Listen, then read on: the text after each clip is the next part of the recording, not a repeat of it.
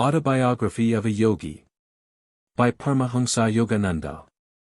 Preface. By W. Y. Evans Wentz, M.A., Doctor of Arts and Letters, D.Sc. Jesus College, Oxford, author of The Tibetan Book of the Dead. Tibet's Great Yogi Milarepa. Tibetan Yoga and Secret Doctrines, etc.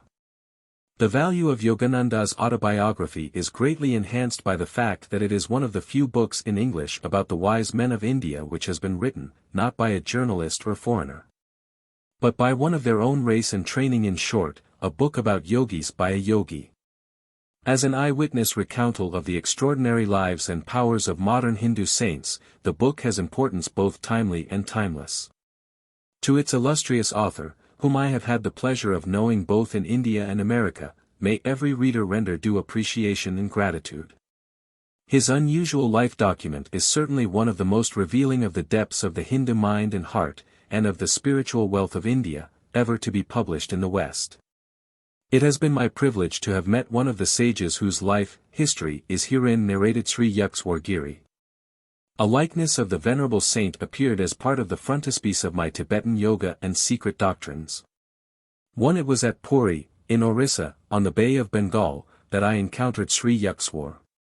He was then the head of a quiet ashrama near the seashore there, and was chiefly occupied in the spiritual training of a group of youthful disciples. He expressed keen interest in the welfare of the people of the United States and of all the Americas, and of England, too, and questioned me concerning the distant activities, particularly those in California, of his chief disciple, Paramahansa Yogananda, whom he dearly loved, and whom he had sent, in 1920, as his emissary to the West. Sri Yukteswar was of gentle mien and voice, of pleasing presence, and worthy of the veneration which his followers spontaneously accorded to him. Every person who knew him, whether of his own community or not, held him in the highest esteem. I vividly recall his tall, straight, ascetic figure, garbed in the saffron-colored garb of one who has renounced worldly quests, as he stood at the entrance of the hermitage to give me welcome. His hair was long and somewhat curly, and his face bearded. His body was muscularly firm, but slender and well-formed, and his step energetic.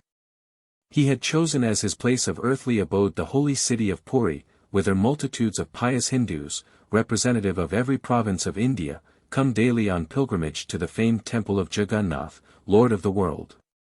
It was at Puri that Sri Yukteswar closed his mortal eyes, in 1936, to the scenes of this transitory state of being and passed on, knowing that his incarnation had been carried to a triumphant completion.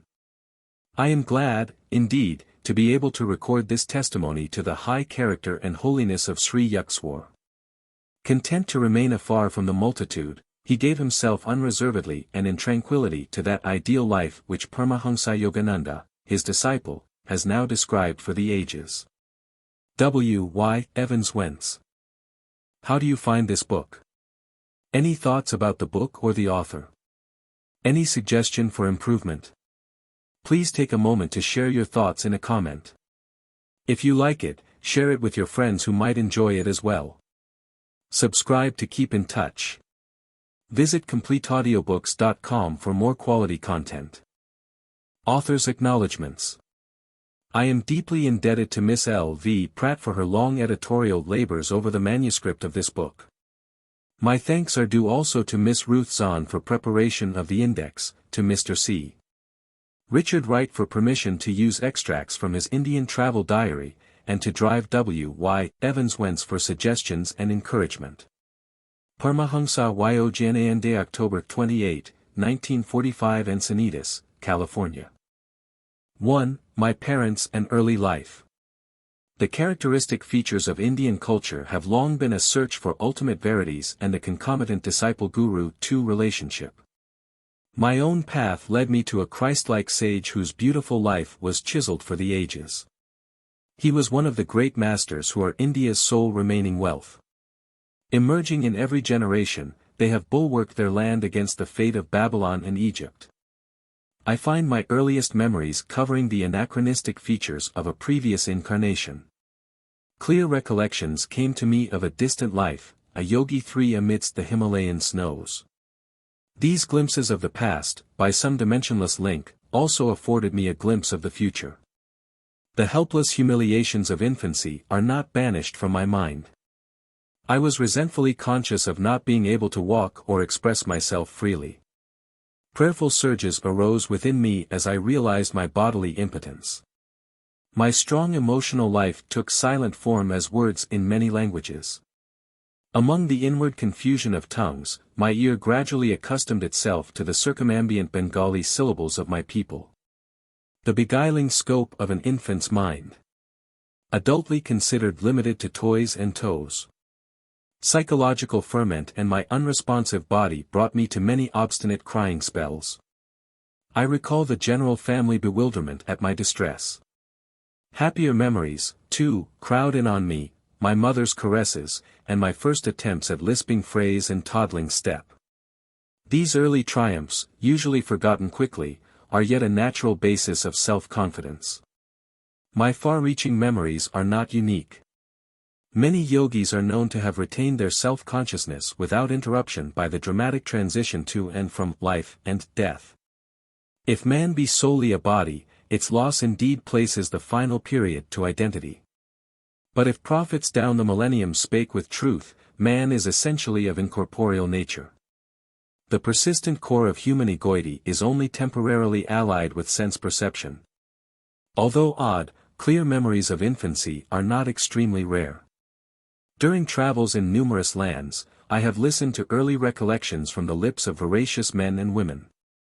I was born in the last decade of the 19th century, and passed my first 8 years at Gorakhpur. This was my birthplace in the United Provinces of northeastern India. We were 8 children, 4 boys and 4 girls. I, Mukunda Lal Goshfor, was the second son and the 4th child. Father and mother were Bengalis, of the Kshatriya caste. 5 both were blessed with saintly nature. Their mutual love, tranquil and dignified, never expressed itself frivolously. A perfect parental harmony was the calm center for the revolving tumult of 8 young lives. Father, Bhagavati Charan Ghosh, was kind, grave, at times stern. Loving him dearly, we children yet observed a certain reverential distance. An outstanding mathematician and logician, he was guided principally by his intellect. But mother was a queen of hearts, and taught us only through love. After her death, father displayed more of his inner tenderness. I noticed then that his gaze often metamorphosed into my mother's. In mother's presence we tasted our earliest bittersweet acquaintance with the scriptures. Tales from the Mahabharata and Ramayana 6 were resourcefully summoned to meet the exigencies of discipline. Instruction and chastisement went hand in hand. A daily gesture of respect to father was given by mother's dressing us carefully in the afternoons to welcome him home from the office. His position was similar to that of a vice president, in the Bengal Nagpur Railway, one of India's large companies. His work involved traveling, and our family lived in several cities during my childhood. Mother held an open hand toward the needy.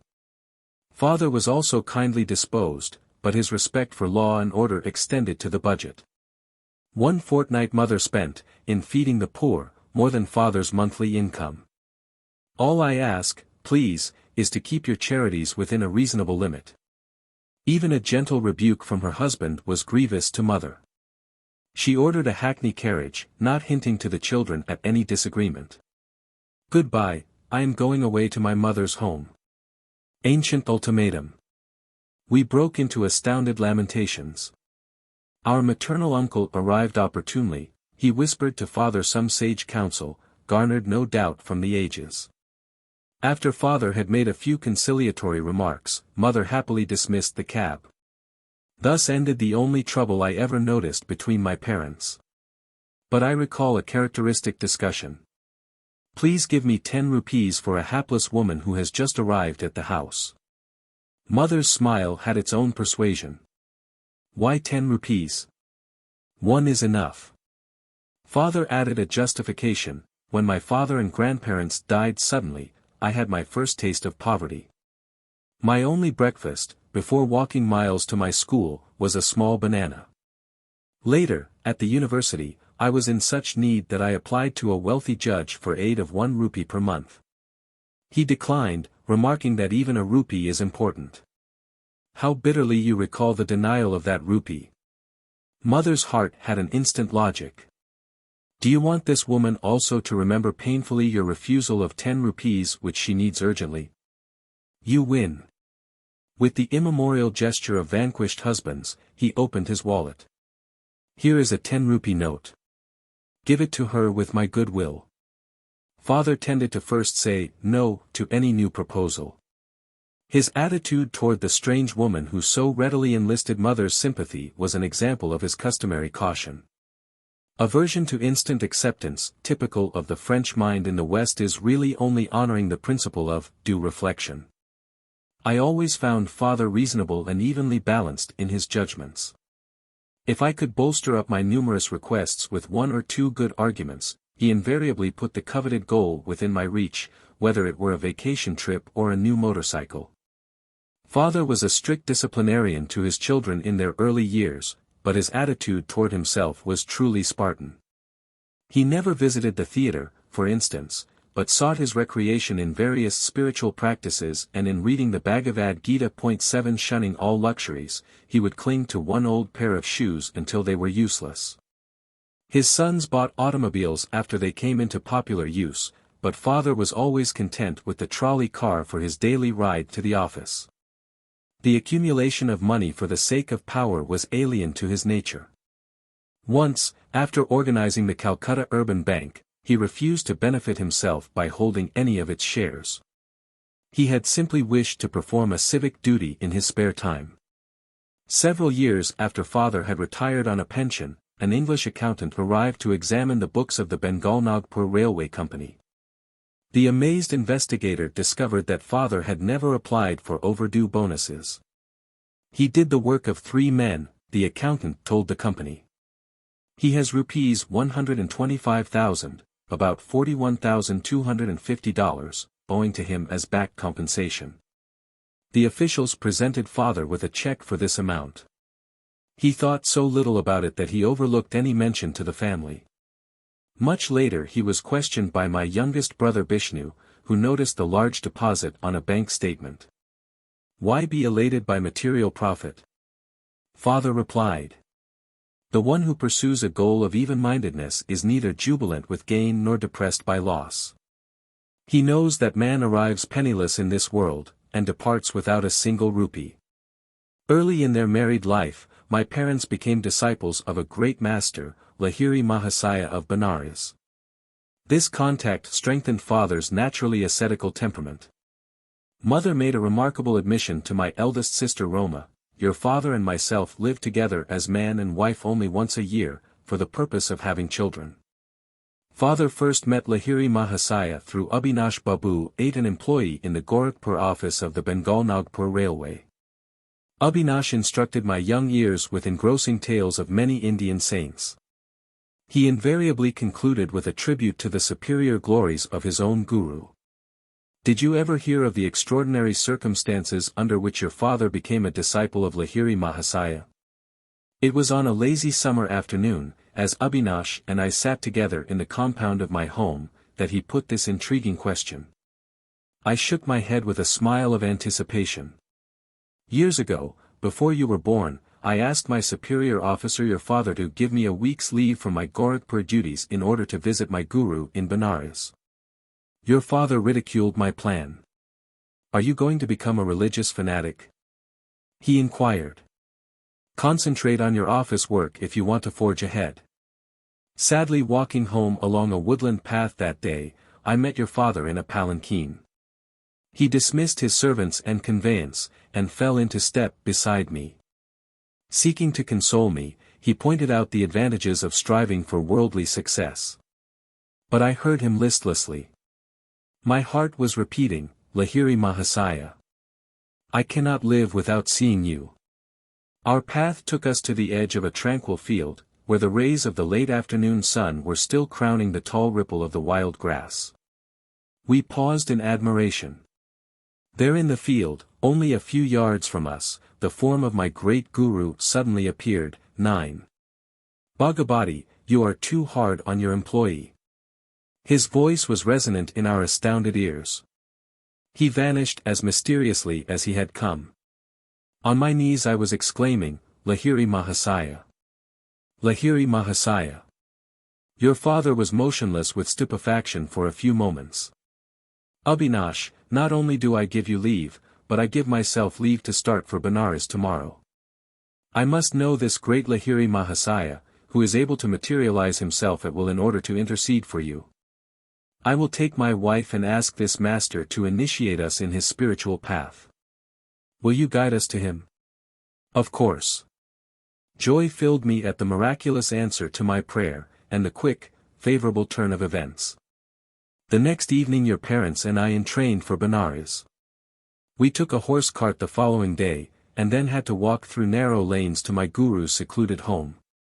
Entering his little parlor, we bowed before the master, enlocked in his habitual lotus posture. He blinked his piercing eyes and leveled them on your father. "Bhagavati, you are too hard on your employee." His words were the same as those he had used 2 days before in the Gorakhpur field. He added, "I am glad that you have allowed Abhinash to visit me, and that you and your wife have accompanied him." To their joy, he initiated your parents in the spiritual practice of Kriya Yoga. Your father and I, as brother disciples, have been close friends since the memorable day of the vision. Lahiri Mahasaya took a definite interest in your own birth. Your life shall surely be linked with his own, the Master's blessing never fails. Lahiri Mahasaya left this world shortly after I had entered it. His picture, in an ornate frame, always graced our family altar in the various cities to which father was transferred by his office. Many a morning and evening found mother and me meditating before an improvised shrine, offering flowers dipped in fragrant sandalwood paste. With frankincense and myrrh as well as our united devotions, we honored the divinity which had found full expression in Lahiri Mahasaya. His picture had a surpassing influence over my life. As I grew, the thought of the Master grew with me. In meditation I would often see his photographic image emerge from its small frame and, taking a living form, sit before me. When I attempted to touch the feet of his luminous body, it would change and again become the picture. As childhood slipped into boyhood, I found Lahiri Mahasaya transformed in my mind from a little image, cribbed in a frame, to a living, enlightening presence. I frequently prayed to him in moments of trial or confusion, finding within me his solacing direction. At first I grieved because he was no longer physically living. As I began to discover his secret omnipresence, I lamented no more. He had often written to those of his disciples who were over-anxious to see him, "Why come to view my bones and flesh, when I am ever within range of your katastha, spiritual sight?" I was blessed about the age of 8 with a wonderful healing through the photograph of Lahiri Mahasaya. This experience gave intensification to my love. While at our family estate in Ichapur, Bengal, I was stricken with Asiatic cholera. My life was despaired of, the doctors could do nothing. At my bedside, mother frantically motioned me to look at Lahiri Mahasaya's picture on the wall above my head. Bow to him mentally. She knew I was too feeble even to lift my hands in salutation. If you really show your devotion and inwardly kneel before him, your life will be spared. I gazed at his photograph and saw there a blinding light, enveloping my body and the entire room. My nausea and other uncontrollable symptoms disappeared, I was well. At once I felt strong enough to bend over and touch mother's feet in appreciation of her immeasurable faith in her guru. Mother pressed her head repeatedly against the little picture. "O omnipresent Master, I thank thee that thy light hath healed my son." I realized that she too had witnessed the luminous blaze through which I had instantly recovered from a usually fatal disease. One of my most precious possessions is that same photograph. Given to Father by Lahiri Mahasaya himself, it carries a holy vibration. The picture had a miraculous origin. I heard the story from Father's brother disciple, Kali Kumar Roy. It appears that the Master had an aversion to being photographed. Over his protest, a group picture was once taken of him and a cluster of devotees, including Kali Kumar Roy. It was an amazed photographer who discovered that the plate, which had clear images of all the disciples, revealed nothing more than a blank space in the center where he had reasonably expected to find the outlines of Lahiri Mahasaya. The phenomenon was widely discussed. A certain student and expert photographer, Gangadhar Babu, boasted that the fugitive figure would not escape him. The next morning, as the guru sat in lotus posture on a wooden bench with a screen behind him, Gangadhar Babu arrived with his equipment. Taking every precaution for success, he greedily exposed 12 plates. On each one he soon found the imprint of the wooden bench and screen, but once again the master's form was missing. With tears and shattered pride, Gangadhar Babu sought out his guru. It was many hours before Lahiri Mahasaya broke his silence with a pregnant comment. "I am spirit. Can your camera reflect the omnipresent invisible? I see it cannot. But, holy sir, I lovingly desire a picture of the bodily temple where alone, to my narrow vision, that spirit appears fully to dwell. Come, then, tomorrow morning. I will pose for you." Again the photographer focused his camera. This time the sacred figure, not cloaked with mysterious imperceptibility, was sharp on the plate. The master never posed for another picture, at least, I have seen none. The photograph is reproduced in this book. Lahiri Mahasaya's fair features, of a universal cast, hardly suggest to what race he belonged. His intense joy of God communion is slightly revealed in a somewhat enigmatic smile. His eyes, half open to denote a nominal direction on the outer world, are half closed also.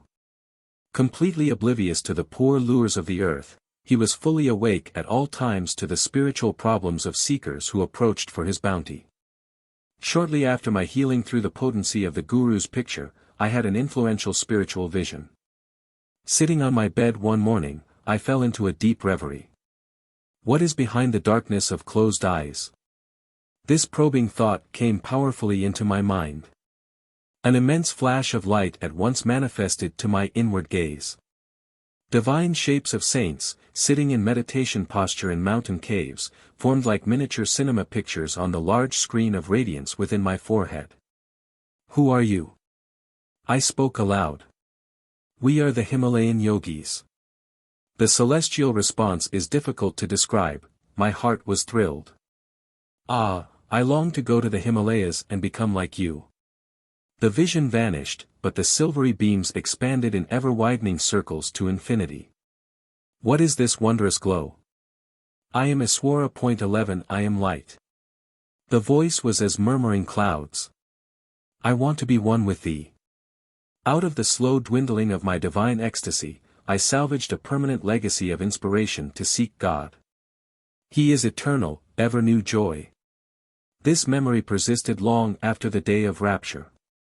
Another early recollection is outstanding, and literally so, for I bear the scar to this day. My elder sister Uma and I were seated in the early morning under a neem tree in our Gorakhpur compound. She was helping me with a Bengali primer, what time I could spare my gaze from the nearby parrots eating ripe margosa fruit. Uma complained of a boil on her leg, and fetched a jar of ointment. I smeared a bit of the salve on my forearm. Why do you use medicine on a healthy arm? Well, sis, I feel I am going to have a boil tomorrow. I am testing your ointment on the spot where the boil will appear. You little liar. Sis, don't call me a liar until you see what happens in the morning. Indignation filled me.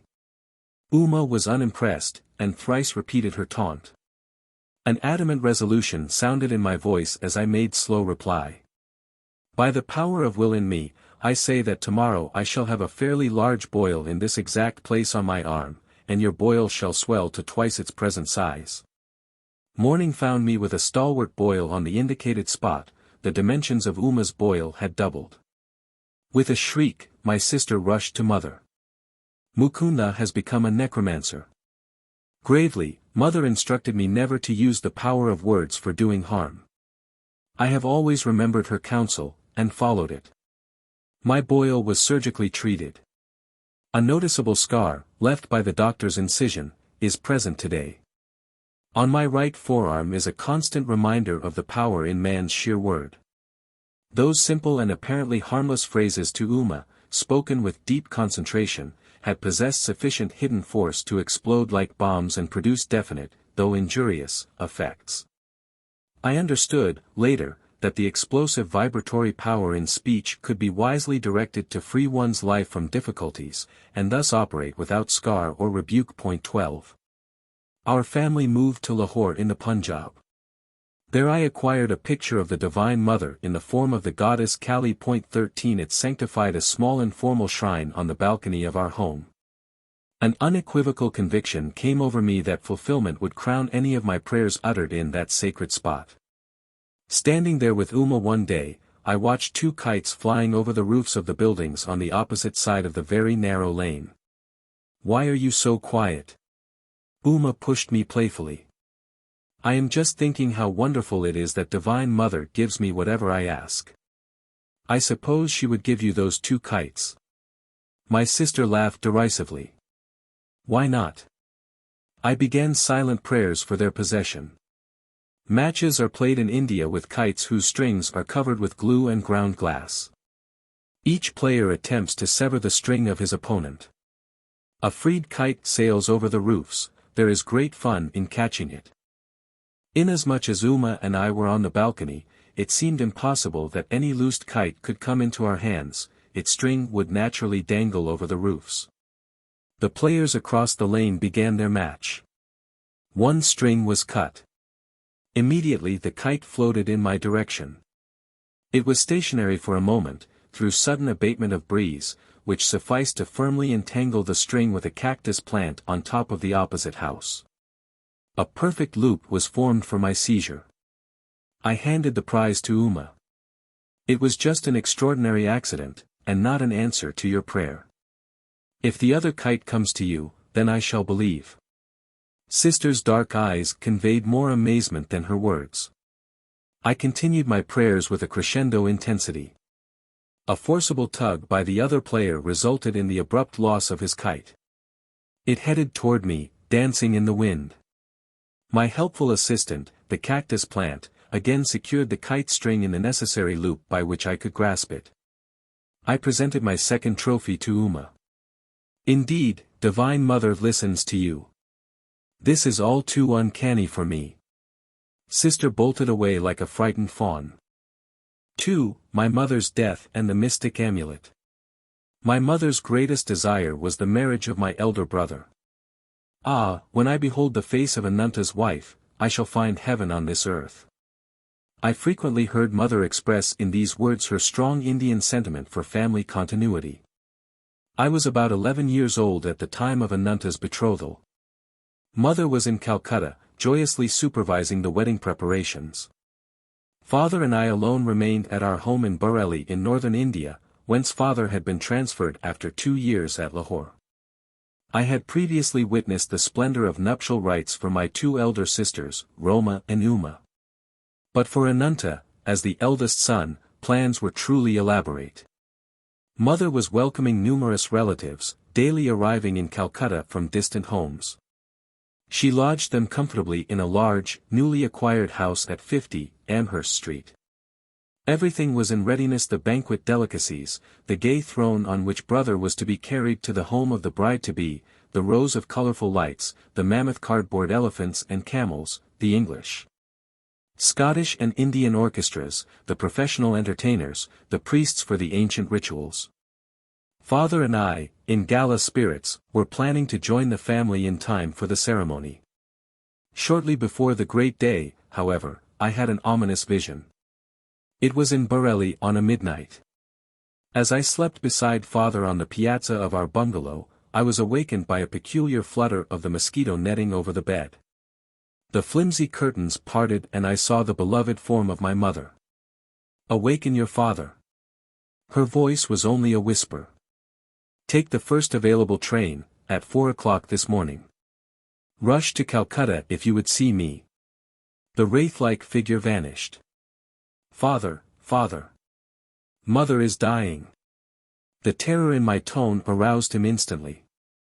I sobbed out the fatal tidings.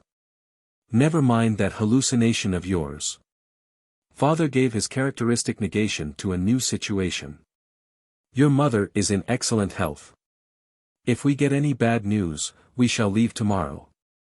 You shall never forgive yourself for not starting now. Anguish caused me to add bitterly, nor shall I ever forgive you. The melancholy morning came with explicit words, mother dangerously ill, marriage postponed, come at once. Father and I left distractedly. One of my uncles met us en route at a transfer point. A train thundered toward us, looming with telescopic increase. From my inner tumult, an abrupt determination arose to hurl myself on the railroad tracks. Already bereft, I felt, of my mother, I could not endure a world suddenly barren to the bone. I loved mother as my dearest friend on earth. Her solacing black eyes had been my surest refuge in the trifling tragedies of childhood. Does she yet live? I stopped for one last question to my uncle. Of course she is alive. He was not slow to interpret the desperation in my face. But I scarcely believed him. When we reached our Calcutta home, it was only to confront the stunning mystery of death. I collapsed into an almost lifeless state. Years passed before any reconciliation entered my heart. Storming the very gates of heaven, my cries at last summoned the Divine Mother. Her words brought final healing to my suppurating wounds. It is I who have watched over thee, life after life, in the tenderness of many mothers. See in my gaze the two black eyes, the lost beautiful eyes, thou seekest. Father and I returned to Bareilly soon after the crematory rites for the well-beloved. Early every morning I made a pathetic memorial pilgrimage to a large sheely tree which shaded the smooth, green-gold lawn before our bungalow.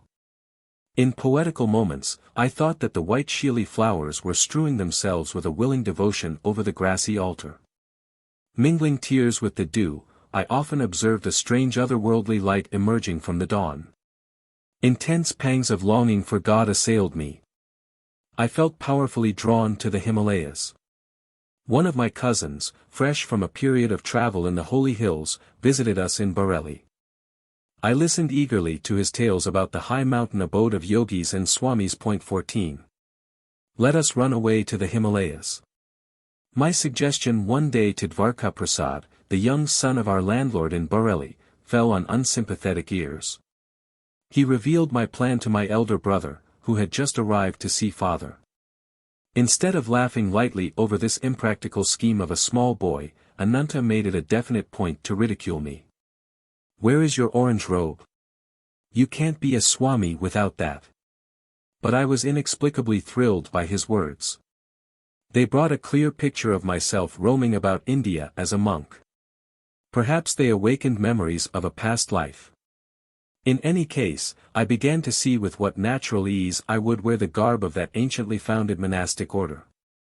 Chatting one morning with Dvarka, I felt a love for God descending with avalanchic force. My companion was only partly attentive to the ensuing eloquence, but I was wholeheartedly listening to myself. I fled that afternoon toward Naini Tal in the Himalayan foothills. Ananta gave determined chase. I was forced to return sadly to Bareilly. The only pilgrimage permitted me was the customary one at dawn to the sheely tree. My heart wept for the lost mothers, human and divine. The rent left in the family fabric by mother's death was irreparable.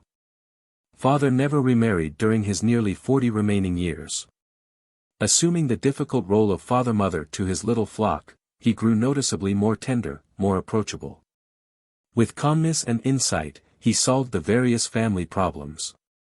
After office hours he retired like a hermit to the cell of his room, practicing Kriya Yoga in a sweet serenity. Long after mother's death, I attempted to engage an English nurse to attend to details that would make my parents' life more comfortable. But father shook his head. Service to me ended with your mother.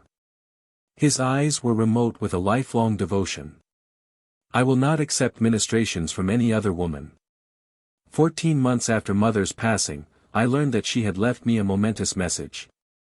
Ananta was present at her deathbed and had recorded her words. Although she had asked that the disclosure be made to me in 1 year, my brother delayed. He was soon to leave Bareilly for Calcutta, to marry the girl mother had chosen for him. 15 One evening he summoned me to his side. "Mukunda, I have been reluctant to give you strange tidings." Ananta's tone held a note of resignation. "My fear was to inflame your desire to leave home. But in any case you are bristling with divine ardor. When I captured you recently on your way to the Himalayas, I came to a definite resolve. I must not further postpone the fulfillment of my solemn promise." My brother handed me a small box, and delivered Mother's message. "Let these words be my final blessing, my beloved son Mukunda." Mother had said. "The hour is here when I must relate a number of phenomenal events following your birth. I first knew your destined path when you were but a babe in my arms. I carried you then to the home of my guru in Benares. Almost hidden behind a throng of disciples, I could barely see Lahiri Mahasaya as he sat in deep meditation. While I patted you, I was praying that the great guru take notice and bestow a blessing. As my silent devotional demand grew in intensity, he opened his eyes and beckoned me to approach. The others made a way for me, I bowed at the sacred feet. My master seated you on his lap, placing his hand on your forehead by way of spiritually baptizing you. Little mother, thy son will be a yogi. As a spiritual engine, he will carry many souls to God's kingdom. My heart leaped with joy to find my secret prayer granted by the omniscient Guru. Shortly before your birth, he had told me you would follow his path. Later, my son, your vision of the great light was known to me and your sister Roma, as from the next room we observed you motionless on the bed. Your little face was illuminated. Your voice rang with iron resolve as you spoke of going to the Himalayas in quest of the divine. In these ways, dear son, I came to know that your road lies far from worldly ambitions. The most singular event in my life brought further confirmation, an event which now impels my deathbed message. It was an interview with a sage in the Punjab. While our family was living in Lahore, one morning the servant came precipitately into my room. "Mistress, a strange sadhu 16 is here. He insists that he see the mother of Mukunda." These simple words struck a profound chord within me. I went at once to greet the visitor. Bowing at his feet, I sensed that before me was a true man of God. "Mother," he said, "the great masters wish you to know that your stay on earth will not be long. Your next illness shall prove to be your last." 17 There was a silence, during which I felt no alarm but only a vibration of great peace. Finally he addressed me again. "You are to be the custodian of a certain silver amulet. I will not give it to you today. To demonstrate the truth in my words, the talisman shall materialize in your hands tomorrow as you meditate. On your deathbed, you must instruct your eldest son Ananta to keep the amulet for 1 year and then to hand it over to your second son. Mukunda will understand the meaning of the talisman from the great ones. He should receive it about the time he is ready to renounce all worldly hopes and start his vital search for God. When he has retained the amulet for some years, and when it has served its purpose, it shall vanish. Even if kept in the most secret spot, it shall return whence it came." I proffered alms 18 to the saint, and bowed before him in great reverence. Not taking the offering, he departed with a blessing. The next evening, as I sat with folded hands in meditation, a silver amulet materialized between my palms, even as the sadhu had promised. It made itself known by a cold, smooth touch.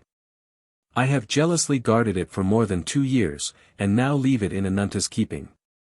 Do not grieve for me, as I shall have been ushered by my great Guru into the arms of the Infinite.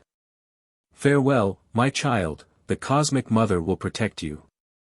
A blaze of illumination came over me with possession of the amulet, many dormant memories awakened. The talisman, round and anciently quaint, was covered with Sanskrit characters. I understood that it came from teachers of past lives, who were invisibly guiding my steps.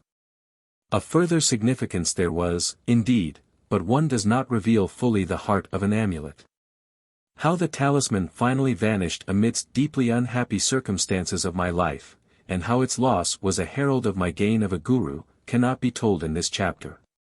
But the small boy, thwarted in his attempts to reach the Himalayas, daily traveled far on the wings of his amulet. 3. The Saint with Two Bodies. Father, if I promise to return home without coercion, may I take a sightseeing trip to Benares? My keen love of travel was seldom hindered by father. He permitted me, even as a mere boy, to visit many cities and pilgrimage spots. Usually one or more of my friends accompanied me. We would travel comfortably on first-class passes provided by father. His position as a railroad official was fully satisfactory to the nomads in the family.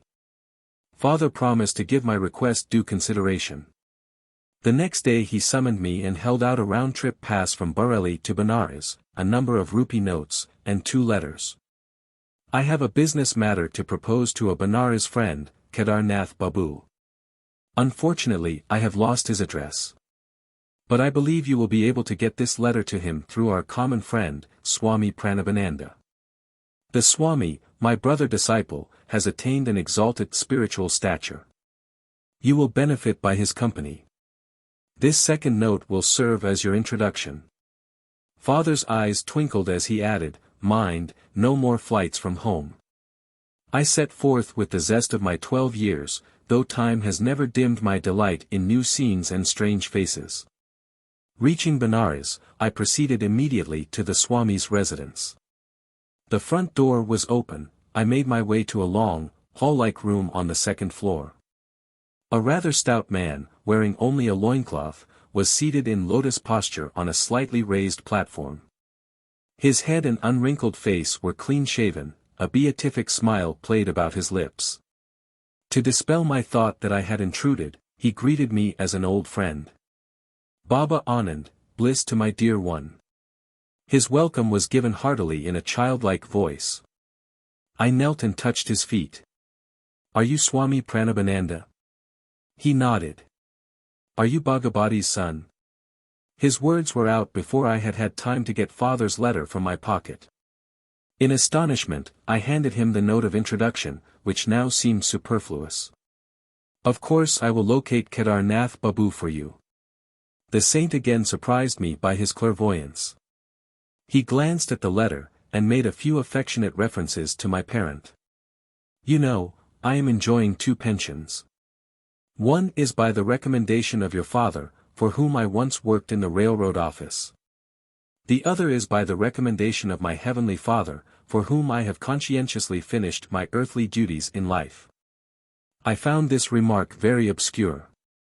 What kind of pension, sir, do you receive from the Heavenly Father? Does he drop money in your lap?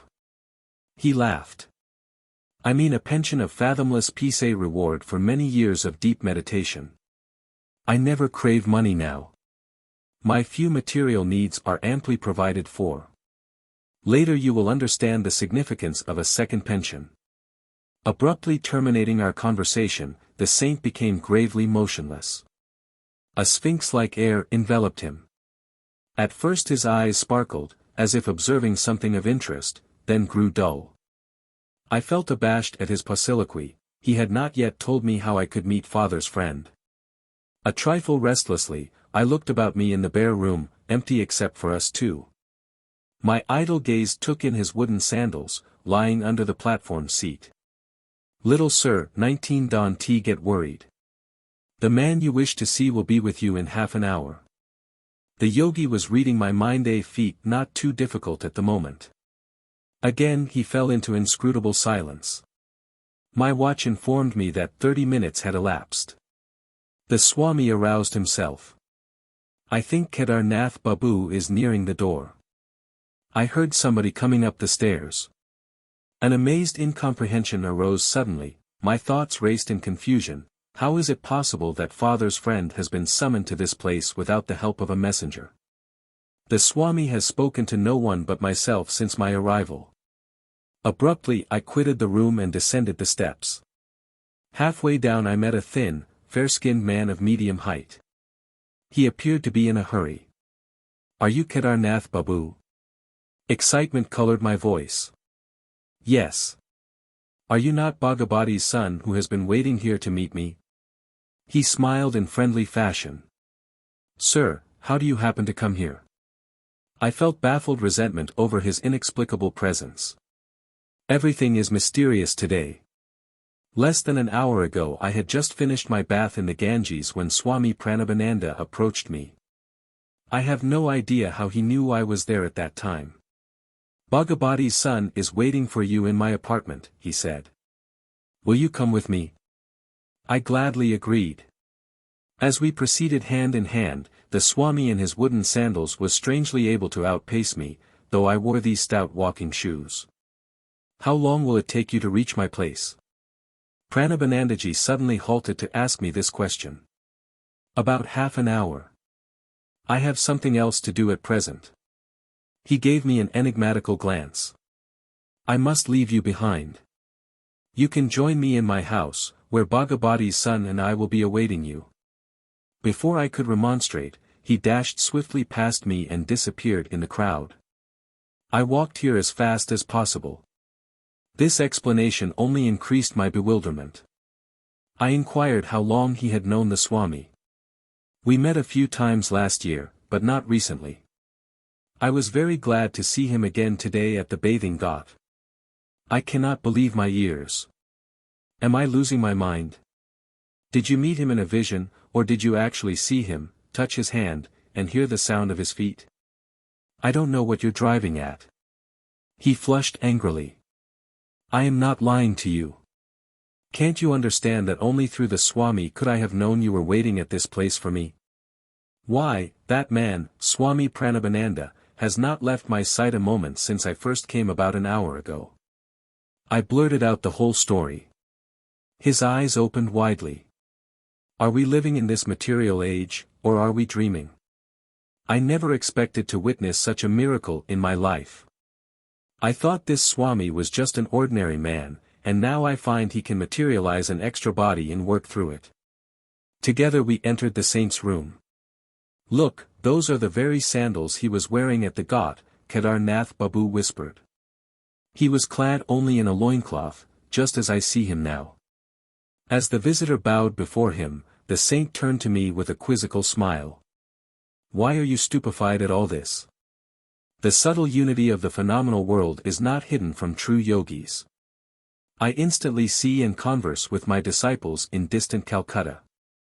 They can similarly transcend at will every obstacle of gross matter. It was probably in an effort to stir spiritual ardor in my young breast that the Swami had condescended to tell me of his powers of astral radio and television. 20, but instead of enthusiasm, I experienced only an awe-stricken fear. Inasmuch as I was destined to undertake my divine search through one particular guru Sri Yukteswar, whom I had not yet met, I felt no inclination to accept Paramahansa as my teacher. I glanced at him doubtfully, wondering if it were he or his counterpart before me. The master sought to banish my disquietude by bestowing a soul-awakening gaze, and by some inspiring words about his guru.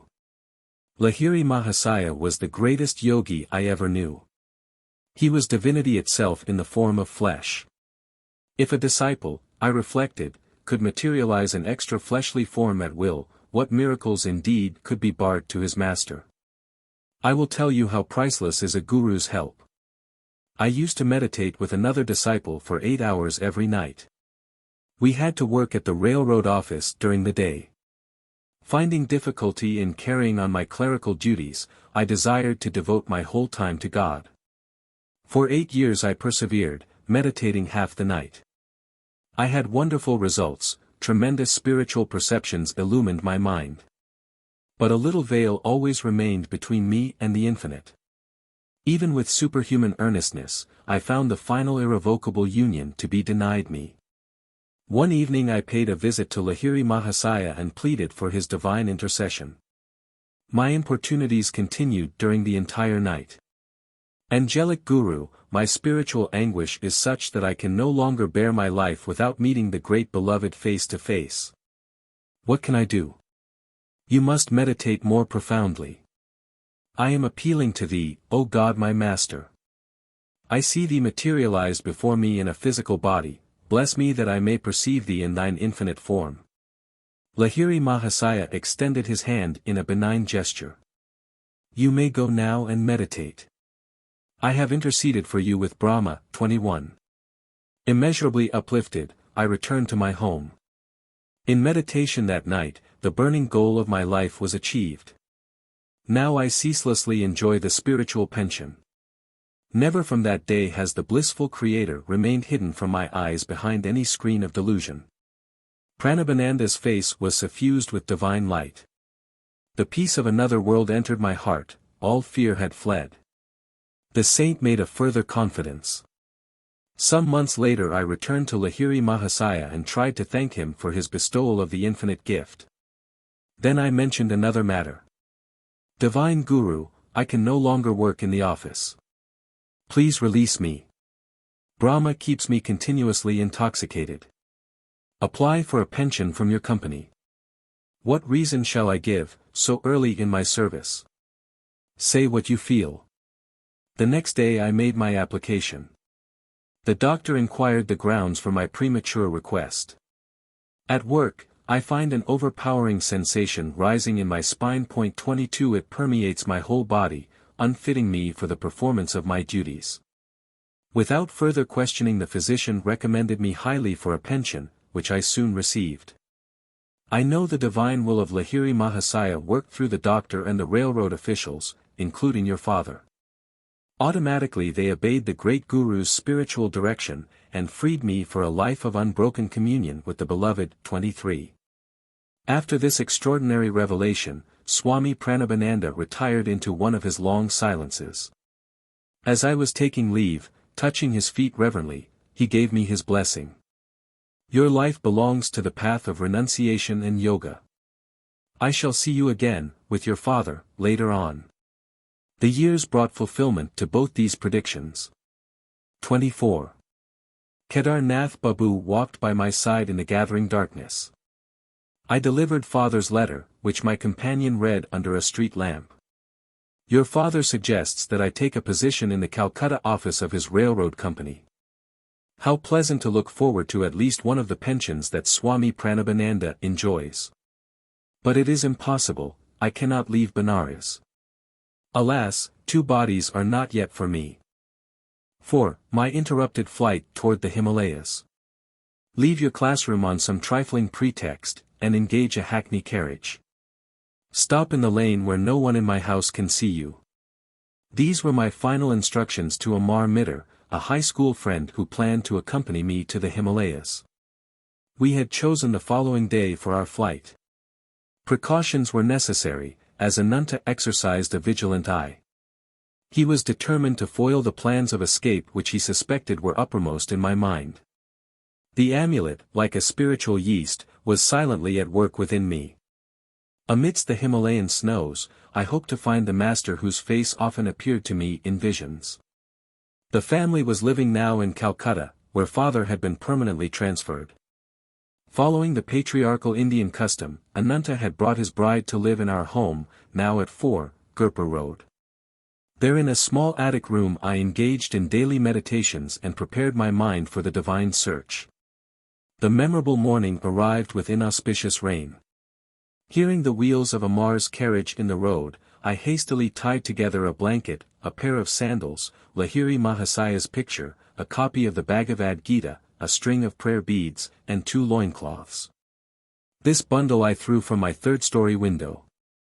I ran down the steps and passed my uncle, buying fish at the door. What is the excitement?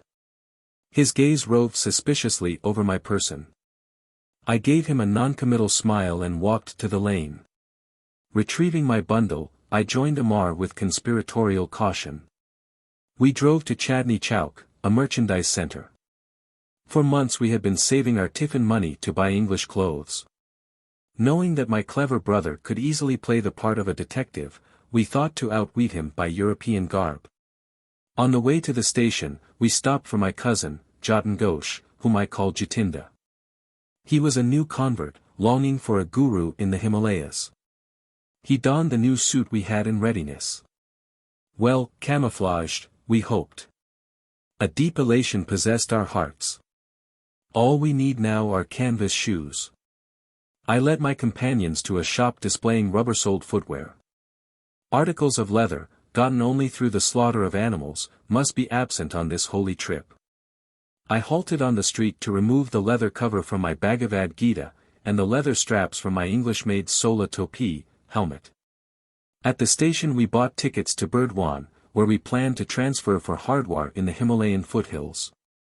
As soon as the train, like ourselves, was in flight, I gave utterance to a few of my glorious anticipations. Just imagine. I ejaculated. We shall be initiated by the masters and experience the trance of cosmic consciousness.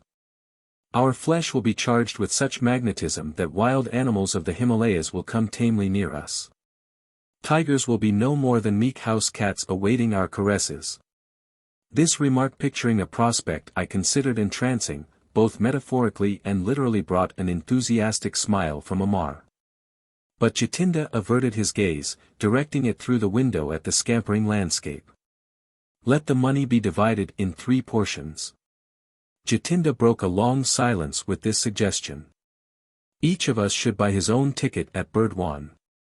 Thus no one at the station will surmise that we are running away together. I unsuspectingly agreed. At dusk our train stopped at Burdwan. Jitinda entered the ticket office, Amar and I sat on the platform. We waited 15 minutes, then made unavailing inquiries. Searching in all directions, we shouted Jitinda's name with the urgency of fright. But he had faded into the dark unknown surrounding the little station. I was completely unnerved, shocked to a peculiar numbness. That God would countenance this depressing episode. The romantic occasion of my first carefully planned flight after him was cruelly marred. Amar, we must return home. I was weeping like a child. Jitinda's callous departure is an ill omen. This trip is doomed to failure. Is this your love for the Lord? Can't you stand the little test of a treacherous companion? Through Amar's suggestion of a divine test, my heart steadied itself. We refreshed ourselves with famous Burdwan sweetmeats, siddhabhog, food for the goddess, and motichur, nuggets of sweet pearl. In a few hours, we entrained for Hardwar, via Bareilly. Changing trains at Mughal Sarai, we discussed a vital matter as we waited on the platform. Amar, we may soon be closely questioned by railroad officials. I am not underrating my brother's ingenuity. No matter what the outcome, I will not speak untruth. All I ask of you, Mukunda, is to keep still. Don't laugh or grin while I am talking. At this moment, a European station agent accosted me. He waved a telegram whose import I immediately grasped. Are you running away from home in anger? No. I was glad his choice of words permitted me to make emphatic reply. Not anger but divinest melancholy was responsible, I knew, for my unconventional behavior. The official then turned to Amar. The duel of wits that followed hardly permitted me to maintain the counseled stoic gravity. Where is the third boy? The man injected a full ring of authority into his voice. Come on, speak the truth. Sir, I notice you are wearing eyeglasses. Can't you see that we are only 2? Amar smiled impudently. I am not a magician. I can't conjure up a third companion. The official, noticeably disconcerted by this impertinence, sought a new field of attack. What is your name? I am called Thomas. I am the son of an English mother and a converted Christian Indian father. What is your friend's name? I call him Thompson. By this time my inward mirth had reached a zenith, I unceremoniously made for the train, whistling for departure. Amar followed with the official, who was credulous and obliging enough to put us into a European compartment.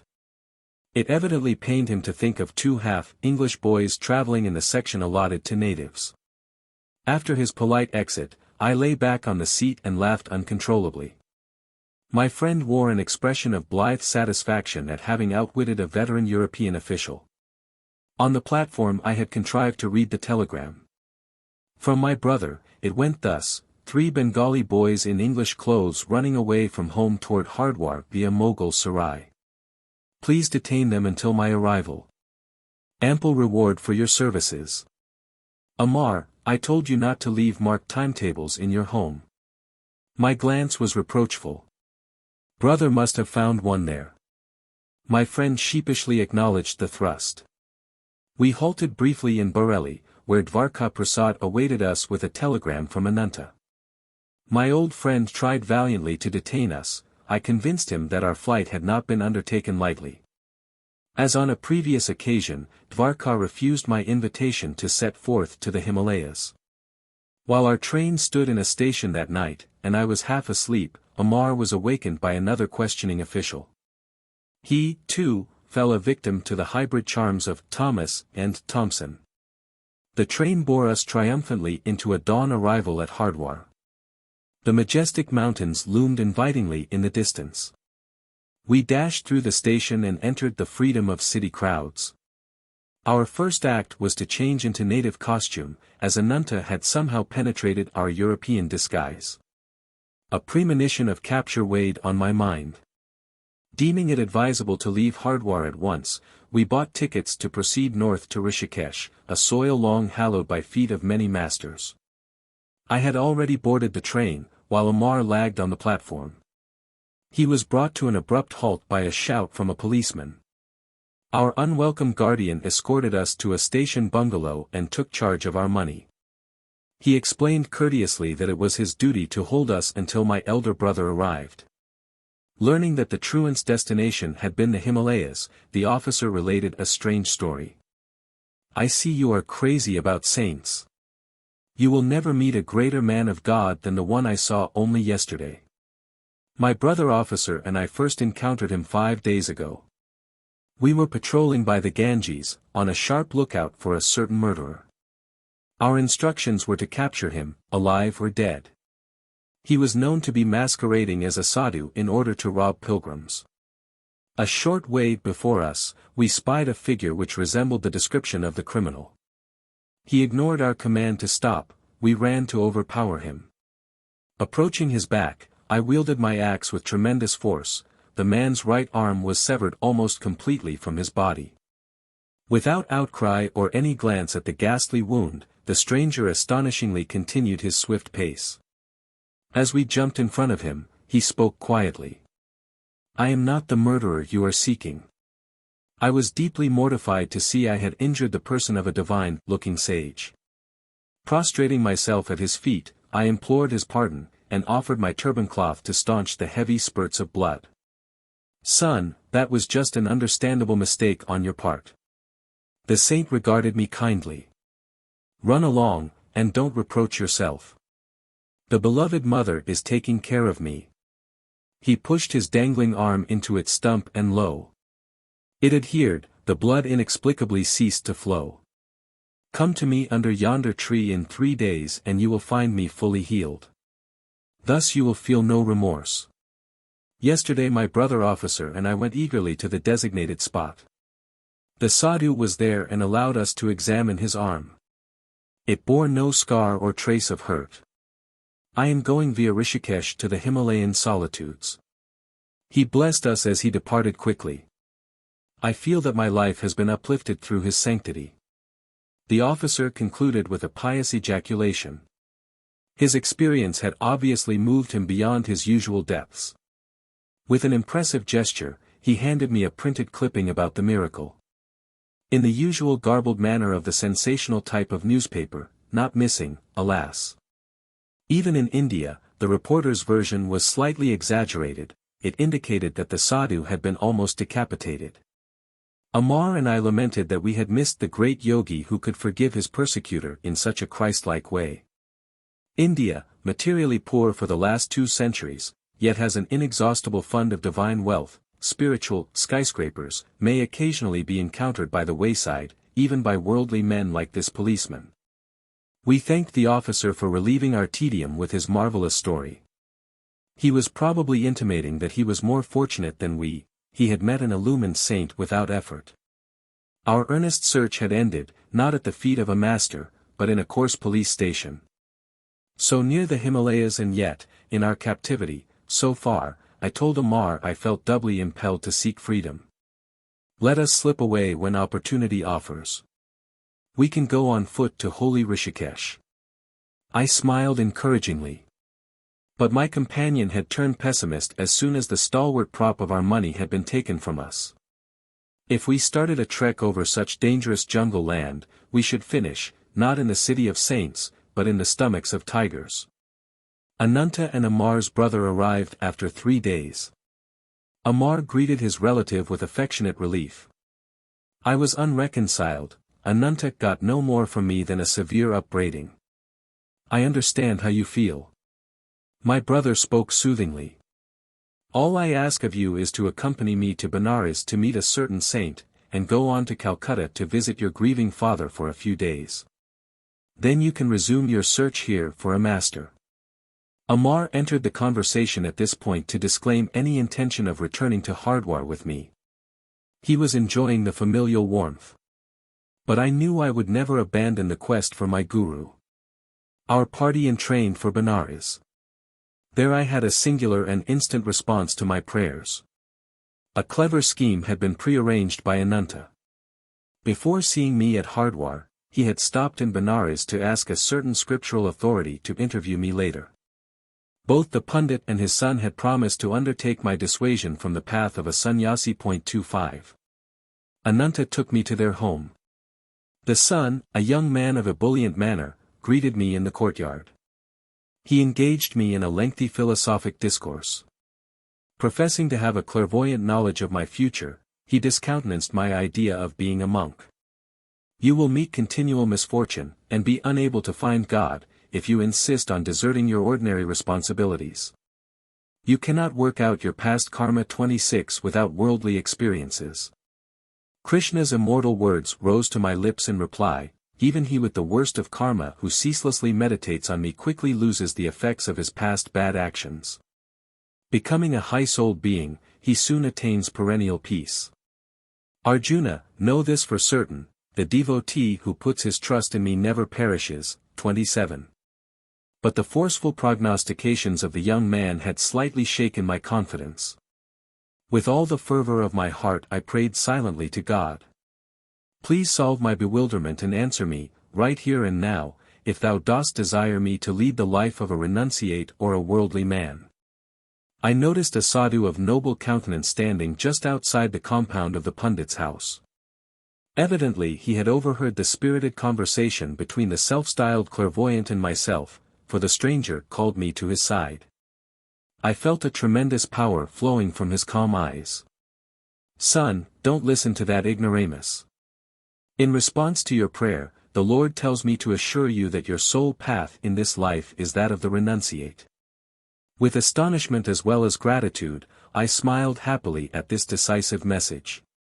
Come away from that man. The ignoramus was calling me from the courtyard. My saintly guide raised his hand in blessing and slowly departed. That sadhu is just as crazy as you are. It was the hoary-headed pundit who made this charming observation. He and his son were gazing at me lugubriously.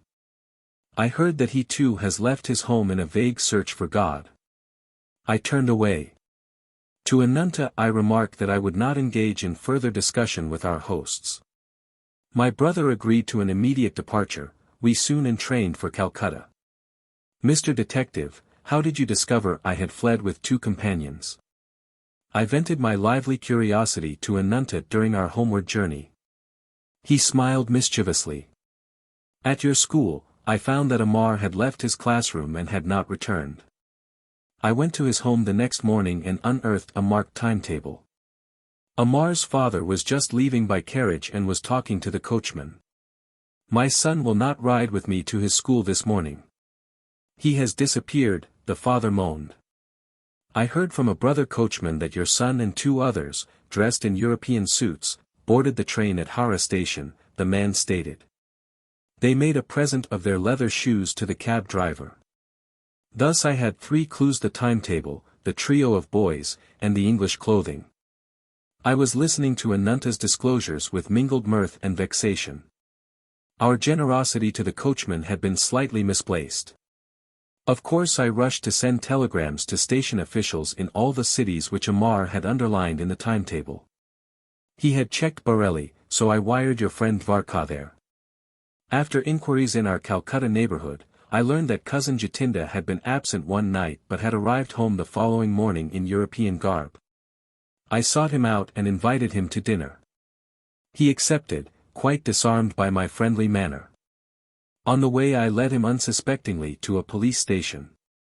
He was surrounded by several officers whom I had previously selected for their ferocious appearance. Under their formidable gaze, Jatinda agreed to account for his mysterious conduct.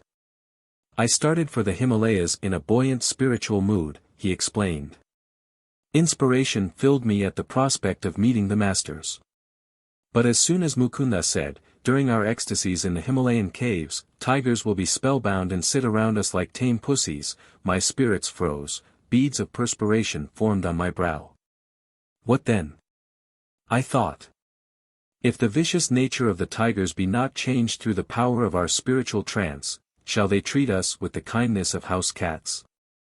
In my mind's eye, I already saw myself the compulsory inmate of some tiger's stomach, entering there not at once with the whole body, but by installments of its several parts. My anger at Jatinda's vanishment was evaporated in laughter. The hilarious sequel on the train was worth all the anguish he had caused me.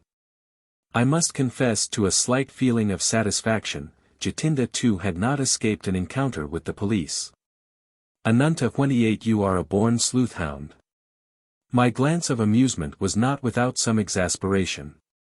And I shall tell Jatinda I am glad he was prompted by no mood of treachery, as it appeared, but only by the prudent instinct of self-preservation. At home in Calcutta, father touchingly requested me to curb my roving feet until, at least, the completion of my high school studies.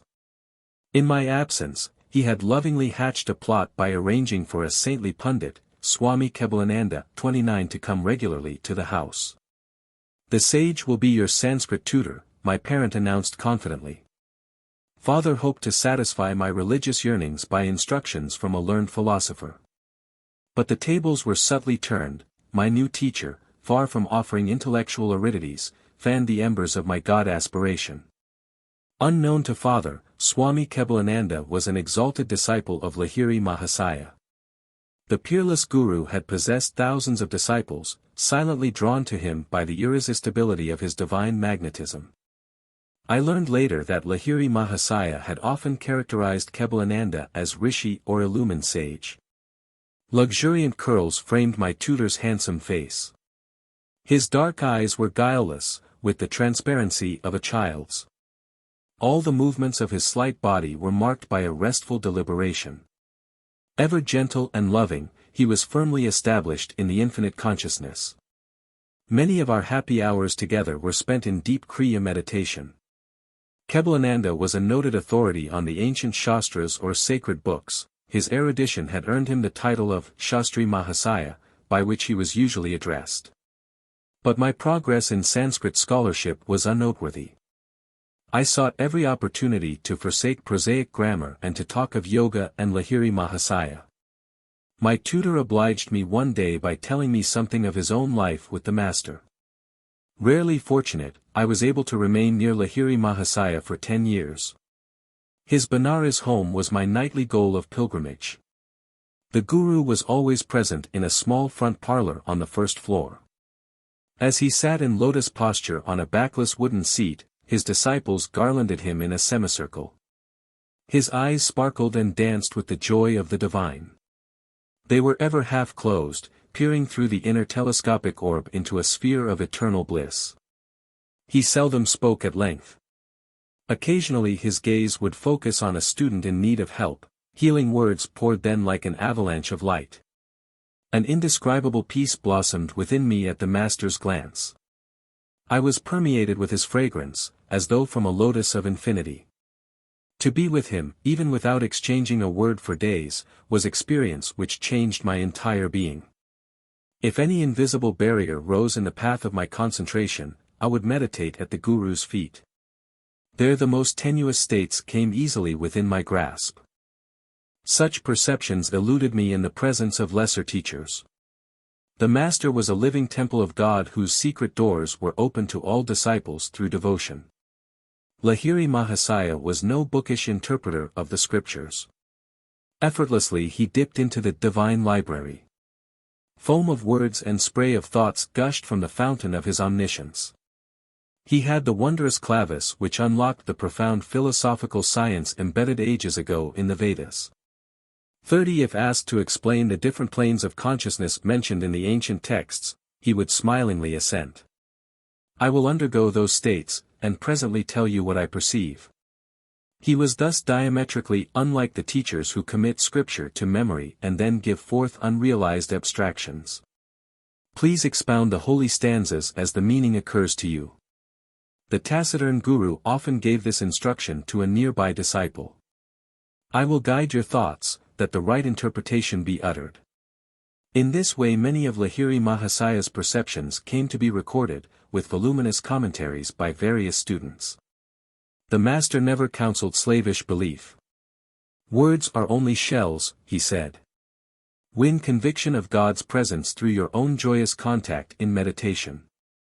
No matter what the disciple's problem, the guru advised Kriya Yoga for its solution. The yogic key will not lose its efficiency when I am no longer present in the body to guide you. This technique cannot be bound, filed, and forgotten, in the manner of theoretical inspirations. Continue ceaselessly on your path to liberation through Kriya, whose power lies in practice. I myself consider Kriya the most effective device of salvation through self-effort ever to be evolved in man's search for the infinite. Kebalananda concluded with this earnest testimony. Through its use, the omnipotent God, hidden in all men, became visibly incarnated in the flesh of Lahiri Mahasaya and a number of his disciples. A Christ-like miracle by Lahiri Mahasaya took place in Kebalananda's presence. My saintly tutor recounted the story one day, his eyes remote from the Sanskrit texts before us. A blind disciple, Ramu, aroused my active pity. Should he have no light in his eyes, when he faithfully served our Master, in whom the divine was fully blazing? One morning I sought to speak to Ramu, but he sat for patient hours fanning the Guru with a handmade palm leaf punkah. When the devotee finally left the room, I followed him. Ramu, how long have you been blind? From my birth, sir. Never have my eyes been blessed with a glimpse of the sun. Our omnipotent Guru can help you. Please make a supplication. The following day Ramu diffidently approached Lahiri Mahasaya. The disciple felt almost ashamed to ask that physical wealth be added to his spiritual superabundance. Master, the illuminator of the cosmos is in you. I pray you to bring his light into my eyes, that I perceive the sun's lesser glow. Ramu, someone has connived to put me in a difficult position. I have no healing power. Sir, the infinite one within you can certainly heal. That is indeed different, Ramu. God's limit is nowhere. He who ignites the stars and the cells of flesh with mysterious life effulgence can surely bring luster of vision into your eyes. The master touched Ramu's forehead at the point between the eyebrows. 31 Keep your mind concentrated there, and frequently chant the name of the Prophet Rama 32 for 7 days. The splendor of the sun shall have a special dawn for you. Lo! In 1 week it was so. For the first time, Ramu beheld the fair face of nature. The omniscient one had unerringly directed his disciple to repeat the name of Rama, adored by him above all other saints. Ramu's faith was the devotionally plowed soil in which the Guru's powerful seed of permanent healing sprouted. Kebalananda was silent for a moment, then paid a further tribute to his Guru. It was evident in all miracles performed by Lahiri Mahasaya that he never allowed the ego, principle 33, to consider itself a causative force. By perfection of resistless surrender, the Master enabled the prime healing power to flow freely through him. The numerous bodies which were spectacularly healed through Lahiri Mahasaya eventually had to feed the flames of cremation. But the silent spiritual awakenings he effected, the Christ-like disciples he fashioned, are his imperishable miracles. I never became a Sanskrit scholar, Kebalananda taught me a diviner syntax. 5. A Perfume Saint displays his wonders. To everything there is a season, and a time to every purpose under the heaven. I did not have this wisdom of Solomon to comfort me. I gazed searchingly about me, on any excursion from home, for the face of my destined guru. But my path did not cross his own until after the completion of my high school studies.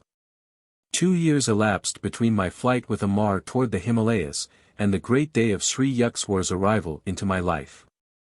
During that interim I met a number of sages, the Perfume Saint, the Tiger Swami, Nagendra Nath Bhaduri, Master Mahasaya, and the famous Bengali scientist, Jagadish Chandra Bose.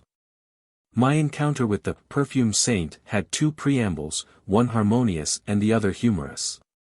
God is simple. Everything else is complex. Do not seek absolute values in the relative world of nature. These philosophical finalities gently entered my ear as I stood silently before a temple image of Kali. Turning, I confronted a tall man whose garb, or lack of it, revealed him a wandering sadhu. You have indeed penetrated the bewilderment of my thoughts. I smiled gratefully. The confusion of benign and terrible aspects in nature, as symbolized by Kali 34, has puzzled wiser heads than mine. Few there be who solve her mystery. Good and evil is the challenging riddle which life places sphinx-like before every intelligence. Attempting no solution, most men pay forfeit with their lives, penalty now even as in the days of Thebes. Here and there, a towering lonely figure never cries defeat. From the Maya 35 of duality he plucks the cleaveless truth of unity. You speak with conviction, sir. I have long exercised an honest introspection, the exquisitely painful approach to wisdom. Self-scrutiny, relentless observance of one's thoughts, is a stark and shattering experience. It pulverizes the stoutest ego. But true self-analysis mathematically operates to produce seers. The way of self-expression, individual acknowledgments, results in egotists, sure of the right to their private interpretations of God and the universe. Truth humbly retires, no doubt, before such arrogant originality. I was enjoying the discussion. Man can understand no eternal verity until he has freed himself from pretensions. The human mind, bared to a centuried slime, is teeming with repulsive life of countless world delusions.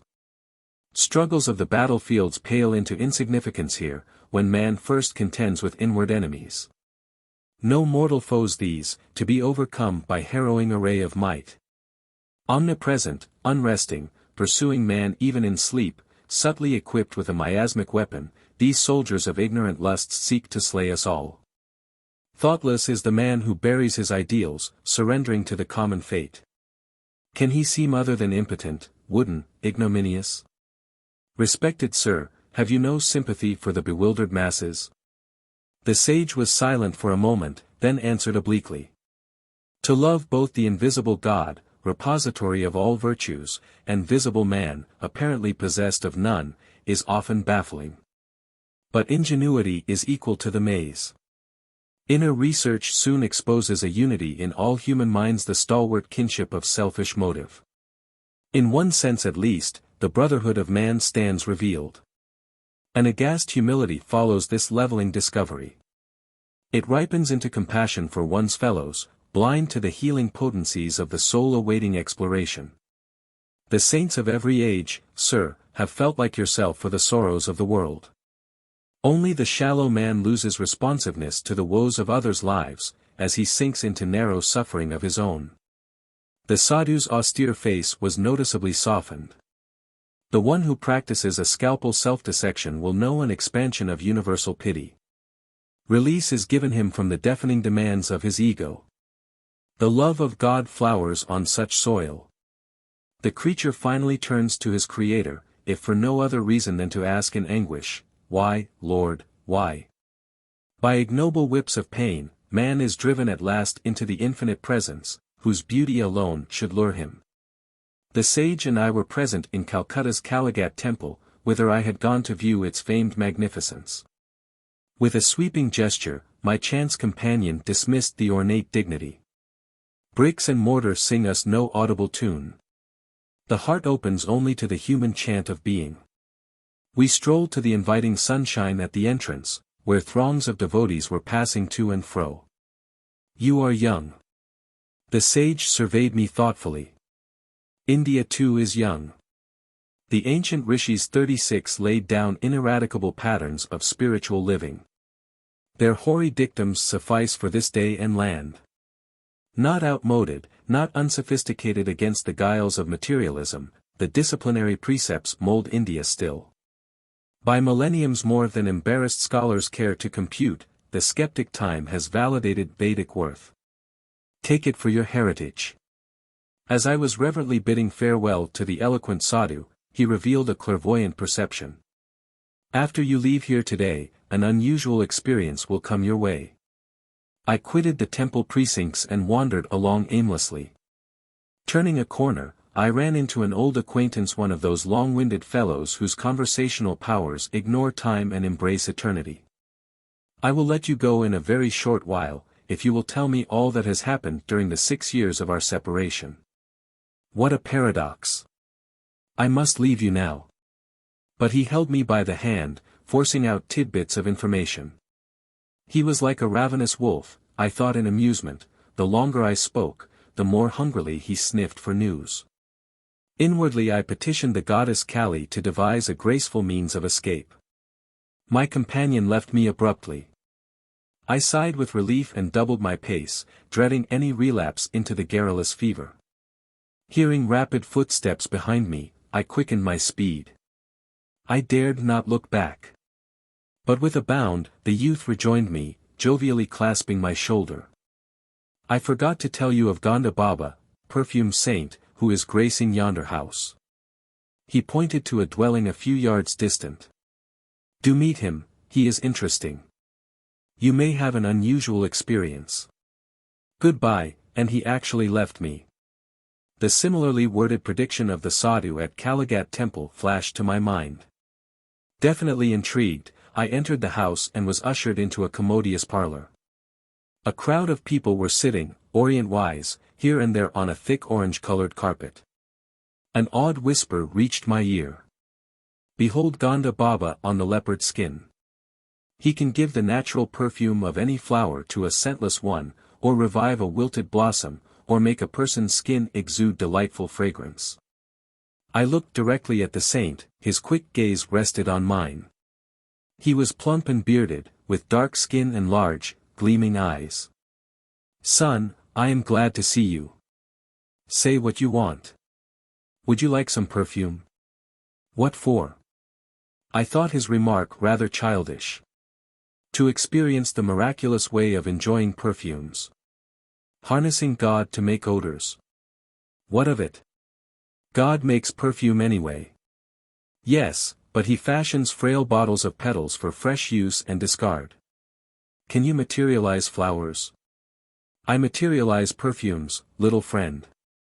Then scent factories will go out of business. I will permit them to keep their trade. My own purpose is to demonstrate the power of God. Sir, is it necessary to prove God? Isn't he performing miracles in everything, everywhere? Yes, but we too should manifest some of his infinite creative variety. How long did it take to master your art? 12 years.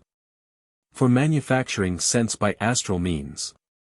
It seems, my honored saint, you have been wasting a dozen years for fragrances which you can obtain with a few rupees from a florist's shop. Perfumes fade with flowers. Perfumes fade with death. Why should I desire that which pleases the body only? Mr. Philosopher, you please my mind. Now, stretch forth your right hand. He made a gesture of blessing. I was a few feet away from Gonda Baba. No one else was near enough to contact my body. I extended my hand, which the yogi did not touch. What perfume do you want? Rose. Be it so. To my great surprise, the charming fragrance of rose was wafted strongly from the center of my palm. I smilingly took a large white scentless flower from a nearby vase. Can this odorless blossom be permeated with jasmine? Be it so. A jasmine fragrance instantly shot from the petals. I thanked the Wonder-Worker and seated myself by one of his students. He informed me that Gonda Baba, whose proper name was Vishuddhananda, had learned many astonishing yoga secrets from a master in Tibet. The Tibetan yogi, I was assured, had attained the age of over 1,000 years. His disciple Gonda Baba does not always perform his perfume feats in the simple verbal manner you have just witnessed. The student spoke with obvious pride in his master. His procedure differs widely, to accord with diversity in temperaments. He is marvelous. Many members of the Calcutta intelligentsia are among his followers. I inwardly resolved not to add myself to their number. A guru too literally marvelous was not to my liking. With polite thanks to Gonda Baba, I departed. Sauntering home, I reflected on the 3 varied encounters the day had brought forth. My sister Uma met me as I entered our Gurpur road door. "You are getting quite stylish, using perfumes." Without a word, I motioned her to smell my hand. What an attractive rose fragrance. It is unusually strong. Thinking it was strongly unusual, I silently placed the astrally scented blossom under her nostrils. "Oh, I love jasmine." She seized the flower. A ludicrous bafflement passed over her face as she repeatedly sniffed the odor of jasmine from a type of flower she well knew to be scentless.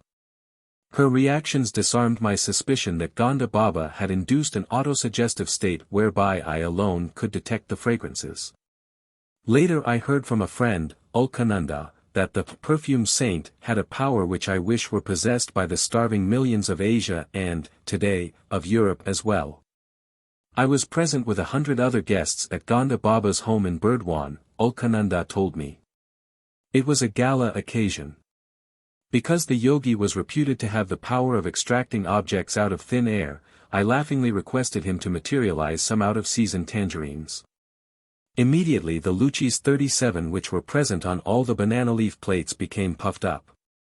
Each of the bread envelopes proved to contain a peeled tangerine. I bit into my own with some trepidation, but found it delicious. Years later I understood by inner realization how Gonda Baba accomplished his materializations.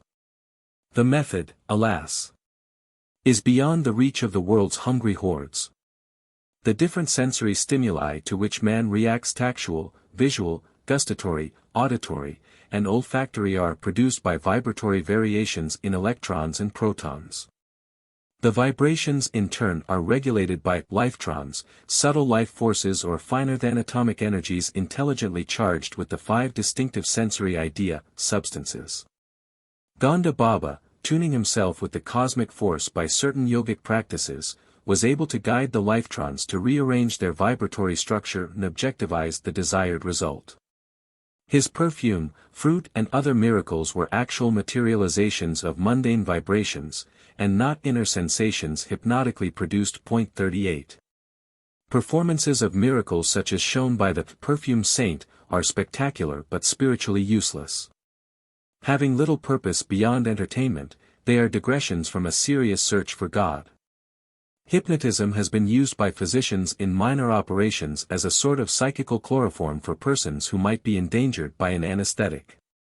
But a hypnotic state is harmful to those often subjected to it, a negative psychological effect ensues which in time deranges the brain cells. Hypnotism is trespass into the territory of another's consciousness. Its temporary phenomena have nothing in common with the miracles performed by men of divine realization. Awake in God, true saints effect changes in this dream world by means of a will harmoniously attuned to the creative cosmic dreamer. Ostentatious display of unusual powers are decried by masters. The Persian mystic, Abu said, once laughed at certain fakirs who were proud of their miraculous powers over water, air, and space. A frog is also at home in the water. Abu said pointed out in gentle scorn. The crow and the vulture easily fly in the air, the devil is simultaneously present in the east and in the west. A true man is he who dwells in righteousness among his fellow men, who buys and sells, yet is never for a single instant forgetful of God. On another occasion the great Persian teacher gave his views on the religious life thus: to lay aside what you have in your head, selfish desires and ambitions, to freely bestow what you have in your hand. And never to flinch from the blows of adversity. Neither the impartial sage at Kaligat temple or the Tibetan-trained yogi had satisfied my yearning for a guru. My heart needed no tutor for its recognitions, and cried its own bravos. The more resoundingly because unoften summoned from silence. When I finally met my master, he taught me by sublimity of example alone the measure of a true man. 6. The Tiger Swami. I have discovered the Tiger Swami's address. Let us visit him tomorrow. This welcome suggestion came from Chandy, one of my high school friends. I was eager to meet the saint who, in his pre-monastic life, had caught and fought tigers with his naked hands. A boyish enthusiasm over such remarkable feats was strong within me. The next day dawned wintry cold, but Chandy and I sallied forth gaily. After much vain hunting in Bhawanipur, outside Calcutta, we arrived at the right house. The door held 2 iron rings, which I sounded piercingly. Notwithstanding the clamor, a servant approached with leisurely gait. His ironical smile implied that visitors, despite their noise, were powerless to disturb the calmness of a saint's home. Feeling the silent rebuke, my companion and I were thankful to be invited into the parlor. Our long wait there caused uncomfortable misgivings. India's unwritten law for the truth seeker is patience. A master may purposely make a test of one's eagerness to meet him. This psychological ruse is freely employed in the West by doctors and dentists. Finally summoned by the servant, Chandy and I entered a sleeping apartment. The famous Sohong 39 Swami was seated on his bed. The sight of his tremendous body affected us strangely. With bulging eyes, we stood speechless. We had never before seen such a chest or such football-like biceps. On an immense neck, the Swami's fierce yet calm face was adorned with flowing locks, beard and mustache. A hint of dove-like and tiger-like qualities shone in his dark eyes. He was unclothed, save for a tiger skin about his muscular waist. Finding our voices, my friend and I greeted the monk, expressing our admiration for his prowess in the extraordinary feline arena. Will you not tell us, please, how it is possible to subdue with bare fists the most ferocious of jungle beasts, the royal Bengals? My sons, it is nothing to me to fight tigers. I could do it today if necessary. He gave a childlike laugh. You look upon tigers as tigers, I know them as pussycats. Swamiji, I think I could impress my subconsciousness with the thought that tigers are pussycats, but could I make tigers believe it? Of course strength also is necessary. One cannot expect victory from a baby who imagines a tiger to be a house cat. Powerful hands are my sufficient weapon. He asked us to follow him to the patio, where he struck the edge of a wall. A brick crashed to the floor. The sky peered boldly through the gaping lost tooth of the wall. I fairly staggered in astonishment. He who can remove mortared bricks from a solid wall with one blow, I thought, must surely be able to displace the teeth of tigers. A number of men have physical power such as mine, but still lack in cool confidence. Those who are bodily but not mentally stalwart may find themselves fainting at mere sight of a wild beast bounding freely in the jungle. The tiger in its natural ferocity and habitat is vastly different from the opium-fed circus animal. Many a man with Herculean strength has nonetheless been terrorized into abject helplessness before the onslaught of a royal Bengal. Thus the tiger has converted the man, in his own mind, to a state as nerveless as the pussycats.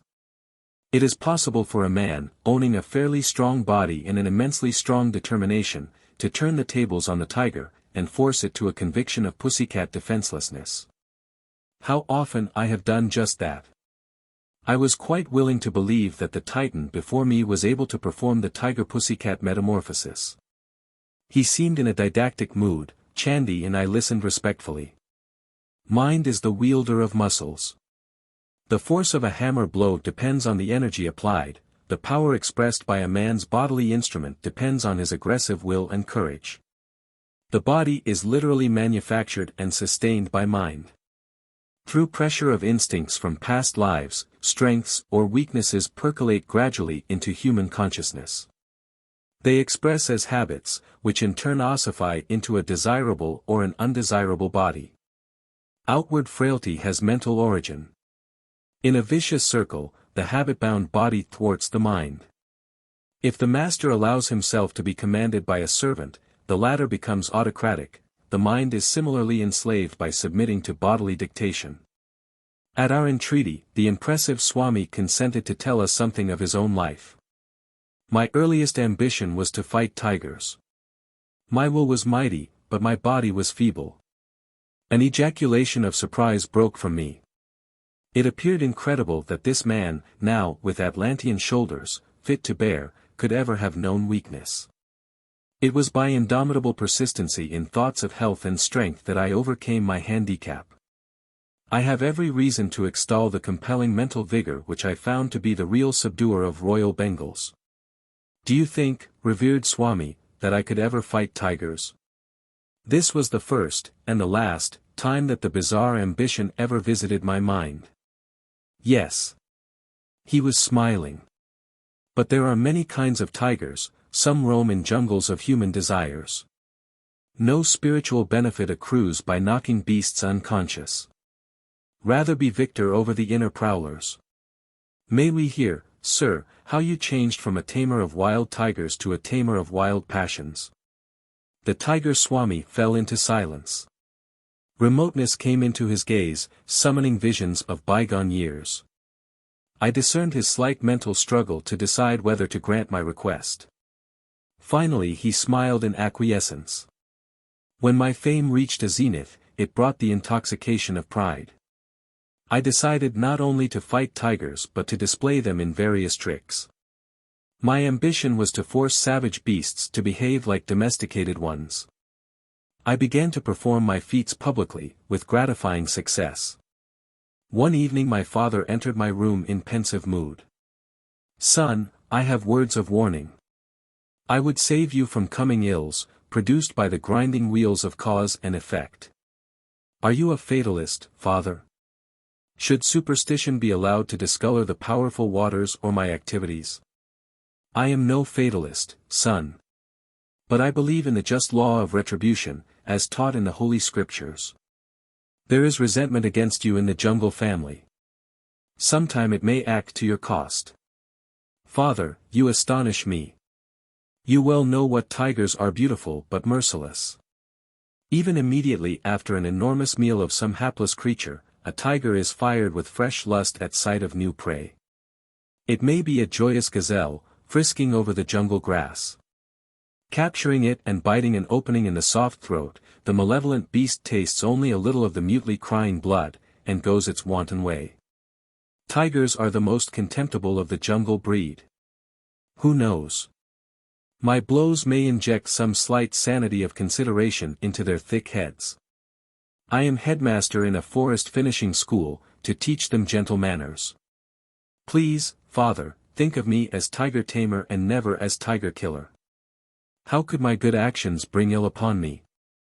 I beg you not to impose any command that I change my way of life. Chandy and I were all attention, understanding the past dilemma. In India a child does not lightly disobey his parents' wishes. In stoic silence father listened to my explanation. He followed it with a disclosure which he uttered gravely. "Son, you compel me to relate an ominous prediction from the lips of a saint. He approached me yesterday as I sat on the veranda in my daily meditation. 'Dear friend, I come with a message for your belligerent son. Let him cease his savage activities. Otherwise, his next tiger encounter shall result in his severe wounds, followed by 6 months of deathly sickness. He shall then forsake his former ways and become a monk.' This tale did not impress me. I considered that father had been the credulous victim of a deluded fanatic. The Tiger Swami made this confession with an impatient gesture, as though at some stupidity. Grimly silent for a long time, he seemed oblivious of our presence. When he took up the dangling thread of his narrative, it was suddenly, with subdued voice. Not long after father's warning, I visited the capital city of Cooch Behar. The picturesque territory was new to me, and I expected a restful change. As usual everywhere, a curious crowd followed me on the streets. I would catch bits of whispered comment. This is the man who fights wild tigers. Has he legs, or tree trunks? Look at his face. He must be an incarnation of the king of tigers himself. You know how village urchins function like final editions of a newspaper. With what speed do the even later speech bulletins of the women circulate from house to house? Within a few hours, the whole city was in a state of excitement over my presence. I was relaxing quietly in the evening, when I heard the hoofbeats of galloping horses. They stopped in front of my dwelling place. In came a number of tall, turbaned policemen. I was taken aback. All things are possible unto these creatures of human law, I thought. I wonder if they are going to take me to task about matters utterly unknown to me. But the officers bowed with unwonted courtesy. Honored sir, we are sent to welcome you on behalf of the Prince of Cooch Behar. He is pleased to invite you to his palace tomorrow morning. I speculated a while on the prospect. For some obscure reason I felt sharp regret at this interruption in my quiet trip. But the suppliant manner of the policeman moved me. I agreed to go. I was bewildered the next day to be obsequiously escorted from my door into a magnificent coach drawn by 4 horses. A servant held an ornate umbrella to protect me from the scorching sunlight. I enjoyed the pleasant ride through the city and its woodland outskirts. The royal scion himself was at the palace door to welcome me. He proffered his own gold-brocaded seat, smilingly placing himself in a chair of simpler design. All this politeness is certainly going to cost me something, I thought in mounting astonishment. The prince's motive emerged after a few casual remarks. My city is filled with the rumor that you can fight wild tigers with nothing more than your naked hands. Is it a fact? It is quite true. I can scarcely believe it. You are a Calcutta Bengali, nurtured on the white rice of city folk. Be frank, please, have you not been fighting only spineless, opium-fed animals? His voice was loud and sarcastic, tinged with provincial accent. I vouchsafed no reply to his insulting question. I challenge you to fight my newly caught tiger, Raja Begum. 40 If you can successfully resist him, bind him with a chain, and leave his cage in a conscious state, you shall have this royal Bengal. Several thousand rupees and many other gifts shall also be bestowed. If you refuse to meet him in combat, I shall blazon your name throughout the state as an impostor. His insolent words struck me like a volley of bullets. I shot an angry acceptance. Half risen from the chair in his excitement, the prince sank back with a sadistic smile. I was reminded of the Roman emperors who delighted in setting Christians in bestial arenas. The match will be set for a week hence. I regret that I cannot give you permission to view the tiger in advance. Whether the prince feared I might seek to hypnotize the beast, or secretly feed him opium, I know not. I left the palace, noting with amusement that the royal umbrella and panoplied coach were now missing. The following week I methodically prepared my mind and body for the coming ordeal. Through my servant I learned of fantastic tales. The saint's direful prediction to my father had somehow got abroad, enlarging as it ran. Many simple villagers believed that an evil spirit, cursed by the gods, had reincarnated as a tiger which took various demoniac forms at night, but remained a striped animal during the day. This demon tiger was supposed to be the one sent to humble me. Another imaginative version was that animal prayers to Tiger Heaven had achieved a response in the shape of Raja Begum. He was to be the instrument to punish me, the audacious biped, so insulting to the entire tiger species. A furless, fangless man daring to challenge a claw-armed, sturdy-limbed tiger. The concentrated venom of all humiliated tigers the villagers declared had gathered momentum sufficient to operate hidden laws and bring about the fall of the proud tiger tamer. My servant further apprised me that the prince was in his element as manager of the bout between man and beast. He had supervised the erection of a storm-proof pavilion, designed to accommodate thousands. Its center held Raja Begum in an enormous iron cage, surrounded by an outer safety room. The captive emitted a ceaseless series of blood-curdling roars. He was fed sparingly, to kindle a wrathful appetite. Perhaps the prince expected me to be the meal of reward. Crowds from the city and suburbs bought tickets eagerly in response to the beat of drums announcing the unique contest. The day of battle saw hundreds turned away for lack of seats. Many men broke through the tent openings, or crowded any space below the galleries. As the Tiger Swami's story approached a climax, my excitement mounted with it. Chandy also was raptly mute. Amidst piercing sound explosions from Raja Begum, and the hubbub of the somewhat terrified crowd, I quietly made my appearance. Scantily clad around the waist, I was otherwise unprotected by clothing. I opened the bolt on the door of the safety room and calmly locked it behind me. The tiger sensed blood. Leaping with a thunderous crash on his bars, he sent forth a fearsome welcome. The audience was hushed with pitiful fear. I seemed a meek lamb before the raging beast. In a trice I was within the cage, but as I slammed the door, Raja Begum was headlong upon me. My right hand was desperately torn. Human blood, the greatest treat a tiger can know, fell in appalling streams. The prophecy of the saint seemed about to be fulfilled.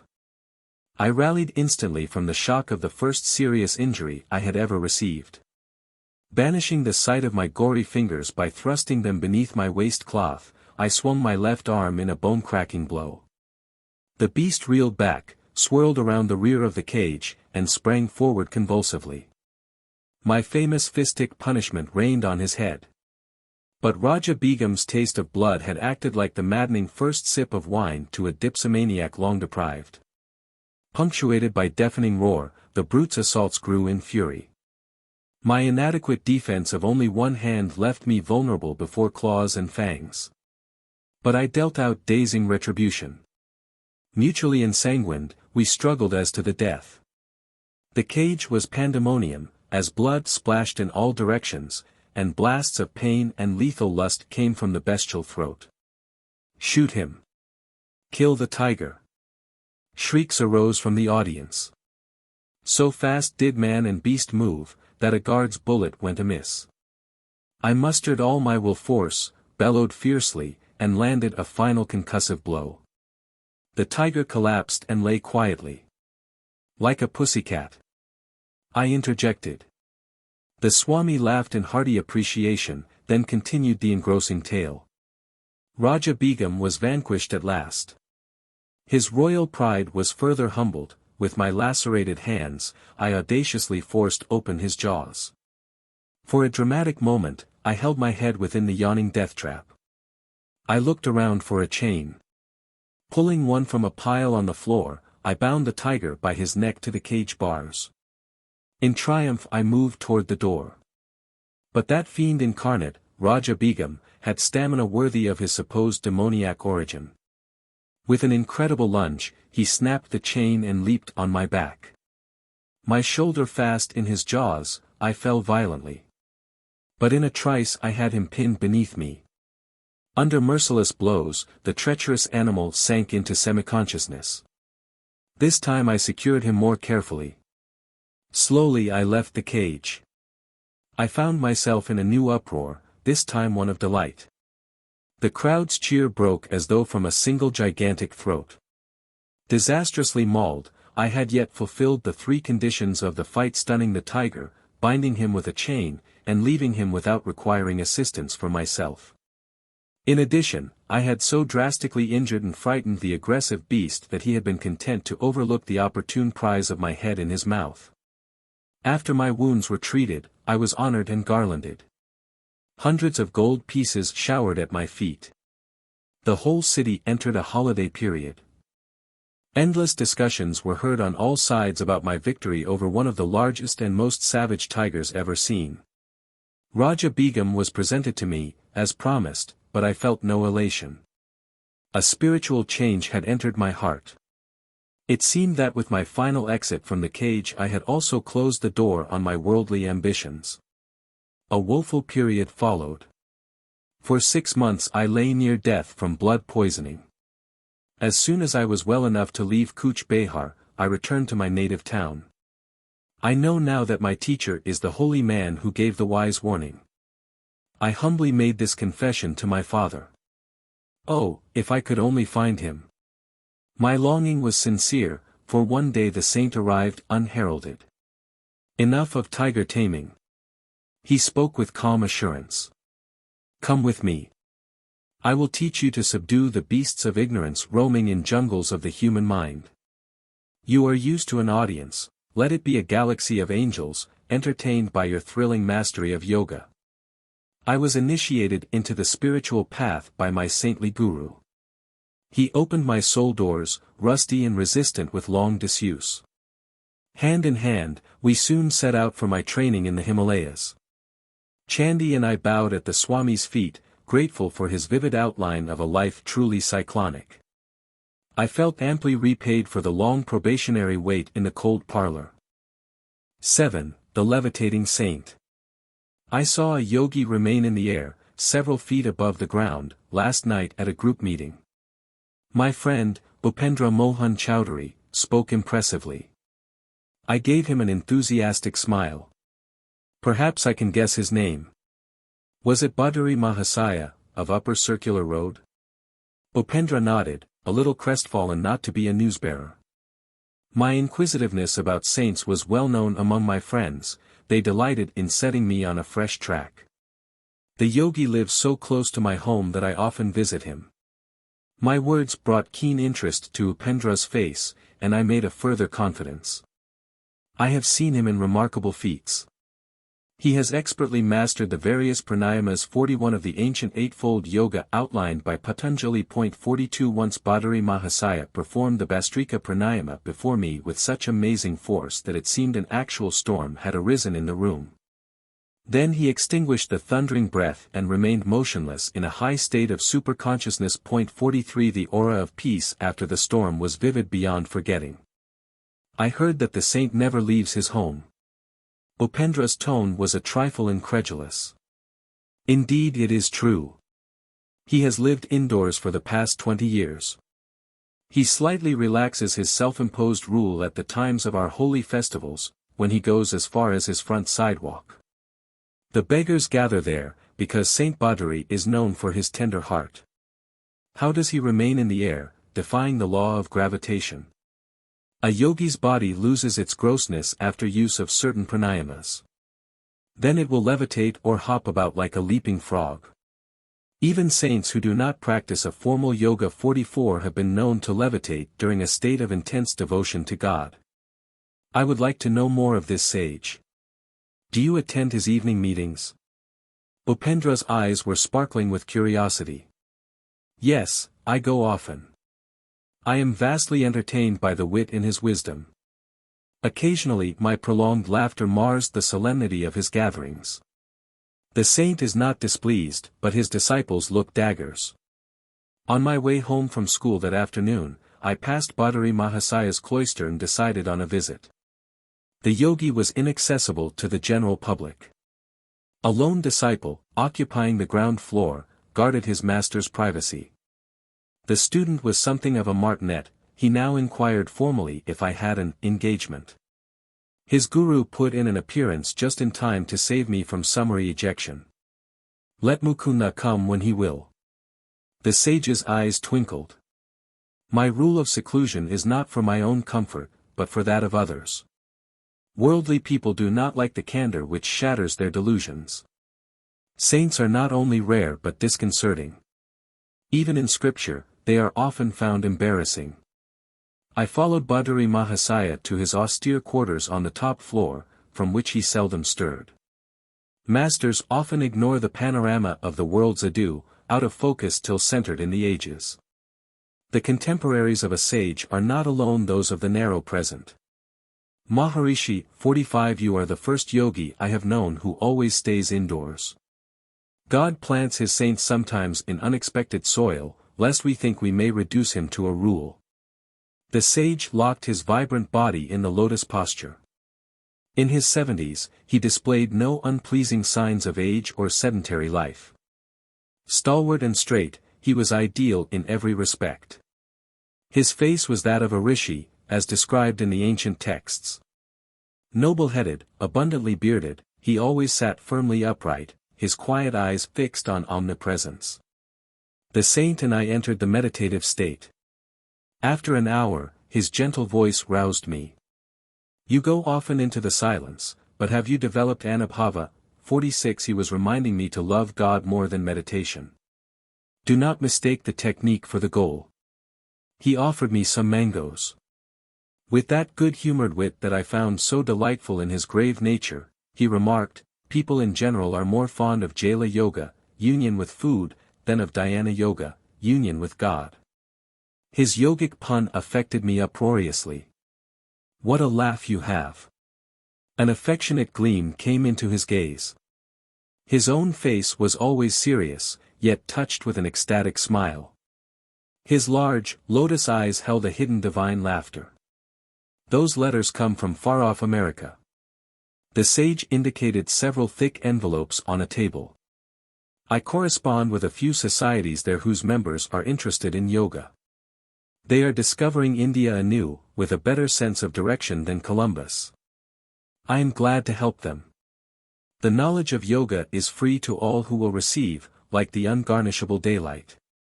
What rishis perceived as essential for human salvation need not be diluted for the West. Alike in soul though diverse in outer experience, neither West nor East will flourish if some form of disciplinary yoga be not practiced. The saint held me with his tranquil eyes. I did not realize that his speech was a veiled prophetic guidance. It is only now, as I write these words, that I understand the full meaning in the casual intimations he often gave me that someday I would carry India's teachings to America. Sir, I inquired, why do you not write a book on yoga for the benefit of the world? I am training disciples, he replied. They and their students will be living volumes, proof against the natural disintegrations of time and the unnatural interpretations of the critics. Maharishi, I wish you would write a book on yoga for the benefit of the world. I am training disciples. They and their students will be living volumes, proof against the natural disintegrations of time and the unnatural interpretations of the critics. Baduri's wit put me into another gale of laughter. I remained alone with the yogi until his disciples arrived in the evening. Baduri Mahasaya entered one of his inimitable discourses. Like a peaceful flood, he swept away the mental debris of his listeners, floating them Godward. His striking parables were expressed in a flawless Bengali. This evening Baduri expounded various philosophical points connected with the life of Mirabai, a medieval Rajputani princess who abandoned her court life to seek the company of sadhus. One great sannyasi refused to receive her because she was a woman. Her reply brought him humbly to her feet. Tell the master, she had said, that I did not know there was any male in the universe save God. Are we all not females before him? A scriptural conception of the Lord as the only positive creative principle, his creation being naught but a passive maya. Mirabai composed many ecstatic songs which are still treasured in India.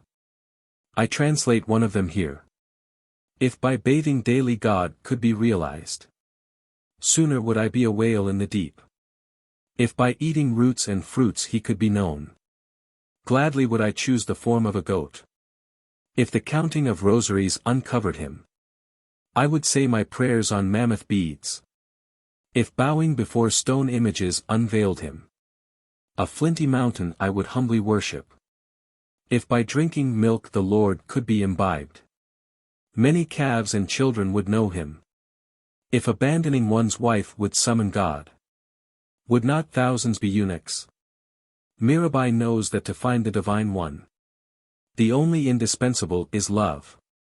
Several students put rupees in Baduri's slippers which lay by his side as he sat in yoga posture. This respectful offering, customary in India, indicates that the disciple places his material goods at the Guru's feet.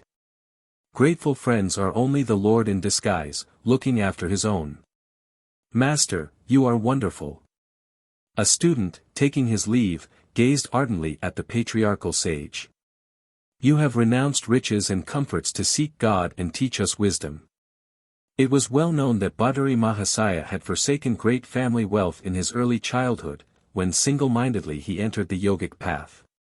You are reversing the case. The saint's face held a mild rebuke. I have left a few paltry rupees, a few petty pleasures, for a cosmic empire of endless bliss. How then have I denied myself anything? I know the joy of sharing the treasure. Is that a sacrifice? The short-sighted worldly folk are verily the real renunciates. They relinquish an unparalleled divine possession for a poor handful of earthly toys. I chuckled over this paradoxical view of renunciation, one which puts the cap of Croesus on any saintly beggar, whilst transforming all proud millionaires into unconscious martyrs. The divine order arranges our future more wisely than any insurance company. The Master's concluding words were the realized creed of his faith. The world is full of uneasy believers in an outward security. Their bitter thoughts are like scars on their foreheads. The one who gave us air and milk from our first breath knows how to provide day by day for his devotees. I continued my after-school pilgrimages to the saint's door. With silent zeal he aided me to attain Anubhava. One day he moved to Ram Mohan Roy Road, away from the neighborhood of my Gorakhpur Road home. His loving disciples had built him a new hermitage, known as Nagendra Math. 47. Although it throws me ahead of my story by a number of years, I will recount here the last words given to me by Badari Mahasaya. Shortly before I embarked for the West, I sought him out and humbly knelt for his farewell blessing. Son, go to America. Take the dignity of hoary India for your shield. Victory is written on your brow. The noble distant people will well receive you. 8. India's great scientist, J.C. Bose. Jagadish Chandra Bose's wireless inventions antedated those of Marconi. Overhearing this provocative remark, I walked closer to a sidewalk group of professors engaged in scientific discussion. If my motive in joining them was racial pride, I regret it. I cannot deny my keen interest in evidence that India can play a leading part in physics, and not metaphysics alone. What do you mean, sir? The professor obligingly explained. Bose was the first one to invent a wireless coherer and an instrument for indicating the refraction of electric waves. But the Indian scientist did not exploit his inventions commercially. He soon turned his attention from the inorganic to the organic world. His revolutionary discoveries as a plant physiologist are outpacing even his radical achievements as a physicist. I politely thanked my mentor. He added, the great scientist is one of my brother professors at Presidency College. I paid a visit the next day to the sage at his home, which was close to mine on Gorakhpur Road. I had long admired him from a respectful distance. The grave and retiring botanist greeted me graciously. He was a handsome, robust man in his 50s, with thick hair, broad forehead, and the abstracted eyes of a dreamer. The precision in his tones revealed the lifelong scientific habit. I have recently returned from an expedition to scientific societies of the West. Their members exhibited intense interest in delicate instruments of my invention which demonstrate the indivisible unity of all life. 48. The Bose crescograph has the enormity of 10 million magnifications. The microscope enlarges only a few thousand times, yet it brought vital impetus to biological science. The crescograph opens incalculable vistas. You have done much, sir, to hasten the embrace of East and West in the impersonal arms of science. I was educated at Cambridge. How admirable is the Western method of submitting all theory to scrupulous experimental verification. That empirical procedure has gone hand in hand with the gift for introspection which is my Eastern heritage. Together they have enabled me to sunder the silences of natural realms long uncommunicative. The telltale charts of my crescograph 49 are evidence for the most skeptical that plants have a sensitive nervous system and a varied emotional life. Love, hate, joy, fear, pleasure, pain, excitability, stupor, and countless appropriate responses to stimuli are as universal in plants as in animals. The unique throb of life in all creation could seem only poetic imagery before your advent, Professor. A saint I once knew would never pluck flowers. Shall I rob the rosebush of its pride in beauty? Shall I cruelly affront its dignity by my rude divestment? His sympathetic words are verified literally through your discoveries. The poet is intimate with truth, while the scientist approaches awkwardly. Come someday to my laboratory and see the unequivocal testimony of the crescograph. Gratefully I accepted the invitation, and took my departure. I heard later that the botanist had left Presidency College, and was planning a research center in Calcutta.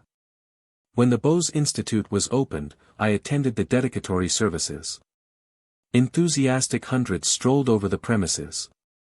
I was charmed with the artistry and spiritual symbolism of the new home of science. Its front gate, I noted, was a centuried relic from a distant shrine. Behind the Lotus 50 fountain, a sculptured female figure with a torch conveyed the Indian respect for woman as the immortal light-bearer. The garden held a small temple consecrated to the noumenon beyond phenomena. Thought of the divine incorporeity was suggested by absence of any altar image. Bose's speech on this great occasion might have issued from the lips of one of the inspired ancient rishis. I dedicate today this institute as not merely a laboratory but a temple. His reverent solemnity stole like an unseen cloak over the crowded auditorium. In the pursuit of my investigations I was unconsciously led into the border region of physics and physiology. To my amazement, I found boundary lines vanishing, and points of contact emerging, between the realms of the living and the non-living. Inorganic matter was perceived as anything but inert, it was a thrill under the action of multitudinous forces. A universal reaction seemed to bring metal, plant and animal under a common law. They all exhibited essentially the same phenomena of fatigue and depression, with possibilities of recovery and of exaltation, as well as the permanent irresponsiveness associated with death. Filled with awe at this stupendous generalization, it was with great hope that I announced my results before the Royal Society, results demonstrated by experiments. But the physiologists present advised me to confine myself to physical investigations, in which my success had been assured, rather than encroach on their preserves. I had unwittingly strayed into the domain of an unfamiliar caste system and so offended its etiquette. An unconscious theological bias was also present, which confounds ignorance with faith. It is often forgotten that he who surrounded us with this ever-evolving mystery of creation has also implanted in us the desire to question and understand. Through many years of miscomprehension, I came to know that the life of a devotee of science is inevitably filled with unending struggle. It is for him to cast his life as an ardent offering regarding gain and loss, success and failure, as one. In time the leading scientific societies of the world accepted my theories and results, and recognized the importance of the Indian contribution to science. 51 Can anything small or circumscribed ever satisfy the mind of India? By a continuous living tradition, and a vital power of rejuvenescence, this land has readjusted itself through unnumbered transformations.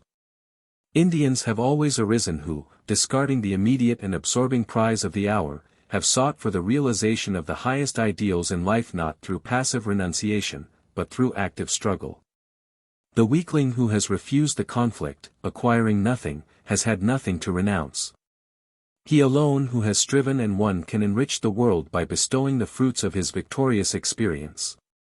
The work already carried out in the Bose laboratory on the response of matter, and the unexpected revelations in plant life, have opened out very extended regions of inquiry in physics, in physiology, in medicine, in agriculture, and even in psychology. Problems hitherto regarded as insoluble have now been brought within the sphere of experimental investigation. But high success is not to be obtained without rigid exactitude. Hence the long battery of supersensitive instruments and apparatus of my design, which stand before you today in their cases in the entrance hall. They tell you of the protracted efforts to get behind the deceptive seeming into the reality that remains unseen, of the continuous toil and persistence and resourcefulness called forth to overcome human limitations. All creative scientists know that the true laboratory is the mind, where behind illusions they uncover the laws of truth. The lectures given here will not be mere repetitions of second-hand knowledge. They will announce new discoveries, demonstrated for the first time in these halls. Through regular publication of the work of the Institute, these Indian contributions will reach the whole world. They will become public property. No patents will ever be taken. The spirit of our national culture demands that we should forever be free from the desecration of utilizing knowledge only for personal gain. It is my further wish that the facilities of this institute be available, so far as possible, to workers from all countries. In this I am attempting to carry on the traditions of my country. So far back as 25 centuries, India welcomed to its ancient universities, at Nalanda and Taxila, scholars from all parts of the world. Although science is neither of the East nor of the West but rather international in its universality, yet India is specially fitted to make great contributions. 52. The burning Indian imagination, which can extort new order out of a mass of apparently contradictory facts, is held in check by the habit of concentration. This restraint confers the power to hold the mind to the pursuit of truth with an infinite patience. Tears stood in my eyes at the scientist's concluding words. Is patience not indeed a synonym of India, confounding time and the historians alike? I visited the research center again, soon after the day of opening. The great botanist, mindful of his promise, took me to his quiet laboratory. I will attach the crescograph to this fern, the magnification is tremendous. If a snail's crawl were enlarged in the same proportion, the creature would appear to be traveling like an express train. My gaze was fixed eagerly on the screen which reflected the magnified fern shadow. Minute life movements were now clearly perceptible, the plant was growing very slowly before my fascinated eyes. The scientist touched the tip of the fern with a small metal bar. The developing pantomime came to an abrupt halt, resuming the eloquent rhythms as soon as the rod was withdrawn. You saw how any slight outside interference is detrimental to the sensitive tissues, Bose remarked. Watch, I will now administer chloroform, and then give an antidote. The effect of the chloroform discontinued all growth. The antidote was revivifying. The evolutionary gestures on the screen held me more raptly than a movie plot. My companion, here in the role of villain, thrust a sharp instrument through a part of the fern, pain was indicated by spasmodic flutters. When he passed a razor partially through the stem, the shadow was violently agitated, then stilled itself with the final punctuation of death. By first chloroforming a huge tree, I achieved a successful transplantation. Usually, such monarchs of the forest die very quickly after being moved. Jagadish smiled happily as he recounted the life-saving maneuver. Graphs of my delicate apparatus have proved that trees possess a circulatory system. Their sap movements correspond to the blood pressure of animal bodies. The ascent of sap is not explicable on the mechanical grounds ordinarily advanced, such as capillary attraction. The phenomenon has been solved through the crescograph as the activity of living cells. Peristaltic waves issue from a cylindrical tube which extends down a tree and serves as an actual heart. The more deeply we perceive, the more striking becomes the evidence that a uniform plan links every form in manifold nature. The great scientist pointed to another Bose instrument. I will show you experiments on a piece of tin. The life force in metals responds adversely or beneficially to stimuli. Ink markings will register the various reactions. Deeply engrossed, I watched the graph which recorded the characteristic waves of atomic structure. When the professor applied chloroform to the tin, the vibratory writings stopped. They recommenced as the metal slowly regained its normal state. My companion dispensed a poisonous chemical. Simultaneous with the quivering end of the tin, the needle dramatically wrote on the chart a death notice. Bose instruments have demonstrated that metals, such as the steel used in scissors and machinery, are subject to fatigue, and regain efficiency by periodic rest. The life pulse in metals is seriously harmed or even extinguished through the application of electric currents or heavy pressure. I looked around the room at the numerous inventions, eloquent testimony of a tireless ingenuity. Sir, it is lamentable that mass agricultural development is not speeded by fuller use of your marvelous mechanisms. Would it not be easily possible to employ some of them in quick laboratory experiments to indicate the influence of various types of fertilizers on plant growth? You are right. Countless uses of Bose instruments will be made by future generations. The scientist seldom knows contemporaneous reward, it is enough to possess the joy of creative service. With expressions of unreserved gratitude to the indefatigable sage, I took my leave. Can the astonishing fertility of his genius ever be exhausted? I thought. No diminution came with the years. Inventing an intricate instrument, the resonant cardiograph, Bose then pursued extensive researches on innumerable Indian plants. An enormous unsuspected pharmacopoeia of useful drugs was revealed. The cardiograph is constructed with an unerring accuracy by which a 100th part of a second is indicated on a graph. Resonant records measure infinitesimal pulsations in plant, animal, and human structure. The great botanist predicted that use of his cardiograph will lead to vivisection on plants instead of animals. Side-by-side recordings of the effects of a medicine given simultaneously to a plant and an animal have shown astounding unanimity in result, he pointed out. Everything in man has been foreshadowed in the plant. Experimentation on vegetation will contribute to lessening of human suffering. Years later Bose's pioneer plant findings were substantiated by other scientists. Work done in 1938 at Columbia University was reported by the New York Times as follows. It has been determined within the past few years that when the nerves transmit messages between the brain and other parts of the body, tiny electrical impulses are being generated. These impulses have been measured by delicate galvanometers and magnified millions of times by modern amplifying apparatus. Until now no satisfactory method had been found to study the passages of the impulses along the nerve fibers in living animals or man because of the great speed with which these impulses travel. Drs. K. S. Cole and H. J. Curtis reported having discovered that the long single cells of the freshwater plant Nitella, used frequently in goldfish bowls, are virtually identical with those of single nerve fibers. Furthermore, they found that Nitella fibers, on being excited, propagate electrical waves that are similar in every way, except velocity, to those of the nerve fibers in animals and man. The electrical nerve impulses in the plant were found to be much slower than those in animals. This discovery was therefore seized upon by the Columbia workers as a means for taking slow-motion pictures of the passage of the electrical impulses in nerves. The Nitella plant thus may become a sort of Rosetta Stone for deciphering the closely guarded secrets close to the very borderland of mind and matter. The poet Rabindranath Tagore was a stalwart friend of India's idealistic scientist. To him, the sweet Bengali singer addressed the following lines, 53.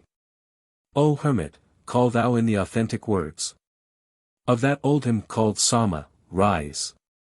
Awake. Call to the man who boasts his shastric lore. From vain pedantic wranglings profitless. Call to that foolish braggart to come forth. Out on the face of nature, this broad earth. Send forth this call unto thy scholar band. Together round thy sacrifice of fire. Let them all gather. So may our India, our ancient land unto herself return. Oh, once again return to steadfast work. To duty and devotion, to her trance of earnest meditation. Let her sit once more unruffled, greedless, strifeless, pure. Oh, once again upon her lofty seat and platform, teacher of all lands. 9. The blissful devotee and his cosmic romance. Little sir, please be seated. I am talking to my divine mother. Silently I had entered the room in great awe. The angelic appearance of Master Mahasaya fairly dazzled me. With silky white beard and large lustrous eyes, he seemed an incarnation of purity. His upraised chin and folded hands apprised me that my first visit had disturbed him in the midst of his devotions. His simple words of greeting produced the most violent effect my nature had so far experienced. The bitter separation of my mother's death I had thought the measure of all anguish. Now an agony at separation from my divine mother was an indescribable torture of the spirit. I fell moaning to the floor. Little sir, quiet yourself. The saint was sympathetically distressed. Abandoned in some oceanic desolation, I clutched his feet as the sole raft of my rescue. Holy Sir, thy intercession. Ask Divine Mother if I find any favor in her sight. This promise is one not easily bestowed. The master was constrained to silence. Beyond reach of doubt, I was convinced that Master Mahasaya was in intimate converse with the Universal Mother. It was deep humiliation to realize that my eyes were blind to her who even at this moment was perceptible to the faultless gaze of the saint. Shamelessly gripping his feet, deaf to his gentle remonstrances, I besought him again and again for his intervening grace. I will make your plea to the beloved. The master's capitulation came with a slow, compassionate smile. What power in those few words, that my being should know release from its stormy exile. Sir, remember your pledge. I shall return soon for her message. Joyful anticipation rang in my voice that only a moment ago had been sobbing in sorrow. Descending the long stairway, I was overwhelmed by memories. This house at 50, Amherst Street, now the residence of Master Mahasaya, had once been my family home, scene of my mother's death. Here my human heart had broken for the vanished mother. And here today my spirit had been as though crucified by absence of the Divine Mother. Hallowed walls, silent witness of my grievous hurts and final healing. My steps were eager as I returned to my Gorakhpur road home. Seeking the seclusion of my small attic, I remained in meditation until 10 o'clock. The darkness of the warm Indian night was suddenly lit with a wondrous vision. Haloed in splendor, the Divine Mother stood before me. Her face, tenderly smiling, was beauty itself. Always have I loved thee. Ever shall I love thee. The celestial tones still ringing in the air, she disappeared. The sun on the following morning had hardly risen to an angle of decorum when I paid my second visit to Master Mahasaya. Climbing the staircase in the house of poignant memories, I reached his fourth-floor room. The knob of the closed door was wrapped around with a cloth, a hint, I felt, that the saint desired privacy. As I stood irresolutely on the landing, the door was opened by the master's welcoming hand. I knelt at his holy feet. In a playful mood, I wore a solemn mask over my face, hiding the divine elation. Sir, I have come very early, I confess, for your message. Did the beloved mother say anything about me? Mischievous little sir. Not another remark would he make. Apparently my assumed gravity was unimpressive. Why so mysterious, so evasive? Do saints never speak plainly? Perhaps I was a little provoked. Must you test me? His calm eyes were full of understanding. Could I add a single word this morning to the assurance you received last night at 10 o'clock from the beautiful mother herself?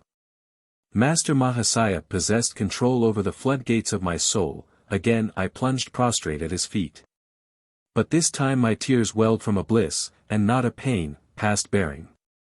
Think you that your devotion did not touch the infinite mercy? The motherhood of God, that you have worshipped in forms both human and divine, could never fail to answer your forsaken cry. Who was this simple saint, whose least request to the universal spirit met with sweet acquiescence? His role in the world was humble, as befitted the greatest man of humility I ever knew. In this Amherst Street house, Master Mahasaya 54 conducted a small high school for boys. No words of chastisement passed his lips. No rule and ferule maintained his discipline. Higher mathematics indeed were taught in these modest classrooms, and a chemistry of love absent from the textbooks. He spread his wisdom by spiritual contagion rather than impermeable precept. Consumed by an unsophisticated passion for the Divine Mother, the saint no more demanded the outward forms of respect than a child. I am not your guru, he shall come a little later, he told me. Through his guidance, your experiences of the divine in terms of love and devotion shall be translated into his terms of fathomless wisdom. Every late afternoon, I betook myself to Amherst Street. I sought Master Mahasaya's divine cup, so full that its drops daily overflowed on my being. Never before had I bowed in utter reverence, now I felt it an immeasurable privilege even to tread the same ground which Master Mahasaya sanctified. Sir, please wear this chumpak garland I have fashioned especially for you. I arrived one evening, holding my chain of flowers. But shyly he drew away, repeatedly refusing the honor. Perceiving my hurt, he finally smiled consent. Since we are both devotees of the Mother, you may put the garland on this bodily temple, as offering to her who dwells within. His vast nature lacked space in which any egotistical consideration could gain foothold. Let us go tomorrow to the Dakshineswar temple, forever hallowed by my Guru. Master Mahasaya was a disciple of a Christ-like master, Sri Ramakrishna Paramahansa. The 4-mile journey on the following morning was taken by boat on the Ganges. We entered the 9-domed temple of Kali, where the figures of the Divine Mother and Shiva rest on a burnished silver lotus, its 1,000 petals meticulously chiseled. Master Mahasaya beamed in enchantment. He was engaged in his inexhaustible romance with the beloved.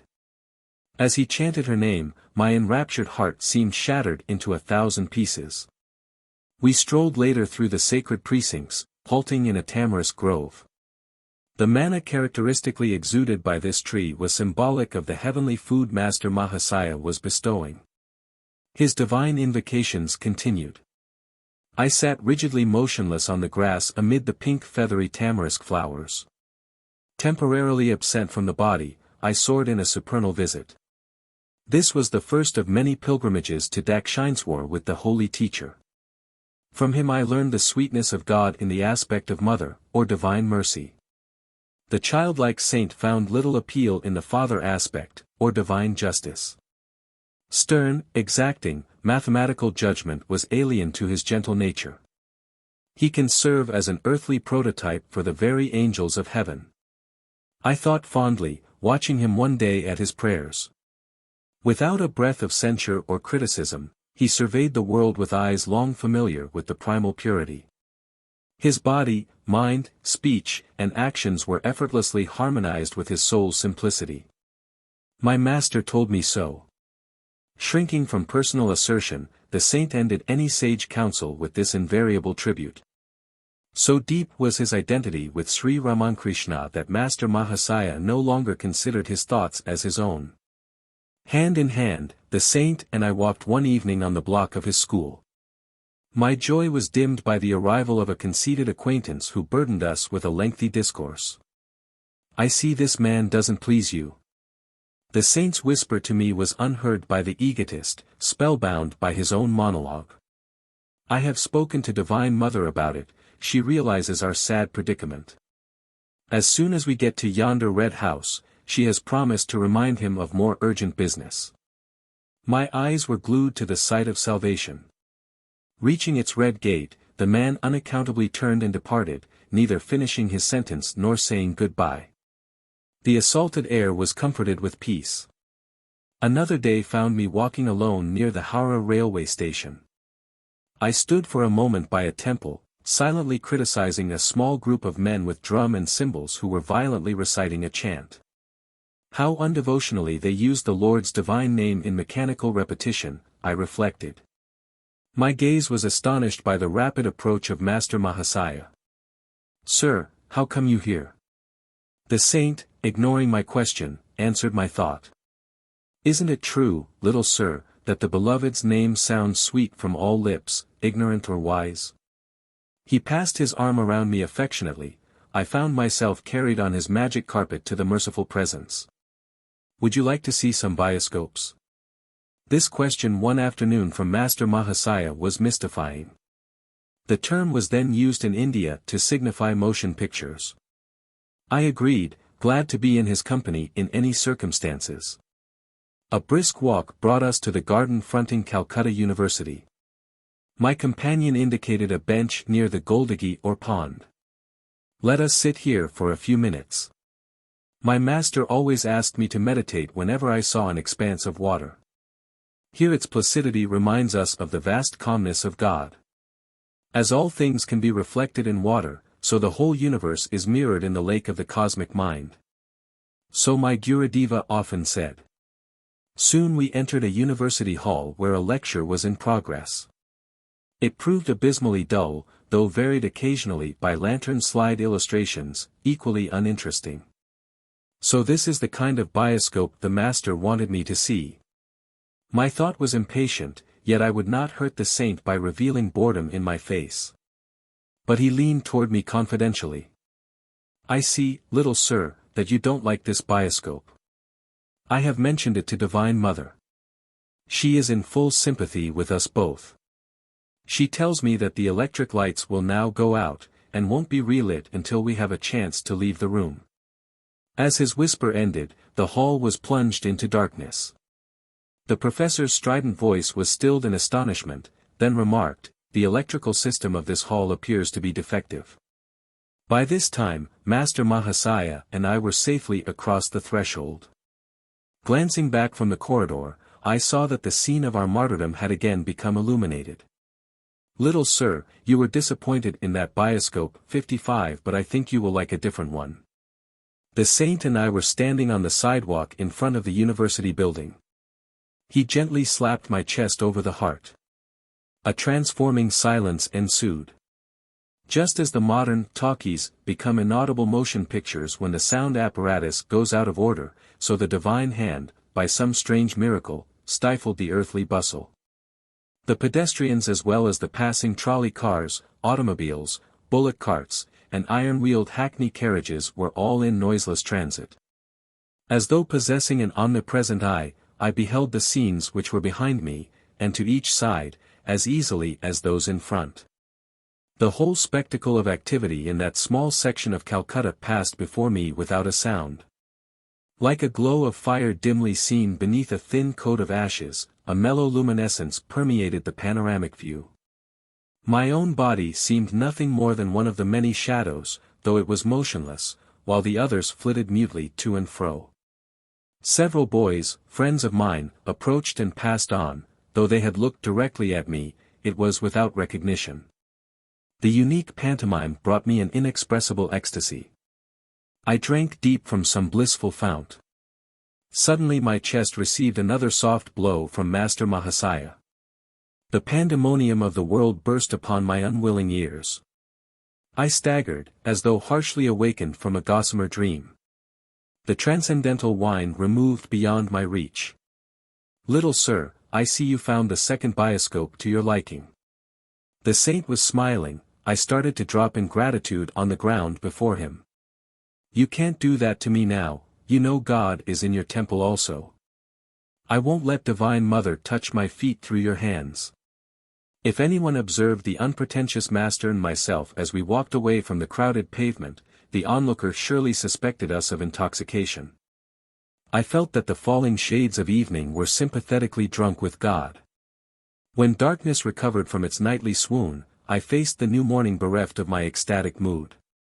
But ever enshrined in memory is the seraphic son of Divine Mother Master Mahasaya.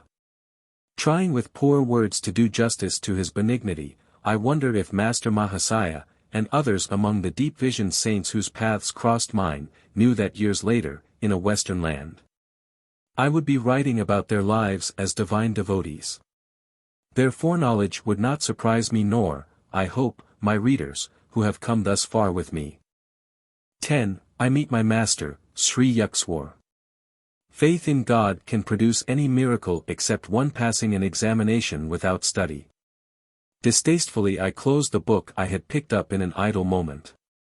The writer's exception shows his complete lack of faith, I thought. Poor chap, he has great respect for the midnight oil. My promise to father had been that I would complete my high school studies. I cannot pretend to diligence. The passing months found me less frequently in the classroom than in secluded spots along the Calcutta bathing ghats. The adjoining crematory grounds, especially gruesome at night, are considered highly attractive by the yogi. He who would find the deathless essence must not be dismayed by a few unadorned skulls. Human inadequacy becomes clear in the gloomy abode of miscellaneous bones. My midnight vigils were thus of a different nature from the scholars. The week of final examinations at the Hindu high school was fast approaching. This interrogatory period, like the sepulchral haunts, inspires a well-known terror. My mind was nevertheless at peace.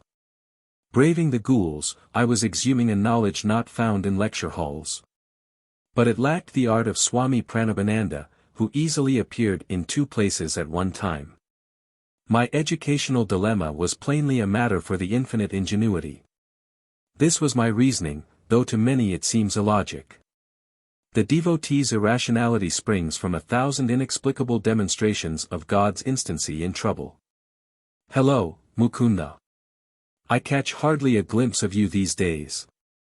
A classmate accosted me one afternoon on Gurpur Road. Hello, Nantu. My invisibility at school has actually placed me there in a decidedly awkward position. I unburdened myself under his friendly gaze. Nantu, who was a brilliant student, laughed heartily. My predicament was not without a comic aspect. You are utterly unprepared for the finals. I suppose it is up to me to help you. The simple words conveyed divine promise to my ears. With alacrity I visited my friend's home. He kindly outlined the solutions to various problems he considered likely to be set by the instructors. These questions are the bait which will catch many trusting boys in the examination trap. Remember my answers, and you will escape without injury. The night was far gone when I departed. Bursting with unseasoned erudition, I devoutly prayed it would remain for the next few critical days. Nantu had coached me in my various subjects but, under press of time, had forgotten my course in Sanskrit. Fervently I reminded God of the oversight. I set out on a short walk the next morning, assimilating my new knowledge to the rhythm of swinging footsteps. As I took a short cut through the weeds of a corner lot, my eye fell on a few loose printed sheets. A triumphant pounce proved them to be Sanskrit verse. I sought out a pundit for aid in my stumbling interpretation. His rich voice filled the air with the edgeless, honeyed beauty of the ancient tongue. 56. These exceptional stanzas cannot possibly be of aid in your Sanskrit test. The scholar dismissed them skeptically. But familiarity with that particular poem enabled me on the following day to pass the Sanskrit examination. Through the discerning help Nantu had given, I also attained the minimum grade for success in all my other subjects. Father was pleased that I had kept my word and concluded my secondary school course. My gratitude sped to the Lord, whose sole guidance I perceived in my visit to Nantu and my walk by the unhabitual route of the debris-filled lot. Playfully he had given a dual expression to his timely design for my rescue. I came across the discarded book whose author had denied God precedence in the examination halls. I could not restrain a chuckle at my own silent comment.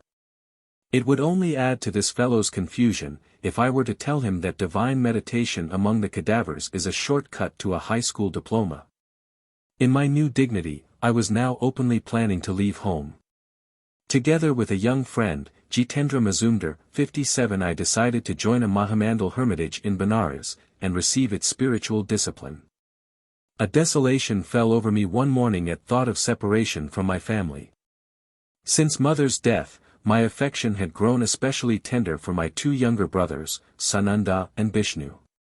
I rushed to my retreat, the little attic which had witnessed so many scenes in my turbulent sadhana. 58 After a 2-hour flood of tears, I felt singularly transformed, as by some alchemical cleanser. All attachment 59 disappeared. My resolution to seek God as the friend of friends set like granite within me. I quickly completed my travel preparations. I make one last plea. Father was distressed as I stood before him for final blessing. Do not forsake me and your grieving brothers and sisters.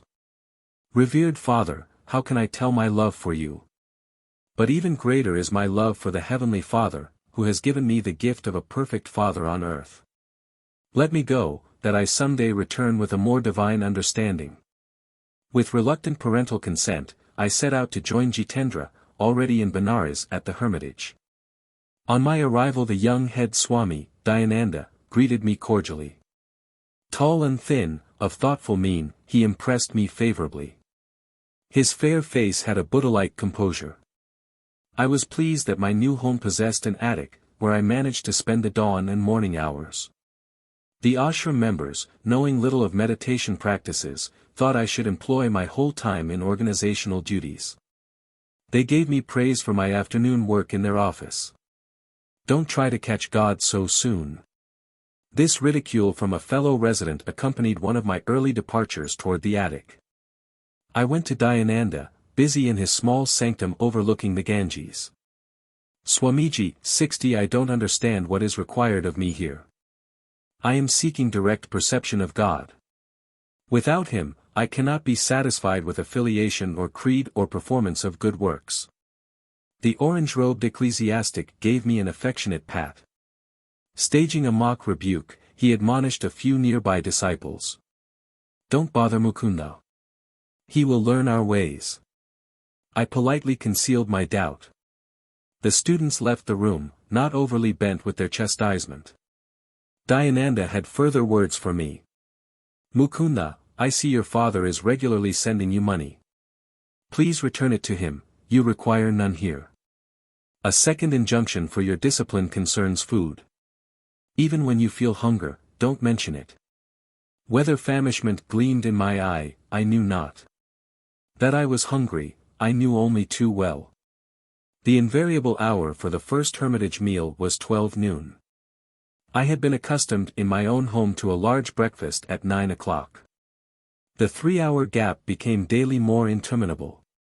Gone were the Calcutta years when I could rebuke the cook for a 10-minute delay.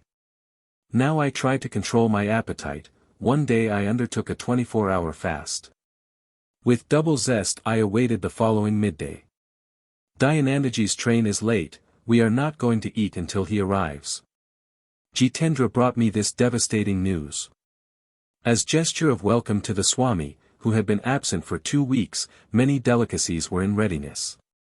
An appetizing aroma filled the air. Nothing else offering, what else could be swallowed except pride over yesterday's achievement of a fast?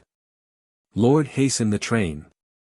The heavenly provider, I thought, was hardly included in the interdiction with which Dayananda had silenced me. Divine attention was elsewhere, however, the plodding clock covered the hours. Darkness was descending as our leader entered the door. My greeting was one of unfeigned joy. Dayanandaji will bathe and meditate before we can serve food. Jitendra approached me again as a bird of ill omen. I was in near collapse. My young stomach, new to deprivation, protested with gnawing vigor. Pictures I had seen of famine victims passed wraith-like before me. The next Benares death from starvation is due at once in this hermitage, I thought. Impending doom averted at 9 o'clock. Ambrosial summons. In memory that meal is vivid as one of life's perfect hours. Intense absorption yet permitted me to observe that Dayananda ate absent-mindedly. He was apparently above my gross pleasures. Swamiji, weren't you hungry? Happily surfeited, I was alone with the leader in his study. Oh yes. I have spent the last 4 days without food or drink. I never eat on trains, filled with the heterogeneous vibrations of worldly people. Strictly I observe the Shastric 61 rules for monks of my particular order. Certain problems of our organizational work lie on my mind. Tonight at home I neglected my dinner. What's the hurry?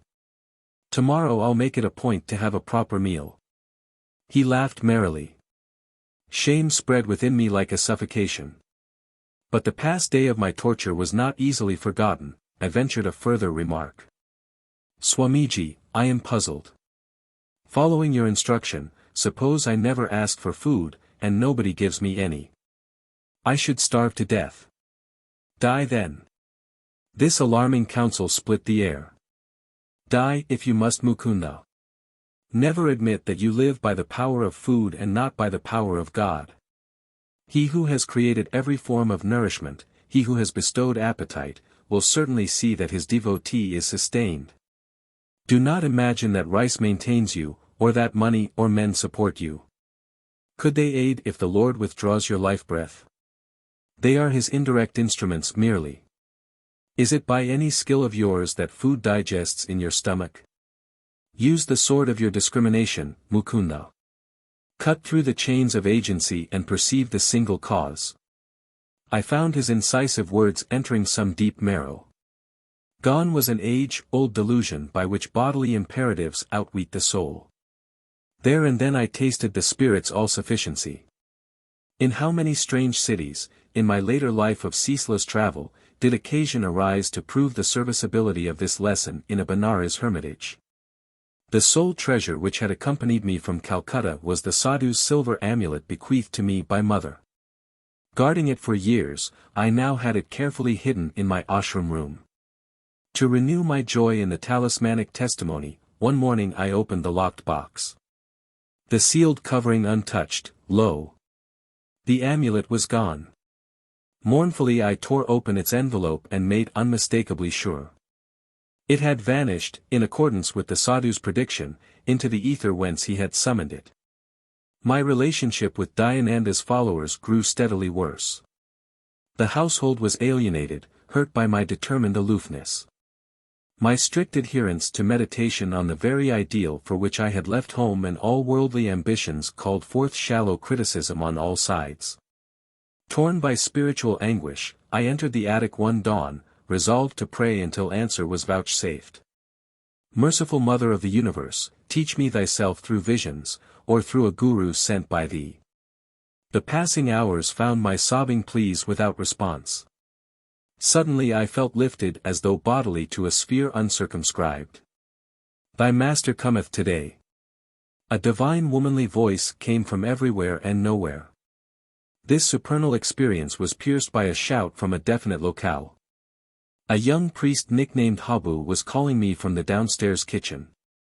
Mukunda, enough of meditation. You are needed for an errand. Another day I might have replied impatiently, now I wiped my tear-swollen face and meekly obeyed the summons. Together Habu and I set out for a distant marketplace in the Bengali section of Benares. The ungentle Indian sun was not yet at zenith as we made our purchases in the bazaars. We pushed our way through the colorful medley of housewives, guides, priests, simply clad widows, dignified Brahmins, and the ubiquitous holy bulls. Passing an inconspicuous lane, I turned my head and surveyed the narrow length. A Christ-like man in the ochre robes of a Swami stood motionless at the end of the road. Instantly and anciently familiar he seemed, my gaze fed hungrily for a trice. Then doubt assailed me.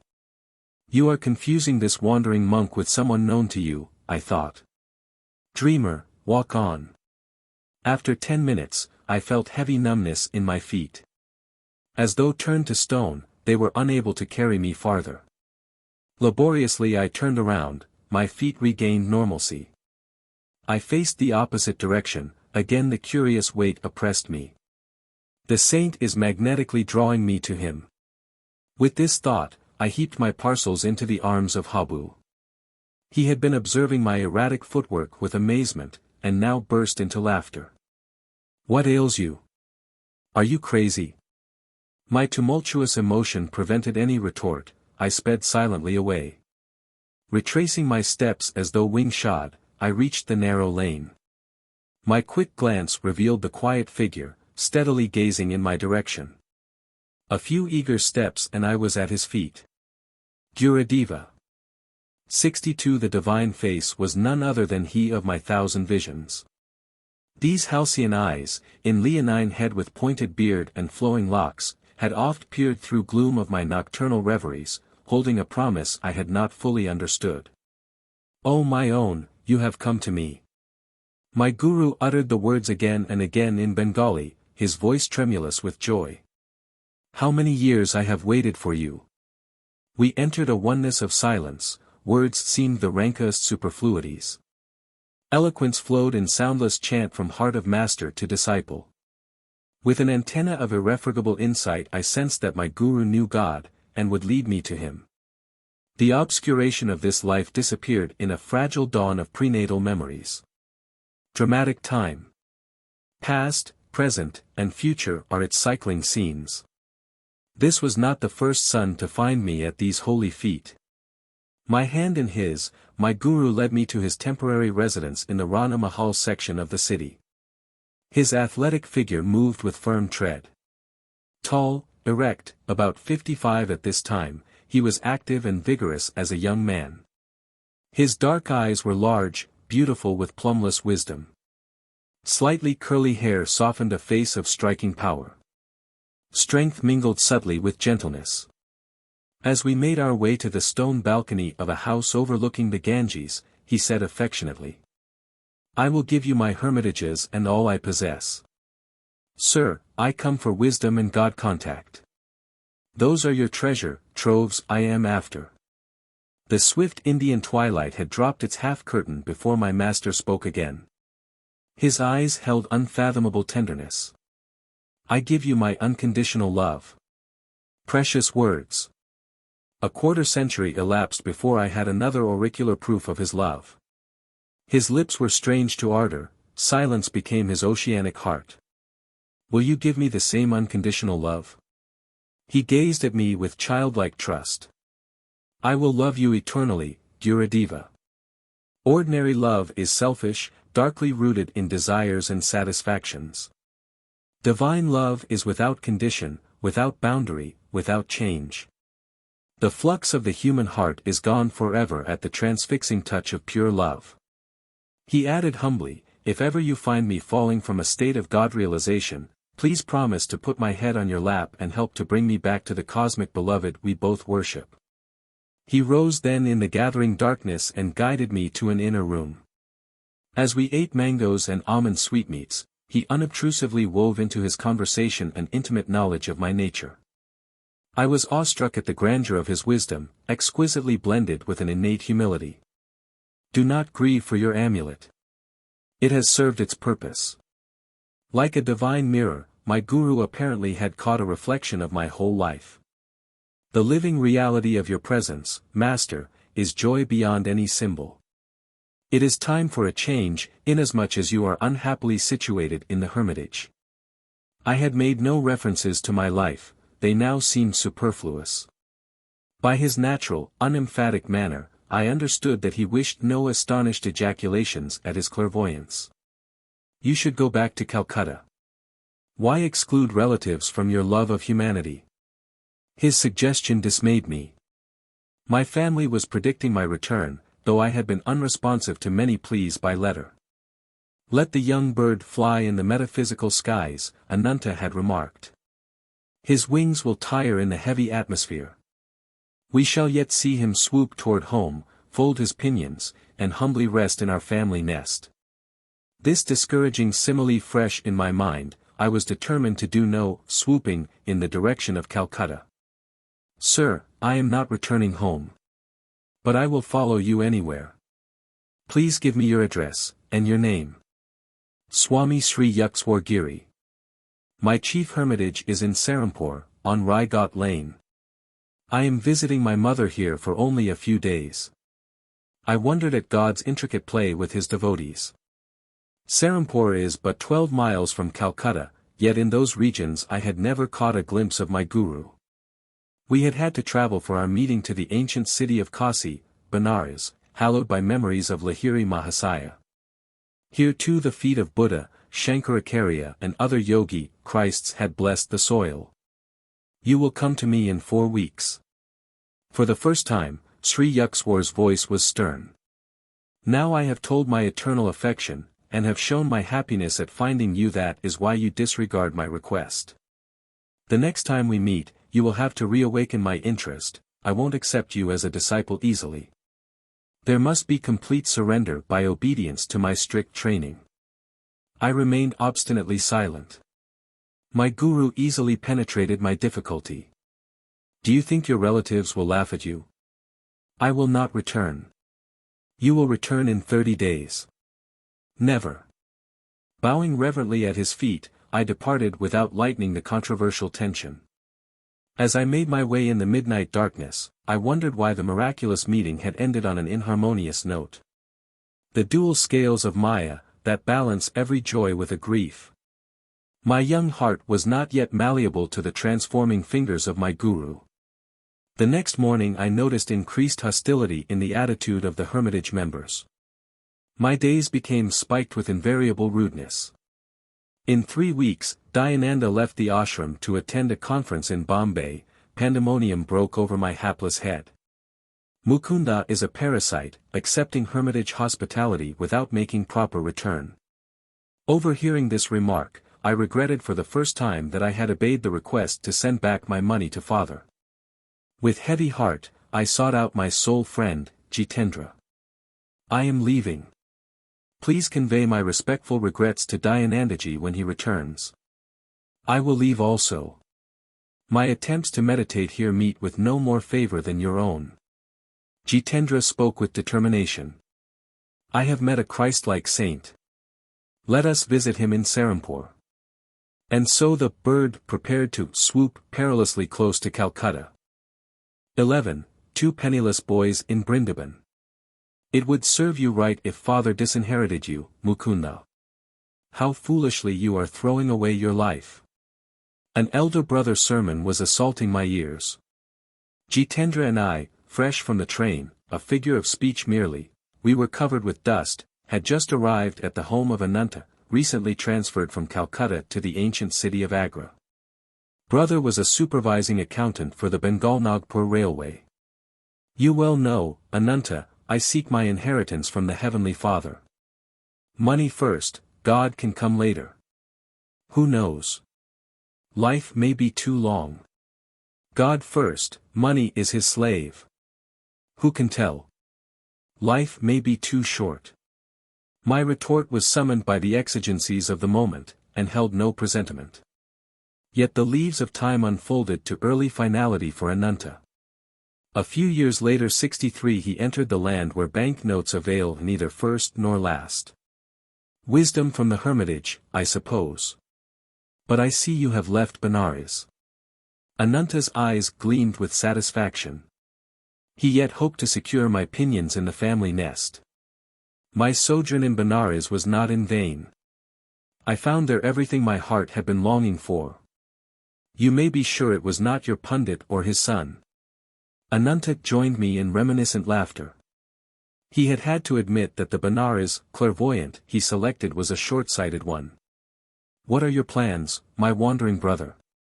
Jitendra persuaded me to Agra. We shall view the beauties of the Taj Mahal 64 here, I explained. Then we are going to my newly found guru, who has a hermitage in Serampore. Ananta hospitably arranged for our comfort. Several times during the evening I noticed his eyes fixed on me reflectively. I know that look. I thought. A plot is brewing. The denouement took place during our early breakfast. So you feel quite independent of father's wealth. Ananta's gaze was innocent as he resumed the barbs of yesterday's conversation. I am conscious of my dependence on God. Words are cheap. Life has shielded you thus far. What a plight if you were forced to look to the invisible hand for your food and shelter. You would soon be begging on the streets. Never. I would not put faith in passers-by rather than God. He can devise for his devotee 1,000 resources besides the begging bowl. More rhetoric. Suppose I suggest that your vaunted philosophy be put to a test in this tangible world? I would agree. Do you confine God to a speculative world? We shall see. Today you shall have opportunity either to enlarge or to confirm my own views. Ananta paused for a dramatic moment, then spoke slowly and seriously. I propose that I send you and your fellow disciple Jitendra this morning to the nearby city of Brindaban. You must not take a single rupee, you must not beg either for food or money, you must not reveal your predicament to anyone. You must not go without your meals, and you must not be stranded in Brindaban.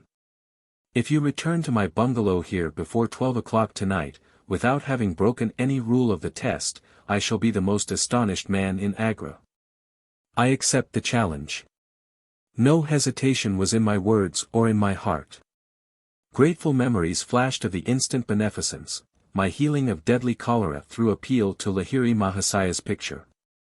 The playful gift of the 2 kites on the Lahore roof with Uma, the opportune amulet amidst my discouragement, the decisive message through the unknown Benares sadhu outside the compound of the pundit's home.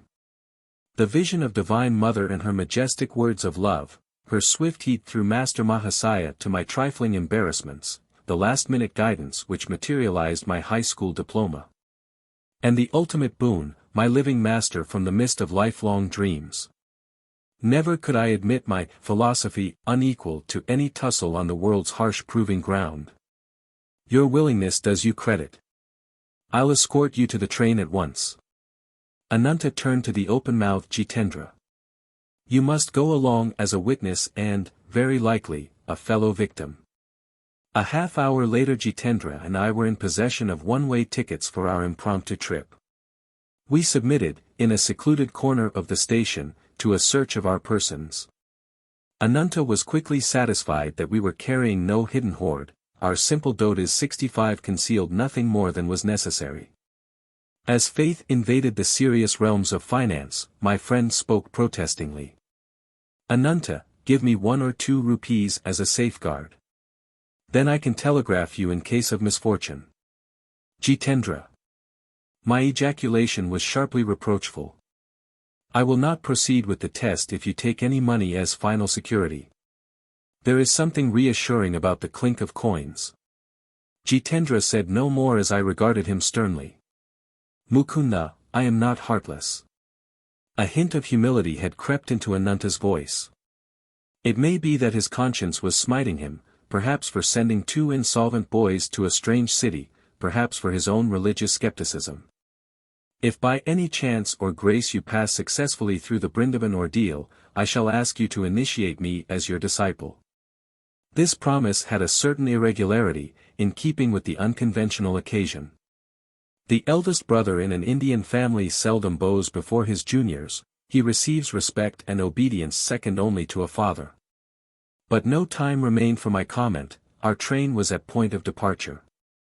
Jitendra maintained a lugubrious silence as our train covered the miles. Finally he bestirred himself, leaning over, he pinched me painfully at an awkward spot. I see no sign that God is going to supply our next meal. Be quiet, doubting Thomas, the Lord is working with us. Can you also arrange that he hurry? Already I am famished merely at the prospect before us. I left Benares to view the Taj's mausoleum, not to enter my own.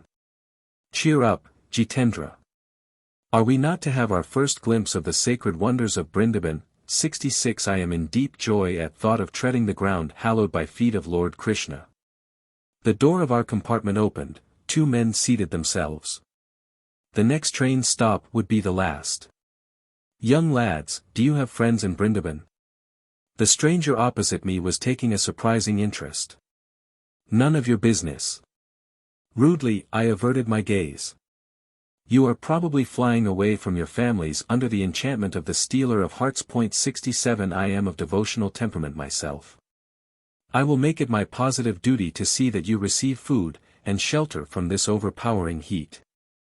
No, sir, let us alone. You are very kind, but you are mistaken in judging us to be truants from home. No further conversation ensued, the train came to a halt. As Jitendra and I descended to the platform, our chance companions linked arms with us and summoned a horse cab. We alit before a stately hermitage, set amidst the evergreen trees of well-kept grounds. Our benefactors were evidently known here. A smiling lad led us without comment to a parlor. We were soon joined by an elderly woman of dignified bearing. Gauri Ma, the princes could not come. One of the men addressed the ashram hostess. At the last moment their plans went awry. They send deep regrets. But we have brought 2 other guests. As soon as we met on the train, I felt drawn to them as devotees of Lord Krishna. Goodbye, young friends. Our 2 acquaintances walked to the door. We shall meet again, if God be willing. You are welcome here. Gauri Ma smiled in motherly fashion on her 2 unexpected charges. You could not have come on a better day.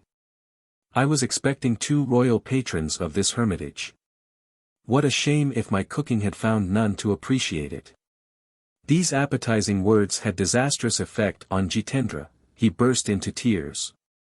The prospect he had feared in Brindaban was turning out as royal entertainment. His sudden mental adjustment proved too much for him. Our hostess looked at him with curiosity, but without remark, perhaps she was familiar with adolescent quirks. Lunch was announced. Gauri Ma led the way to a dining patio, spicy with savory odors. She vanished into an adjoining kitchen. I had been premeditating this moment. Selecting the appropriate spot on Jitendra's anatomy, I administered a pinch as resounding as the one he had given me on the train. Doubting Thomas, the Lord works in a hurry, too. The hostess re-entered with a punkah. She steadily fanned us in the oriental fashion as we squatted on ornate blanket seats. Ashram disciples passed to and fro with some 30 courses. Rather than meal, the description can only be sumptuous repast. Since arriving on this planet, Jitendra and I had never before tasted such delicacies. Dishes fit for princes indeed, honored mother. What your royal patrons could have found more urgent than attending this banquet, I cannot imagine. You have given us a memory for a lifetime. Silenced as we were by Ananta's requirement, we could not explain to the gracious lady that our thanks held a double significance. Our sincerity at least was patent. We departed with her blessing and an attractive invitation to revisit the hermitage. The heat outdoors was merciless. My friend and I made for the shelter of a lordly kadamba tree at the ashram gate. Sharp words followed. Once again Jitendra was beset with misgivings. A fine mess you have got me into. Our luncheon was only accidental good fortune. How can we see the sights of this city, without a single pièce between us? And how on earth are you going to take me back to Ananta's? You forget God quickly, now that your stomach is filled. My words, not bitter, were accusatory. How short is human memory for divine favors. No man lives who has not seen certain of his prayers granted. I am not likely to forget my folly in venturing out with a madcap like you. Be quiet, Jitendra. The same Lord who fed us will show us Brindaban, and return us to Agra. A slight young man of pleasing countenance approached at rapid pace. Halting under our tree, he bowed before me. Dear friend, you and your companion must be strangers here. Permit me to be your host and guide. It is scarcely possible for an Indian to pale, but Jitendra's face was suddenly sickly. I politely declined the offer. You are surely not banishing me. The stranger's alarm would have been comic in any other circumstances. Why not? You are my guru. His eyes sought mine trustfully. During my midday devotions, the blessed Lord Krishna appeared in a vision. He showed me 2 forsaken figures under this very tree. One face was yours, my master. Often have I seen it in meditation. What joy if you accept my humble services. I too am glad you have found me. Neither God nor man has forsaken us. Though I was motionless, smiling at the eager face before me, an inward obeisance cast me at the divine feet. Dear friends, will you not honor my home for a visit? You are kind, but the plan is unfeasible. Already we are guests of my brother in Agra. At least give me memories of touring Brindaban with you. I gladly consented.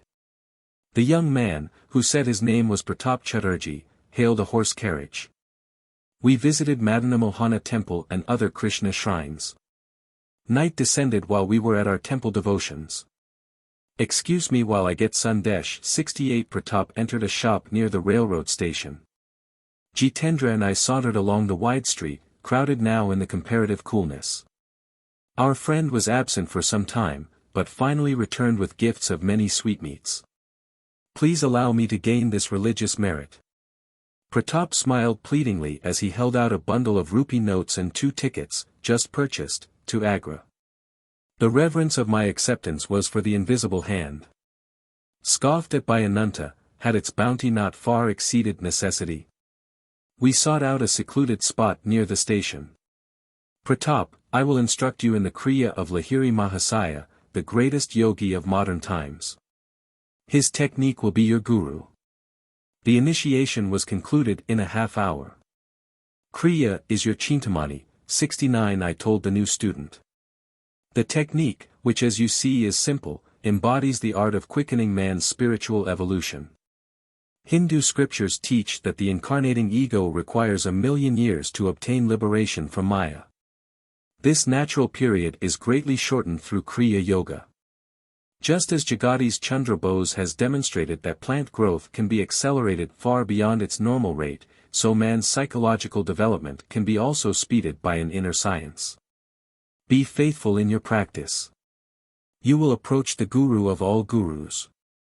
I am transported to find this yogic key, long sought. Pratap spoke thoughtfully. Its unshackling effect on my sensory bonds will free me for higher spheres.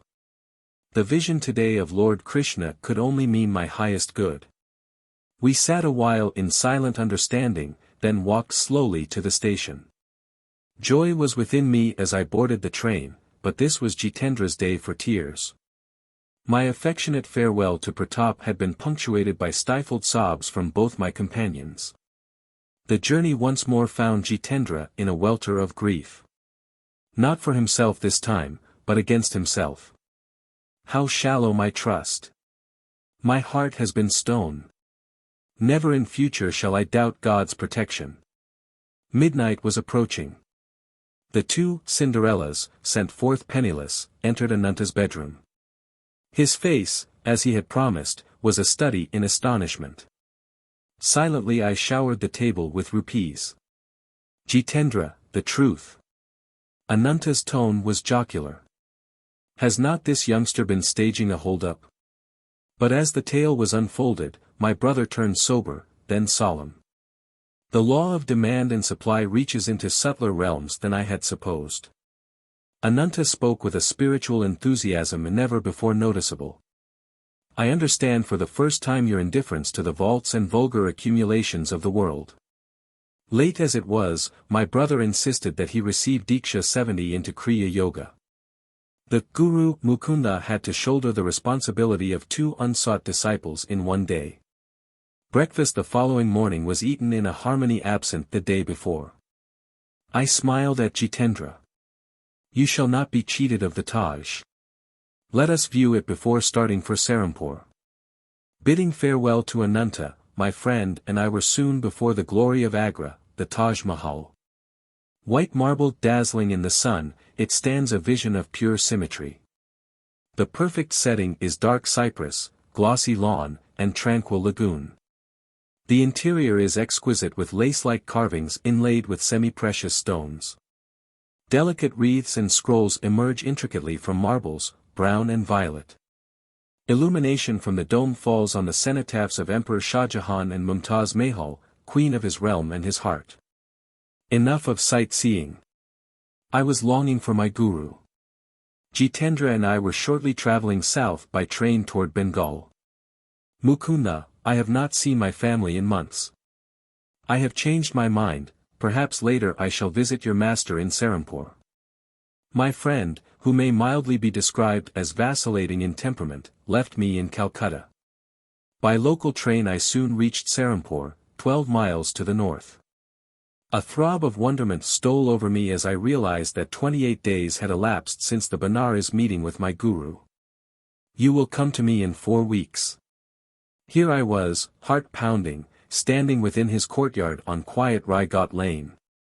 I entered for the first time the hermitage where I was to spend the best part of the next 10 years with India's Jayanavatar, incarnation of wisdom. 12 years in my master's hermitage. You have come. Sri Yukteswar greeted me from a tiger skin on the floor of a balconied sitting room. His voice was cold, his manner unemotional. Yes, dear master, I am here to follow you. Kneeling, I touched his feet. How can that be? You ignore my wishes. No longer, Guruji. Your wish shall be my law. That is better. Now I can assume responsibility for your life. I willingly transfer the burden, master. My first request, then, is that you return home to your family. I want you to enter college in Calcutta. Your education should be continued. Very well, sir. I hid my consternation. Would importunate books pursue me down the years? First father, now Sri Yukteswar. Someday you will go to the West. Its people will lend ears more receptive to India's ancient wisdom if the strange Hindu teacher has a university degree. You know best, Guruji. My gloom departed. The reference to the West I found puzzling, remote, but my opportunity to please Master by obedience was vitally immediate. You will be near in Calcutta, come here whenever you find time. Every day if possible, Master. Gratefully I accept your authority in every detail of my life on one condition. Yes. That you promise to reveal God to me. An hour-long verbal tussle ensued. A master's word cannot be falsified, it is not lightly given.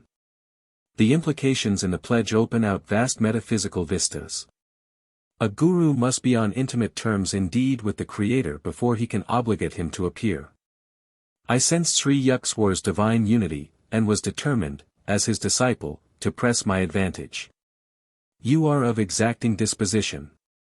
Then Master's consent rang out with compassionate finality. Let your wish be my wish. Lifelong shadow lifted from my heart, the vague search, hither and yon, was over. I had found eternal shelter in a true guru. Come, I will show you the hermitage. Master rose from his tiger mat. I glanced about me. My gaze fell with astonishment on a wall picture, garlanded with a spray of jasmine. Lahiri Mahasaya. Yes, my divine guru. Sri Yukteswar's tone was reverently vibrant. Greater he was, as man and yogi, than any other teacher whose life came within the range of my investigations. Silently I bowed before the familiar picture. Sole homage sped to the peerless Master who, blessing my infancy, had guided my steps to this hour. Led by my guru, I strolled over the house and its grounds. Large, ancient and well-built, the hermitage was surrounded by a massive, pillared courtyard. Outer walls were moss-covered, pigeons fluttered over the flat grey roof, unceremoniously sharing the ashram quarters. A rear garden was pleasant with jackfruit, mango, and plantain trees. Balustrade balconies of upper rooms in the two-storied building faced the courtyard from three sides. A spacious ground-floor hall, with high ceilings supported by colonnades, was used, Master said, chiefly during the annual festivities of Durga Puja. 71. A narrow stairway led to Sri Yukteswar's sitting room, whose small balcony overlooked the street. The ashram was plainly furnished, everything was simple, clean, and utilitarian. Several Western-style chairs, benches, and tables were in evidence. Master invited me to stay overnight. A supper of vegetable curry was served by two young disciples who were receiving hermitage training. Guruji, please tell me something of your life. I was squatting on a straw mat near his tiger skin. The friendly stars were very close, it seemed, beyond the balcony. My family name was Priya Nath Kaur. I was born 72 here in Serampore, where father was a wealthy businessman. He left me this ancestral mansion, now my hermitage. My formal schooling was little, I found it slow and shallow. In early manhood, I undertook the responsibilities of a householder, and have one daughter, now married. My middle life was blessed with the guidance of Lahiri Mahasaya. After my wife died, I joined the Swami order and received the new name of Sri Yukteswar Giri. 73. Such are my simple annals. Master smiled at my eager face. Like all biographical sketches, his words had given the outward facts without revealing the inner man. Guruji, I would like to hear some stories of your childhood. I will tell you a few, each one with a moral. Sri Yukteswar's eyes twinkled with his warning. My mother once tried to frighten me with an appalling story of a ghost in a dark chamber. I went there immediately, and expressed my disappointment at having missed the ghost. Mother never told me another horror tale. Moral: look fear in the face and it will cease to trouble you. Another early memory is my wish for an ugly dog belonging to a neighbor. I kept my household in turmoil for weeks to get that dog. My ears were deaf to offers of pets with more prepossessing appearance. Moral: attachment is blinding, it lends an imaginary halo of attractiveness to the object of desire. A third story concerns the plasticity of the youthful mind. I heard my mother remark occasionally, a man who accepts a job under anyone is a slave. That impression became so indelibly fixed that even after my marriage I refused all positions. I met expenses by investing my family endowment in land. Moral: good and positive suggestions should instruct the sensitive ears of children. Their early ideas long remain sharply etched. Master fell into tranquil silence. Around midnight he led me to a narrow cot. Sleep was sound and sweet the first night under my guru's roof. Sri Yukteswar chose the following morning to grant me his Kriya Yoga initiation. The technique I had already received from 2 disciples of Lahiri Mahasaya father and my tutor, Swami Kebalananda, but in Master's presence I felt transforming power. At his touch, a great light broke upon my being, like glory of countless suns blazing together. A flood of ineffable bliss, overwhelming my heart to an innermost core, continued during the following day. It was late that afternoon before I could bring myself to leave the hermitage. You will return in 30 days. As I reached my Calcutta home, the fulfillment of Master's prediction entered with me. None of my relatives made the pointed remarks I had feared about the reappearance of the soaring bird. I climbed to my little attic and bestowed affectionate glances, as though on a living presence. You have witnessed my meditations, and the tears and storms of my sadhana. Now I have reached the harbor of my divine teacher. Son, I am happy for us both. Father and I sat together in the evening calm. You have found your guru, as in miraculous fashion I once found my own. The holy hand of Lahiri Mahasaya is guarding our lives. Your master has proved no inaccessible Himalayan saint, but one nearby. My prayers have been answered, you have not in your search for God been permanently removed from my sight. Father was also pleased that my formal studies would be resumed, he made suitable arrangements. I was enrolled the following day at the Scottish Church College in Calcutta. Happy months sped by. My readers have doubtless made the perspicacious surmise that I was little seen in the college classrooms. The Serampore Hermitage held a lure too irresistible. Master accepted my ubiquitous presence without comment. To my relief, he seldom referred to the halls of learning. Though it was plain to all that I was never cut out for a scholar, I managed to attain minimum passing grades from time to time. Daily life at the ashram flowed smoothly, infrequently varied. My guru awoke before dawn. Lying down, or sometimes sitting on the bed, he entered a state of samadhi. 74 It was simplicity itself to discover when Master had awakened, abrupt halt of stupendous snores. 75 A sigh or two, perhaps a bodily movement. Then a soundless state of breathlessness, he was in deep yogic joy. Breakfast did not follow, first came a long walk by the Ganges. Those morning strolls with my guru, how real and vivid still. In the easy resurrection of memory, I often find myself by his side, the early sun is warming the river. His voice rings out, rich with the authenticity of wisdom. A bath, then the midday meal. Its preparation, according to Master's daily directions, had been the careful task of young disciples. My guru was a vegetarian. Before embracing monkhood, however, he had eaten eggs and fish. His advice to students was to follow any simple diet which proved suited to one's constitution. Master ate little, often rice, colored with turmeric or juice of beets or spinach and lightly sprinkled with buffalo ghee or melted butter.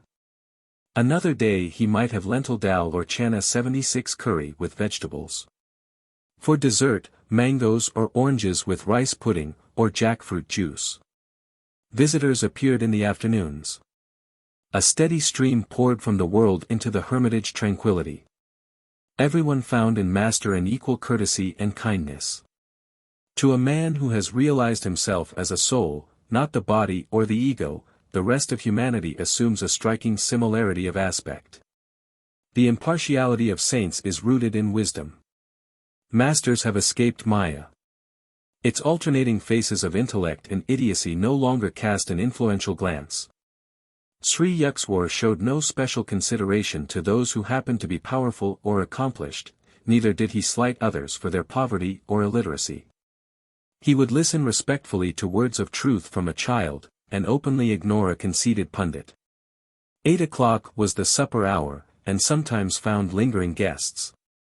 My guru would not excuse himself to eat alone. None left his ashram hungry or dissatisfied.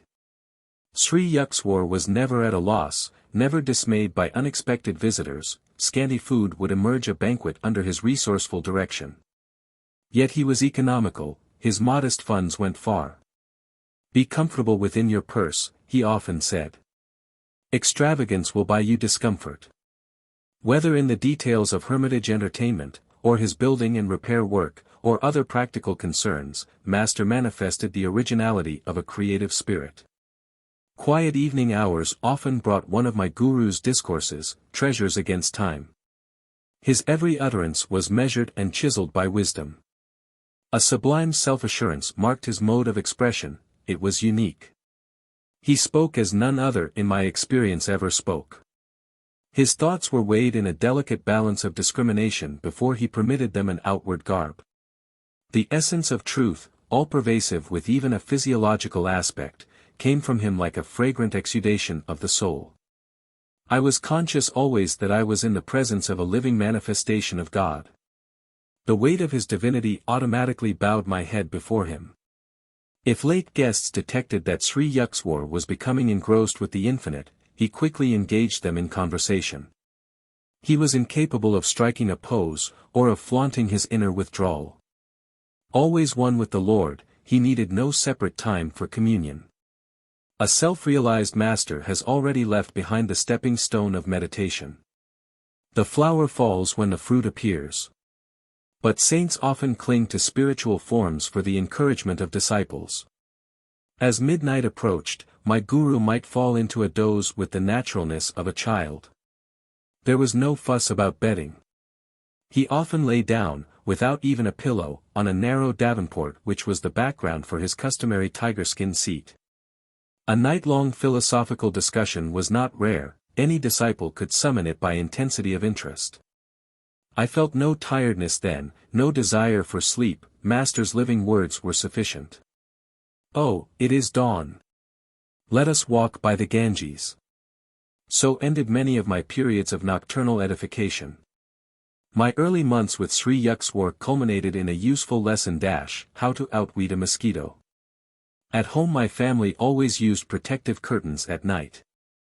I was dismayed to discover that in the Serampore hermitage this prudent custom was honored in the breach. Yet the insects were in full residency, I was bitten from head to foot. My guru took pity on me. Buy yourself a curtain, and also one for me. He laughed and added, if you buy only one, for yourself, all mosquitoes will concentrate on me. I was more than thankful to comply. Every night that I spent in Serampore, my guru would ask me to arrange the bedtime curtains. The mosquitoes one evening were especially virulent. But Master failed to issue his usual instructions. I listened nervously to the anticipatory hum of the insects.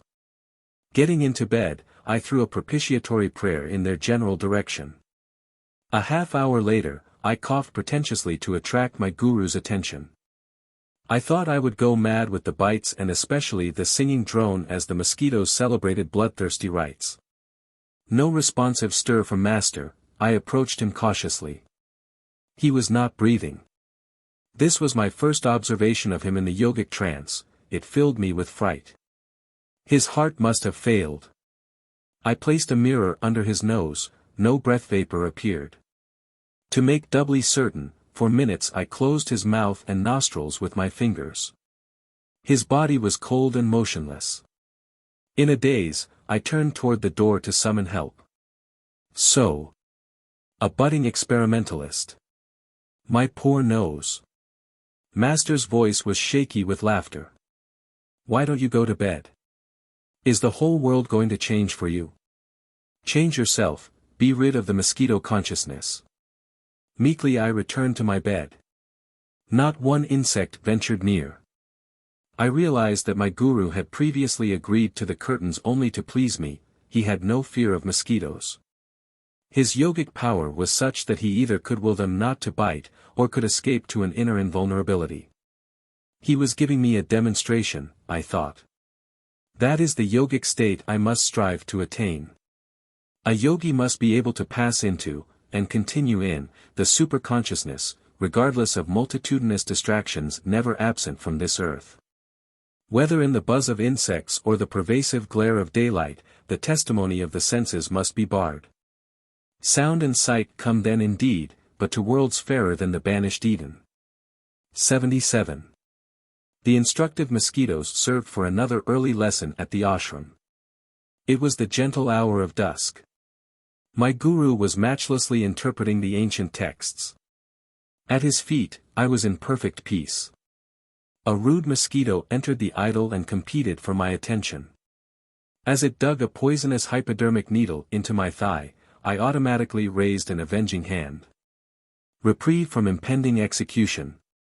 An opportune memory came to me of one of Patanjali's yoga aphorisms that on ahimsa, harmlessness. Why didn't you finish the job? Master. Do you advocate taking life? No, but the death blow already had been struck in your mind. I don't understand. Patanjali's meaning was the removal of desire to kill. Sri Yukteswar had found my mental processes an open book. This world is inconveniently arranged for a literal practice of ahimsa. Man may be compelled to exterminate harmful creatures. He is not under similar compulsion to feel anger or animosity. All forms of life have equal right to the air of Maya. The saint who uncovers the secret of creation will be in harmony with its countless bewildering expressions. All men may approach that understanding who curb the inner passion for destruction. Guruji, should one offer himself a sacrifice rather than kill a wild beast? No, man's body is precious.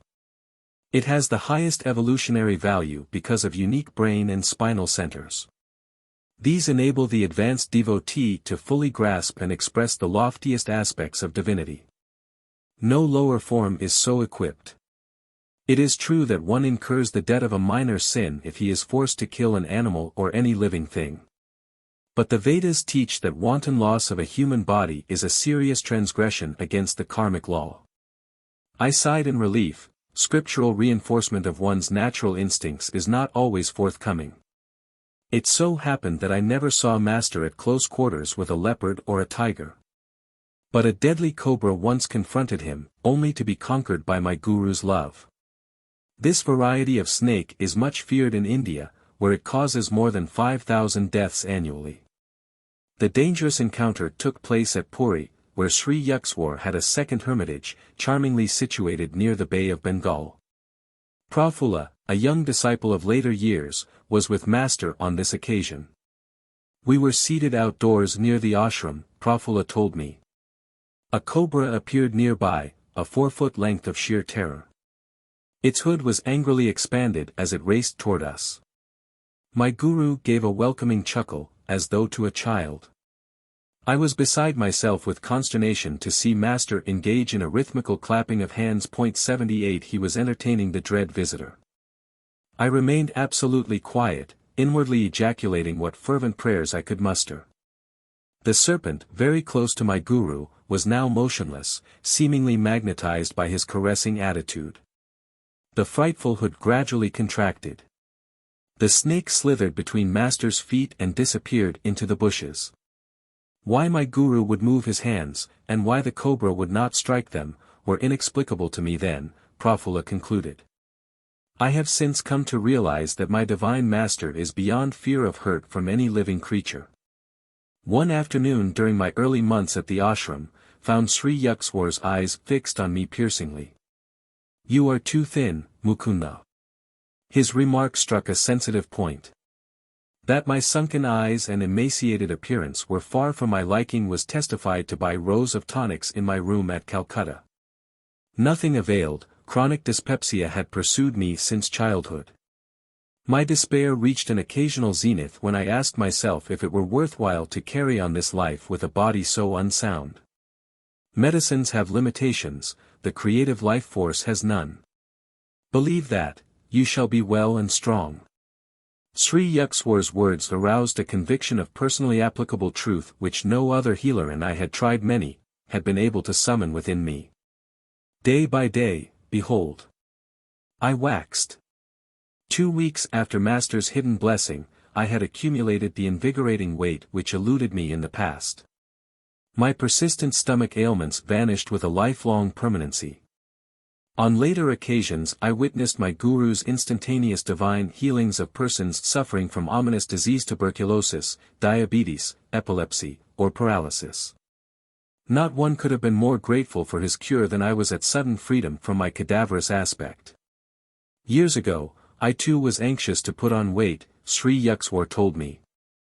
During convalescence after a severe illness, I visited Lahiri Mahasaya in Benares. Sir, I have been very sick and lost many pounds. I see, Yukteswar, 79, you made yourself unwell, and now you think you are thin.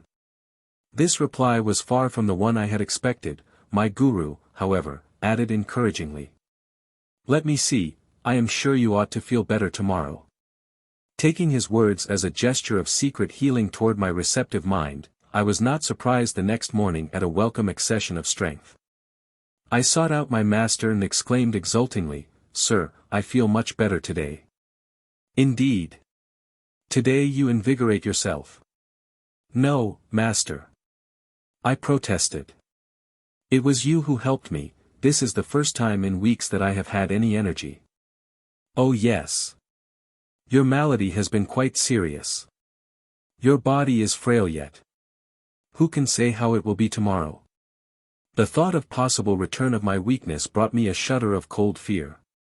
The following morning I could hardly drag myself to Lahiri Mahasaya's home. Sir, I am ailing again. My guru's glance was quizzical. So. Once more you indispose yourself. Gurudiva, I realize now that day by day you have been ridiculing me. My patience was exhausted. I don't understand why you disbelieve my truthful reports. Really, it has been your thoughts that have made you feel alternately weak and strong. My master looked at me affectionately. You have seen how your health has exactly followed your expectations. Thought is a force, even as electricity or gravitation. The human mind is a spark of the almighty consciousness of God. I could show you that whatever your powerful mind believes very intensely would instantly come to pass. Knowing that Lahiri Mahasaya never spoke idly, I addressed him with great awe and gratitude. Master, if I think I am well and have regained my former weight, shall that happen? It is so, even at this moment. My guru spoke gravely, his gaze concentrated on my eyes. Lo! I felt an increase not alone of strength but of weight. Lahiri Mahasaya retreated into silence. After a few hours at his feet, I returned to my mother's home, where I stayed during my visits to Benares. My son. What is the matter? Are you swelling with dropsy? Mother could hardly believe her eyes. My body was now of the same robust dimensions it had possessed before my illness. I weighed myself and found that in one day I had gained 50 pounds, they remained with me permanently. Friends and acquaintances who had seen my thin figure were aghast with wonderment. A number of them changed their mode of life and became disciples of Lahiri Mahasaya as a result of this miracle. My guru, awake in God, knew this world to be nothing but an objectivized dream of the Creator.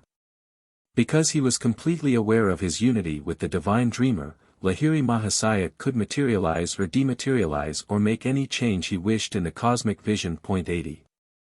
All creation is governed by law, Sri Yukteswar concluded. The ones which manifest in the outer universe, discoverable by scientists, are called natural laws. But there are subtler laws ruling the realms of consciousness which can be known only through the inner science of yoga. The hidden spiritual planes also have their natural and lawful principles of operation. It is not the physical scientist but the fully self-realized master who comprehends the true nature of matter. Thus Christ was able to restore the servant's ear after it had been severed by one of the disciples. 81. Sri Yukteswar was a peerless interpreter of the scriptures. Many of my happiest memories are centered in his discourses. But his jeweled thoughts were not cast into ashes of heedlessness or stupidity. One restless movement of my body, or my slight lapse into absent-mindedness, sufficed to put an abrupt period to Master's exposition. You are not here. Master interrupted himself one afternoon with this disclosure. As usual, he was keeping track of my attention with a devastating immediacy. Guruji. My tone was a protest. I have not stirred, my eyelids have not moved. I can repeat each word you have uttered. Nevertheless you are not fully with me. Your objection forces me to remark that in your mental background you were creating 3 institutions. One was a sylvan retreat on a plain, another on a hilltop, a third by the ocean. Those vaguely formulated thoughts had indeed been present almost subconsciously. I glanced at him apologetically. What can I do with such a master, who penetrates my random musings? You have given me that right. The subtle truths I am expounding cannot be grasped without your complete concentration. Unless necessary I do not invade the seclusion of others' minds. Man has the natural privilege of roaming secretly among his thoughts. The unbidden Lord does not enter there, neither do I venture intrusion. You are ever welcome, Master. Your architectural dreams will materialize later. Now is the time for study.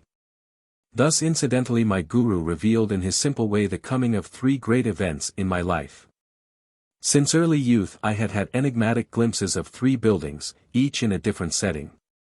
In the exact sequence Sri Yukteswar had indicated, these visions took ultimate form. First came my founding of a boys' yoga school on a Ranchi plain, then my American headquarters on a Los Angeles hilltop, finally a hermitage in Southern California by the vast Pacific. Master never arrogantly asserted, I prophesy that such and such an event shall occur. He would rather hint, don't you think it may happen? But his simple speech hid Vedic power. There was no recanting. Never did his slightly veiled words prove false. Sri Yukteswar was reserved and matter-of-fact in demeanor. There was naught of the vague or daft visionary about him. His feet were firm on the earth, his head in the haven of heaven. Practical people aroused his admiration. Saintliness is not dumbness. Divine perceptions are not incapacitating, he would say.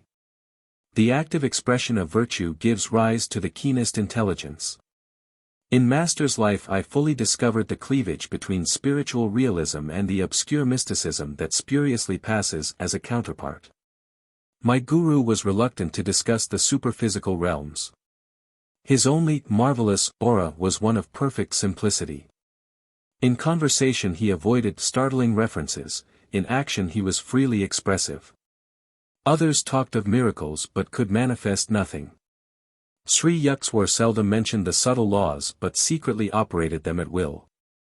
A man of realization does not perform any miracle until he receives an inward sanction, Master explained. God does not wish the secrets of his creation revealed promiscuously. 82 Also, every individual in the world has inalienable right to his free will. A saint will not encroach upon that independence. The silence habitual to Sri Yukteswar was caused by his deep perceptions of the infinite.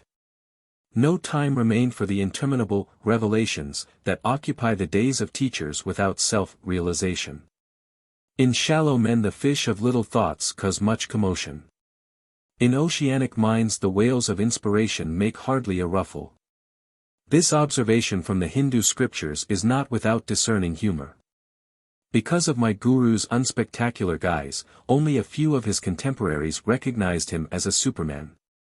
The popular adage, he is a fool that cannot conceal his wisdom, could never be applied to Sri Yukteswar. Though born a mortal like all others, Master had achieved identity with the ruler of time and space. In his life I perceived a godlike unity. He had not found any insuperable obstacle to mergence of human with divine. No such barrier exists, I came to understand, save in man's spiritual unadventurousness. I always thrilled at the touch of Sri Yukteswar's holy feet. Yogis teach that a disciple is spiritually magnetized by reverent contact with a master. A subtle current is generated. The devotee's undesirable habit mechanisms in the brain are often cauterized, the groove of his worldly tendencies beneficially disturbed. Momentarily at least he may find the secret veils of Maya lifting, and glimpse the reality of bliss. My whole body responded with a liberating glow whenever I knelt in the Indian fashion before my guru. Even when Lahiri Mahasaya was silent, Master told me, or when he conversed on other than strictly religious topics, I discovered that nonetheless he had transmitted to me ineffable knowledge. Sri Yukteswar affected me similarly. If I entered the hermitage in a worried or indifferent frame of mind, my attitude imperceptibly changed. A healing calm descended at mere sight of my guru. Every day with him was a new experience in joy, peace, and wisdom. Never did I find him deluded or intoxicated with greed or emotion or anger or any human attachment. The darkness of Maya is silently approaching. Let us hie homeward within. With these words at dusk Master constantly reminded his disciples of their need for Kriya Yoga. A new student occasionally expressed doubts regarding his own worthiness to engage in yoga practice. Forget the past, Sri Yukteswar would console him. The vanished lives of all men are dark with many shames. Human conduct is ever unreliable until anchored in the divine. Everything in future will improve if you are making a spiritual effort now. Master always had young Chellis 83 in his hermitage. Their spiritual and intellectual education was his lifelong interest. Even shortly before he passed on, he accepted for training 2 6-year-old boys and 1 youth of 16. He directed their minds and lives with that careful discipline in which the word disciple is etymologically rooted. The ashram residents loved and revered their guru. A slight clap of his hand sufficed to bring them eagerly to his side. When his mood was silent and withdrawn, no one ventured to speak. When his laugh rang jovially, children looked upon him as their own. Master seldom asked others to render him a personal service, nor would he accept help from a student unless the willingness were sincere. My guru quietly washed his clothes if the disciples overlooked that privileged task. Sri Yukteswar wore the traditional ochre-colored Swami robe. His laceless shoes, in accordance with yogi custom, were of tiger or deer skin. Master spoke fluent English, French, Hindi, and Bengali. His Sanskrit was fair. He patiently instructed his young disciples by certain short-cuts which he had ingeniously devised for the study of English and Sanskrit. Master was cautious of his body, while withholding solicitous attachment. The infinite, he pointed out, properly manifests through physical and mental soundness. He discountenanced any extremes. A disciple once started a long fast. My guru only laughed, "Why not throw the dog a bone?" Sri Yukteswar's health was excellent. I never saw him unwell. 84 He permitted students to consult doctors if it seemed advisable. His purpose was to give respect to the worldly custom. Physicians must carry on their work of healing through God's laws as applied to matter. But he extolled the superiority of mental therapy, and often repeated, "Wisdom is the greatest cleanser. The body is a treacherous friend. Give it its due, no more," he said. Pain and pleasure are transitory. Endure all dualities with calmness, while trying at the same time to remove their hold. Imagination is the door through which disease as well as healing enters. Disbelieve in the reality of sickness even when you are ill. An unrecognized visitor will flee. Master numbered many doctors among his disciples. Those who have ferreted out the physical laws can easily investigate the science of the soul, he told them. A subtle spiritual mechanism is hidden just behind the bodily structure. 85. Sri Yukteswar counseled his students to be living liaisons of Western and Eastern virtues. Himself an executive Occidental in outer habits, inwardly he was the spiritual Oriental. He praised the progressive, resourceful and hygienic habits of the West, and the religious ideals which give a centuried halo to the East. Discipline had not been unknown to me. At home father was strict, Ananta often severe. But Sri Yukteswar's training cannot be described as other than drastic. A perfectionist, my guru was hypercritical of his disciples, whether in matters of moment or in the subtle nuances of behavior. Good manners without sincerity are like a beautiful dead lady, he remarked on suitable occasion. Straightforwardness without civility is like a surgeon's knife, effective but unpleasant. Candor with courtesy is helpful and admirable. Master was apparently satisfied with my spiritual progress, for he seldom referred to it. In other matters my ears were no strangers to reproof. My chief offenses were absent-mindedness, intermittent indulgence in sad moods, non-observance of certain rules of etiquette, and occasional unmethodical ways. Observe how the activities of your father Bhagavati are well organized and balanced in every way, my guru pointed out. The two disciples of Lahiri Mahasaya had met, soon after I began my pilgrimages to Serampore. Father and Sri Yukteswar admiringly evaluated the other's worth. Both had built an inner life of spiritual granite, insoluble against the ages. From transient teachers of my earlier life I had imbibed a few erroneous lessons. A chela, I was told, need not concern himself strenuously over worldly duties. When I had neglected or carelessly performed my tasks, I was not chastised. Human nature finds such instruction very easy of assimilation. Under Master's unsparing rod, however, I soon recovered from the agreeable delusions of irresponsibility. Those who are too good for this world are adorning some other, Sri Yukteswar remarked. So long as you breathe the free air of earth, you are under obligation to render grateful service. He alone who has fully mastered the breathless state 86 is freed from cosmic imperatives. I will not fail to let you know when you have attained the final perfection. My guru could never be bribed, even by love. He showed no leniency to anyone who, like myself, willingly offered to be his disciple. Whether Master and I were surrounded by his students or by strangers, or were alone together, he always spoke plainly and upbraided sharply. No trifling lapse into shallowness or inconsistency escaped his rebuke. This flattening treatment was hard to endure, but my resolve was to allow Sri Yukteswar to iron out each of my psychological kinks. As he labored at this titanic transformation, I shook many times under the weight of his disciplinary hammer. If you don't like my words, you are at liberty to leave at any time, Master assured me. I want nothing from you but your own improvement. Stay only if you feel benefited. For every humbling blow he dealt my vanity, for every tooth in my metaphorical jaw he knocked loose with stunning aim, I am grateful beyond any facility of expression. The hard core of human egotism is hardly to be dislodged except rudely. With its departure, the divine finds at last an unobstructed channel. In vain it seeks to percolate through flinty hearts of selfishness. Sri Yukteswar's wisdom was so penetrating that, heedless of remarks, he often replied to one's unspoken observation. What a person imagines he hears, and what the speaker has really implied, may be poles apart, he said. Try to feel the thoughts behind the confusion of men's verbiage. But divine insight is painful to worldly ears. Master was not popular with superficial students. The wise, always few in number, deeply revered him. I dare say Sri Yukteswar would have been the most sought after guru in India had his words not been so candid and so censorious.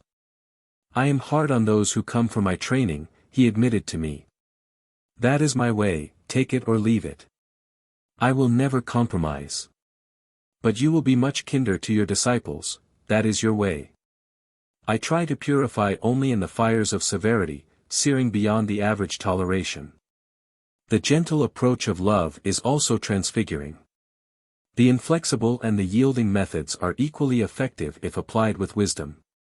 You will go to foreign lands, where blunt assaults on the ego are not appreciated. A teacher could not spread India's message in the West without an ample fund of accommodative patience and forbearance. I refuse to state the amount of truth I later came to find in Master's words. Though Sri Yukteswar's undissembling speech prevented a large following during his years on earth, nevertheless his living spirit manifests today over the world, through sincere students of his Kriya Yoga and other teachings. He has further dominion in men's souls than ever Alexander dreamed of in the soil. Father arrived one day to pay his respects to Sri Yukteswar. My parent expected, very likely, to hear some words in my praise. He was shocked to be given a long account of my imperfections. It was Master's practice to recount simple, negligible shortcomings with an air of portentous gravity. Father rushed to see me. From your guru's remarks I thought to find you a complete wreck. My parent was between tears and laughter. The only cause of Sri Yukteswar's displeasure at the time was that I had been trying, against his gentle hint, to convert a certain man to the spiritual path. With indignant speed I sought out my guru. He received me with downcast eyes, as though conscious of guilt. It was the only time I ever saw the divine lion meek before me. The unique moment was savored to the full. "Sir, why did you judge me so mercilessly before my astounded father? Was that just? I will not do it again." Master's tone was apologetic. Instantly I was disarmed. How readily the great man admitted his fault. Though he never again upset father's peace of mind, Master relentlessly continued to dissect me whenever and wherever he chose. New disciples often joined Sri Yukteswar in exhaustive criticism of others. Wise like the guru. Models of flawless discrimination. But he who takes the offensive must not be defenseless. The same carping students fled precipitately as soon as Master publicly unloosed in their direction a few shafts from his analytical quiver. Tender inner weaknesses, revolting at mild touches of censure, are like diseased parts of the body, recoiling before even delicate handling. This was Sri Yukteswar's amused comment on the flighty ones. There are disciples who seek a guru made in their own image. Such students often complained that they did not understand Sri Yukteswar. "Neither do you comprehend God," I retorted on one occasion. "When a saint is clear to you, you will be one. Among the trillion mysteries, breathing every second the inexplicable air, who may venture to ask that the fathomless nature of a master be instantly grasped?" Students came, and generally went. Those who craved a path of oily sympathy and comfortable recognitions did not find it at the hermitage. Master offered shelter and shepherding for the eons, but many disciples miserly demanded ego balm as well. They departed, preferring life's countless humiliations before any humility. Master's blazing rays, the open penetrating sunshine of his wisdom, were too powerful for their spiritual sickness. They sought some lesser teacher who, shading them with flattery, permitted the fitful sleep of ignorance. During my early months with Master, I had experienced a sensitive fear of his reprimands. These were reserved, I soon saw, for disciples who had asked for his verbal vivisection. If any writhing student made a protest, Sri Yukteswar would become unoffendedly silent. His words were never wrathful, but impersonal with wisdom. Master's insight was not for the unprepared ears of casual visitors. He seldom remarked on their defects, even if conspicuous. But toward students who sought his counsel, Sri Yukteswar felt a serious responsibility. Brave indeed is the guru who undertakes to transform the crude or of ego-permeated humanity. A saint's courage roots in his compassion for the stumbling eyeless of this world. When I had abandoned underlying resentment, I found a marked decrease in my chastisement. In a very subtle way, Master melted into comparative clemency. In time I demolished every wall of rationalization and subconscious reservation behind which the human personality generally shields itself. 87 The reward was an effortless harmony with my guru. I discovered him then to be trusting, considerate, and silently loving. Undemonstrative, however, he bestowed no word of affection. My own temperament is principally devotional. It was disconcerting at first to find that my guru, saturated with jnana but seemingly dry of bhakti, 88 expressed himself only in terms of cold spiritual mathematics. But as I tuned myself to his nature, I discovered no diminution but rather increase in my devotional approach to God.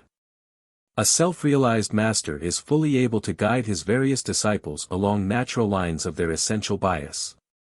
My relationship with Sri Yukteswar, somewhat inarticulate, nonetheless possessed all eloquence.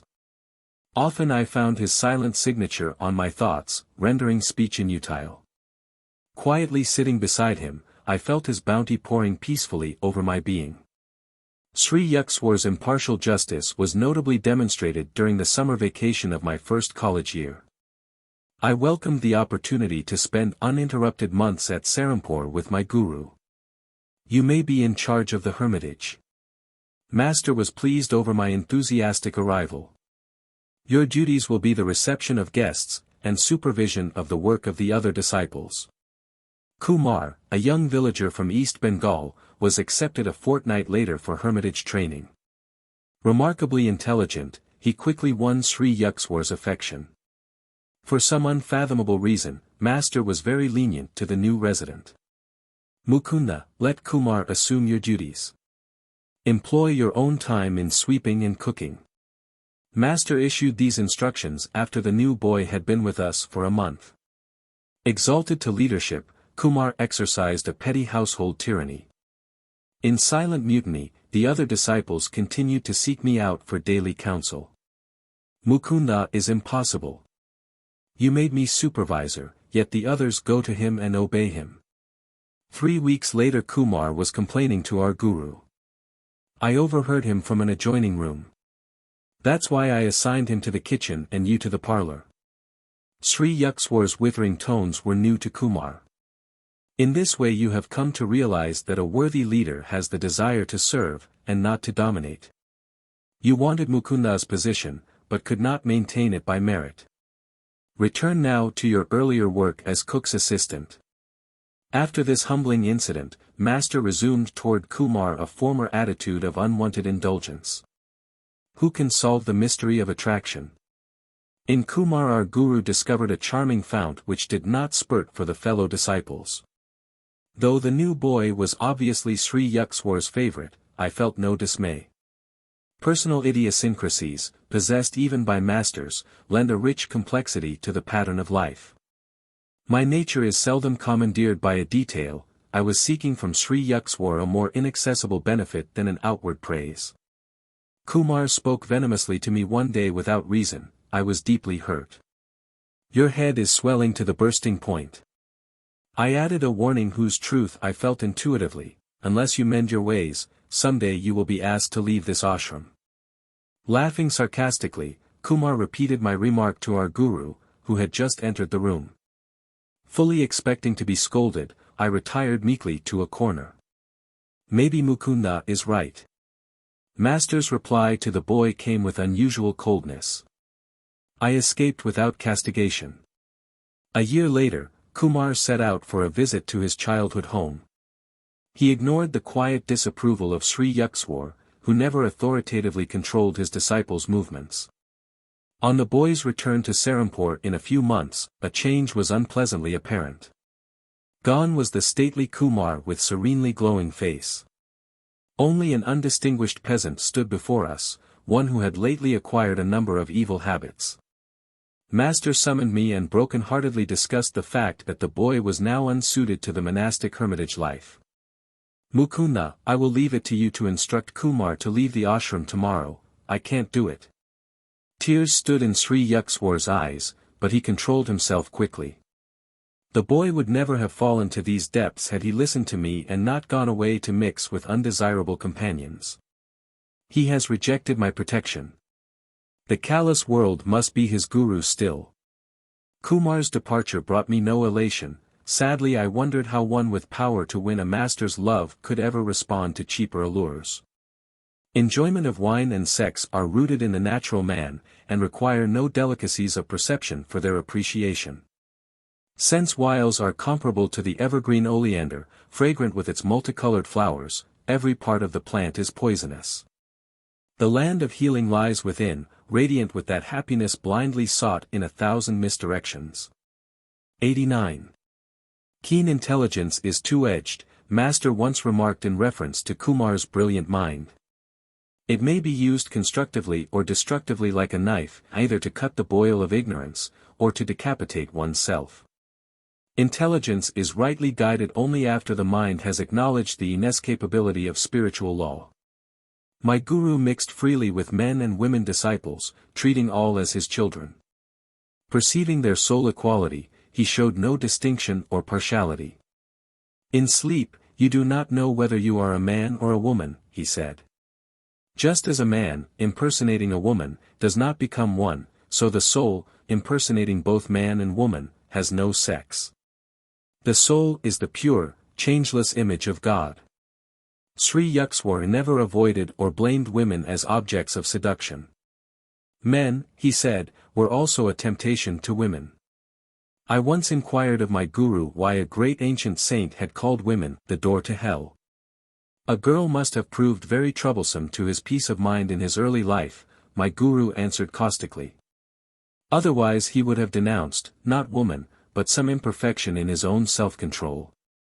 If a visitor dared to relate a suggestive story in the hermitage, Master would maintain an unresponsive silence. Do not allow yourself to be thrashed by the provoking whip of a beautiful face, he told the disciples. How can sent slaves enjoy the world? Its subtle flavors escape them while they grovel in primal mud. All nice discriminations are lost to the man of elemental lusts.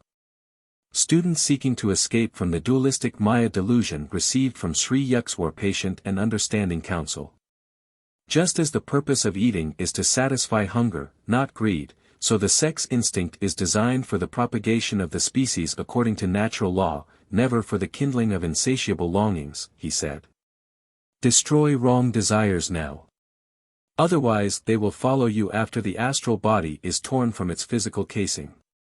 Even when the flesh is weak, the mind should be constantly resistant. If temptation assails you with cruel force, overcome it by impersonal analysis and indomitable will. Every natural passion can be mastered. Conserve your powers. Be like the capacious ocean, absorbing within all the tributary rivers of the senses.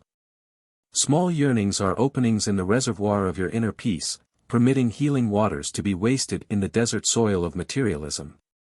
The forceful activating impulse of wrong desire is the greatest enemy to the happiness of man. Roam in the world as a lion of self-control, see that the frogs of weakness don't kick you around. The devotee is finally freed from all instinctive compulsions. He transforms his need for human affection into aspiration for God alone, a love solitary because omnipresent. Sri Yukteswar's mother lived in the Rana Mahal district of Benares where I had first visited my guru. Gracious and kindly, she was yet a woman of very decided opinions. I stood on her balcony one day and watched mother and son talking together. In his quiet, sensible way, Master was trying to convince her about something. He was apparently unsuccessful, for she shook her head with great vigor. Nay, nay, my son, go away now. Your wise words are not for me. I am not your disciple. Sri Yukteswar backed away without further argument, like a scolded child. I was touched at his great respect for his mother even in her unreasonable moods. She saw him only as her little boy, not as a sage. There was a charm about the trifling incident.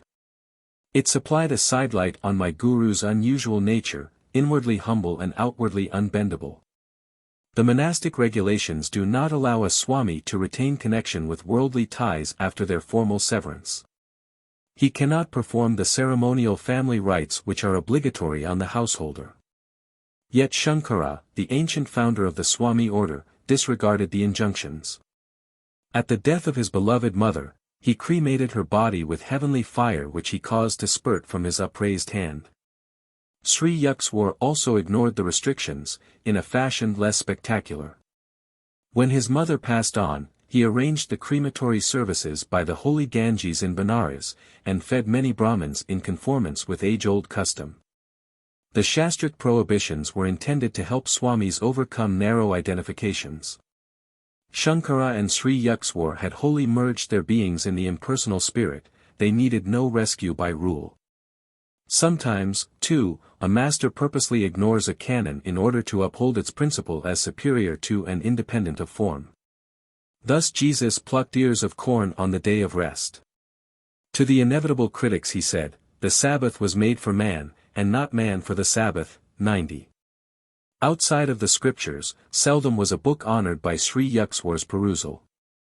Yet he was invariably acquainted with the latest scientific discoveries and other advancements of knowledge. A brilliant conversationalist, he enjoyed an exchange of views on countless topics with his guests. My guru's ready wit and rollicking laugh enlivened every discussion. Often grave, Master was never gloomy. To seek the Lord, one need not disfigure his face, he would remark. Remember that finding God will mean the funeral of all sorrows. Among the philosophers, professors, lawyers and scientists who came to the hermitage, a number arrived for their first visit with the expectation of meeting an orthodox religionist. A supercilious smile or a glance of amused tolerance occasionally betrayed that the newcomers anticipated nothing more than a few pious platitudes.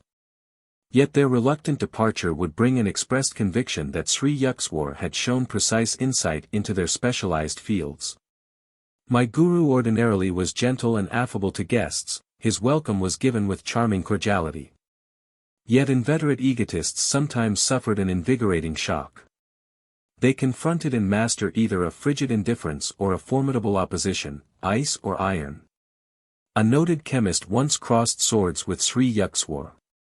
The visitor would not admit the existence of God, inasmuch as science has devised no means of detecting him. So you have inexplicably failed to isolate the supreme power in your test tubes. Master's gaze was stern.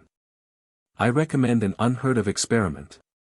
Examine your thoughts unremittingly for 24 hours. Then wonder no longer at God's absence. A celebrated pundit received a similar jolt. With ostentatious zeal, the scholars shook the ashram rafters with scriptural lore. Resounding passages poured from the Mahabharata, the Upanishads, 91 the Bhasayas 92 of Shankara. I am waiting to hear you. Sri Yukteswar's tone was inquiring, as though utter silence had reigned. The pundit was puzzled. Quotations there have been, in superabundance. Master's words convulsed me with mirth, as I squatted in my corner, at a respectful distance from the visitor. But what original commentary can you supply, from the uniqueness of your particular life? What holy text have you absorbed and made your own? In what ways have these timeless truths renovated your nature? Are you content to be a hollow Victrola, mechanically repeating the words of other men? I give up. The scholar's chagrin was comical. I have no inner realization.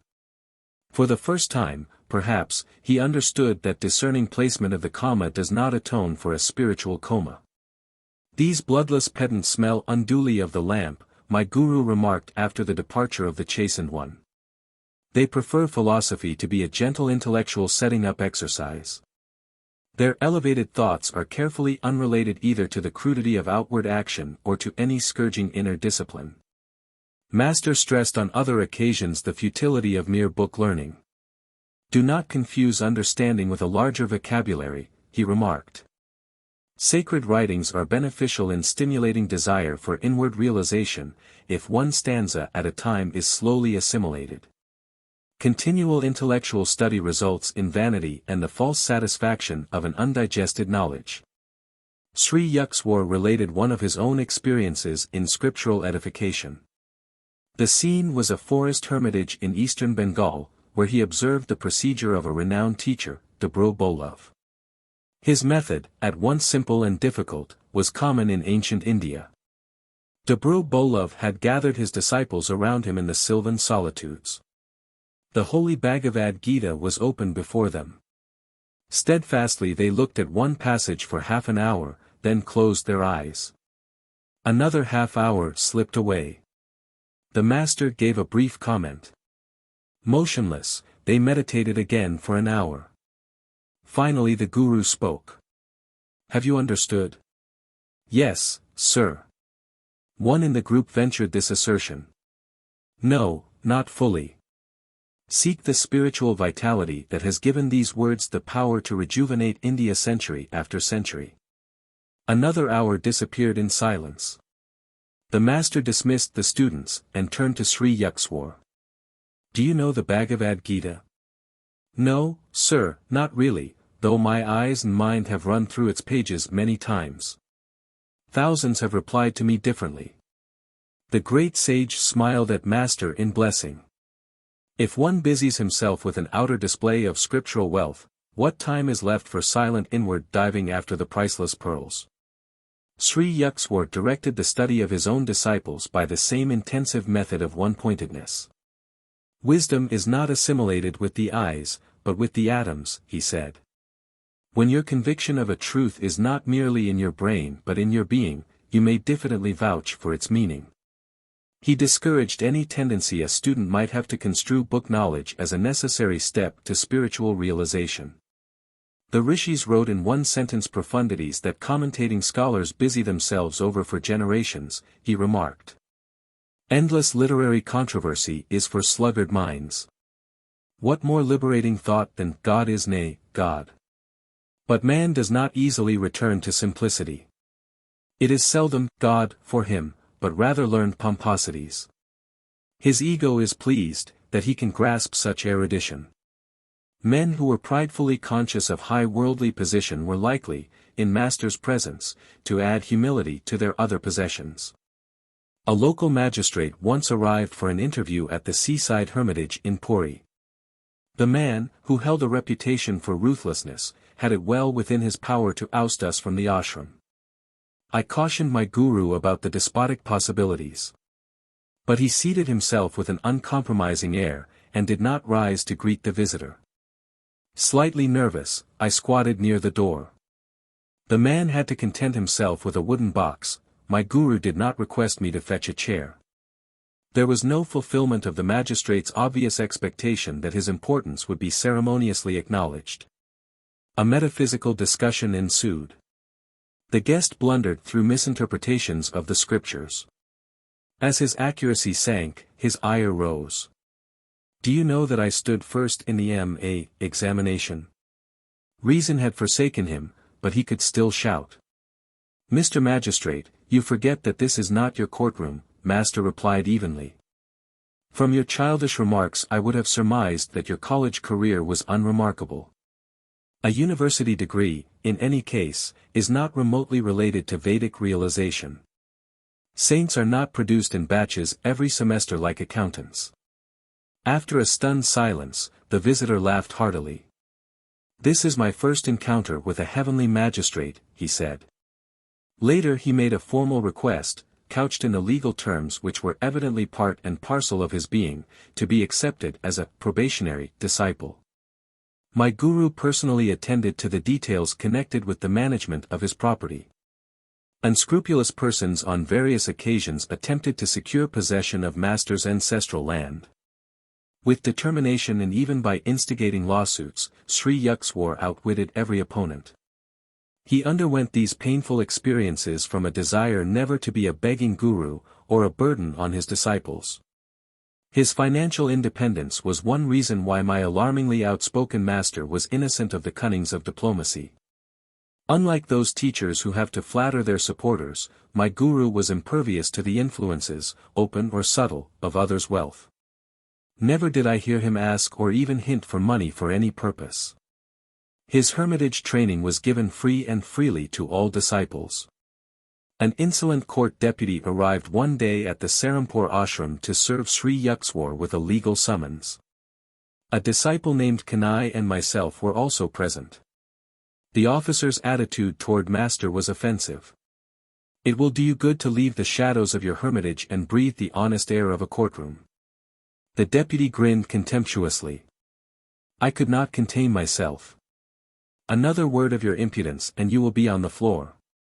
I advanced threateningly. You wretch! Kanai's shout was simultaneous with my own. Dare you bring your blasphemies into this sacred ashram? But Master stood protectingly in front of his abuser. Don't get excited over nothing. This man is only doing his rightful duty. The officer, dazed at his varying reception, respectfully offered a word of apology and sped away. Amazing it was to find that a master with such a fiery will could be so calm within. He fitted the Vedic definition of a man of God, softer than the flower, where kindness is concerned, stronger than the thunder, where principles are at stake. There are always those in this world who, in Browning's words, endure no light, being themselves obscure. An outsider occasionally berated Sri Yukteswar for an imaginary grievance. My imperturbable guru listened politely, analyzing himself to see if any shred of truth lay within the denunciation. These scenes would bring to my mind one of Master's inimitable observations: some people try to be tall by cutting off the heads of others. The unfailing composure of a saint is impressive beyond any sermon. He that is slow to anger is better than the mighty, and he that ruleth his spirit than he that taketh a city. 93. I often reflected that my majestic master could easily have been an emperor or world-shaking warrior had his mind been centered on fame or worldly achievement. He had chosen instead to storm those inner citadels of wrath and egotism whose fall is the height of a man. 13. The Sleepless Saint. Please permit me to go to the Himalayas. I hope in unbroken solitude to achieve continuous divine communion. I actually once addressed these ungrateful words to my master. Seized by one of the unpredictable delusions which occasionally assail the devotee, I felt a growing impatience with hermitage duties and college studies. A feebly extenuating circumstance is that my proposal was made when I had been only 6 months with Sri Yukteswar. Not yet had I fully surveyed his towering stature. Many hillmen live in the Himalayas, yet possess no God-perception. My guru's answer came slowly and simply. Wisdom is better sought from a man of realization than from an inert mountain. Ignoring master's plain hint that he, and not a hill, was my teacher, I repeated my plea. Sri Yukteswar vouchsafed no reply. I took his silence for consent, a precarious interpretation readily accepted at one's convenience. In my Calcutta home that evening, I busied myself with travel preparations. Tying a few articles inside a blanket, I remembered a similar bundle, surreptitiously dropped from my attic window a few years earlier. I wondered if this were to be another ill-starred flight toward the Himalayas. The first time my spiritual elation had been high, tonight conscience smote heavily at thought of leaving my guru. The following morning I sought out Bihari Pundit, my Sanskrit professor at Scottish Church College. Sir, you have told me of your friendship with a great disciple of Lahiri Mahasaya. Please give me his address. You mean Ram Gopal Mazumdar. I call him the Sleepless Saint. He is always awake in an ecstatic consciousness. His home is at Ranbajpur, near Yukteswar. I thanked the Pundit, and entrained immediately for Yukteswar. I hope to silence my misgivings by wringing a sanction from the Sleepless Saint to engage myself in lonely Himalayan meditation.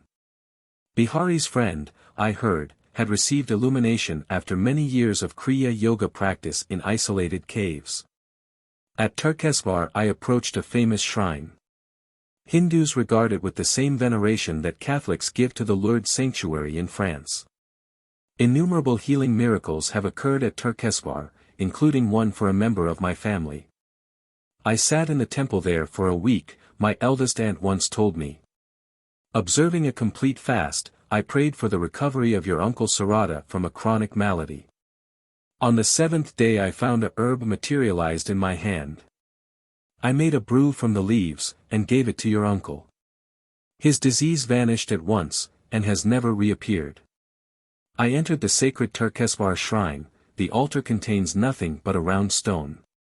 Its circumference, beginningless and endless, makes it aptly significant of the infinite. Cosmic abstractions are not alien even to the humblest Indian peasant. He has been accused by Westerners, in fact, of living on abstractions. My own mood at the moment was so austere that I felt disinclined to bow before the stone symbol. God should be sought, I reflected, only within the soul. I left the temple without genuflection and walked briskly toward the outlying village of Ranbajpur. My appeal to a passerby for guidance caused him to sink into long cogitation. When you come to a crossroad, turn right and keep going, he finally pronounced oracularly. Obeying the directions, I wended my way alongside the banks of a canal. Darkness fell. The outskirts of the jungle village were alive with winking fireflies and the howls of nearby jackals. The moonlight was too faint to supply any reassurance. I stumbled on for 2 hours. Welcome clang of a cowbell. My repeated shouts eventually brought a peasant to my side. I am looking for Ram Gopal Babu. No such person lives in our village. The man's tone was surly. You are probably a lying detective. Hoping to allay suspicion in his politically troubled mind, I touchingly explained my predicament. He took me to his home and offered a hospitable welcome. Ranbajpur is far from here, he remarked. At the crossroad, you should have turned left, not right. My earlier informant, I thought sadly, was a distinct menace to travelers. After a relishable meal of coarse rice, lentil dal, and curry of potatoes with raw bananas, I retired to a small hut adjoining the courtyard. In the distance, villagers were singing to the loud accompaniment of mridangas 94 and cymbals. Sleep was inconsiderable that night. I prayed deeply to be directed to the secret yogi, Ram Gopal. As the first streaks of dawn penetrated the fissures of my dark room, I set out for Ranbajpur. Crossing rough paddy fields, I trudged over sickled stumps of the prickly plant and mounds of dried clay. An occasionally met peasant would inform me, invariably, that my destination was only a crochet, 2 miles. In 6 hours the sun traveled victoriously from horizon to meridian, but I began to feel that I would ever be distant from Ranbajpur by 1 crochet. At mid-afternoon my world was still an endless paddy field. Heat pouring from the avoidless sky was bringing me to near collapse. As a man approached at leisurely pace, I hardly dared utter my usual question, lest it summon the monotonous, just a crochet. The stranger halted beside me. Short and slight, he was physically unimpressive save for an extraordinary pair of piercing dark eyes. I was planning to leave Ranbajpur, but your purpose was good, so I awaited you. He shook his finger in my astounded face. Aren't you clever to think that, unannounced, you could pounce on me? That Professor Bihari had no right to give you my address. Considering that introduction of myself would be mere verbosity in the presence of this master, I stood speechless, somewhat hurt at my reception. His next remark was abruptly put. Tell me, where do you think God is? Why, he is within me and everywhere. I doubtless looked as bewildered as I felt. All-pervading, eh? The saint chuckled. Then why, young sir, did you fail to bow before the infinite in the stone symbol at the Yukteswar temple yesterday? 95 Your pride caused you the punishment of being misdirected by the passerby who was not bothered by fine distinctions of left and right. Today, too, you have had a fairly uncomfortable time of it. I agreed wholeheartedly, wonderstruck that an omniscient I hid within the unremarkable body before me. Healing strength emanated from the yogi. I was instantly refreshed in the scorching field. The devotee inclines to think his path to God is the only way, he said. Yoga, through which divinity is found within, is doubtless the highest road, so Lahiri Mahasaya has told us. But discovering the Lord within, we soon perceive him without. Holy shrines at Yukteswar and elsewhere are rightly venerated as nuclear centers of spiritual power. The saint's censorious attitude vanished, his eyes became compassionately soft. He patted my shoulder. Young yogi, I see you are running away from your master.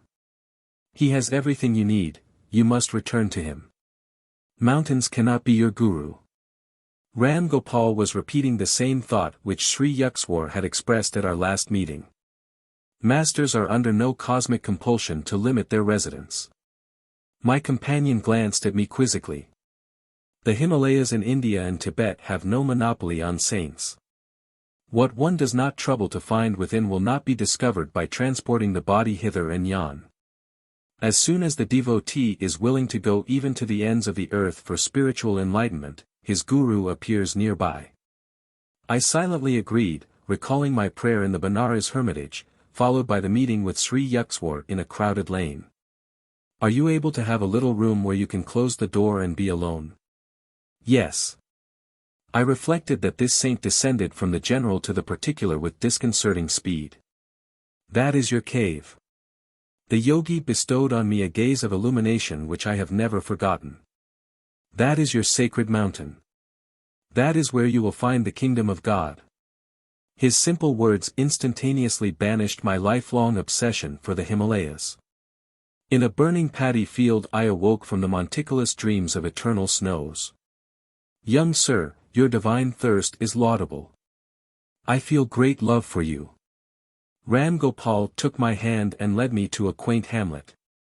The adobe houses were covered with coconut leaves and adorned with rustic entrances. The saint seated me on the umbrageous bamboo platform of his small cottage. After giving me sweetened lime juice and a piece of rock candy, he entered his patio and assumed the lotus posture. In about 4 hours I opened my meditative eyes and saw that the moonlit figure of the yogi was still motionless. As I was sternly reminding my stomach that man does not live by bread alone, Ram Gopal approached me. "I see you are famished. Food will be ready soon." A fire was kindled under a clay oven on the patio. Rice and dal were quickly served on large banana leaves. My host courteously refused my aid in all cooking chores. "The guest is God," a Hindu proverb, has commanded devout observance from time immemorial. In my later world travels, I was charmed to see that a similar respect for visitors is manifested in rural sections of many countries. The city dweller finds the keen edge of hospitality blunted by superabundance of strange faces. The marts of men seemed remotely dim as I squatted by the yogi in the isolation of the tiny jungle village. The cottage room was mysterious with a mellow light. Ram Gopal arranged some torn blankets on the floor for my bed, and seated himself on a straw mat. Overwhelmed by his spiritual magnetism, I ventured a request. "Sir, why don't you grant me a samadhi? Dear one, I would be glad to convey the divine contact, but it is not my place to do so." The saint looked at me with half-closed eyes. "Your master will bestow that experience shortly. Your body is not tuned just yet. As a small lamp cannot withstand excessive electrical voltage, so your nerves are unready for the cosmic current. If I gave you the infinite ecstasy right now, you would burn as if every cell were on fire. You are asking illumination from me," the yogi continued musingly, "while I am wondering inconsiderable as I am, and with the little meditation I have done if I have succeeded in pleasing God. And what worth I may find in his eyes at the final reckoning. Sir, have you not been single-heartedly seeking God for a long time?" "I have not done much. Bihari must have told you something of my life. For 20 years I occupied a secret grotto, meditating 18 hours a day. Then I moved to a more inaccessible cave and remained there for 25 years, entering the yoga union for 20 hours daily. I did not need sleep, for I was ever with God. My body was more rested in the complete calmness of the superconsciousness than it could be by the partial peace of the ordinary subconscious state. The muscles relax during sleep, but the heart, lungs, and circulatory system are constantly at work, they get no rest. In superconsciousness, the internal organs remain in a state of suspended animation, electrified by the cosmic energy. By such means I have found it unnecessary to sleep for years. The time will come when you too will dispense with sleep. My goodness, you have meditated for so long and yet are unsure of the Lord's favor." I gazed at him in astonishment. "Then what about us poor mortals?" "Well, don't you see, my dear boy, that God is eternity itself?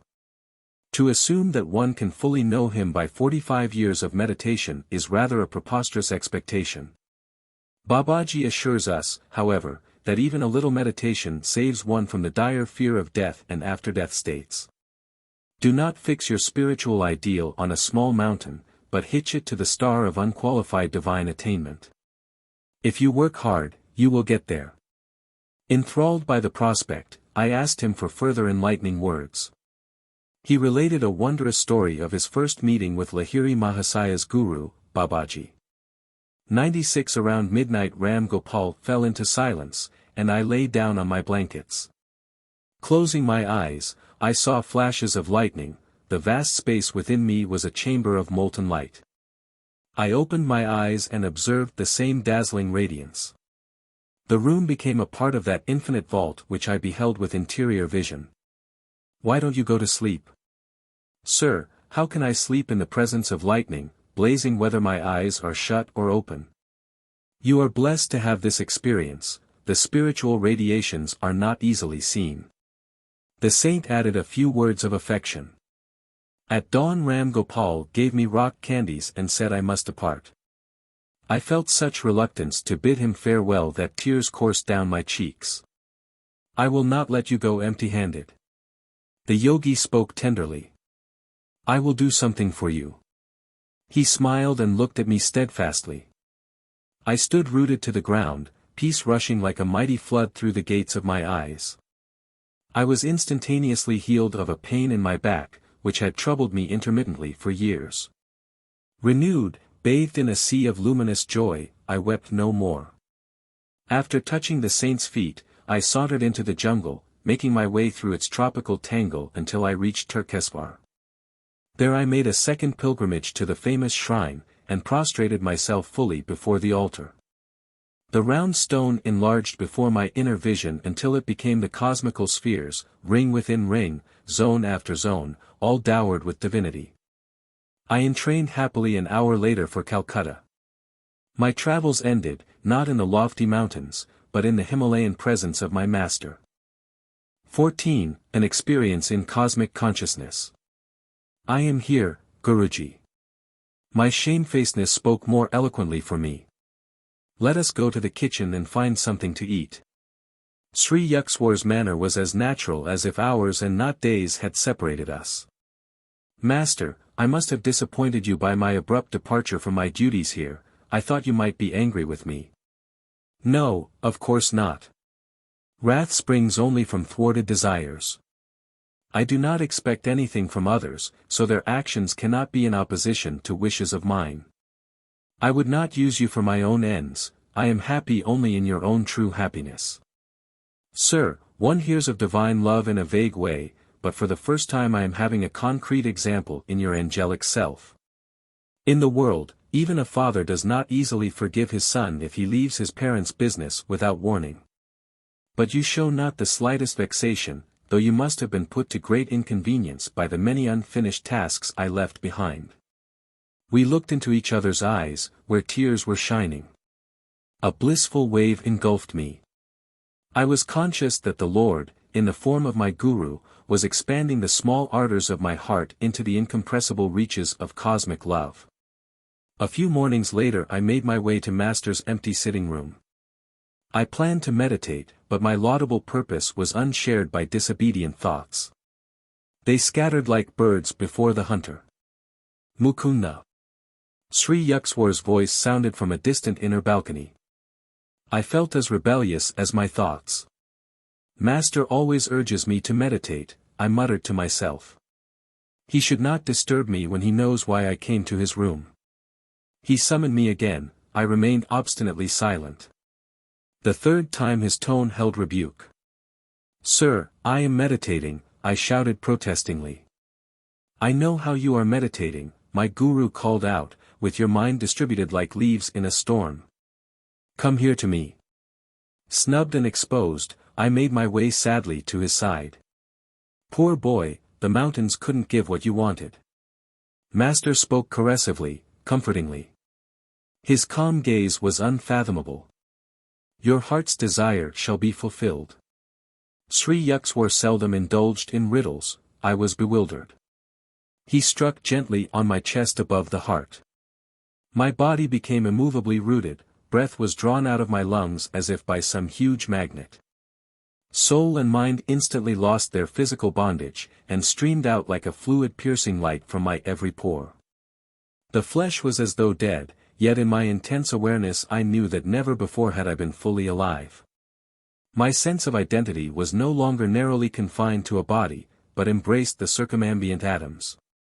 People on distant streets seemed to be moving gently over my own remote periphery.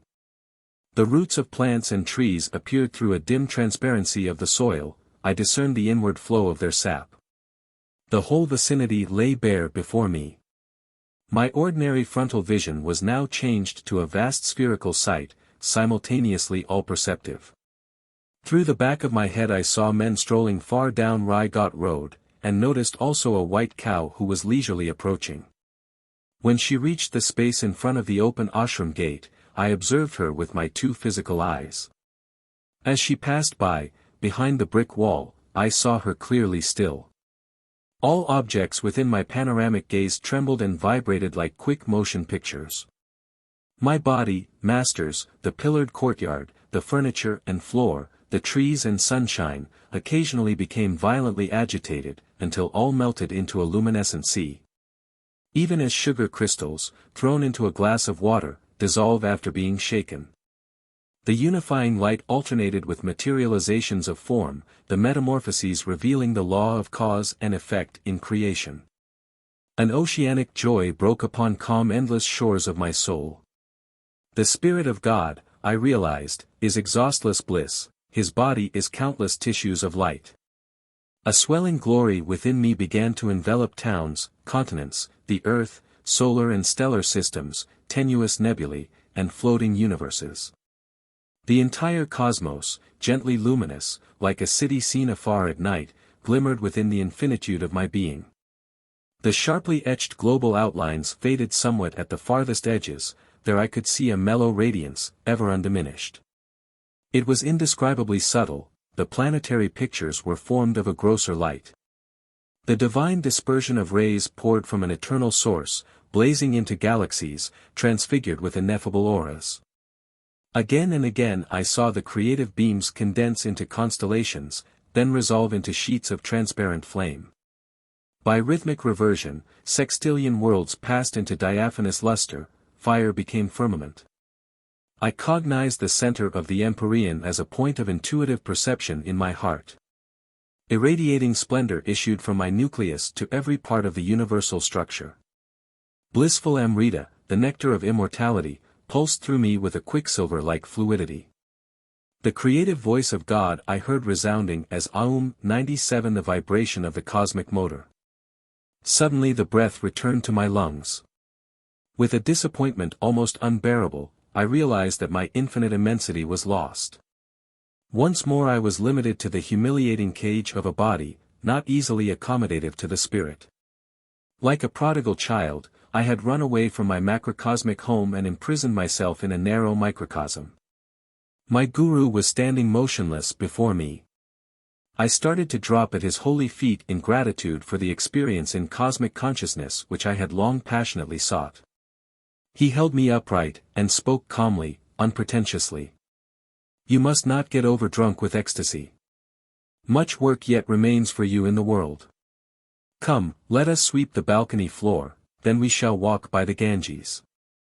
I fetched a broom, Master, I knew, was teaching me the secret of balanced living. The soul must stretch over the cosmogonic abysses, while the body performs its daily duties. When we set out later for a stroll, I was still entranced in unspeakable rapture. I saw our bodies as two astral pictures, moving over a road by the river whose essence was sheer light. It is the Spirit of God that actively sustains every form and force in the universe. Yet He is transcendental and aloof in the blissful uncreated void beyond the worlds of vibratory phenomena, 98 Master explained. Saints who realize their divinity even while in the flesh know a similar twofold existence. Conscientiously engaging in earthly work, they yet remain immersed in an inward beatitude. The Lord has created all men from the limitless joy of His being. Though they are painfully cramped by the body, God nevertheless expects that souls made in His image shall ultimately rise above all sense identifications and reunite with Him. The cosmic vision left many permanent lessons. By daily stilling my thoughts, I could win release from the delusive conviction that my body was a mass of flesh and bones, traversing the hard soil of matter. The breath and the restless mind, I saw, were like storms which lashed the ocean of light into waves of material forms: earth, sky, human beings, animals, birds, trees. No perception of the infinite as one light could be had except by calming those storms.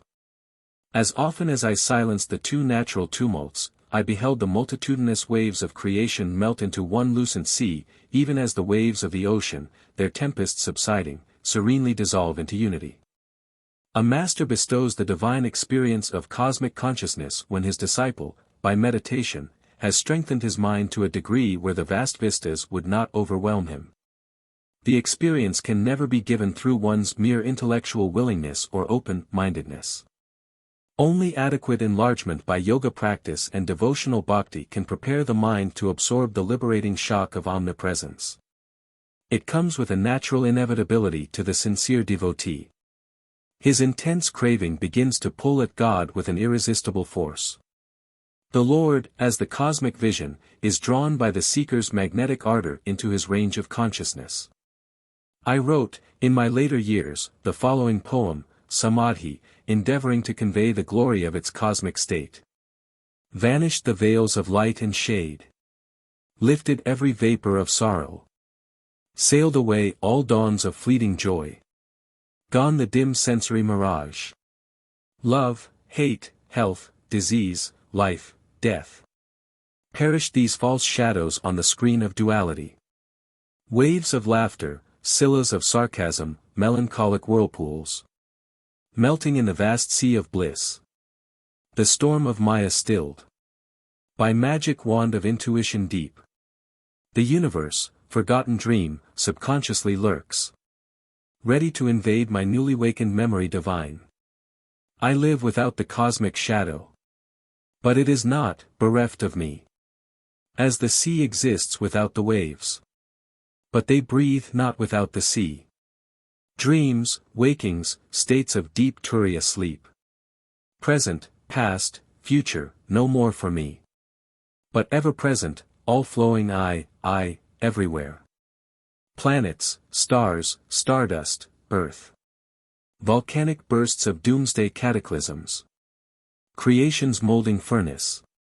Glaciers of silent X-rays, burning electron floods. Thoughts of all men, past, present, to come. Every blade of grass, myself, mankind. Each particle of universal dust.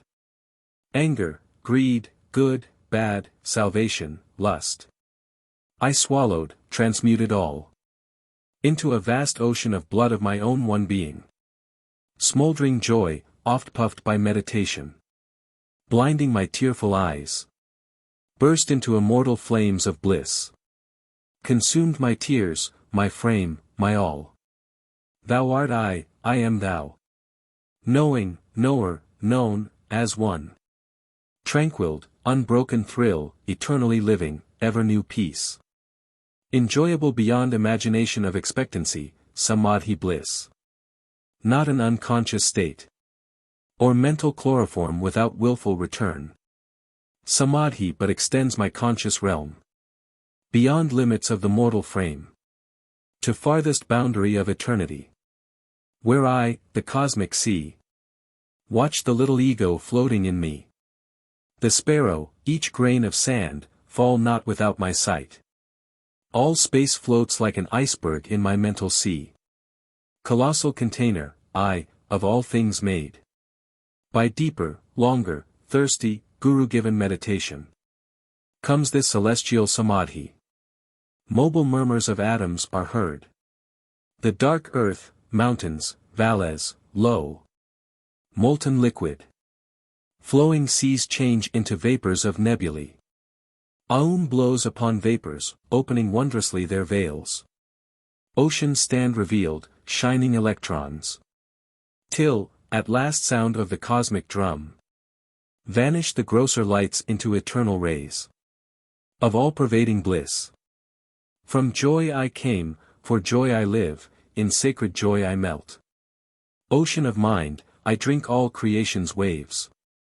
For veils of solid, liquid, vapor, light.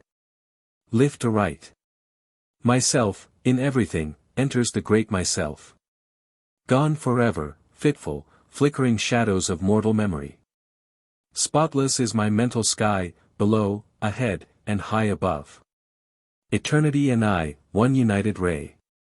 A tiny bubble of laughter, I am become the sea of mirth itself. Sri Yukteswar taught me how to summon the blessed experience at will, and also how to transmit it to others if their intuitive channels were developed. For months I entered the ecstatic union, comprehending why the Upanishads say God is Rasa, the most relishable. One day, however, I took a problem to master. I want to know, sir, when shall I find God? You have found him. Oh no, sir, I don't think so. My guru was smiling. I am sure you aren't expecting a venerable personage, adorning a throne in some antiseptic corner of the cosmos. I see, however, that you are imagining that the possession of miraculous powers is knowledge of God. One might have the whole universe, and find the Lord elusive still. Spiritual advancement is not measured by one's outward powers, but only by the depth of his bliss in meditation. Ever new joy is God. He is inexhaustible. As you continue your meditations during the years, he will beguile you with an infinite ingenuity. Devotees like yourself who have found the way to God never dream of exchanging him for any other happiness. He is seductive beyond thought of competition. How quickly we weary of earthly pleasures. Desire for material things is endless, man is never satisfied completely, and pursues one goal after another. The something else he seeks is the Lord, who alone can grant lasting joy. Outward longings drive us from the Eden within, they offer false pleasures which only impersonate soul happiness. The lost paradise is quickly regained through divine meditation. As God is unanticipatory ever-newness, we never tire of him. Can we be surfeited with bliss, delightfully varied throughout eternity? I understand now, sir, why saints call the Lord unfathomable. Even everlasting life could not suffice to appraise him. That is true, but he is also near and dear. After the mind has been cleared by Kriya Yoga of sensory obstacles, meditation furnishes a twofold proof of God. Ever-new joy is evidence of his existence, convincing to our very atoms. Also, in meditation one finds his instant guidance, his adequate response to every difficulty. I see, Guruji, you have solved my problem. I smiled gratefully. I do realize now that I have found God, for whenever the joy of meditation has returned subconsciously during my active hours, I have been subtly directed to adopt the right course in everything, even details. Human life is beset with sorrow until we know how to tune in with the divine will, whose right course is often baffling to the egoistic intelligence. God bears the burden of the cosmos, he alone can give unerring counsel. 15. The Cauliflower Robbery. Master, a gift for you. These 6 huge cauliflowers were planted with my hands, I have watched over their growth with the tender care of a mother nursing her child. I presented the basket of vegetables with a ceremonial flourish. Thank you. Sri Yukteswar's smile was warm with appreciation. Please keep them in your room, I shall need them tomorrow for a special dinner. I had just arrived in Puri 99 to spend my college summer vacation with my guru at his seaside hermitage. Built by Master and his disciples, the cheerful little 2-storied retreat fronts on the Bay of Bengal. I awoke early the following morning, refreshed by the salty sea breezes and the charm of my surroundings. Sri Yukteswar's melodious voice was calling. I took a look at my cherished cauliflowers and stowed them neatly under my bed. Come, let us go to the beach. Master led the way, several young disciples and myself followed in a scattered group. Our guru surveyed us in mild criticism. When our Western brothers walk, they usually take pride in unison. Now, please march in 2 rows, keep rhythmic step with one another. Sri Yukteswar watched as we obeyed, he began to sing, Boys go to and fro, in a pretty little row. I could not but admire the ease with which Master was able to match the brisk pace of his young students. Halt!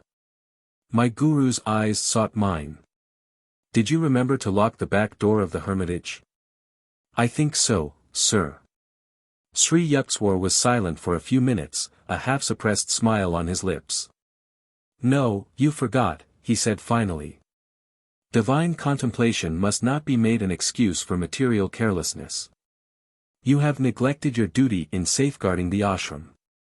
You must be punished. I thought he was obscurely joking when he added, Your 6 cauliflowers will soon be only 5. We turned around at Master's orders and marched back until we were close to the hermitage. Rest a while. Mukunda, look across the compound on our left, observe the road beyond. A certain man will arrive there presently, he will be the means of your chastisement. I concealed my vexation at these incomprehensible remarks. A peasant soon appeared on the road, he was dancing grotesquely and flinging his arms about with meaningless gestures. Almost paralyzed with curiosity, I glued my eyes on the hilarious spectacle. As the man reached a point in the road where he would vanish from our view, Sri Yukteswar said, Now, he will return. The peasant at once changed his direction and made for the rear of the ashram. Crossing a sandy tract, he entered the building by the back door. I had left it unlocked, even as my guru had said. The man emerged shortly, holding one of my prized cauliflowers. He now strode along respectably, invested with the dignity of possession. The unfolding farce, in which my role appeared to be that of bewildered victim, was not so disconcerting that I failed in indignant pursuit. I was halfway to the road when Master recalled me. He was shaking from head to foot with laughter. "That poor crazy man has been longing for a cauliflower," he explained between outbursts of mirth. "I thought it would be a good idea if he got one of yours, so ill-guarded." I dashed to my room, where I found that the thief, evidently one with a vegetable fixation, had left untouched my gold rings, watch, and money, all lying openly on the blanket. He had crawled instead under the bed where, completely hidden from casual sight, one of my cauliflowers had aroused his single-hearted desire. I asked Sri Yukteswar that evening to explain the incident which had, I thought, a few baffling features. My guru shook his head slowly. "You will understand it someday.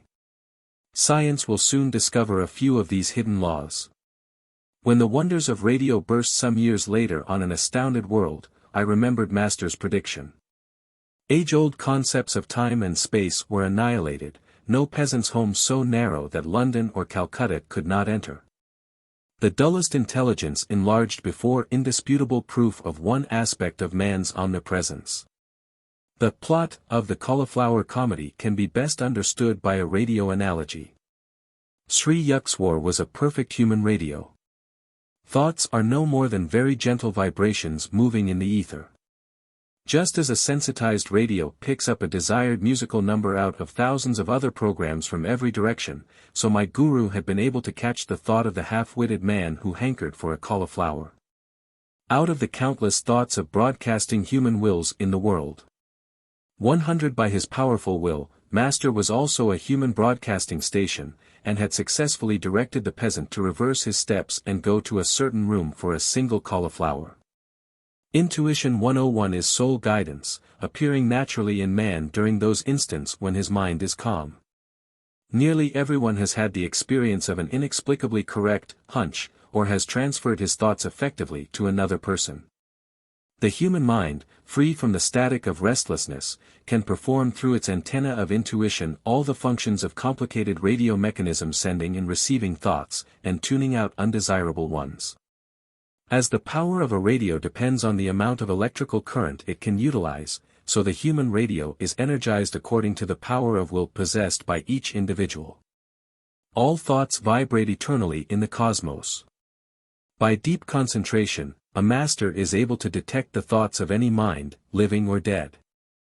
Thoughts are universally and not individually rooted, a truth cannot be created, but only perceived. The erroneous thoughts of man result from imperfections in his discernment. The goal of yoga science is to calm the mind, that without distortion it may mirror the divine vision in the universe. Radio and television have brought the instantaneous sound and sight of remote persons to the firesides of millions, the first faint scientific intimations that man is an all-pervading spirit. Not a body confined to a point in space, but the vast soul, which the ego in most barbaric modes conspires in vain to cramp. Very strange, very wonderful, seemingly very improbable phenomena may yet appear which, when once established, will not astonish us more than we are now astonished at all that science has taught us during the last century. Charles Robert Richet, Nobel Prize man in physiology, has declared. It is assumed that the phenomena which we now accept without surprise, do not excite our astonishment because they are understood. But this is not the case. If they do not surprise us, it is not because they are understood, it is because they are familiar.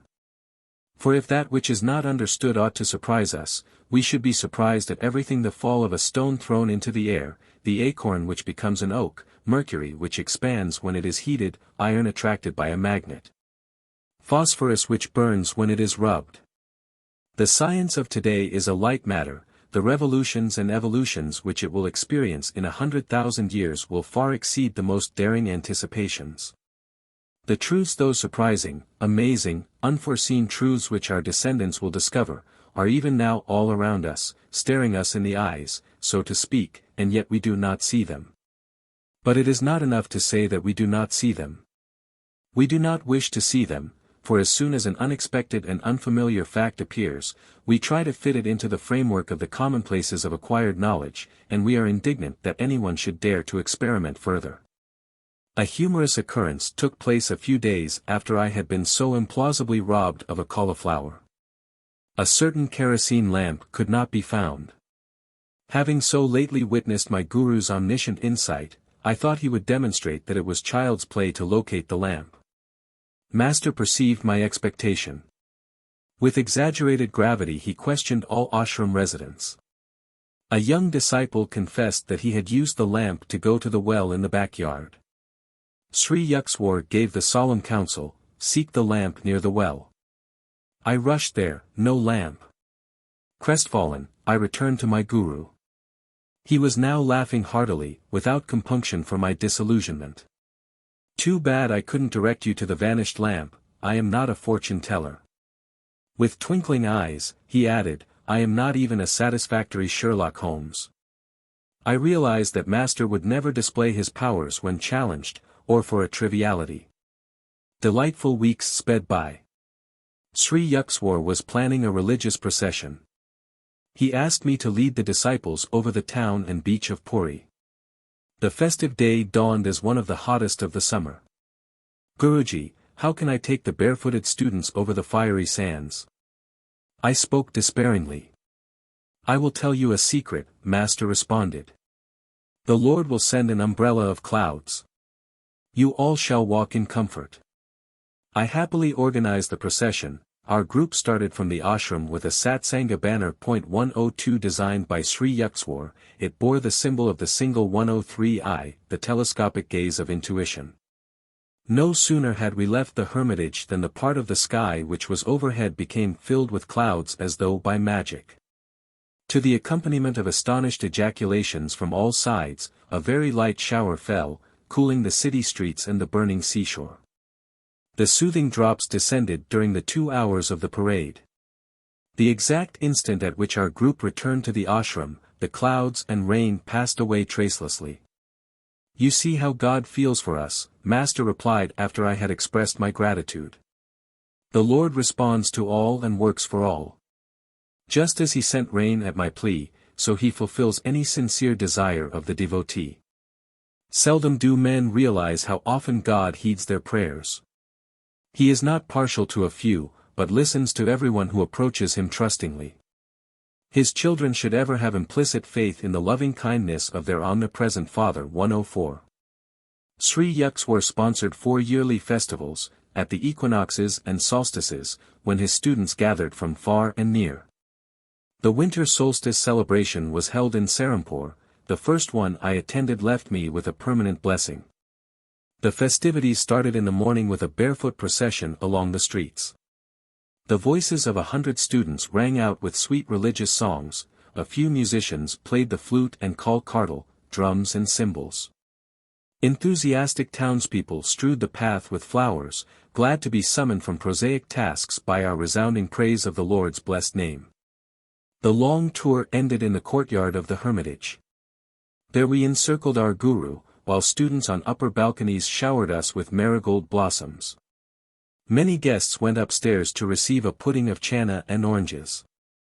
I made my way to a group of brother disciples who were serving today as cooks.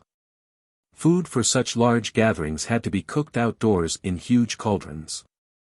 The improvised wood-burning brick stoves were smoky and tear-provoking, but we laughed merrily at our work. Religious festivals in India are never considered troublesome. Each one does his part, supplying money, rice, vegetables, or his personal services. Master was soon in our midst, supervising the details of the feast. Busy every moment, he kept pace with the most energetic young student. A Sankirtan, group chanting, accompanied by the harmonium and hand-played Indian drums, was in progress on the second floor. Sri Yukteswar listened appreciatively, his musical sense was acutely perfect. "They are off-key. Master left the cooks and joined the artists. The melody was heard again, this time correctly rendered. In India, music as well as painting and the drama is considered a divine art. Brahma, Vishnu, and Shiva, the eternal trinity, were the first musicians. The divine dancer Shiva is scripturally represented as having worked out the infinite modes of rhythm in his cosmic dance of universal creation, preservation, and dissolution, while Brahma accentuated the time beat with the clanging cymbals. And Vishnu sounded the holy mridanga or drum. Krishna, an incarnation of Vishnu, is always shown in Hindu art with a flute, on which he plays the enrapturing song that recalls to their true home the human souls wandering in Maya, delusion. Saraswati, goddess of wisdom, is symbolized as performing on the veena, mother of all stringed instruments. The Samaveda of India contains the world's earliest writings on musical science. The foundation stone of Hindu music is the ragas or fixed melodic scales. The 6 basic ragas branch out into 126 derivative raginis, wives, and putras, sons. Each raga has a minimum of 5 notes, a leading note, vadi or king, a secondary note, samavadi or prime minister, helping notes, anyavadi, attendants, and a dissonant note, vivadi, the enemy. Each one of the 6 basic ragas has a natural correspondence with a certain hour of the day, season of the year, and a presiding deity who bestows a particular potency. Thus, 1. The Hindol raga is heard only at dawn in the spring, to evoke the mood of universal love. 2. Dipaka raga is played during the evening in summer, to arouse compassion. 3. Megha raga is a melody for midday in the rainy season, to summon courage. 4. Bhairava raga is played in the mornings of August, September, October, to achieve tranquility. 5. Sri raga is reserved for autumn twilights, to attain pure love. 6. Malkaunsa raga is heard at midnights in winter, for valor. The ancient rishis discovered these laws of sound alliance between nature and man. Because nature is an objectification of Aum, the primal sound or vibratory word, man can obtain control over all natural manifestations through the use of certain mantras or chants. 105 historical documents tell of the remarkable powers possessed by Mayan Tan Sen, 16th-century court musician for Akbar the Great.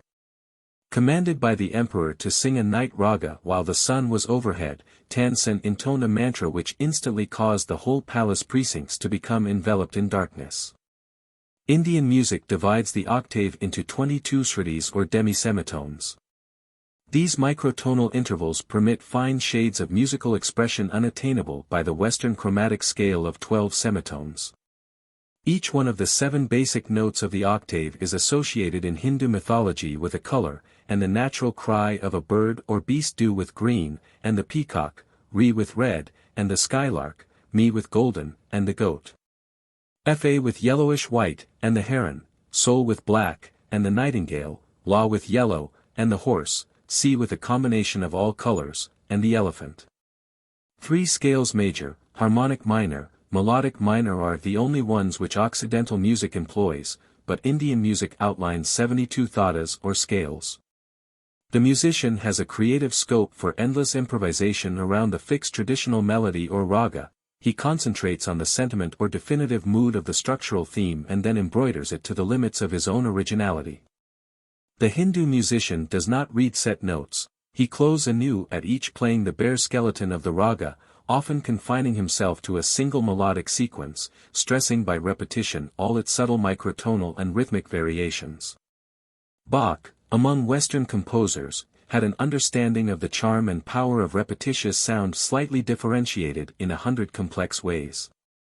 Ancient Sanskrit literature describes 120 talas or time measures. The traditional founder of Hindu music, Bharata, is said to have isolated 32 kinds of tala in the Song of a Lark. The origin of tala or rhythm is rooted in human movements, the double time of walking, and the triple time of respiration in sleep, when inhalation is twice the length of exhalation.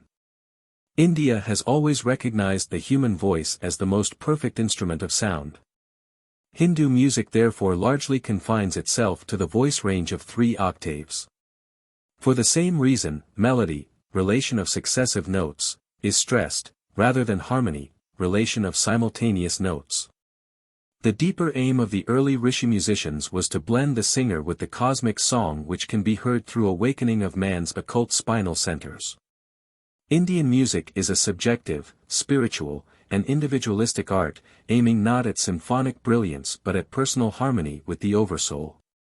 The Sanskrit word for musician is bhagavathar, he who sings the praises of God. The sankirtans or musical gatherings are an effective form of yoga or spiritual discipline, necessitating deep concentration, intense absorption in the seed thought and sound. Because man himself is an expression of the creative word, sound has the most potent and immediate effect on him, offering a way to remembrance of his divine origin. The Sankirtan issuing from Sri Yukteswar's second-story sitting room on the day of the festival was inspiring to the cooks amidst the steaming pots. My brother disciples and I joyously sang the refrains, beating time with our hands. By sunset we had served our hundreds of visitors with khichuri, rice and lentils, vegetable curry, and rice pudding. We laid cotton blankets over the courtyard. Soon the assemblage was squatting under the starry vault, quietly attentive to the wisdom pouring from Sri Yukteswar's lips. His public speeches emphasized the value of Kriya Yoga, and a life of self-respect, calmness, determination, simple diet, and regular exercise. A group of very young disciples then chanted a few sacred hymns. The meeting concluded with Sankirtan. From 10 o'clock until midnight, the ashram residents washed pots and pans, and cleared the courtyard. My guru called me to his side. I am pleased over your cheerful labors today and during the past week of preparations. I want you with me. You may sleep in my bed tonight. This was a privilege I had never thought would fall to my lot. We sat a while in a state of intense divine tranquility. Hardly 10 minutes after we had gotten into bed, Master rose and began to dress. What is the matter, sir? I felt a tinge of unreality in the unexpected joy of sleeping beside my guru. I think that a few students who missed their proper train connections will be here soon. Let us have some food ready. Guruji, no one would come at 1 o'clock in the morning. Stay in bed, you have been working very hard. But I am going to cook. At Sri Yukteswar's resolute tone, I jumped up and followed him to the small daily used kitchen adjacent to the second-floor inner balcony. Rice and dal were soon boiling. My guru smiled affectionately. Tonight you have conquered fatigue and fear of hard work, you shall never be bothered by them in the future. As he uttered these words of lifelong blessing, footsteps sounded in the courtyard. I ran downstairs and admitted a group of students. Dear brother, how reluctant we are to disturb Master at this hour. One man addressed me apologetically. We made a mistake about train schedules, but felt we could not return home without a glimpse of our guru. He has been expecting you and is even now preparing your food. Sri Yukteswar's welcoming voice rang out. I led the astonished visitors to the kitchen. Master turned to me with twinkling eyes. Now that you have finished comparing notes, no doubt you are satisfied that our guests really did miss their train. I followed him to his bedroom a half-hour later, realizing fully that I was about to sleep beside a godlike guru. 16. Outwitting the Stars. Mukunda, why don't you get an astrological armlet? Should I, Master? I don't believe in astrology. It is never a question of belief. The only scientific attitude one can take on any subject is whether it is true. The law of gravitation worked as efficiently before Newton as after him. The cosmos would be fairly chaotic if its laws could not operate without the sanction of human belief. Charlatans have brought the stellar science to its present state of disrepute. Astrology is too vast, both mathematically 106 and philosophically, to be rightly grasped except by men of profound understanding. If ignoramuses misread the heavens, and see there a scrawl instead of a script, that is to be expected in this imperfect world. One should not dismiss the wisdom with the wise. All parts of creation are linked together and interchange their influences. The balanced rhythm of the universe is rooted in reciprocity, my guru continued. Man, in his human aspect, has to combat two sets of forces: first, the tumults within his being, caused by the admixture of earth, water, fire, air, and ethereal elements; second, the outer disintegrating powers of nature. So long as man struggles with his mortality, he is affected by the myriad mutations of heaven and earth. Astrology is the study of man's response to planetary stimuli. The stars have no conscious benevolence or animosity. They merely send forth positive and negative radiations. Of themselves, these do not help or harm humanity, but offer a lawful channel for the outward operation of cause-effect equilibriums which each man has set into motion in the past. A child is born on that day and at that hour when the celestial rays are in mathematical harmony with his individual karma. His horoscope is a challenging portrait, revealing his unalterable past and its probable future results. But the natal chart can be rightly interpreted only by men of intuitive wisdom. These are few. The message boldly blazoned across the heavens at the moment of birth is not meant to emphasize fate, the result of past good and evil, but to arouse man's will to escape from his universal thraldom. What he has done, he can undo. None other than himself was the instigator of the causes of whatever effects are now prevalent in his life. He can overcome any limitation, because he created it by his own actions in the first place, and because he has spiritual resources which are not subject to planetary pressure. Superstitious awe of astrology makes one an automaton, slavishly dependent on mechanical guidance. The wise man defeats his planets, which is to say, his past, by transferring his allegiance from the creation to the Creator. The more he realizes his unity with spirit, the less he can be dominated by matter. The soul is ever free, it is deathless because birthless. It cannot be regimented by stars. Man is a soul, and has a body. When he properly places his sense of identity, he leaves behind all compulsive patterns. So long as he remains confused in his ordinary state of spiritual amnesia, he will know the subtle fetters of environmental law. God is harmony. The devotee who attunes himself will never perform any action amiss. His activities will be correctly and naturally timed to accord with astrological law. After deep prayer and meditation he is in touch with his divine consciousness. There is no greater power than that inward protection. Then, dear Master, why do you want me to wear an astrological bangle? I ventured this question after a long silence, during which I had tried to assimilate Sri Yukteswar's noble exposition. It is only when a traveler has reached his goal that he is justified in discarding his maps. During the journey, he takes advantage of any convenient shortcut. The ancient rishis discovered many ways to curtail the period of man's exile in delusion. There are certain mechanical features in the law of karma which can be skillfully adjusted by the fingers of wisdom.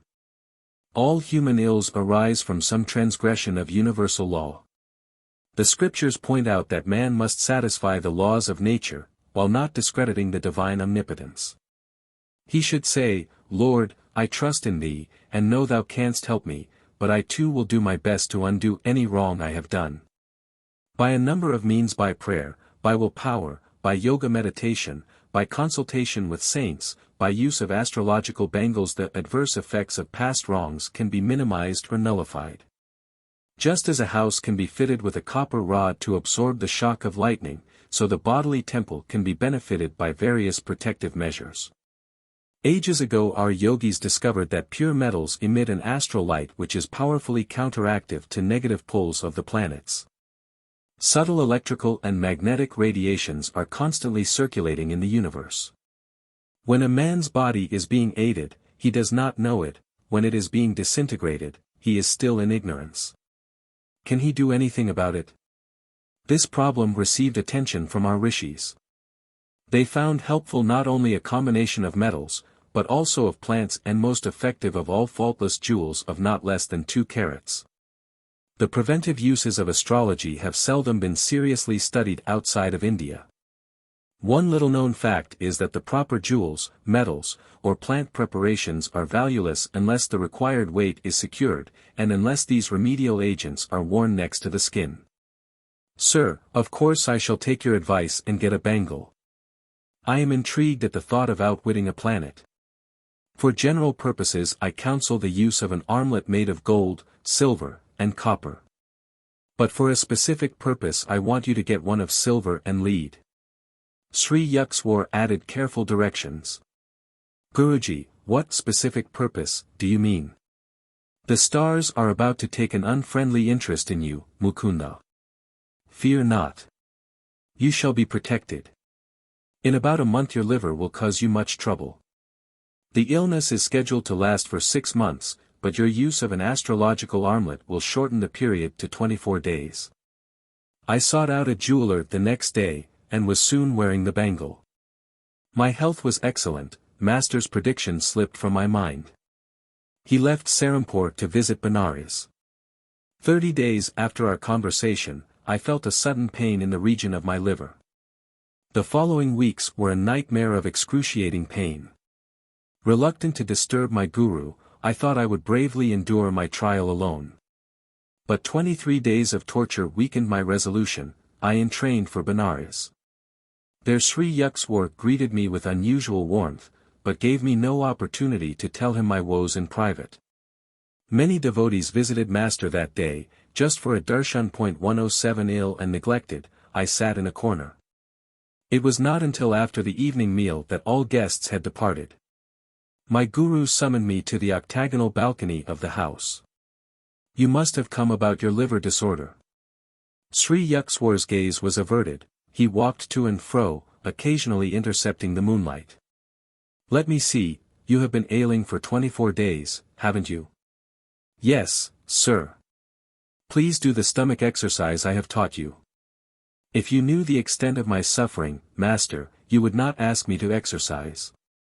Nevertheless I made a feeble attempt to obey him. You say you have pain, I say you have none. How can such contradictions exist? My guru looked at me inquiringly. I was dazed and then overcome with joyful relief. No longer could I feel the continuous torment that had kept me nearly sleepless for weeks. At Sri Yukteswar's words the agony vanished as though it had never been. I started to kneel at his feet in gratitude, but he quickly prevented me. Don't be childish. Get up and enjoy the beauty of the moon over the Ganges. But Master's eyes were twinkling happily as I stood in silence beside him. I understood by his attitude that he wanted me to feel that not he, but God, had been the healer.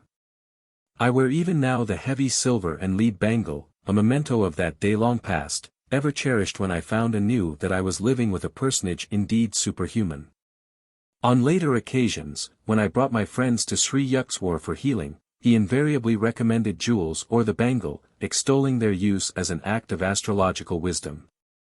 I had been prejudiced against astrology from my childhood, partly because I observed that many people are sequaciously attached to it, and partly because of a prediction made by our family astrologer, you will marry 3 times. Being twice a widower.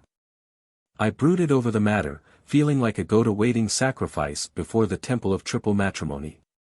You may as well be resigned to your fate, my brother Ananta had remarked.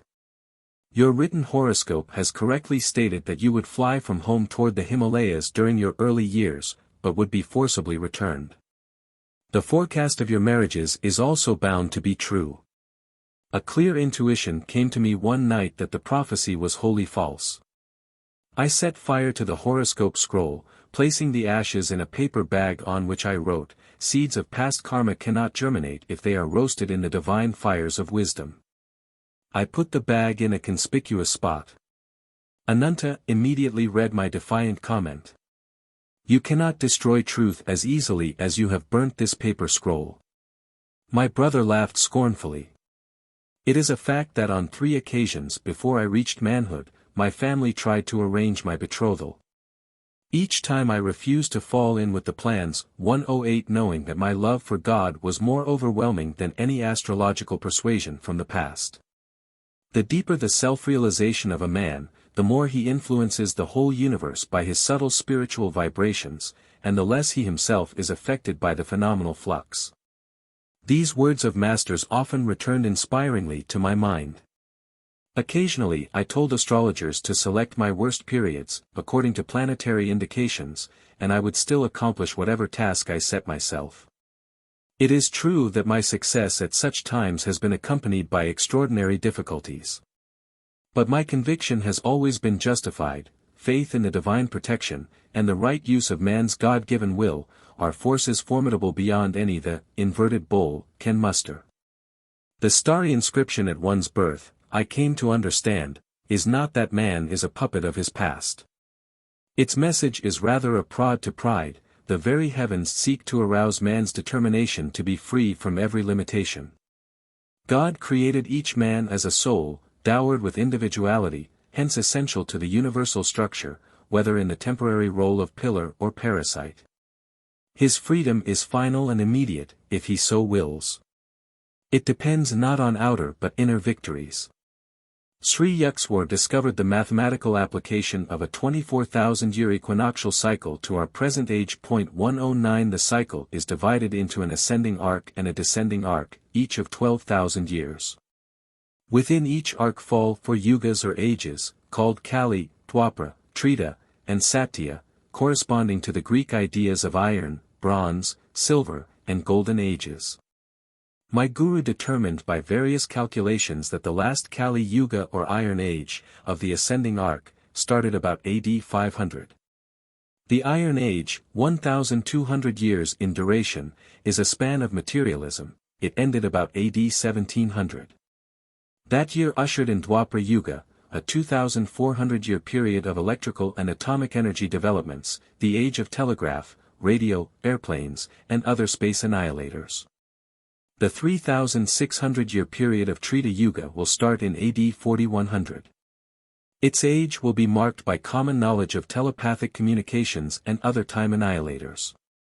During the 4,800 years of Satya Yuga, final age in an ascending arc, the intelligence of a man will be completely developed. He will work in harmony with the divine plan. A descending arc of 12,000 years, starting with a descending golden age of 4,800 years, then begins 110 for the world, man gradually sinks into ignorance. These cycles are the eternal rounds of Maya, the contrasts and relativities of the phenomenal universe. 111 Man, one by one, escapes from creation's prison of duality as he awakens to consciousness of his inseverable divine unity with the Creator. Master enlarged my understanding not only of astrology but of the world's scriptures.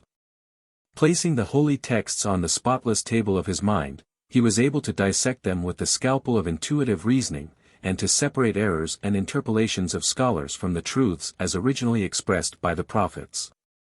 Fix one's vision on the end of the nose. This inaccurate interpretation of a Bhagavad Gita stanza 112 widely accepted by Eastern pundits and Western translators, used to arouse Master's droll criticism. The path of a yogi is singular enough as it is, he remarked. Why counsel him that he must also make himself cross-eyed? The true meaning of nasicogram is, origin of the nose, not end of the nose. The nose begins at the point between the two eyebrows, the seat of spiritual vision. 113 Because of 1 Sankhya 114 Aphorism, Isvarashada, a Lord of creation cannot be deduced, or, God is not proved. 115 Many scholars call the whole philosophy atheistical. The verse is not nihilistic, Sri Yukteswar explained. It merely signifies that to the unenlightened man, dependent on his senses for all final judgments, proof of God must remain unknown and therefore non-existent. True Sankhya followers, with unshakable insight born of meditation, understand that the Lord is both existent and knowable. Master expounded the Christian Bible with a beautiful clarity. It was from my Hindu guru, unknown to the roll call of Christian membership, that I learned to perceive the deathless essence of the Bible. And to understand the truth in Christ's assertion, surely the most thrillingly intransigent ever uttered, heaven and earth shall pass away, but my words shall not pass away. 116. The great masters of India mold their lives by the same godly ideals which animated Jesus. These men are his proclaimed kin. Whosoever shall do the will of my Father which is in heaven, the same is my brother, and sister, and mother. 117 If ye continue in my word, Christ pointed out, then are ye my disciples indeed, and ye shall know the truth, and the truth shall make you free. 118 Freemen all, lords of themselves, the Yogi Christs of India are part of the immortal fraternity, those who have attained a liberating knowledge of the One Father. The Adam and Eve story is incomprehensible to me. I observed with considerable heat one day in my early struggles with the allegory. Why did God punish not only the guilty pair, but also the innocent unborn generations? Master was more amused by my vehemence than my ignorance. Genesis is deeply symbolic, and cannot be grasped by a literal interpretation, he explained. Its tree of life is the human body. The spinal cord is like an upturned tree, with man's hair as its roots, and afferent and efferent nerves as branches.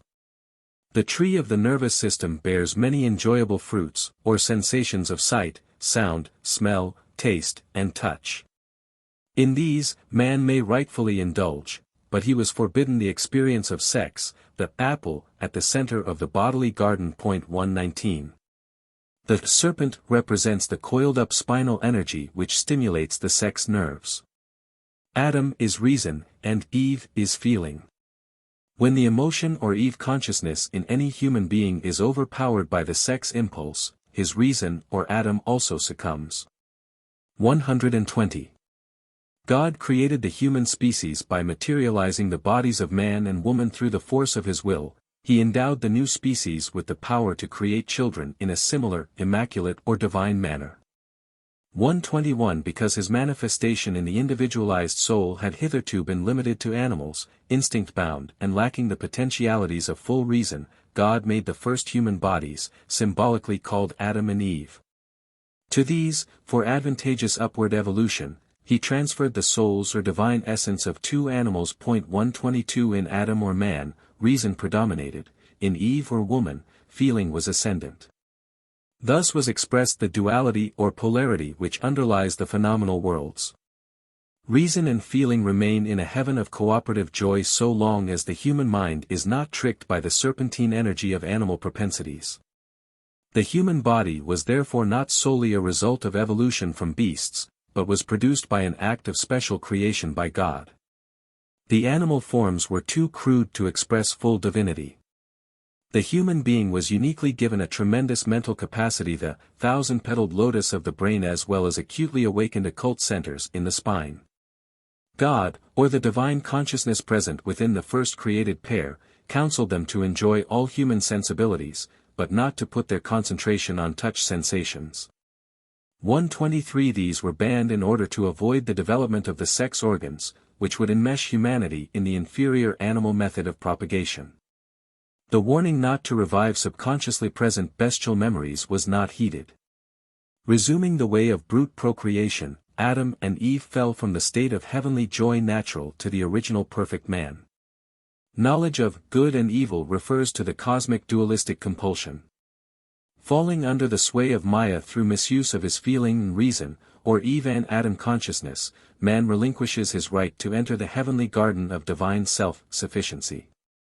124 The personal responsibility of every human being is to restore his parents or dual nature to a unified harmony or Eden.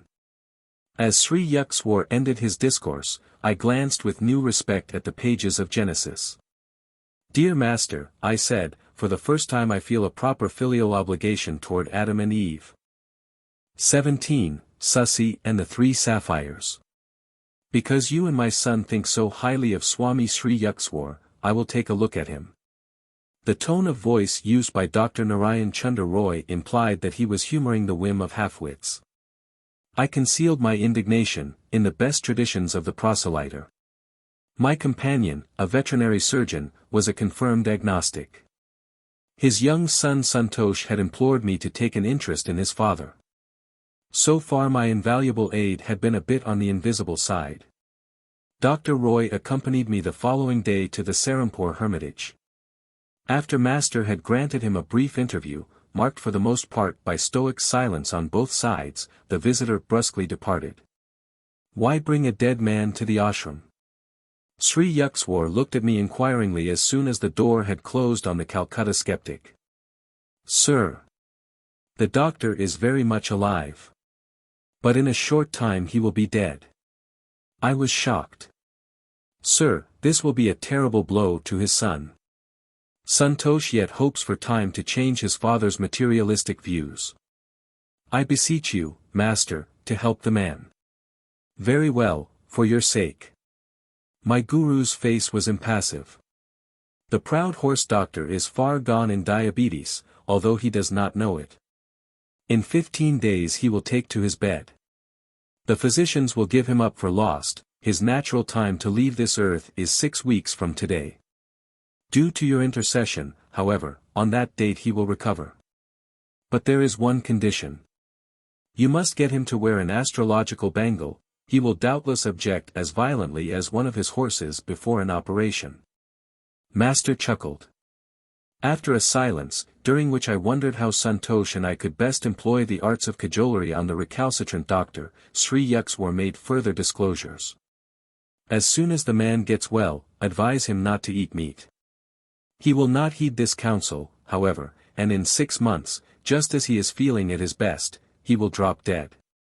Even that 6-month extension of life is granted him only because of your plea. The following day I suggested to Santosh that he order an armlet at the jeweler's. It was ready in a week, but Dr. Roy refused to put it on. I am in the best of health. You will never impress me with these astrological superstitions. The doctor glanced at me belligerently. I recalled with amusement that Master had justifiably compared the man to a bulky horse. Another 7 days passed. The doctor, suddenly ill, meekly consented to wear the bangle. 2 weeks later the physician in attendance told me that his patient's case was hopeless. He supplied harrowing details of the ravages inflicted by diabetes. I shook my head. My guru has said that, after a sickness lasting 1 month, Dr. Roy will be well. The physician stared at me incredulously. But he sought me out a fortnight later, with an apologetic air. Dr. Roy has made a complete recovery, he exclaimed. It is the most amazing case in my experience. Never before have I seen a dying man show such an inexplicable comeback. Your guru must indeed be a healing prophet. After one interview with Dr. Roy, during which I repeated Sri Yukteswar's advice about a meatless diet, I did not see the man again for 6 months. He stopped for a chat one evening as I sat on the piazza of my family home on Gorakhpur Road. Tell your teacher that by eating meat frequently, I have wholly regained my strength. His unscientific ideas on diet have not influenced me. It was true that Dr. Roy looked a picture of health. But the next day Santosh came running to me from his home on the next block. This morning father dropped dead. This case was one of my strangest experiences with Master. He healed the rebellious veterinary surgeon in spite of his disbelief, and extended the man's natural term on earth by 6 months, just because of my earnest supplication. Sri Yukteswar was boundless in his kindness when confronted by the urgent prayer of a devotee. It was my proudest privilege to bring college friends to meet my guru. Many of them would lay aside at least in the ashram their fashionable academic cloak of religious skepticism. One of my friends, Susi, spent a number of happy week-ends in Serampore. Master became immensely fond of the boy, and lamented that his private life was wild and disorderly. Susi, unless you reform, 1 year hence you will be dangerously ill. Sri Yukteswar gazed at my friend with affectionate exasperation. Mukunda is the witness, don't say later that I didn't warn you. Susi laughed. Master, I will leave it to you to interest a sweet charity of cosmos in my own sad case. My spirit is willing but my will is weak. You are my only savior on earth, I believe in nothing else. At least you should wear a 2-carat blue sapphire. It will help you. I can't afford one. Anyhow, dear Guruji, if trouble comes, I fully believe you will protect me. In a year you will bring 3 sapphires, Sri Yukteswar replied cryptically. They will be of no use then.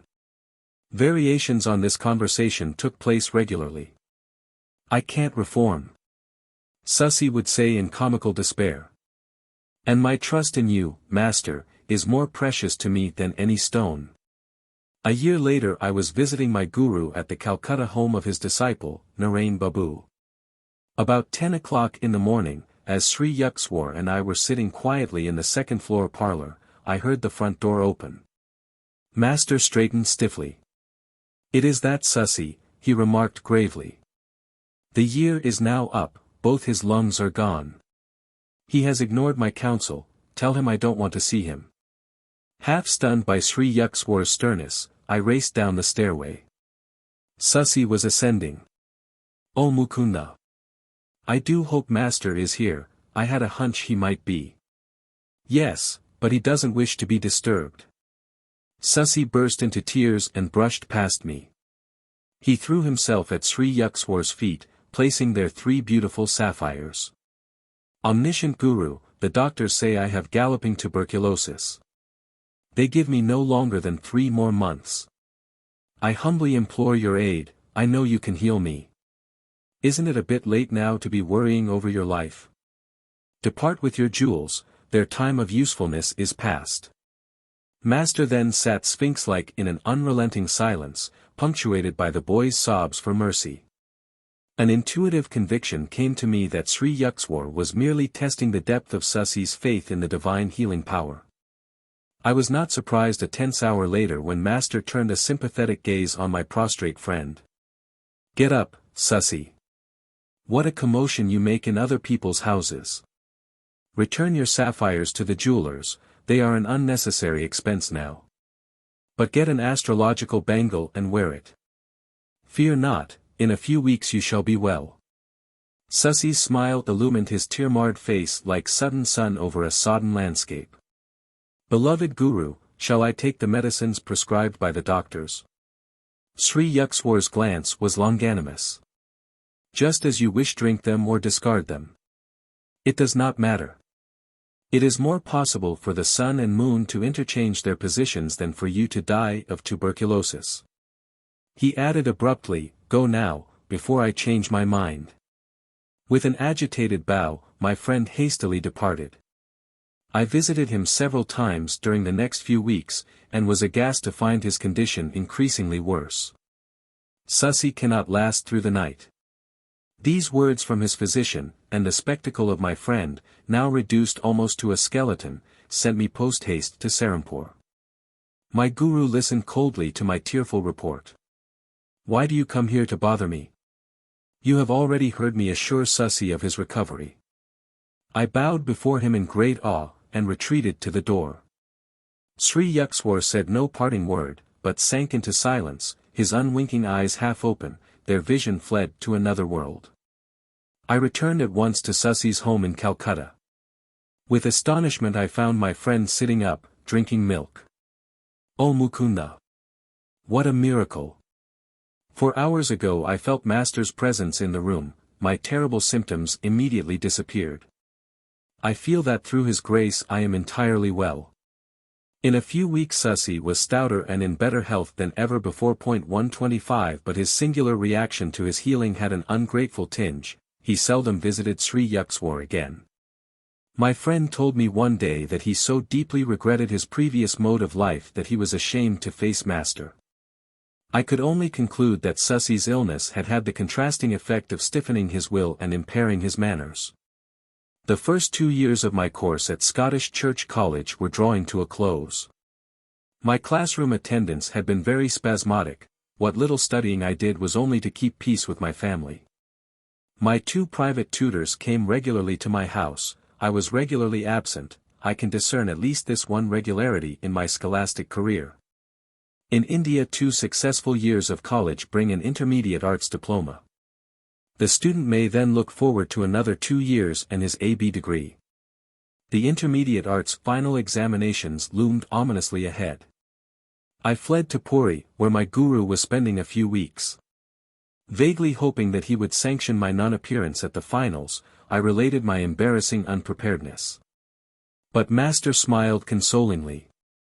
"You have wholeheartedly pursued your spiritual duties, and could not help neglecting your college work. Apply yourself diligently to your books for the next week, you shall get through your ordeal without failure."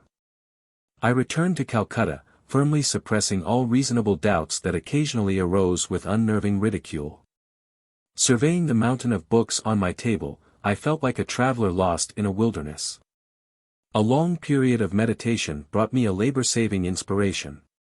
Opening each book at random, I studied only those pages which lay thus exposed.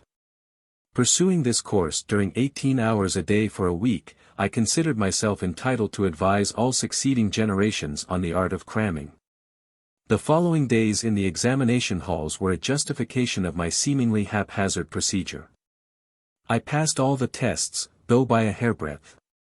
The congratulations of my friends and family were ludicrously mixed with ejaculations betraying their astonishment. On his return from Puri, Sri Yukteswar gave me a pleasant surprise. "Your Calcutta studies are now over. I will see that you pursue your last 2 years of university work right here in Serampore." I was puzzled. "Sir, there is no Bachelor of Arts course in this town." Serampore College, the sole institution of higher learning, offered only a 2-year course in intermediate arts. Master smiled mischievously. "I am too old to go about collecting donations to establish an AB college for you. I guess I shall have to arrange the matter through someone else." 2 months later Professor Howells, president of Serampore College, publicly announced that he had succeeded in raising sufficient funds to offer a 4-year course. Serampore College became a branch affiliation of the University of Calcutta. I was one of the first students to enroll in Serampore as an AB candidate. "Guruji, how kind you are to me. I have been longing to leave Calcutta and be near you every day in Serampore. Professor Howells does not dream how much he owes to your silent help." Sri Yukteswar gazed at me with mock severity. "Now you won't have to spend so many hours on trains, what a lot of free time for your studies. Perhaps you will become less of a last-minute crammer and more of a scholar." But somehow his tone lacked conviction. 18. A Mohammedan Wonder-Worker. Years ago, right in this very room you now occupy, Mohammedan Wonder-Worker performed 4 miracles before me. Sri Yukteswar made this surprising statement during his first visit to my new quarters. Immediately after entering Serampore College, I had taken a room in a nearby boarding house, called Panti. It was an old-fashioned brick mansion, fronting the Ganges. "Master, what a coincidence! Are these newly decorated walls really ancient with memories?" I looked around my simply furnished room with awakened interest. "It is a long story." My guru smiled reminiscently. The name of the fakir 126 was Afzal Khan. He had acquired his extraordinary powers through a chance encounter with a Hindu yogi. "Son, I am thirsty, fetch me some water." A dust-covered sannyasi made this request of Afzal one day during his early boyhood in a small village of eastern Bengal. "Master, I am a Mohammedan. How could you, a Hindu, accept a drink from my hands? Your truthfulness pleases me, my child. I do not observe the ostracizing rules of ungodly sectarianism. Go, bring me water quickly." Afzal's reverent obedience was rewarded by a loving glance from the yogi. "You possess good karma from former lives," he observed solemnly. "I am going to teach you a certain yoga method which will give you command over one of the invisible realms.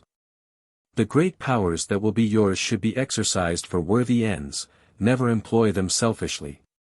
I perceive, alas, that you have brought over from the past some seeds of destructive tendencies. Do not allow them to sprout by watering them with fresh evil actions. The complexity of your previous karma is such that you must use this life to reconcile your yogic accomplishments with the highest humanitarian goals." After instructing the amazed boy in a complicated technique, the master vanished. Afzal faithfully followed his yoga exercise for 20 years. His miraculous feats began to attract widespread attention. It seems that he was always accompanied by a disembodied spirit whom he called Hazrat. This invisible entity was able to fulfill the fakir's slightest wish. Ignoring his master's warning, Afzal began to misuse his powers. Whatever object he touched and then replaced would soon disappear without a trace. This disconcerting eventuality usually made the Mohammedan an objectionable guest. He visited large jewelry stores in Calcutta from time to time, representing himself as a possible purchaser. Any jewel he handled would vanish shortly after he had left the shop. Afzal was often surrounded by several hundred students, attracted by the hope of learning his secrets. The fakir occasionally invited them to travel with him. At the railway station he would manage to touch a roll of tickets. These he would return to the clerk, remarking, "I have changed my mind, and won't buy them now." But when he boarded the train with his retinue, Afzal would be in possession of the required tickets. 127. These exploits created an indignant uproar. Bengali jewelers and ticket sellers were succumbing to nervous breakdowns. The police who sought to arrest Afzal found themselves helpless. The fakir could remove incriminating evidence merely by saying, "Hazrat, take this away." Sri Yukteswar rose from his seat and walked to the balcony of my room which overlooked the Ganges. I followed him, eager to hear more of the baffling Mohammedan raffles. This panty house formerly belonged to a friend of mine. He became acquainted with Afzal and asked him here. My friend also invited about 20 neighbors, including myself. I was only a youth then, and felt a lively curiosity about the notorious fakir. Master laughed. I took the precaution of not wearing anything valuable. Afzal looked me over inquisitively, then remarked. "You have powerful hands. Go downstairs to the garden, get a smooth stone and write your name on it with chalk. Then throw the stone as far as possible into the Ganges." I obeyed. As soon as the stone had vanished under distant waves, the Mohammedan addressed me again. "Fill a pot with Ganges water near the front of this house." After I had returned with a vessel of water, the fakir cried, "Hazrat, put the stone in the pot." The stone appeared at once. I pulled it from the vessel and found my signature as legible as when I had written it. Babu 128, one of my friends in the room, was wearing a heavy antique gold watch and chain. The fakir examined them with ominous admiration. Soon they were missing. "Afzal, please return my prized heirloom." Babu was nearly in tears. The Mohammedan was stoically silent for a while, then said, "You have 500 rupees in an iron safe. Bring them to me, and I will tell you where to locate your timepiece." The distraught Babu left immediately for his home. He came back shortly and handed Afzal the required sum. "Go to the little bridge near your house," the fakir instructed Babu. "Call on Hazrat to give you the watch and chain." Babu rushed away. On his return, he was wearing a smile of relief and no jewelry whatever. When I commanded Hazrat as directed, he announced, "My watch came tumbling down from the air into my right hand. You may be sure I locked the heirloom in my safe before rejoining the group here." Babu's friends, witnesses of the comico tragedy of the ransom for a watch, were staring with resentment at Afzal. He now spoke placatingly. "Please name any drink you want, Hazrat will produce it." A number asked for milk, others for fruit juices. I was not too much shocked and the unnerved Babu requested whiskey. The Mohammedan gave an order. The obliging Hazrat sent sealed containers sailing down the air and thudding to the floor. Each man found his desired beverage. The promise of the fourth spectacular feat of the day was doubtless gratifying to our host. Afzal offered to supply an instantaneous lunch. "Let us order the most expensive dishes," Babu suggested gloomily. "I want an elaborate meal for my 500 rupees. Everything should be served on gold plates." As soon as each man had expressed his preferences, the fakir addressed himself to the inexhaustible Hazrat. A great rattle ensued. Gold platters filled with intricately prepared curries, hot luchis, and many out-of-season fruits, landed from nowhere at our feet. All the food was delicious. After feasting for an hour, we started to leave the room. A tremendous noise, as though dishes were being piled up, caused us to turn around. Lo! There was no sign of the glittering plates or the remnants of the meal. "Guruji," I interrupted, "if Afzal could easily secure such things as gold dishes, why did he covet the property of others?" The fakir was not highly developed spiritually, Sri Yukteswar explained. His mastery of a certain yoga technique gave him access to an astral plane where any desire is immediately materialized. Through the agency of an astral being, Hazrat, the Mohammedan could summon the atoms of any object from etheric energy by an act of powerful will. But such astrally produced objects are structurally evanescent, they cannot be long retained. Afzal still yearned for worldly wealth which, though more hardly earned, has a more dependable durability. I laughed. It too sometimes vanishes most unaccountably. Afzal was not a man of God realization, Master went on. Miracles of a permanent and beneficial nature are performed by true saints because they have attuned themselves to the omnipotent Creator. Afzal was merely an ordinary man with an extraordinary power of penetrating a subtle realm not usually entered by mortals until death. I understand now, Guruji. The afterworld appears to have some charming features. Master agreed. I never saw Afzal after that day, but a few years later Babu came to my home to show me a newspaper account of the Mohammedan's public confession. From it I learned the facts I have just told you about Afzal's early initiation from a Hindu guru. The gist of the latter part of the published document, as recalled by Sri Yukteswar, was as follows: I, Afzal Khan, am writing these words as an act of penance and as a warning to those who seek the possession of miraculous powers. For years I have been misusing the wondrous abilities imparted to me through the grace of God and my Master.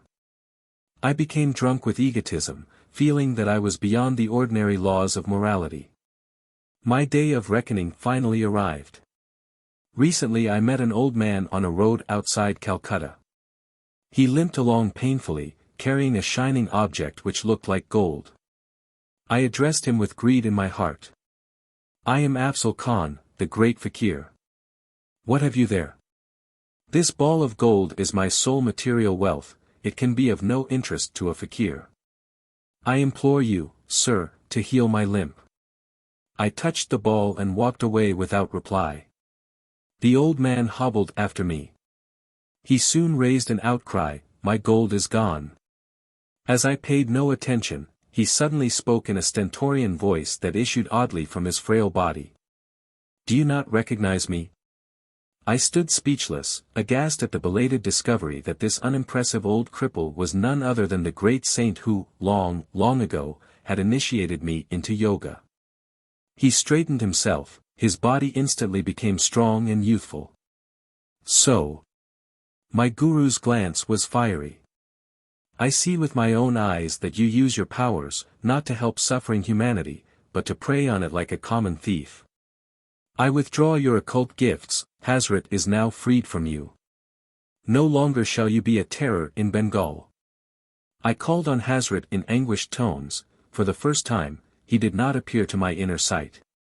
But some dark veil suddenly lifted within me, I saw clearly the blasphemy of my life. My Guru, I thank you for coming to banish my long delusion. I was sobbing at his feet. I promised to forsake my worldly ambitions. I will retire to the mountains for lonely meditation on God, hoping to atone for my evil past. My master regarded me with silent compassion. I feel your sincerity, he said finally. Because of your earlier years of strict obedience, and because of your present repentance, I will grant you one boon. Your other powers are now gone, but whenever food and clothing are needed, you may still call successfully on Hazrat to supply them. Devote yourself wholeheartedly to divine understanding in the mountain solitudes. My Guru then vanished. I was left to my tears and reflections. Farewell, world. I go to seek the forgiveness of the cosmic beloved. 19. My master, in Calcutta, appears in Serampore. I am often beset by atheistic doubts. Yet a torturing surmise sometimes haunts me, may not untapped soul possibilities exist? Is man not missing his real destiny if he fails to explore them? These remarks of Daijan Babu, my roommate at the Panti boarding house, were called forth by my invitation that he meet my guru. Sri Yukteswar will initiate you into Kriya Yoga, I replied. It calms the dualistic turmoil by a divine inner certainty. That evening Daijen accompanied me to the hermitage. In Master's presence my friend received such spiritual peace that he was soon a constant visitor. The trivial preoccupations of daily life are not enough for man, wisdom too is a native hunger. In Sri Yukteswar's words, Daijen found an incentive to those attempts first painful, then effortlessly liberating to locate a realer self within his bosom than the humiliating ego of a temporary birth, seldom ample enough for the spirit. As Daijen and I were both pursuing the AB course at Serampore College, we got into the habit of walking together to the ashram as soon as classes were over. We would often see Sri Yukteswar standing on his second-floor balcony, welcoming our approach with a smile. One afternoon Kanai, a young hermitage resident, met Daijen and me at the door with disappointing news. Master is not here. He was summoned to Calcutta by an urgent note. The following day I received a postcard from my guru. I shall leave Calcutta Wednesday morning, he had written. You and Daijen meet the 9 o'clock train at Serampore station. About 8:30 on Wednesday morning, a telepathic message from Sri Yukteswar flashed insistently to my mind, I am delayed, don't meet the 9 o'clock train. I conveyed the latest instructions to Daijen, who was already dressed for departure. You and your intuition. My friend's voice was edged in scorn. I prefer to trust Master's written word. I shrugged my shoulders and seated myself with quiet finality. Muttering angrily, Daijen made for the door and closed it noisily behind him. As the room was rather dark, I moved nearer to the window overlooking the street. The scant sunlight suddenly increased to an intense brilliancy in which the iron-barred window completely vanished. Against this dazzling background appeared the clearly materialized figure of Sri Yukteswar. Bewildered to the point of shock, I rose from my chair and knelt before him. With my customary gesture of respectful greeting at my guru's feet, I touched his shoes. These were a pair familiar to me, of orange-dyed canvas, soled with rope. His ochre Swami cloth brushed against me. I distinctly felt not only the texture of his robe, but also the gritty surface of the shoes, and the pressure of his toes within them. Too much astounded to utter a word, I stood up and gazed at him questioningly. I was pleased that you got my telepathic message. Master's voice was calm, entirely normal. I have now finished my business in Calcutta, and shall arrive in Serampore by the 10 o'clock train. As I still stared mutely, Sri Yukteswar went on, this is not an apparition, but my flesh and blood form. I have been divinely commanded to give you this experience, rare to achieve on earth. Meet me at the station. You and Daijen will see me coming toward you, dressed as I am now. I shall be preceded by a fellow passenger, a little boy carrying a silver jug. My guru placed both hands on my head, with a murmured blessing. As he concluded with the words, Taba ACI, 129, I heard a peculiar rumbling sound. 130 His body began to melt gradually within the piercing light. First his feet and legs vanished, then his torso and head, like a scroll being rolled up. To the very last, I could feel his fingers resting lightly on my hair. The effulgence faded, nothing remained before me but the barred window and a pale stream of sunlight. I remained in a half-stupor of confusion, questioning whether I had not been the victim of a hallucination. A crestfallen Daijen soon entered the room. Master was not on the 9 o'clock train, nor even the 9:30. My friend made his announcement with a slightly apologetic air. Come then, I know he will arrive at 10 o'clock. I took Daijen's hand and rushed him forcibly along with me, heedless of his protests. In about 10 minutes we entered the station, where the train was already puffing to a halt. The whole train is filled with the light of Master's aura. He is there. I exclaimed joyfully. You dream so. Daijen laughed mockingly. Let us wait here. I told my friend details of the way in which our guru would approach us. As I finished my description, Sri Yukteswar came into view, wearing the same clothes I had seen a short time earlier. He walked slowly in the wake of a small lad bearing a silver jug. For a moment a wave of cold fear passed through me, at the unprecedented strangeness of my experience. I felt the materialistic, 20th century world slipping from me? Was I back in the ancient days when Jesus appeared before Peter on the sea? As Sri Yukteswar, a modern yogi Christ, reached the spot where Dijon and I were speechlessly rooted, Master smiled at my friend and remarked, "I sent you a message too, but you were unable to grasp it." Dijon was silent, but glared at me suspiciously. After we had escorted our guru to his hermitage, my friend and I proceeded toward Serampore College. Dijon halted in the street, indignation streaming from his every pore. "So, Master sent me a message. Yet you concealed it. I demand an explanation. Can I help it if your mental mirror oscillates with such restlessness that you cannot register our guru's instructions?" I retorted. The anger vanished from Dijon's face. "I see what you mean," he said ruefully. "But please explain how you could know about the child with the jug." By the time I had finished the story of Master's phenomenal appearance at the boarding house that morning, my friend and I had reached Serampore College.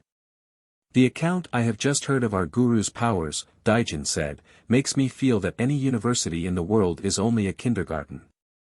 20. We do not visit Kashmir. "Father, I want to invite Master and 4 friends to accompany me to the Himalayan foothills during my summer vacation. May I have 6 train passes to Kashmir and enough money to cover our travel expenses?" As I had expected, Father laughed heartily. "This is the 3rd time you have given me the same cock and bull story. Didn't you make a similar request last summer, and the year before that? At the last moment, Sri Yukteswar refuses to go." "It is true, Father. I don't know why my guru will not give me his definite word about Kashmir. 131 But if I tell him that I have already secured the passes from you, somehow I think that this time he will consent to make the journey." Father was unconvinced at the moment, but the following day, after some good-humored jibes, he handed me 6 passes and a roll of 10-rupee bills. "I hardly think your theoretical trip needs such practical props," he remarked, "but here they are." That afternoon I exhibited my booty to Sri Yukteswar. Though he smiled at my enthusiasm, his words were non-committal, "I would like to go. We shall see." He made no comment when I asked his little hermitage disciple, Kanai, to accompany us. I also invited 3 other friends, Rajendra Nath Mitra, Jatin Adi, and 1 other boy. Our date of departure was set for the following Monday. On Saturday and Sunday I stayed in Calcutta, where marriage rites for a cousin were being celebrated at my family home. I arrived in Serampore with my luggage early Monday morning. Rajendra met me at the hermitage door. "Master is out, walking. He has refused to go." I was equally grieved and obdurate. I will not give Father a 3rd chance to ridicule my chimerical plans for Kashmir. "Come, the rest of us will go anyhow." Rajendra agreed. I left the ashram to find a servant. Kanai, I knew, would not take the trip without Master, and someone was needed to look after the luggage. I bethought myself of Bihari, previously a servant in my family home, who was now employed by a Serampore schoolmaster. As I walked along briskly, I met my guru in front of the Christian church near Serampore courthouse. "Where are you going?" Sri Yukteswar's face was unsmiling. "Sir, I hear that you and Kanai will not take the trip we have been planning." "I am seeking Bihari. You will recall that last year he was so anxious to see Kashmir that he even offered to serve without pay." "I remember. Nevertheless, I don't think Bihari will be willing to go." I was exasperated. "He is just eagerly waiting for this opportunity." My guru silently resumed his walk. I soon reached the schoolmaster's house. Bihari, in the courtyard, greeted me with a friendly warmth that abruptly vanished as soon as I mentioned Kashmir. With a murmured word of apology, the servant left me and entered his employer's house. I waited half an hour, nervously assuring myself that Bihari's delay was being caused by preparations for his trip. Finally I knocked at the front door. "Bihari left by the back stairs about 30 minutes ago," a man informed me. A slight smile hovered about his lips. I departed sadly, wondering whether my invitation had been too coercive or whether Master's unseen influence were at work. Passing the Christian church, again I saw my guru walking slowly toward me. Without waiting to hear my report, he exclaimed. So Bihari would not go. Now, what are your plans? I felt like a recalcitrant child who is determined to defy his masterful father. Sir, I am going to ask my uncle to lend me his servant, Lalvari. See your uncle if you want to, Sri Yukteswar replied with a chuckle. But I hardly think you will enjoy the visit. Apprehensive but rebellious, I left my guru and entered Serampore courthouse. My paternal uncle, Sarada Ghosh, a government attorney, welcomed me affectionately. I am leaving today with some friends for Kashmir, I told him. For years I have been looking forward to this Himalayan trip.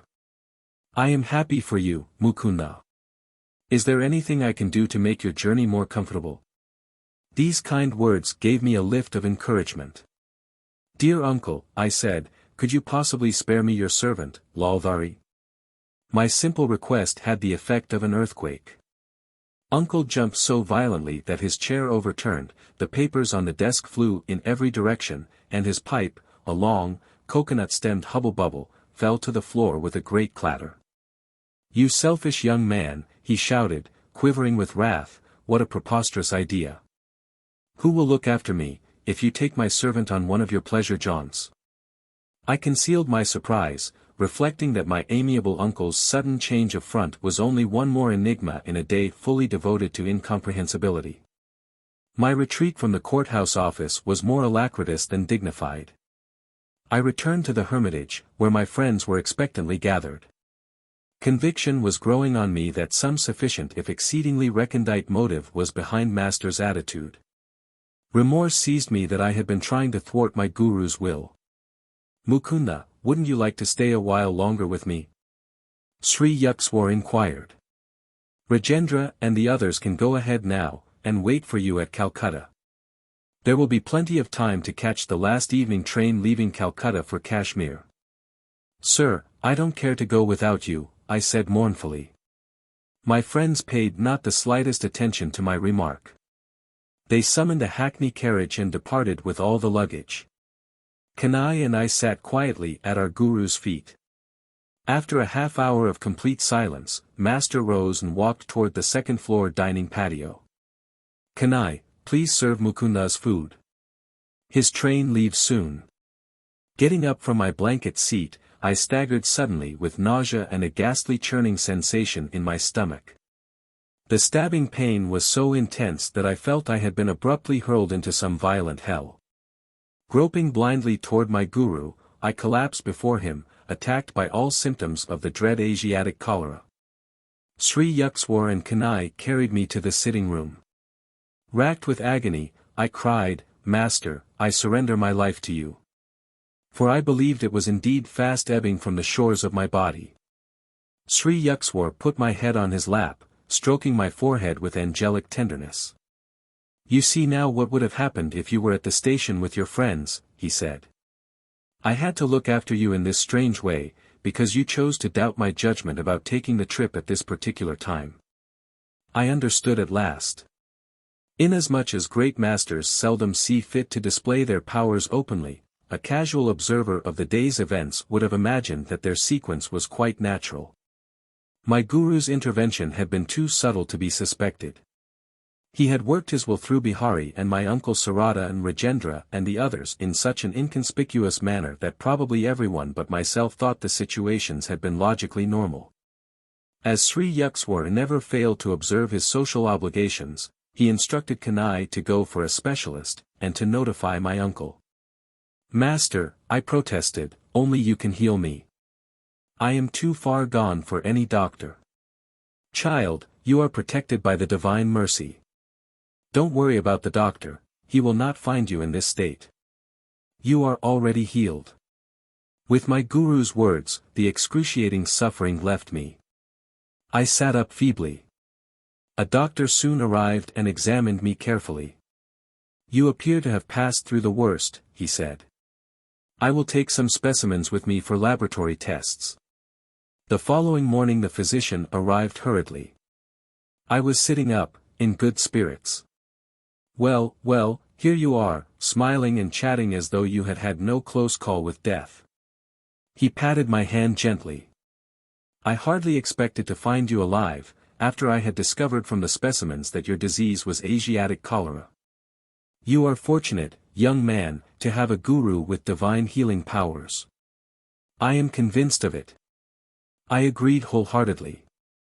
As the doctor was preparing to leave, Rajendra and Audie appeared at the door. The resentment in their faces changed into sympathy as they glanced at the physician and then at my somewhat wan countenance. We were angry when you didn't turn up as agreed at the Calcutta train. You have been sick. Yes. I could not help laughing as my friends placed the luggage in the same corner it had occupied yesterday. I quoted, "There was a ship that went to Spain, when it arrived, it came back again." Master entered the room.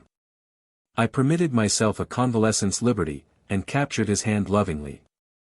"Guruji," I said, "from my 12th year on, I have made many unsuccessful attempts to reach the Himalayas. I am finally convinced that without your blessings the goddess Parvati 132 will not receive me. 21. We visit Kashmir. You are strong enough now to travel.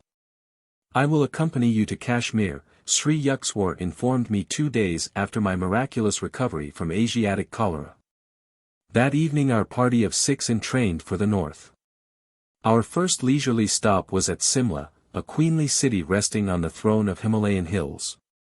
We strolled over the steep streets, admiring the magnificent views. "English strawberries for sale," cried an old woman, squatting in a picturesque open marketplace. Master was curious about the strange little red fruits. He bought a basketful and offered it to Kanai and myself, who were nearby. I tasted one berry but spat it hastily on the ground. "Sir, what a sour fruit. I could never like strawberries." My guru laughed. "Oh, you will like them in America. At a dinner there, your hostess will serve them with sugar and cream. After she has mashed the berries with a fork, you will taste them and say, 'What delicious strawberries.' Then you will remember this day in Simla." Sri Yukteswar's forecast vanished from my mind, but reappeared there many years later, shortly after my arrival in America. I was a dinner guest at the home of Mrs. Alice T. Hasey, Sister Yogmata, in West Somerville, Massachusetts. When a dessert of strawberries was put on the table, my hostess picked up her fork and mashed my berries, adding cream and sugar. "The fruit is rather tart, I think you will like it fixed this way," she remarked. I took a mouthful. "What delicious strawberries!" I exclaimed. At once my guru's prediction in Simla emerged from the fathomless cave of memory. It was staggering to realize that long ago Sri Yukteswar's God-tuned mind had sensitively detected the program of karmic events wandering in the ether of futurity. Our party soon left Simla and entrained for Rawalpindi.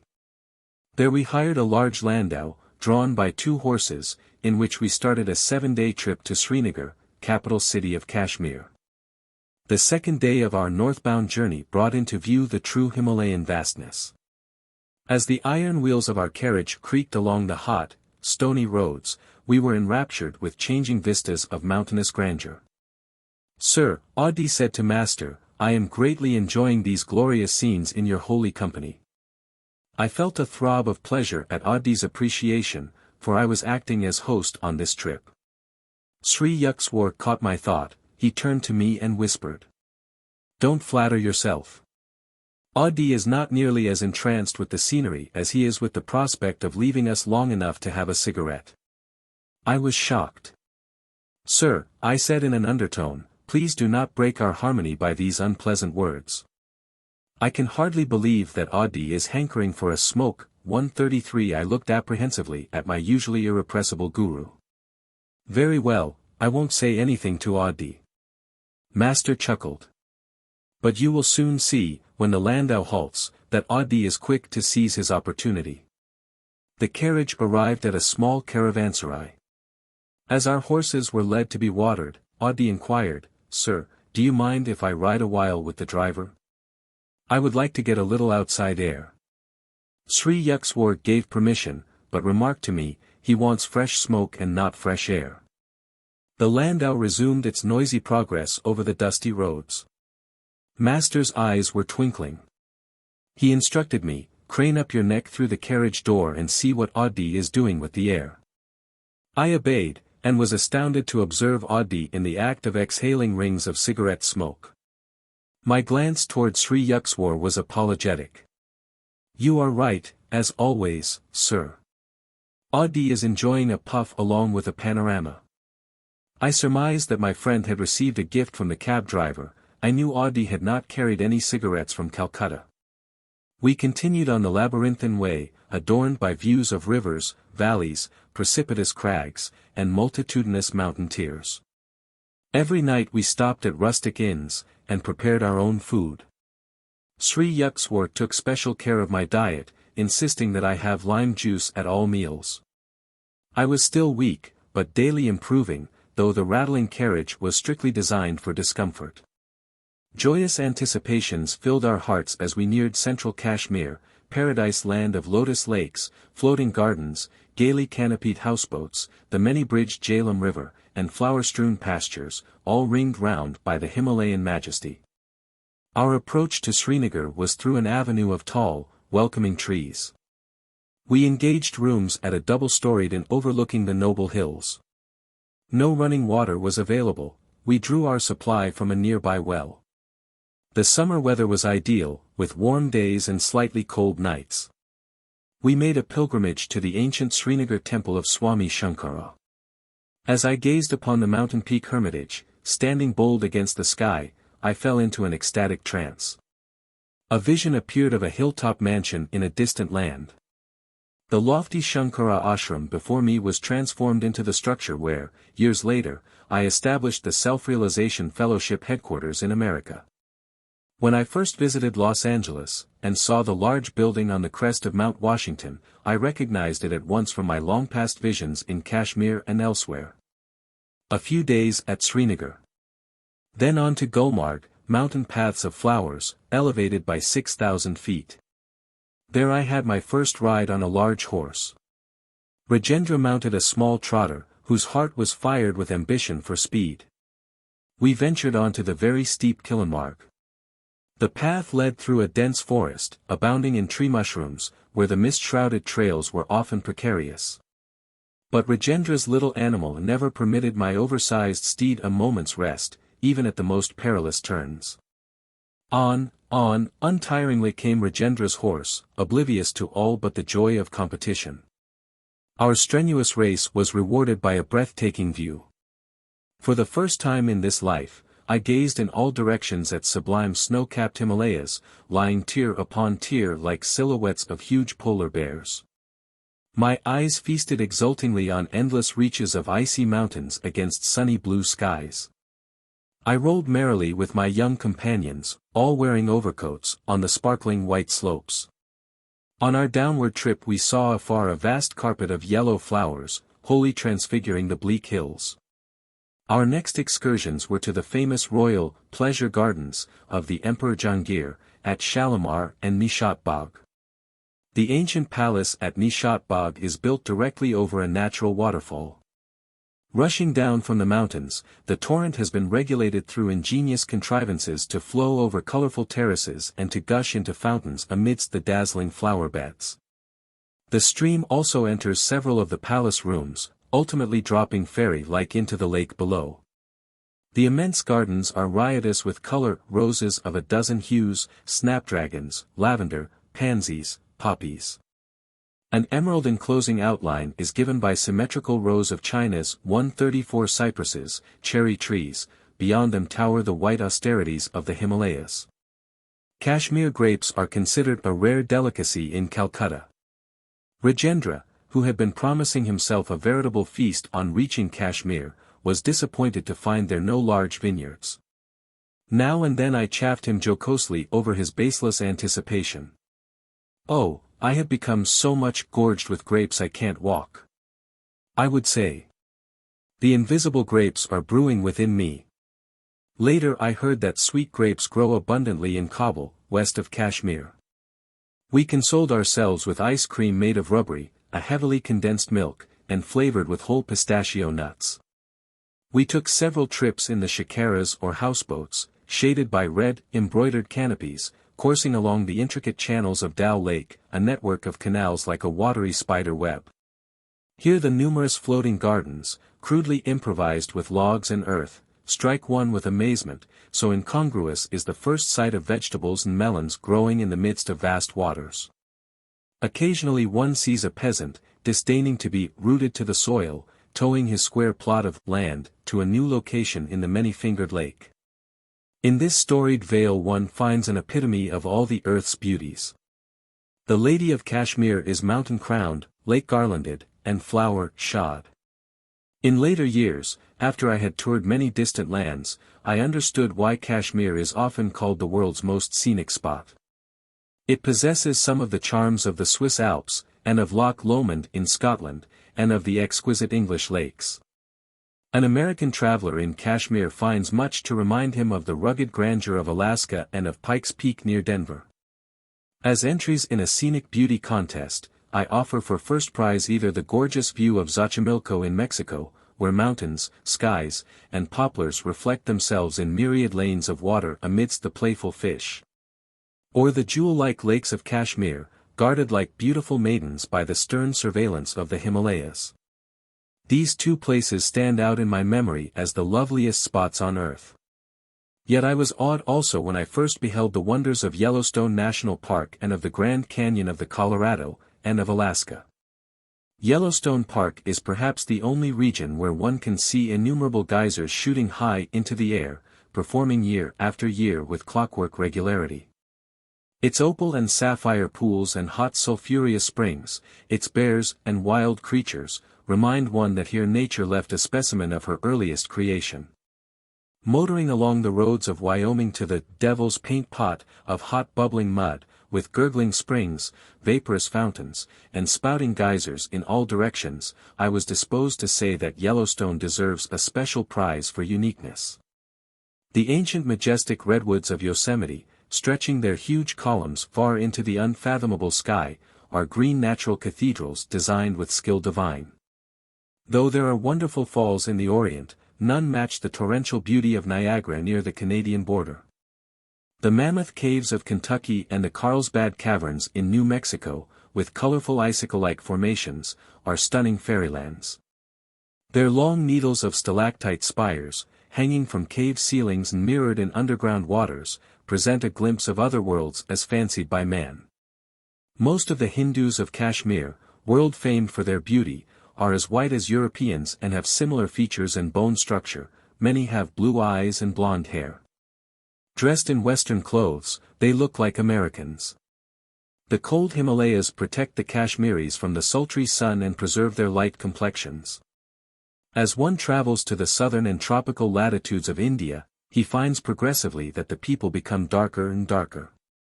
After spending happy weeks in Kashmir, I was forced to return to Bengal for the fall term of Serampore College. Sri Yukteswar remained in Srinagar, with Kanai and Adi.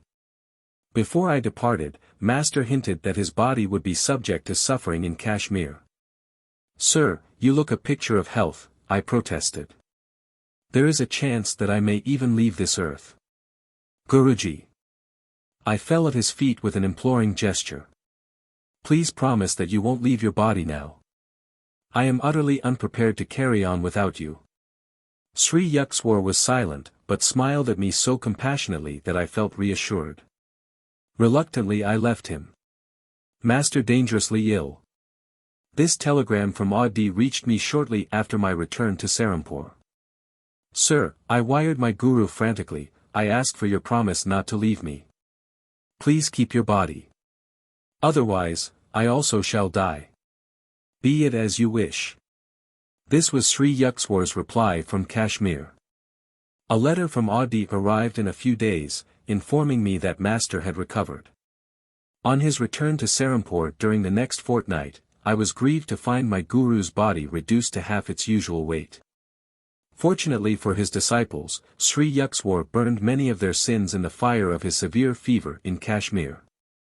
The metaphysical method of physical transfer of disease is known to highly advanced yogis. A strong man can assist a weaker one by helping to carry his heavy load. A spiritual Superman is able to minimize his disciples' physical or mental burdens by sharing the karma of their past actions. Just as a rich man loses some money when he pays off a large debt for his prodigal son, who is thus saved from dire consequences of his own folly, so a master willingly sacrifices a portion of his bodily wealth to lighten the misery of disciples. 135. By a secret method, the yogi unites his mind and astral vehicle with those of a suffering individual. The disease is conveyed, wholly or in part, to the saint's body. Having harvested God on the physical field, a master no longer cares what happens to that material form. Though he may allow it to register a certain disease in order to relieve others, his mind is never affected. He considers himself fortunate in being able to render such aid. The devotee who has achieved final salvation in the Lord finds that his body has completely fulfilled its purpose. He can then use it in any way he deems fit. His work in the world is to alleviate the sorrows of mankind, whether through spiritual means or by intellectual counsel or through willpower or by the physical transfer of disease. Escaping to the superconsciousness whenever he so desires, a master can remain oblivious of physical suffering. Sometimes he chooses to bear bodily pain stoically, as an example to disciples. By putting on the ailments of others, a yogi can satisfy, for them, the karmic law of cause and effect. This law is mechanically or mathematically operative. Its workings can be scientifically manipulated by men of divine wisdom. The spiritual law does not require a master to become ill whenever he heals another person. Healings ordinarily take place through the saint's knowledge of various methods of instantaneous cure in which no hurt to the spiritual healer is involved. On rare occasions, however, a master who wishes to greatly quicken his disciples' evolution may then voluntarily work out on his own body a large measure of their undesirable karma. Jesus signified himself as a ransom for the sins of many. With his divine powers, 136 his body could never have been subjected to death by crucifixion if he had not willingly cooperated with the subtle cosmic law of cause and effect. He thus took on himself the consequences of others' karma, especially that of his disciples. In this manner they were highly purified and made fit to receive the omnipresent consciousness which later descended on them. Only a self-realized master can transfer his life force, or convey into his own body the diseases of others. An ordinary man cannot employ this yogic method of cure, nor is it desirable that he should do so. For an unsound physical instrument is a hindrance to God, meditation. The Hindu scriptures teach that the first duty of man is to keep his body in good condition, otherwise his mind is unable to remain fixed in devotional concentration. A very strong mind, however, can transcend all physical difficulties and attain to God realization. Many saints have ignored illness and succeeded in their divine quest. St. Francis of Assisi, severely afflicted with ailments, healed others and even raised the dead. I knew an Indian saint, half of whose body was once festering with sores. His diabetic condition was so acute that under ordinary conditions he could not sit still at one time for more than 15 minutes. But his spiritual aspiration was undeterrable. Lord, he prayed, wilt thou come into my broken temple? With ceaseless command of will, the saint gradually became able to sit daily in the lotus posture for 18 continuous hours, engrossed in the ecstatic trance. And, he told me, at the end of 3 years, I found the infinite light blazing within my shattered form. Rejoicing in the joyful splendor, I forgot the body. Later I saw that it had become whole through the divine mercy. A historical healing incident concerns King Babur, 1483–1530, founder of the Mughal Empire in India. His son, Prince Humayun, was mortally ill. The father prayed with anguished determination that he receive the sickness, and that his son be spared. After all physicians had given up hope, Humayun recovered. Babur immediately fell sick and died of the same disease which had stricken his son. Humayun succeeded Babur as emperor of Hindustan. Many people imagine that every spiritual master has, or should have, the health and strength of a Sando. The assumption is unfounded. A sickly body does not indicate that a guru is not in touch with divine powers. any more than lifelong health necessarily indicates an inner illumination. The condition of the physical body, in other words, cannot rightfully be made a test of a master. His distinguishing qualifications must be sought in his own domain, the spiritual. Numerous bewildered seekers in the West erroneously think that an eloquent speaker or writer on metaphysics must be a master. The rishis, however, have pointed out that the acid test of a master is a man's ability to enter at will the breathless state, and to maintain the unbroken samadhi of nirvikalpa. 137 Only by these achievements can a human being prove that he has mastered Maya or the dualistic cosmic delusion. He alone can say from the depths of realization, Ekam Sat, only one exists. The Vedas declare that the ignorant man who rests content with making the slightest distinction between the individual soul and the Supreme Self is exposed to danger. Shankara the great monist has written. Where there is duality by virtue of ignorance, one sees all things as distinct from the self. When everything is seen as the self, then there is not even an atom other than the self. As soon as the knowledge of the reality has sprung up, there can be no fruits of past actions to be experienced, owing to the unreality of the body, in the same way as there can be no dream after waking. Only great gurus are able to assume the karma of disciples. Sri Yukteswar would not have suffered in Kashmir unless he had received permission from the spirit within him to help his disciples in that strange way. Few saints were ever more sensitively equipped with wisdom to carry out divine commands than my God-tuned master. When I ventured a few words of sympathy over his emaciated figure, my guru said gaily, "It has its good points. I am able now to get into some small ganges, undershirts, that I haven't worn in years." Listening to Master's jovial laugh, I remembered the words of St. Francis Delaware Sales, "A saint that is a sad saint." 22. The heart of a stone image. As a loyal Hindu wife, I do not wish to complain of my husband. But I yearn to see him turn from his materialistic views. He delights in ridiculing the pictures of saints in my meditation room. Dear brother, I have deep faith that you can help him. Will you? My eldest sister Roma gazed beseechingly at me. I was paying a short visit at her Calcutta home on Girish Vidyaratna Lane. Her plea touched me, for she had exercised a profound spiritual influence over my early life, and had lovingly tried to fill the void left in the family circle by mother's death. Beloved sister, of course I will do anything I can.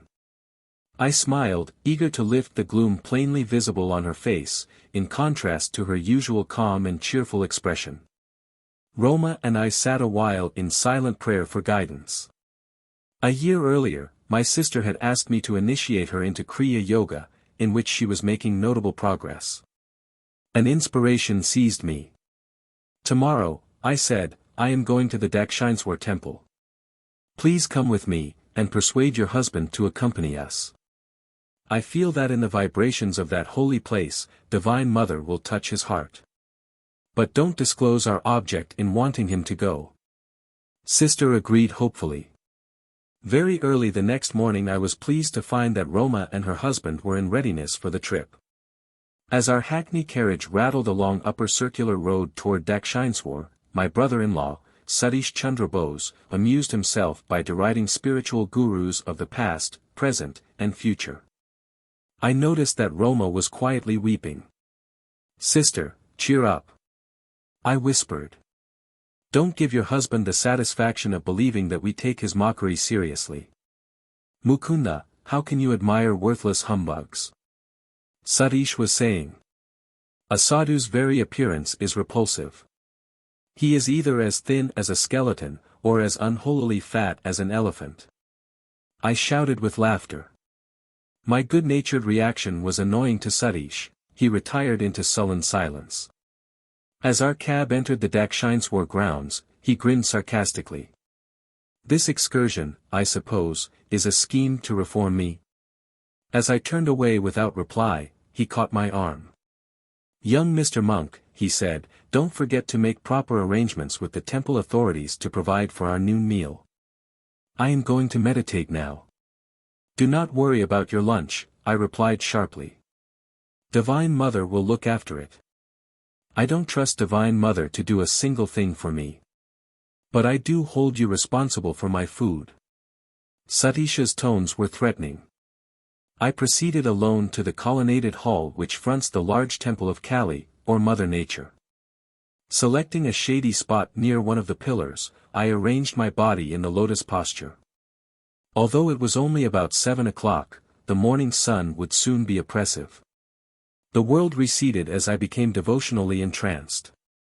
My mind was concentrated on Goddess Kali, whose image at Dakshineswar had been the special object of adoration by the great master, Sri Ramakrishna Paramahansa. In answer to his anguished demands, the stone image of this very temple had often taken a living form and conversed with him. Silent Mother with stony heart, I prayed, thou becamest filled with life at the request of thy beloved devotee Ramakrishna, why dost thou not also heed the wails of this yearning son of thine? My aspiring zeal increased boundlessly, accompanied by a divine peace. Yet, when 5 hours had passed, and the goddess whom I was inwardly visualizing had made no response, I felt slightly disheartened. Sometimes it is a test by God to delay the fulfillment of prayers. But he eventually appears to the persistent devotee in whatever form he holds dear. A devout Christian sees Jesus. A Hindu beholds Krishna, or the goddess Kali, or an expanding light if his worship takes an impersonal turn. Reluctantly I opened my eyes, and saw that the temple doors were being locked by a priest, in conformance with a noon-hour custom. I rose from my secluded seat under the open, roofed hall, and stepped into the courtyard. Its stone floor was scorching under the midday sun, my bare feet were painfully burned. Divine Mother, I silently remonstrated, thou didst not come to me in vision, and now thou art hidden in the temple behind closed doors. I wanted to offer a special prayer to thee today on behalf of my brother-in-law. My inward petition was instantly acknowledged. First, a delightful cold wave descended over my back and under my feet, banishing all discomfort. Then, to my amazement, the temple became greatly magnified. Its large door slowly opened, revealing the stone figure of Goddess Kali. Gradually it changed into a living form, smilingly nodding in greeting, thrilling me with joy indescribable. As if by a mystic syringe, the breath was withdrawn from my lungs. My body became very still, though not inert. An ecstatic enlargement of consciousness followed. I could see clearly for several miles over the Ganges River to my left, and beyond the temple into the entire Dakshineswar precincts. The walls of all buildings glimmered transparently, through them I observed people walking to and fro over distant acres. Though I was breathless and my body in a strangely quiet state, yet I was able to move my hands and feet freely. For several minutes I experimented in closing and opening my eyes. In either state I saw distinctly the whole Dakshineswar panorama. Spiritual sight, X-ray-like, penetrates into all matter, the divine eye is center everywhere, circumference nowhere. I realized anew, standing there in the sunny courtyard, that when man ceases to be a prodigal child of God, engrossed in a physical world indeed dream, baseless as a bubble, he re-inherits his eternal realms. If escapism be a need of man, cramped in his narrow personality, can any escape compare with the majesty of omnipresence? In my sacred experience at Dakshineswar, the only extraordinarily enlarged objects were the temple and the form of the goddess. Everything else appeared in its normal dimensions, although each was enclosed in a halo of mellow light white, blue, and pastel rainbow hues. My body seemed to be of ethereal substance, ready to levitate. Fully conscious of my material surroundings, I was looking about me and taking a few steps without disturbing the continuity of the blissful vision. Behind the temple walls I suddenly glimpsed my brother-in-law as he sat under the thorny branches of a sacred bel tree. I could effortlessly discern the course of his thoughts. Somewhat uplifted under the holy influence of Dakshineswar, his mind yet held unkind reflections about me. I turned directly to the gracious form of the goddess. Divine Mother, I prayed, wilt thou not spiritually change my sister's husband? The beautiful figure, hitherto silent, spoke at last, thy wish is granted. I looked happily at Satish. As though instinctively aware that some spiritual power was at work, He rose resentfully from his seat on the ground. I saw him running behind the temple. He approached me, shaking his fist. The all-embracing vision disappeared. No longer could I see the glorious goddess. The towering temple was reduced to its ordinary size, minus its transparency. Again my body sweltered under the fierce rays of the sun. I jumped to the shelter of the pillared hall, where Satish pursued me angrily. I looked at my watch. It was 1 o'clock, the divine vision had lasted an hour.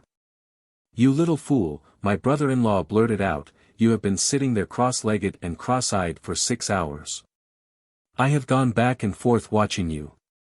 Where is my food? Now the temple is closed, you failed to notify the authorities. We are left without lunch." The exaltation I had felt at the goddess' presence was still vibrant within my heart. I was emboldened to exclaim, "Divine Mother will feed us." Satish was beside himself with rage. "Once and for all," he shouted, "I would like to see your Divine Mother giving us food here without prior arrangements." His words were hardly uttered and a temple priest crossed the courtyard and joined us. "Son," he addressed me, "I have been observing your face serenely glowing during hours of meditation. I saw the arrival of your party this morning, and felt a desire to put aside ample food for your lunch. It is against the temple rules to feed those who do not make a request beforehand, but I have made an exception for you." I thanked him, and gazed straight into Satish's eyes. He flushed with emotion, lowering his gaze in silent repentance. When we were served a lavish meal, including out-of-season mangoes, I noticed that my brother-in-law's appetite was meager. He was bewildered, diving deep into the ocean of thought. On the return journey to Calcutta, Satish, with softened expression, occasionally glanced at me pleadingly. But he did not speak a single word after the moment the priest had appeared to invite us to lunch, as though in direct answer to Satish's challenge. The following afternoon I visited my sister at her home. She greeted me affectionately. "Dear brother," she cried, "what a miracle. Last evening my husband wept openly before me. Beloved Devi, 138 he said, I am happy beyond expression that this reforming scheme of your brother's has wrought a transformation. I am going to undo every wrong I have done you. From tonight we will use our large bedroom only as a place of worship, your small meditation room shall be changed into our sleeping quarters. I am sincerely sorry that I have ridiculed your brother. For the shameful way I have been acting, I will punish myself by not talking to Mukunda until I have progressed in the spiritual path. Deeply I will seek the Divine Mother from now on, someday I must surely find her." Years later, I visited my brother-in-law in Delhi. I was overjoyed to perceive that he had developed highly in self-realization, and had been blessed by the vision of Divine Mother. During my stay with him, I noticed that Satish secretly spent the greater part of every night in divine meditation, though he was suffering from a serious ailment, and was engaged during the day at his office. The thought came to me that my brother-in-law's lifespan would not be a long one.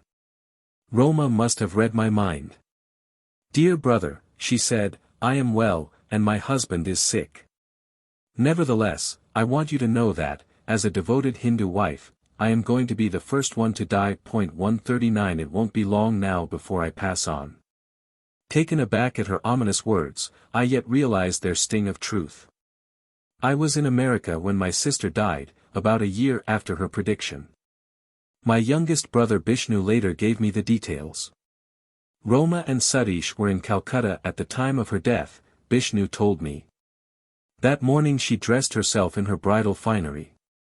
"Why this special costume?" Satish inquired.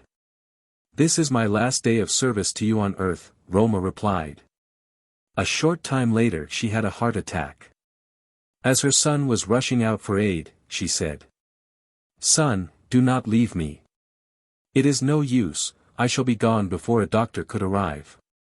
10 minutes later, holding the feet of her husband in reverence, Roma consciously left her body, happily and without suffering. Satish became very reclusive after his wife's death, Bishnu continued. One day he and I were looking at a large smiling photograph of Roma. "Why do you smile?" Satish suddenly exclaimed, as though his wife were present. You think you were clever in arranging to go before me. I shall prove that you cannot long remain away from me, soon I shall join you. Although at this time Satish had fully recovered from his sickness, and was enjoying excellent health, he died without apparent cause shortly after his strange remark before the photograph.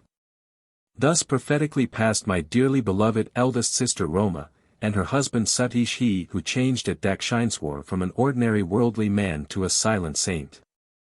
23. I receive my university degree. You ignore your textbook assignments in philosophy. No doubt you are depending on an unlaborious intuition to get you through the examinations. But unless you apply yourself in a more scholarly manner, I shall see to it that you don't pass this course. Professor D. C. Ghoshal of Serampore College was addressing me sternly. If I failed to pass his final written classroom test, I would be ineligible to take the conclusive examinations. These are formulated by the faculty of Calcutta University, which numbers Serampore College among its affiliated branches. A student in Indian universities who is unsuccessful in one subject in the AB finals must be examined anew in all his subjects the following year. My instructors at Serampore College usually treated me with kindness, not untinged by an amused tolerance. Mukunda is a bit overdrunk with religion. Thus summing me up, they tactfully spared me the embarrassment of answering classroom questions. They trusted the final written tests to eliminate me from the list of AB candidates. The judgment passed by my fellow students was expressed in their nickname for me Mad Monk. I took an ingenious step to nullify Professor Ghoshal's threat to me of failure in philosophy. When the results of the final tests were about to be publicly announced, I asked a classmate to accompany me to the professor's study. Come along. I want a witness, I told my companion. I shall be very much disappointed if I have not succeeded in outwitting the instructor. Professor Ghoshal shook his head after I had inquired what rating he had given my paper. You are not among those who have passed, he said in triumph. He hunted through a large pile on his desk. Your paper isn't here at all, you have failed, in any case, through non-appearance at the examination. I chuckled. Sir, I was there. May I look through the stack myself? The professor, nonplussed, gave his permission. I quickly found my paper, where I had carefully omitted any identification mark except my roll call number. Unwarned by the red flag of my name, the instructor had given a high rating to my answers even though they were unembellished by textbook quotations. 140. Seeing through my trick, he now thundered, sheer brazen luck. He added hopefully, you are sure to fail in the AB finals. For the tests in my other subjects, I received some coaching, particularly from my dear friend and cousin, Prabhas Chandra Ghose, 141, son of my uncle Sarada. I staggered painfully but successfully with the lowest possible passing marks through all my final tests. Now, after 4 years of college, I was eligible to sit for the AB examinations. Nevertheless, I hardly expected to avail myself of the privilege. The Serampore College finals were child's play compared to the stiff ones which would be set by Calcutta University for the AB degree. My almost daily visits to Sri Yukteswar had left me little time to enter the college halls. There it was my presence rather than my absence that brought forth ejaculations of amazement from my classmates. My customary routine was to set out on my bicycle about 9:30 in the morning. In one hand I would carry an offering for my guru, a few flowers from the garden of my Panti boarding house. Greeting me affably, master would invite me to lunch. I invariably accepted with alacrity, glad to banish the thought of college for the day. After hours with Sri Yukteswar, listening to his incomparable flow of wisdom, or helping with ashram duties, I would reluctantly depart around midnight for the Panti. Occasionally I stayed all night with my guru, so happily engrossed in his conversation that I scarcely noticed when darkness changed into dawn. One night about 11 o'clock, as I was putting on my shoes 142 in preparation for the ride to the boarding house, master questioned me gravely. When do your AB examinations start? 5 days hence, sir.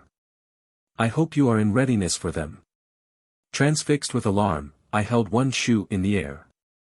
"Sir," I protested, "you know how my days have been passed with you rather than with the professors. How can I enact a farce by appearing for those difficult finals?" Sri Yukteswar's eyes were turned piercingly on mine. "You must appear." His tone was coldly peremptory. "We should not give cause for your father and other relatives to criticize your preference for ashram life. Just promise me that you will be present for the examinations, answer them the best way you can."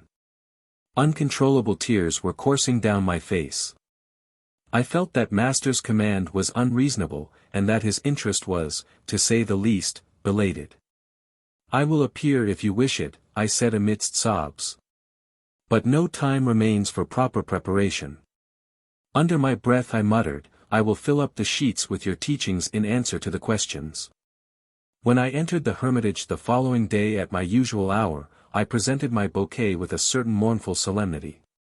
Sri Yukteswar laughed at my woebegone air.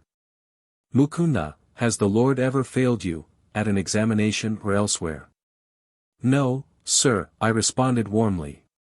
Grateful memories came in a revivifying flood. "Not laziness but burning zeal for God has prevented you from seeking college honors," my guru said kindly.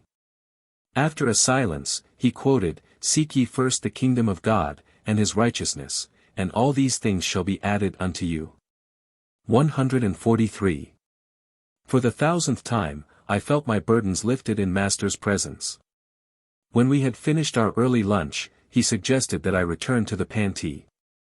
"Does your friend, Romesh Chandra Dutt, still live in your boarding house?" "Yes, sir." "Get in touch with him, the Lord will inspire him to help you with the examinations." "Very well, sir, but Romesh is unusually busy. He is the honor man in our class, and carries a heavier course than the others." Master waved aside my objections. "Romesh will find time for you. Now go." I bicycled back to the Panti. The first person I met in the boarding house compound was the scholarly Romesh. As though his days were quite free, he obligingly agreed to my diffident request. "Of course, I am at your service." He spent several hours of that afternoon and of succeeding days in coaching me in my various subjects. "I believe many questions in English literature will be centered in the root of Childe Harold," he told me. "We must get an atlas at once." I hastened to the home of my uncle Sarada and borrowed an atlas. Romesh marked the European map at the places visited by Byron's romantic traveler. A few classmates had gathered around to listen to the tutoring. "Romesh is advising you wrongly," one of them commented to me at the end of a session. "Usually only 50% of the questions are about the books, the other half will involve the authors' lives." When I sat for the examination in English literature the following day, my first glance at the questions caused tears of gratitude to pour forth, wetting my paper. The classroom monitor came to my desk and made a sympathetic inquiry. "My guru foretold that Romesh would help me," I explained. "Look, the very questions dictated to me by Romesh are here on the examination sheet." Fortunately for me, there are very few questions this year on English authors, whose lives are wrapped in deep mystery so far as I am concerned. My boarding house was in an uproar when I returned. The boys who had been ridiculing Romesh's method of coaching looked at me in awe, almost deafening me with congratulations. During the week of the examinations, I spent many hours with Romesh, who formulated questions that he thought were likely to be set by the professors. Day by day, Romesh's questions appeared in almost the same form on the examination sheets. The news was widely circulated in the college that something resembling a miracle was occurring, and that success seemed probable for the absent-minded, mad monk. I made no attempt to hide the facts of the case. The local professors were powerless to alter the questions, which had been arranged by Calcutta University. Thinking over the examination in English literature, I realized one morning that I had made a serious error. One section of the questions had been divided into two parts of A or B, and C or D. Instead of answering one question from each part, I had carelessly answered both questions in Group I, and had failed to consider anything in Group II. The best mark I could score in that paper would be 33, 3 less than the passing mark of 36. I rushed to Master and poured out my troubles. Sir, I have made an unpardonable blunder. I don't deserve the divine blessings through Romesh. I am quite unworthy. Cheer up, Mukunda. Sri Yukteswar's tones were light and unconcerned. He pointed to the blue vault of the heavens. It is more possible for the sun and moon to interchange their positions in space than it is for you to fail in getting your degree. I left the hermitage in a more tranquil mood, though it seemed mathematically inconceivable that I could pass. I looked once or twice apprehensively into the sky. The Lord of Day appeared to be securely anchored in his customary orbit. As I reached the Pantee, I overheard a classmate's remark, "I have just learned that this year, for the first time, the required passing mark in English literature has been lowered." I entered the boy's room with such speed that he looked up in alarm. I questioned him eagerly. "Long-haired monk," he said laughingly, "why this sudden interest in scholastic matters? Why cry in the 11th hour? But it is true that the passing mark has just been lowered to 33 points. A few joyous leaps took me into my own room, where I sank to my knees and praised the mathematical perfections of my Divine Father. Every day I thrilled with the consciousness of a spiritual presence that I clearly felt to be guiding me through Romesh. A significant incident occurred in connection with the examination in Bengali. Romesh, who had touched little on that subject, called me back one morning as I was leaving the boarding house on my way to the examination hall. "There is Romesh shouting for you," a classmate said to me impatiently. "Don't return. We shall be late at the hall." Ignoring the advice, I ran back to the house. The Bengali examination is usually easily passed by our Bengali boys, Romesh told me. But I have just had a hunch that this year the professors have planned to massacre the students by asking questions from our ancient literature. My friend then briefly outlined 2 stories from the life of Vijayasagar, a renowned philanthropist.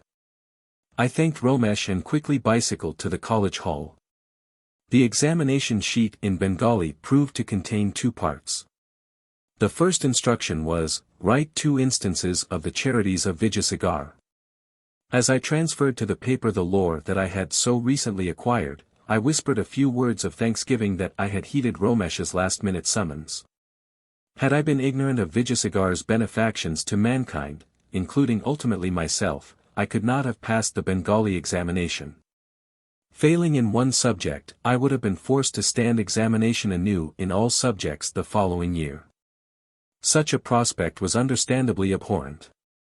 The second instruction on the sheet read, write an essay in Bengali on the life of the man who has most inspired you. Gentle reader, I need not inform you what man I chose for my theme. As I covered page after page with praise of my guru, I smiled to realize that my muttered prediction was coming true, I will fill up the sheets with your teachings. I had not felt inclined to question Romesh about my course in philosophy. Trusting my long training under Sri Yukteswar, I safely disregarded the textbook explanations. The highest mark given to any of my papers was the one in philosophy. My score in all other subjects was just barely within the passing mark. It is a pleasure to record that my unselfish friend Romesh received his own degree cum laude. Father was wreathed in smiles at my graduation.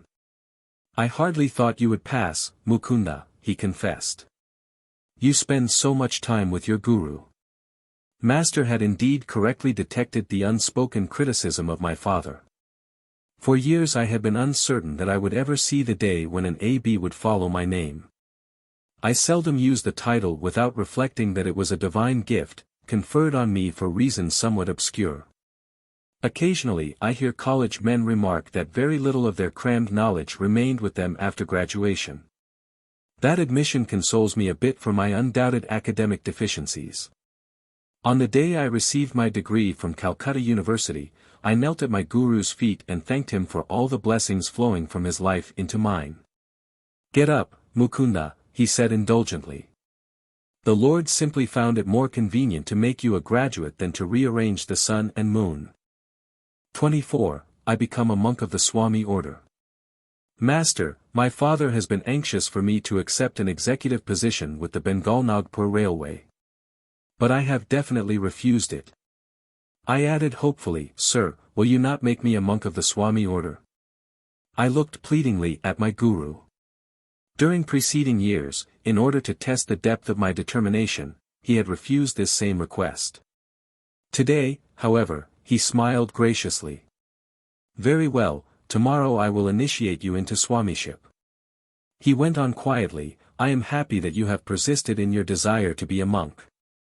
Lahiri Mahasaya often said, if you don't invite God to be your summer guest, he won't come in the winter of your life. Dear Master, I could never falter in my goal to belong to the Swami order like your revered self." I smiled at him with measureless affection. "He that is unmarried careth for the things that belong to the Lord, how he may please the Lord, but he that is married careth for the things of the world, how he may please his wife." 144 I had analyzed the lives of many of my friends who, after undergoing certain spiritual discipline, had then married. Launched on the sea of worldly responsibilities, they had forgotten their resolutions to meditate deeply. To allot God a secondary place in life was, to me, inconceivable. Though he is the sole owner of the cosmos, silently showering us with gifts from life to life, one thing yet remains which he does not own, and which each human heart is empowered to withhold or bestow: man's love. The Creator, in taking infinite pains to shroud with mystery his presence in every atom of creation, could have had but one motive: a sensitive desire that men seek him only through free will. With what velvet glove of every humility has he not covered the iron hand of omnipotence? The following day was one of the most memorable in my life. It was a sunny Thursday, I remember, in July, 1914, a few weeks after my graduation from college. On the inner balcony of his Serampore hermitage, Master dipped a new piece of white silk into a dye of ochre, the traditional color of the Swami order. After the cloth had dried, my guru draped it around me as a renunciate's robe.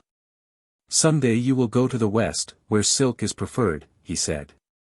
"As a symbol, I have chosen for you this silk material instead of the customary cotton."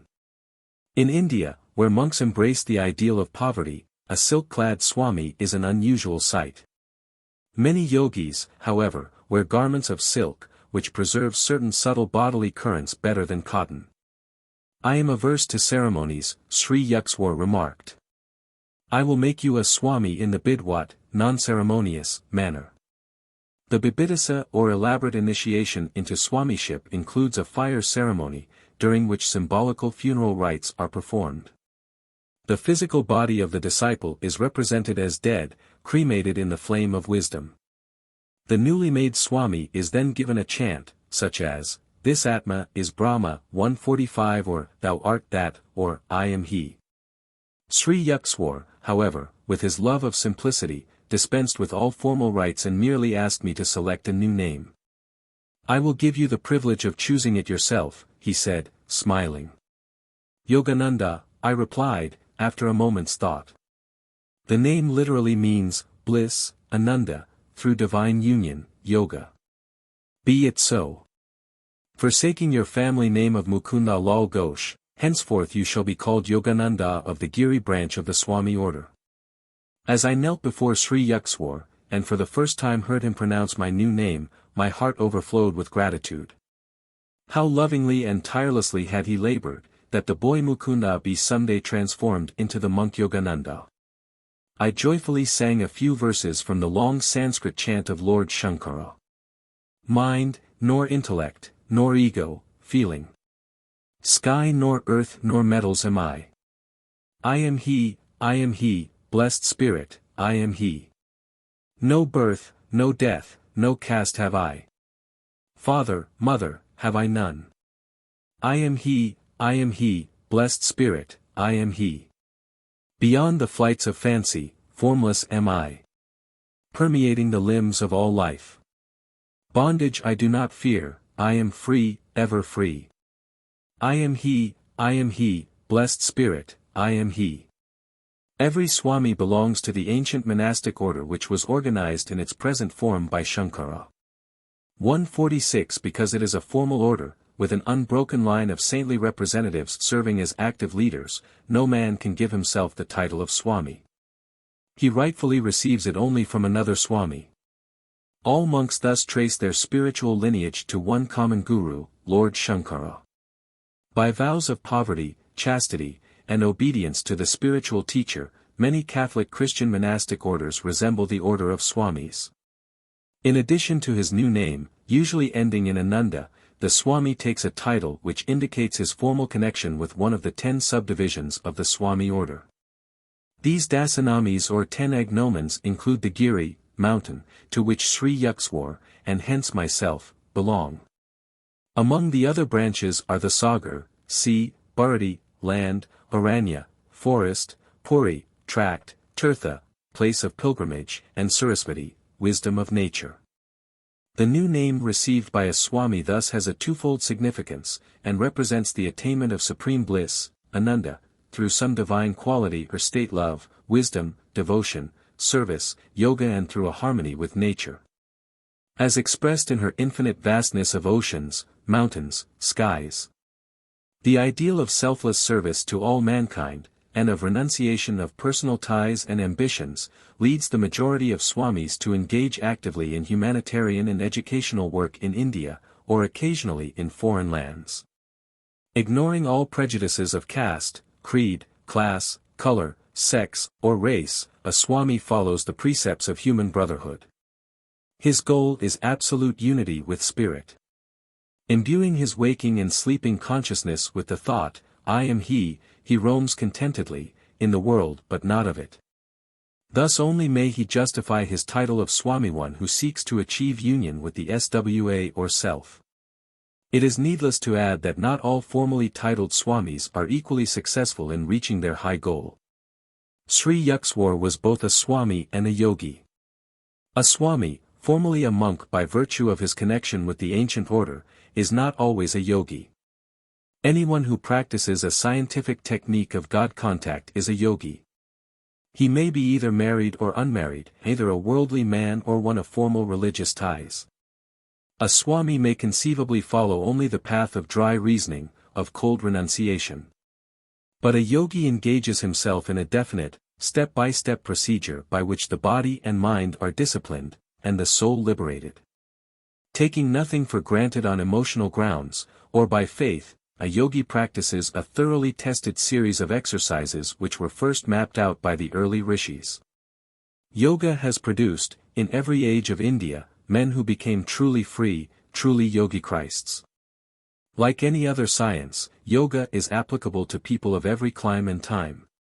The theory advanced by certain ignorant writers that yoga is unsuitable for Westerners is wholly false, and has lamentably prevented many sincere students from seeking its manifold blessings. Yoga is a method for restraining the natural turbulence of thoughts, which otherwise impartially prevent all men, of all lands, from glimpsing their true nature of spirit. Yoga cannot know a barrier of east and west any more than does the healing and equitable light of the sun. So long as man possesses a mind with its restless thoughts, so long will there be a universal need for yoga or control. The ancient Rishi Patanjali defines yoga as control of the fluctuations of the mind. Stuff 147. His very short and masterly expositions, the Yoga Sutras, form one of the 6 systems of Hindu philosophy. 148 inches contradistinction to Western philosophies, all 6 Hindu systems embody not only theoretical but practical teachings. In addition to every conceivable ontological inquiry, the 6 systems formulate 6 definite disciplines aimed at the permanent removal of suffering and the attainment of timeless bliss. The common thread linking all 6 systems is the declaration that no true freedom for man is possible without knowledge of the ultimate reality. The later Upanishads uphold the Yoga Sutras, among the 6 systems, as containing the most efficacious methods for achieving direct perception of truth. Through the practical techniques of yoga, man leaves behind forever the barren realms of speculation and cognizes in experience the veritable essence. The yoga system as outlined by Patanjali is known as the Eightfold Path. The first steps, 1, yama and 2, niyama, require observance of 10 negative and positive moralities, avoidance of injury to others, of untruthfulness, of stealing, of incontinence, of gift receiving, which brings obligations. And purity of body and mind, contentment, self-discipline, study, and devotion to God. The next steps are 3. Asana, right posture. The spinal column must be held straight, and the body firm in a comfortable position for meditation. 4. Pranayama, control of prana, subtle life currents, and 5. Pratyahara, withdrawal of the senses from external objects. The last steps are forms of yoga proper. 6. Dharana, concentration, holding the mind to one thought. 7. Dhyana, meditation, and 8. Samadhi, superconscious perception. This is the eightfold path of Yoga 149, which leads one to the final goal of Kaivalya, absoluteness, a term which might be more comprehensibly put as realization of the truth beyond all intellectual apprehension. Which is greater, one may ask, a Swami or a Yogi? If and when final oneness with God is achieved, the distinctions of the various paths disappear. The Bhagavad Gita, however, points out that the methods of yoga are all-embracive. Its techniques are not meant only for certain types and temperaments, such as those few who incline toward the monastic life. Yoga requires no formal allegiance. Because the yogic science satisfies a universal need, it has a natural universal applicability. A true yogi may remain dutifully in the world. There he is like butter on water, and not like the easily diluted milk of unchurned and undisciplined humanity. To fulfill one's earthly responsibilities is indeed the higher path, provided the yogi, maintaining a mental uninvolvement with egotistical desires, plays his part as a willing instrument of God. There are a number of great souls, living in American or European or other non-Hindu bodies today who, though they may never have heard the words yogi and swami, are yet true exemplars of those terms. Through their disinterested service to mankind, or through their mastery over passions and thoughts, or through their single-hearted love of God, or through their great powers of concentration, they are, in a sense, yogis. They have set themselves the goal of yoga self-control. These men could rise to even greater heights if they were taught the definite science of yoga, which makes possible a more conscious direction of one's mind and life. Yoga has been superficially misunderstood by certain Western writers, but its critics have never been its practitioners. Among many thoughtful tributes to yoga may be mentioned one by Dr. C. G. Jung, the famous Swiss psychologist. When a religious method recommends itself as scientific, it can be certain of its public in the West. Yoga fulfills this expectation, Dr. Jung writes. 150-inch quite apart from the charm of the new, and the fascination of the half-understood, there is good cause for yoga to have many adherents. It offers the possibility of controllable experience, and thus satisfies the scientific need of facts, and besides this, by reason of its breadth and depth, its venerable age, its doctrine and method, which include every phase of life. It promises undreamed-of possibilities. Every religious or philosophical practice means a psychological discipline, that is, a method of mental hygiene. The manifold, purely bodily procedures of Yoga 151 also mean a physiological hygiene which is superior to ordinary gymnastics and breathing exercises, inasmuch as it is not merely mechanistic and scientific, but also philosophical. In its training of the parts of the body, it unites them with the whole of the spirit, as is quite clear, for instance, in the pranayama exercises where prana is both the breath and the universal dynamics of the cosmos. When the thing which the individual is doing is also a cosmic event, the effect experienced in the body, the innervation, unites with the emotion of the spirit, the universal idea. And out of this there develops a lively unity which no technique, however scientific, can produce. Yoga practice is unthinkable, and would also be ineffectual, without the concepts on which yoga is based.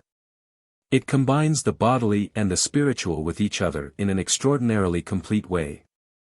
In the East, where these ideas and practices have developed, and where for several thousand years an unbroken tradition has created the necessary spiritual foundations, yoga is, as I can readily believe, the perfect and appropriate method of fusing body and mind together so that they form a unity which is scarcely to be questioned. This unity creates a psychological disposition which makes possible intuitions that transcend consciousness. The Western day is indeed nearing when the inner science of self-control will be found as necessary as the outer conquest of nature. This new atomic age will see men's minds sobered and broadened by the now scientifically indisputable truth that matter is in reality a concentrate of energy. Finer forces of the human mind can and must liberate energies greater than those within stones and metals, lest the material atomic giant, newly unleashed, turn on the world in mindless destruction. 152. 25. Brother Ananta and Sister Nalini. Ananta cannot live, the sands of his karma for this life have run out. These inexorable words reached my inner consciousness as I sat one morning in deep meditation. Shortly after I had entered the Swami order, I paid a visit to my birthplace, Gorakhpur, as a guest of my elder brother Ananta. A sudden illness confined him to his bed. I nursed him lovingly.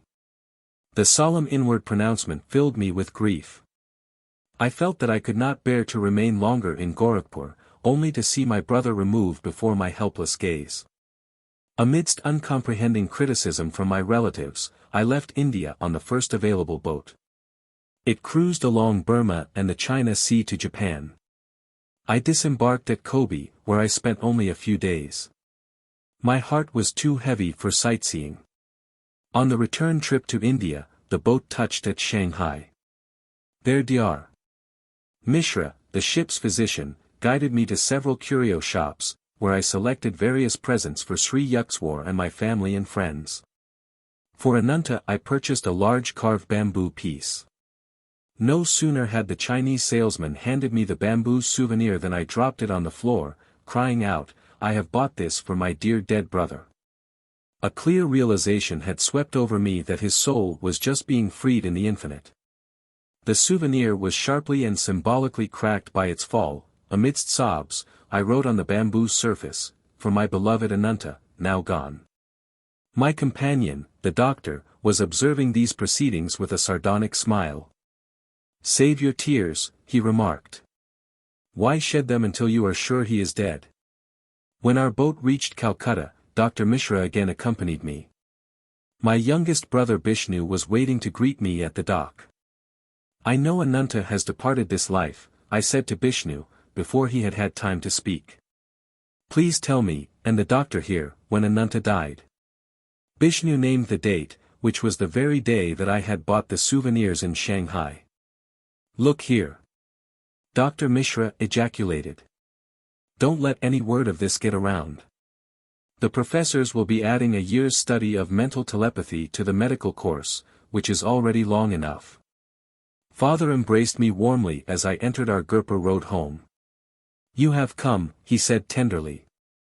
2 large tears dropped from his eyes. Ordinarily undemonstrative, he had never before shown me these signs of affection. Outwardly the grave father, inwardly he possessed the melting heart of a mother. In all his dealings with the family, his dual parental role was distinctly manifest. Soon after Ananta's passing, my younger sister Nalini was brought back from death's door by a divine healing. Before relating the story, I will refer to a few phases of her earlier life. The childhood relationship between Nalini and myself had not been of the happiest nature. I was very thin, she was thinner still. Through an unconscious motive or complex, which psychiatrists will have no difficulty in identifying, I often used to tease my sister about her cadaverous appearance. Her retorts were equally permeated with the callous frankness of extreme youth. Sometimes mother intervened, ending the childish quarrels, temporarily, by a gentle box on my ear, as the elder ear. Time passed, Nalini was betrothed to a young Calcutta physician, Paramhansa Bose. He received a generous dowry from father, presumably, as I remarked to sister, to compensate the bridegroom-to-be for his fate in allying himself with a human beanpole. Elaborate marriage rites were celebrated in due time. On the wedding night, I joined the large and jovial group of relatives in the living room of our Calcutta home. The bridegroom was leaning on an immense gold-brocaded pillow, with Nalini at his side. A gorgeous purple silk sari 153 could not, alas, wholly hide her angularity. I sheltered myself behind the pillow of my new brother-in-law and grinned at him in friendly fashion.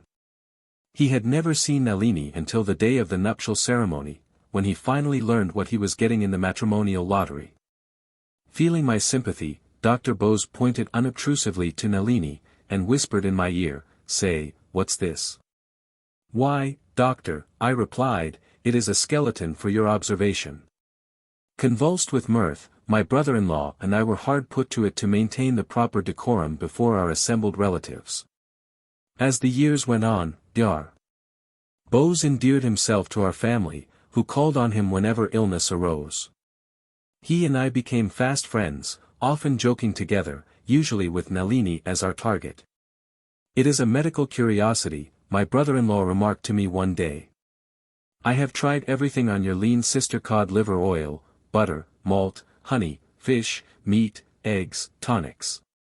Still she fails to bulge even 1/100th of an inch." We both chuckled. A few days later I visited the Bose home. My errand there took only a few minutes. I was leaving, unnoticed, I thought, by Nalini. As I reached the front door, I heard her voice, cordial but commanding. "Brother, come here. You are not going to give me the slip this time. I want to talk to you." I mounted the stairs to her room. To my surprise, she was in tears. "Dear brother," she said, "let us bury the old hatchet. I see that your feet are now firmly set on the spiritual path. I want to become like you in every way." She added hopefully, "You are now robust in appearance, can you help me? My husband does not come near me, and I love him so dearly. But still more I want to progress in God realization, even if I must remain thin 154 and unattractive." My heart was deeply touched at her plea. Our new friendship steadily progressed. One day she asked to become my disciple. "Train me in any way you like. I put my trust in God instead of tonics." She gathered together an armful of medicines and poured them down the roof drain. As a test of her faith, I asked her to omit from her diet all fish, meat, and eggs. After several months, during which Nalini had strictly followed the various rules I had outlined, and had adhered to her vegetarian diet in spite of numerous difficulties, I paid her a visit. "Sis, you have been conscientiously observing the spiritual injunctions, your reward is near." I smiled mischievously. "How plump do you want to be? As fat as our aunt who hasn't seen her feet in years?" "No. But I long to be as stout as you are," I replied solemnly. "By the grace of God, as I have spoken truth always, I speak truly now. 155 Through the divine blessings, your body shall verily change from today, in 1 month it shall have the same weight as mine." These words from my heart found fulfillment. In 30 days, Nalini's weight equaled mine. The new roundness gave her beauty. Her husband fell deeply in love. Their marriage, begun so inauspiciously, turned out to be ideally happy. On my return from Japan, I learned that during my absence Nalini had been stricken with typhoid fever. I rushed to her home, and was aghast to find her reduced to a mere skeleton. She was in a coma. Before her mind became confused by illness, my brother-in-law told me, she often said, "If Brother Mukunda were here, I would not be faring thus." He added despairingly, "The other doctors and myself see no hope. Blood dysentery has set in, after her long bout with typhoid." I began to move heaven and earth with my prayers. Engaging an Anglo-Indian nurse, who gave me full cooperation, I applied to my sister various yoga techniques of healing. The blood dysentery disappeared. But Dr. Bose shook his head mournfully. "She simply has no more blood left to shed." "She will recover," I replied stoutly. "In 7 days her fever will be gone." A week later I was thrilled to see Nalini open her eyes and gaze at me with loving recognition. From that day her recovery was swift. Although she regained her usual weight, she bore one sad scar of her nearly fatal illness: her legs were paralyzed. Indian and English specialists pronounced her a hopeless cripple. The incessant war for her life which I had waged by prayer had exhausted me. I went to Serampore to ask Sri Yukteswar's help. His eyes expressed deep sympathy as I told him of Nalini's plight. "Your sister's legs will be normal at the end of 1 month." He added, "Let her wear, next to her skin, a band with an unperforated 2-carat pearl, held on by a clasp. I prostrated myself at his feet with joyful relief. "Sir, you are a master. Your word of her recovery is enough, but if you insist I shall immediately get her a pearl." My guru nodded. "Yes, do that." He went on to correctly describe the physical and mental characteristics of Nalini, whom he had never seen. "Sir," I inquired, "is this an astrological analysis? You do not know her birth day or hour?" Sri Yukteswar smiled. "There is a deeper astrology, not dependent on the testimony of calendars and clocks. Each man is a part of the Creator, or cosmic man. He has a heavenly body as well as one of earth. The human eye sees the physical form, but the inward eye penetrates more profoundly, even to the universal pattern of which each man is an integral and individual part." I returned to Calcutta and purchased a pearl for Nalini. A month later, her paralyzed legs were completely healed. Sister asked me to convey her heartfelt gratitude to my guru. He listened to her message in silence. But as I was taking my leave, he made a pregnant comment. "Your sister has been told by many doctors that she can never bear children. Assure her that in a few years she will give birth to 2 daughters." Some years later, to Nalini's joy, she bore a girl, followed in a few years by another daughter. "Your master has blessed our home, our entire family," my sister said. "The presence of such a man is a sanctification on the whole of India.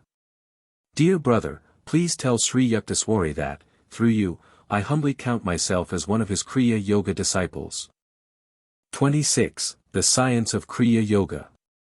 The science of Kriya Yoga, mentioned so often in these pages, became widely known in modern India through the instrumentality of Lahiri Mahasaya, my guru's guru. The Sanskrit root of Kriya is Kri, to do, to act and react. The same root is found in the word karma, the natural principle of cause and effect. Kriya Yoga is thus union, yoga, with the infinite through a certain action or rite. A yogi who faithfully follows its technique is gradually freed from karma or the universal chain of causation. Because of certain ancient yogic injunctions, I cannot give a full explanation of Kriya Yoga in the pages of a book intended for the general public. The actual technique must be learned from a Kriyaban or Kriya Yogi. Here a broad reference must suffice. Kriya Yoga is a simple, psychophysiological method by which the human blood is decarbonized and recharged with oxygen. The atoms of this extra oxygen are transmuted into life current to rejuvenate the brain and spinal centers. 156 By stopping the accumulation of venous blood, the yogi is able to lessen or prevent the decay of tissues.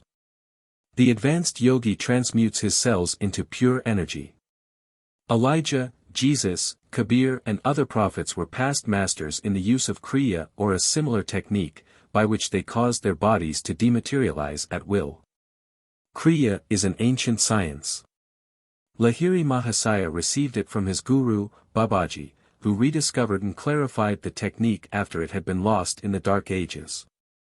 The Kriya Yoga which I am giving to the world through you in this 19th century, Babaji told Lahiri Mahasaya, is a revival of the same science which Krishna gave, millenniums ago, to Arjuna, and which was later known to Patanjali. And to Christ, St.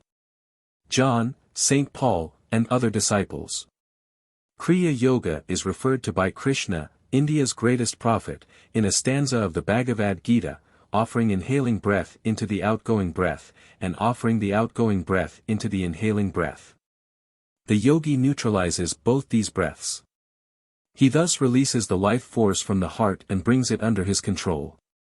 157 The interpretation is, the yogi arrests decay in the body by an addition of life force, and arrests the mutations of growth in the body by apan, eliminating current.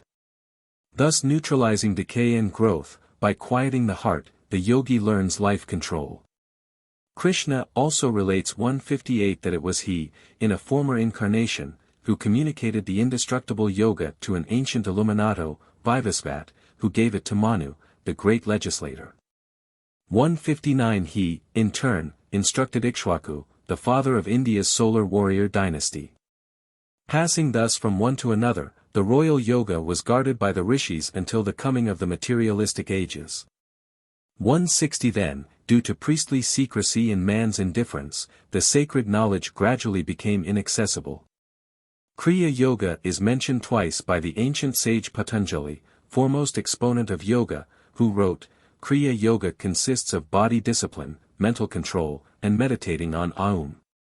161 Patanjali speaks of God as the actual cosmic sound of Aum heard in meditation. 162 Aum is the creative word. 163 The sound of the vibratory motor. Even the yoga beginner soon inwardly hears the wondrous sound of Aum. Receiving this blissful spiritual encouragement, the devotee becomes assured that he is in actual touch with divine realms. Patanjali refers a second time to the life control or Kriya technique thus. Liberation can be accomplished by that pranayama which is attained by disjoining the course of inspiration and expiration. 164. St. Paul knew Kriya Yoga, or a technique very similar to it, by which he could switch life currents to and from the senses. He was therefore able to say, Verily, I protest by our rejoicing which I have in Christ, I die daily. 165 By daily withdrawing his bodily life force, he united it by yoga union with the rejoicing, eternal bliss, of the Christ consciousness. In that felicitous state, he was consciously aware of being dead to the delusive sensory world of Maya. In the initial states of God contact, Sabikalpa Samadhi, the devotee's consciousness merges with the cosmic spirit, his life force is withdrawn from the body, which appears dead, or motionless and rigid. The yogi is fully aware of his bodily condition of suspended animation. As he progresses to higher spiritual states, Nirvikalpa Samadhi, however, he communes with God without bodily fixation, and in his ordinary waking consciousness, even in the midst of exacting worldly duties. 166. Kriya Yoga is an instrument through which human evolution can be quickened, Sri Yukteswar explained to his students. The ancient yogis discovered that the secret of cosmic consciousness is intimately linked with breath mastery. This is India's unique and deathless contribution to the world's treasury of knowledge. The life force, which is ordinarily absorbed in maintaining the heart pump, must be freed for higher activities by a method of calming and stilling the ceaseless demands of the breath. The Kriya Yogi mentally directs his life energy to revolve, upward and downward, around the 6 spinal centers, medullary, cervical, dorsal, lumbar, sacral, and coccygeal plexuses, which correspond to the 12 astral signs of the zodiac. The symbolic cosmic man. 1/2 minute of revolution of energy around the sensitive spinal cord of man affects subtle progress in his evolution. That half minute of Kriya equals 1 year of natural spiritual unfoldment. The astral system of a human being, with 6, 12 by polarity, inner constellations revolving around the sun of the omniscient spiritual eye, is interrelated with the physical sun and the 12 zodiacal signs. All men are thus affected by an inner and an outer universe. The ancient rishis discovered that man's earthly and heavenly environment, in 12-year cycles, push him forward on his natural path. The scriptures aver that man requires 1,000,000 years of normal, diseaseless evolution to perfect his human brain sufficiently to express cosmic consciousness. 1,000 Kriya practiced in 8 hours gives the yogi, in 1 day, the equivalent of 1,000 years of natural evolution, 365,000 years of evolution in 1 year. In 3 years, a Kriya yogi can thus accomplish by intelligent self-effort the same result which nature brings to pass in 1,000,000 years. The Kriya shortcut, of course, can be taken only by deeply developed yogis. With the guidance of a guru, such yogis have carefully prepared their bodies and brains to receive the power created by intensive practice. The Kriya beginner employs his yogic exercise only 14 to 28 times, twice daily. A number of yogis achieve emancipation in 6 or 12 or 24 or 48 years. A yogi who dies before achieving full realization carries with him the good karma of his past Kriya effort. In his new life he is harmoniously propelled toward his infinite goal. The body of the average man is like a 50-watt lamp, which cannot accommodate the billion watts of power roused by an excessive practice of Kriya. Through gradual and regular increase of the simple and foolproof methods of Kriya, man's body becomes astrally transformed day by day, and is finally fitted to express the infinite potentials of cosmic energy, the first materially active expression of spirit. Kriya Yoga has nothing in common with the unscientific breathing exercises taught by a number of misguided zealots. Their attempts to forcibly hold breath in the lungs is not only unnatural but decidedly unpleasant. Kriya, on the other hand, is accompanied from the very beginning by an accession of peace, and by soothing sensations of regenerative effect in the spine. The ancient yogic technique converts the breath into mind. By spiritual advancement, one is able to cognize the breath as an act of mind, a dream breath. Many illustrations could be given of the mathematical relationship between man's respiratory rate and the variations in his states of consciousness. A person whose attention is wholly engrossed, as in following some closely knit intellectual argument, or in attempting some delicate or difficult physical feat, automatically breathes very slowly. Fixity of attention depends on slow breathing. Quick or uneven breaths are an inevitable accompaniment of harmful emotional states, fear, lust, anger. The restless monkey breathes at the rate of 32 times a minute, in contrast to man's average of 18 times. The elephant, tortoise, snake and other animals noted for their longevity have a respiratory rate which is less than man's. The tortoise, for instance, who may attain the age of 300 years, 167 breathes only 4 times per minute. The rejuvenating effects of sleep are due to man's temporary unawareness of body and breathing. The sleeping man becomes a yogi. Each night he unconsciously performs the yogic rite of releasing himself from bodily identification, and of merging the life force with healing currents in the main brain region and the 6 subdynamos of his spinal centers. The sleeper thus dips unknowingly into the reservoir of cosmic energy which sustains all life. The voluntary yogi performs a simple, natural process consciously, not unconsciously like the slow-paced sleeper. The Kriya yogi uses his technique to saturate and feed all his physical cells with undecaying light and keep them in a magnetized state. He scientifically makes breath unnecessary, without producing the states of subconscious sleep or unconsciousness. By Kriya, the outgoing life force is not wasted and abused in the senses, but constrained to reunite with subtler spinal energies. By such reinforcement of life, the yogi's body and brain cells are electrified with the spiritual elixir. Thus he removes himself from studied observance of natural laws, which can only take him by circuitous means as given by proper food, sunlight, and harmonious thoughts to a million-year goal. It needs 12 years of normal healthful living to effect even slight perceptible change in brain structure, and 1,000,000 solar returns are exacted to sufficiently refine the cerebral tenement for manifestation of cosmic consciousness. Untying the cord of breath which binds the soul to the body, Kriya serves to prolong life and enlarge the consciousness to infinity. The yoga method overcomes the tug of war between the mind and the matter-bound senses, and frees the devotee to re-inherit his eternal kingdom. He knows his real nature is bound neither by physical encasement nor by breath, symbol of the mortal enslavement to air, to nature's elemental compulsions. Introspection, or sitting in the silence, is an unscientific way of trying to force apart the mind and senses, tied together by the life force. The contemplative mind, attempting its return to divinity, is constantly dragged back toward the senses by the life currents. Kriya, controlling the mind directly through the life force, is the easiest, most effective, and most scientific avenue of approach to the infinite. In contrast to the slow, uncertain, bullock cart theological path to God, Kriya may justly be called the airplane route. The yogic science is based on an empirical consideration of all forms of concentration and meditation exercises. Yoga enables the devotee to switch off or on, at will, life current from the 5 sense telephones of sight, sound, smell, taste, and touch. Attaining this power of sense disconnection, the yogi finds it simple to unite his mind at will with divine realms or with the world of matter. No longer is he unwillingly brought back by the life force to the mundane sphere of rowdy sensations and restless thoughts. Master of his body and mind, the Kriya yogi ultimately achieves victory over the last enemy, death. So shalt thou feed on death, that feeds on men, and death once dead, there's no more dying than. 168. The life of an advanced Kriya Yogi is influenced, not by effects of past actions, but solely by directions from the soul.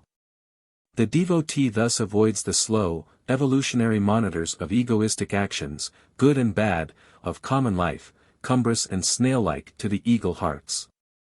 The superior method of soul living frees the yogi who, shorn of his ego prison, tastes the deep air of omnipresence. The thraldom of natural living is, in contrast, set in a pace humiliating.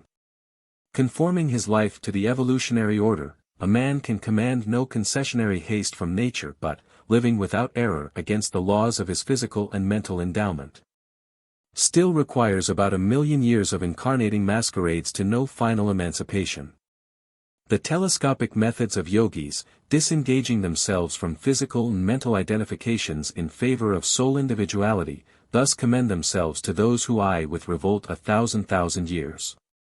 This numerical periphery is enlarged for the ordinary man, who lives in harmony not even with nature, let alone his soul, but pursues instead unnatural complexities, thus offending in his body and thoughts the sweet sanities of nature. For him, 2 times 1,000,000 years can scarce suffice for liberation. Gross man seldom or never realizes that his body is a kingdom, governed by Emperor Soul on the throne of the cranium, with subsidiary regents in the 6 spinal centers or spheres of consciousness. This theocracy extends over a throng of obedient subjects, 27,000 billion cells endowed with a sure if automatic intelligence by which they perform all duties of bodily growths, transformations, and dissolutions, and 50 million substratal thoughts, emotions, and variations of alternating phases in man's consciousness in an average life of 60 years. Any apparent insurrection of bodily or cerebral cells toward Emperor Soul, manifesting as disease or depression, is due to no disloyalty among the humble citizens, but to past or present misuse by man of his individuality or free will, given to him simultaneous with a soul, and revocable never. Identifying himself with a shallow ego, man takes for granted that it is he who thinks, wills, feels, digests meals, and keeps himself alive, never admitting through reflection, only a little would suffice, that in his ordinary life he is naught but a puppet of past actions, karma, and of nature or environment. Each man's intellectual reactions, feelings, moods, and habits are circumscribed by effects of past causes, whether of this or a prior life. Lofty above such influences, however, is his regal soul. Spurning the transitory truths and freedoms, the Kriya Yogi passes beyond all disillusionment into his unfettered being. All scriptures declare man to be not a corruptible body, but a living soul. By Kriya he is given a method to prove the scriptural truth.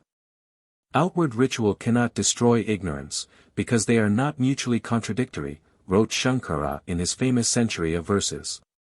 Realized knowledge alone destroys ignorance. Knowledge cannot spring up by any other means than inquiry. Who am I? How was this universe born? Who is its maker? What is its material cause? This is the kind of inquiry referred to. The intellect has no answer for these questions, hence the rishis evolved yoga as the technique of spiritual inquiry. Kriya Yoga is the real fire rite often extolled in the Bhagavad Gita. The purifying fires of yoga bring eternal illumination, and thus differ much from outward and little effective religious fire ceremonies, where perception of truth is oft burnt, to solemn chanted accompaniment, along with the incense. The advanced yogi, withholding all his mind, will, and feeling from false identification with bodily desires, uniting his mind with superconscious forces in the spinal shrines, thus lives in this world as God hath planned.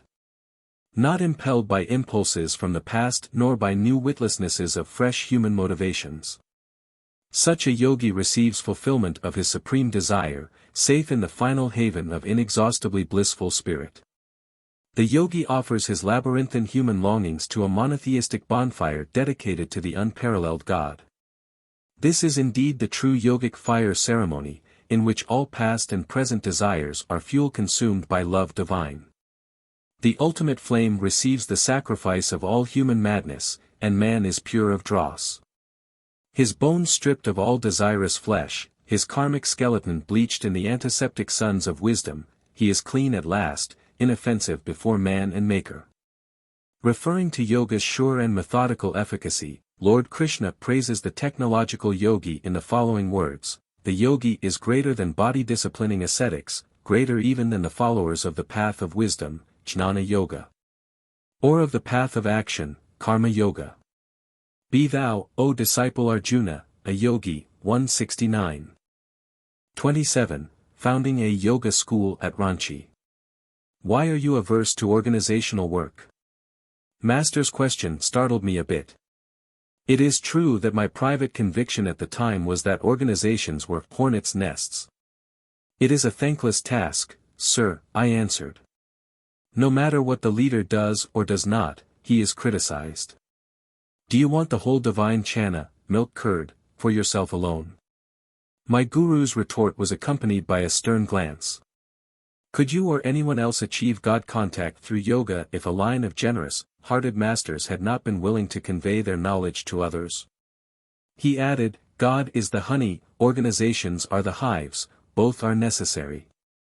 Any form is useless, of course, without the spirit, but why should you not start busy hives full of the spiritual nectar? His counsel moved me deeply. Although I made no outward reply, an adamant resolution arose in my breast: I would share with my fellows, so far as lay in my power, the unshackling truths I had learned at my guru's feet. Lord, I prayed, may thy love shine forever on the sanctuary of my devotion, and may I be able to awaken that love in other hearts. On a previous occasion, before I had joined the monastic order, Sri Yukteswar had made a most unexpected remark.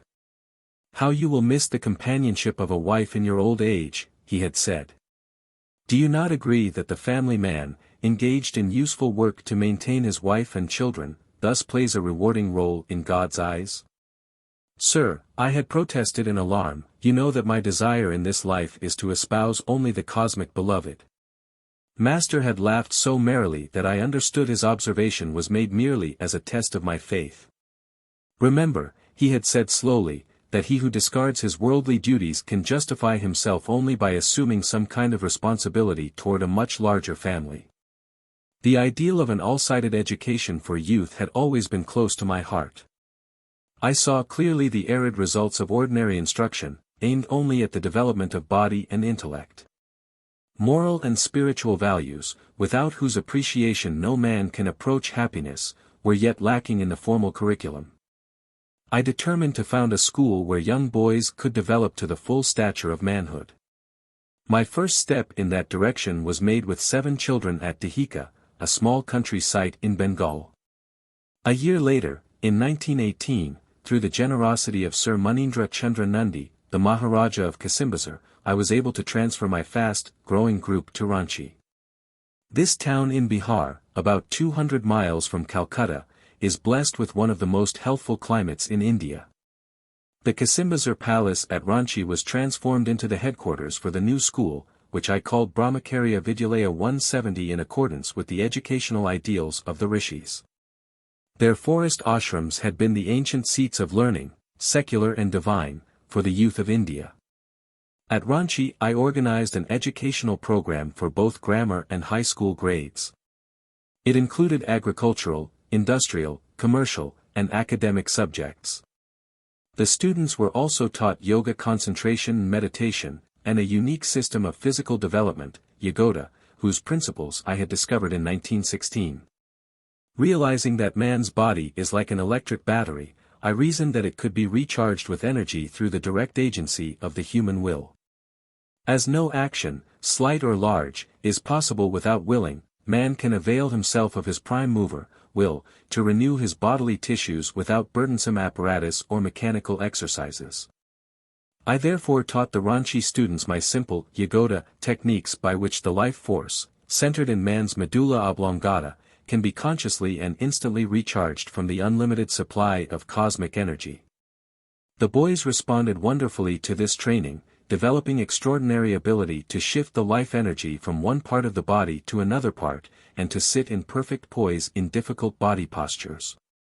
171 They performed feats of strength and endurance which many powerful adults could not equal. My youngest brother, Bishnu Charan Ghosh, joined the Ranchi school. He later became a leading physical culturist in Bengal.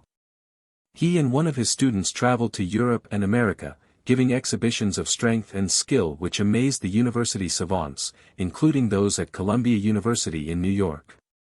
At the end of the first year at Ranchi, applications for admission reached 2,000. But the school, which at that time was solely residential, could accommodate only about 100. Instruction for day students was soon added. In the Vidyalaya I had to play father-mother to the little children, and to cope with many organizational difficulties. I often remembered Christ's words, "Verily I say unto you, there is no man that hath left house, or brethren or sisters, or father, or mother, or wife, or children, or lands, for my sake, and the Gospel's. But he shall receive an hundredfold now in this time, houses and brethren, and sisters, and mothers, and children, and lands, with persecutions. And in the world to come eternal life." 172 Sri Yukteswar had interpreted these words, the devotee who forgoes the life experiences of marriage and family, and exchanges the problems of a small household and limited activities for the larger responsibilities of service to society in general, is undertaking a task which is often accompanied by persecution from a misunderstanding world, but also by a divine inner contentment. One day my father arrived in Ranchi to bestow a paternal blessing, long withheld because I had hurt him by refusing his offer of a position with the Bengal-Nagpur Railway. "Son," he said, "I am now reconciled to your choice in life. It gives me joy to see you amidst these happy, eager youngsters. You belong here rather than with the lifeless figures of railroad timetables." He waved toward a group of a dozen little ones who were tagging at my heels. "I had only 8 children," he observed with twinkling eyes, "but I can feel for you." With a large fruit orchard and 25 fertile acres at our disposal, the students, teachers, and myself enjoyed many happy hours of outdoor labor in these ideal surroundings. We had many pets, including a young deer who was fairly idolized by the children. I too loved the fawn so much that I allowed it to sleep in my room. At the light of dawn, the little creature would toddle over to my bed for a morning caress. One day I fed the pet earlier than usual, as I had to attend to some business in the town of Ranchi. Although I cautioned the boys not to feed the fawn until my return, one of them was disobedient, and gave the baby deer a large quantity of milk. When I came back in the evening, sad news greeted me: the little fawn is nearly dead, through overfeeding. In tears, I placed the apparently lifeless pet on my lap. I prayed piteously to God to spare its life. Hours later, the small creature opened its eyes, stood up, and walked feebly. The whole school shouted for joy. But a deep lesson came to me that night, one I can never forget. I stayed up with the fawn until 2 o'clock, when I fell asleep. The deer appeared in a dream, and spoke to me. "You are holding me back. Please let me go, let me go." "All right," I answered in the dream. I awoke immediately, and cried out, "Boys, the deer is dying." The children rushed to my side. I ran to the corner of the room where I had placed the pet. It made a last effort to rise, stumbled toward me, then dropped at my feet, dead. According to the mass karma which guides and regulates the destinies of animals, the deer's life was over, and it was ready to progress to a higher form. But by my deep attachment, which I later realized was selfish, and by my fervent prayers, I had been able to hold it in the limitations of the animal form from which the soul was struggling for release. The soul of the deer made its plea in a dream because, without my loving permission, it either would not or could not go. As soon as I agreed, it departed. All sorrow left me. I realized anew that God wants His children to love everything as a part of Him, and not to feel delusively that death ends all. The ignorant man sees only the unsurmountable wall of death, hiding, seemingly forever, his cherished friends. But the man of unattachment, he who loves others as expressions of the Lord, understands that at death the dear ones have only returned for a breathing space of joy in Him. The Ranchi school grew from small and simple beginnings to an institution now well known in India. Many departments of the school are supported by voluntary contributions from those who rejoice in perpetuating the educational ideals of the rishis. Under the general name of Yagoda Satsanga, 173 flourishing branch schools have been established at Midnapur, Lakshmanpur, and Puri.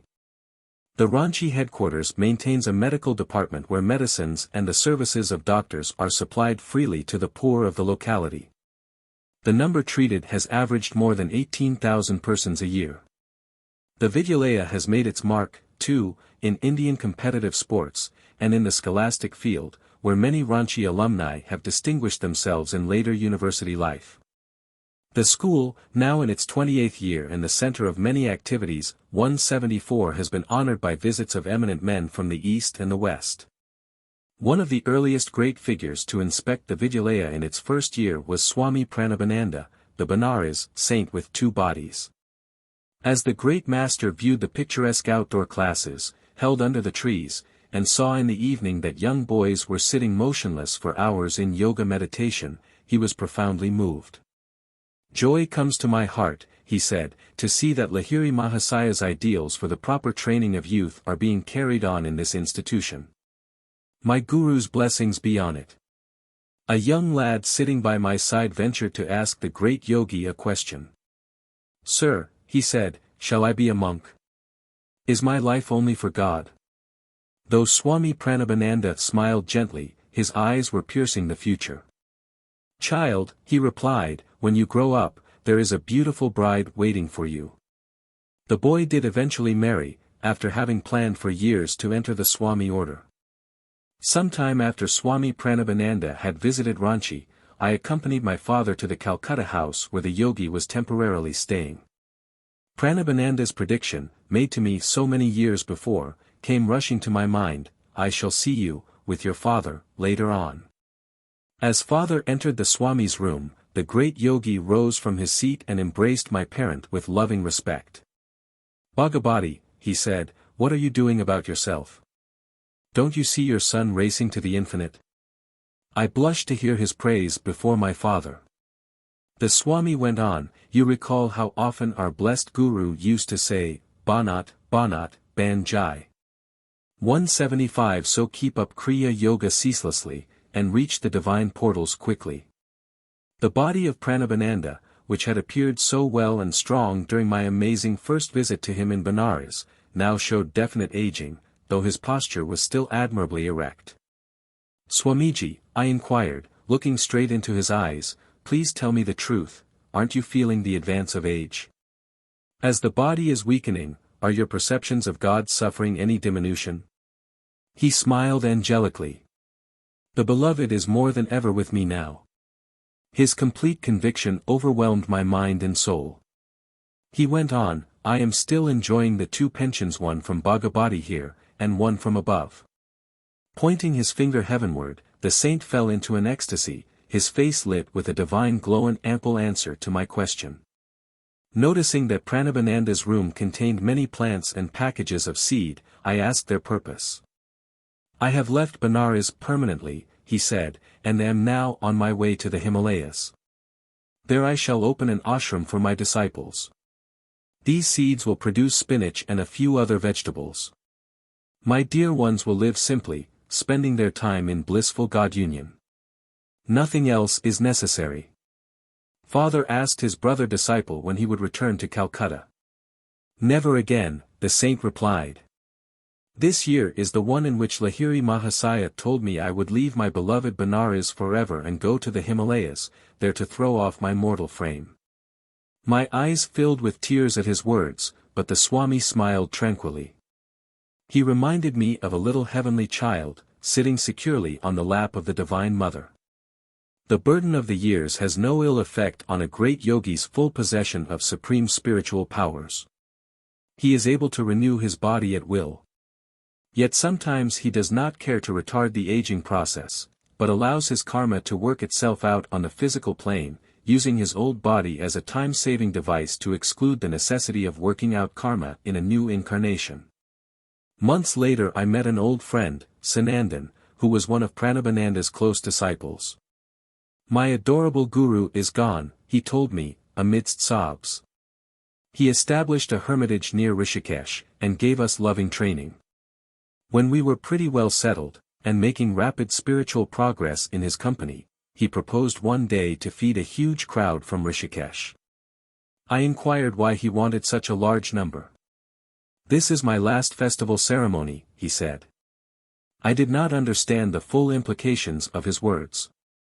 Pranabanandaji helped with the cooking of great amounts of food. We fed about 2,000 guests. After the feast, he sat on a high platform and gave an inspired sermon on the infinite. At the end, before the gaze of thousands, he turned to me, as I sat beside him on the dais, and spoke with unusual force. "Sanandan, be prepared, I am going to kick the frame." 176. After a stunned silence, I cried loudly, "Master, don't do it. Please, please, don't do it." The crowd was tongue-tied, watching us curiously. My guru smiled at me, but his solemn gaze was already fixed on eternity. "Be not selfish," he said, "nor grieve for me. I have been long cheerfully serving you all. Now rejoice and wish me Godspeed. I go to meet my cosmic beloved." In a whisper, Pranabanandaji added, "I shall be reborn shortly. After enjoying a short period of the infinite bliss, I shall return to earth and join Babaji. 177 You shall soon know when and where my soul has been encased in a new body." He cried again, "Sanandan, here I kick the frame by the second Kriya Yoga, 178. He looked at the sea of faces before us, and gave a blessing. Directing his gaze inwardly to the spiritual eye, he became immobile. While the bewildered crowd thought he was meditating in an ecstatic state, he had already left the tabernacle of flesh and plunged his soul into the cosmic vastness. The disciples touched his body, seated in the lotus posture, but it was no longer the warm flesh. Only a stiffened frame remained, the tenant had fled to the immortal shore. I inquired where Pranabananda was to be reborn. "That's a sacred trust one cannot divulge to anyone," Sanandan replied. "Perhaps you may find out some other way." Years later I discovered from Swami Keshabananda 179 that Pranabananda, a few years after his birth in a new body, had gone to Badranarayan in the Himalayas, and there joined the group of saints around the great Babaji. 28. Kashi, reborn and rediscovered. Please do not go into the water. Let us bathe by dipping our buckets. I was addressing the young Ranchi students who were accompanying me on an 8-mile hike to a neighboring hill. The pond before us was inviting, but a distaste for it had arisen in my mind. The group around me followed my example of dipping buckets, but a few lads yielded to the temptation of the cool waters. No sooner had they dived than large water snakes wiggled around them. The boys came out of the pond with comical alacrity. We enjoyed a picnic lunch after we reached our destination. I sat under a tree, surrounded by a group of students. Finding me in an inspirational mood, they plied me with questions. "Please tell me, sir," one youth inquired, "if I shall always stay with you in the path of renunciation." "Ah, no," I replied, "you will be forcibly taken away to your home, and later you will marry." Incredulous, he made a vehement protest. "Only if I am dead can I be carried home." But in a few months, his parents arrived to take him away. In spite of his tearful resistance, some years later, he did marry. After answering many questions, I was addressed by a lad named Kashi. He was about 12 years old, a brilliant student, and beloved by all. "Sir," he said, "what will be my fate?" "You shall soon be dead." The reply came from my lips with an irresistible force. This unexpected disclosure shocked and grieved me as well as everyone present. Silently rebuking myself as an enfant terrible, I refused to answer further questions. On our return to the school, Kashi came to my room. "If I die, will you find me when I am reborn, and bring me again to the spiritual path?" He sobbed. I felt constrained to refuse this difficult occult responsibility. But for weeks afterward, Kashi pressed me doggedly. Seeing him unnerved to the breaking point, I finally consoled him. "Yes," I promised. "If the Heavenly Father lends his aid, I will try to find you. During the summer vacation, I started on a short trip. Regretting that I could not take Kashi with me, I called him to my room before leaving, and carefully instructed him to remain, against all persuasion, in the spiritual vibrations of the school. Somehow I felt that if he did not go home, he might avoid the impending calamity. No sooner had I left than Kashi's father arrived in Ranchi. For 15 days he tried to break the will of his son, explaining that if Kashi would go to Calcutta for only 4 days to see his mother, he could then return. Kashi persistently refused. The father finally said he would take the boy away with the help of the police. The threat disturbed Kashi, who was unwilling to be the cause of any unfavorable publicity to the school. He saw no choice but to go. I returned to Ranchi a few days later. When I heard how Kashi had been removed, I entrained at once for Calcutta. There I engaged a horse cab. Very strangely, as the vehicle passed beyond the Howrah Bridge over the Ganges, I beheld Kashi's father and other relatives in mourning clothes. Shouting to my driver to stop, I rushed out and glared at the unfortunate father. "Mr. Murderer," I cried somewhat unreasonably, "you have killed my boy." The father had already realized the wrong he had done in forcibly bringing Kashi to Calcutta. During the few days the boy had been there, he had eaten contaminated food, contracted cholera, and passed on. My love for Kashi, and the pledge to find him after death, night and day haunted me.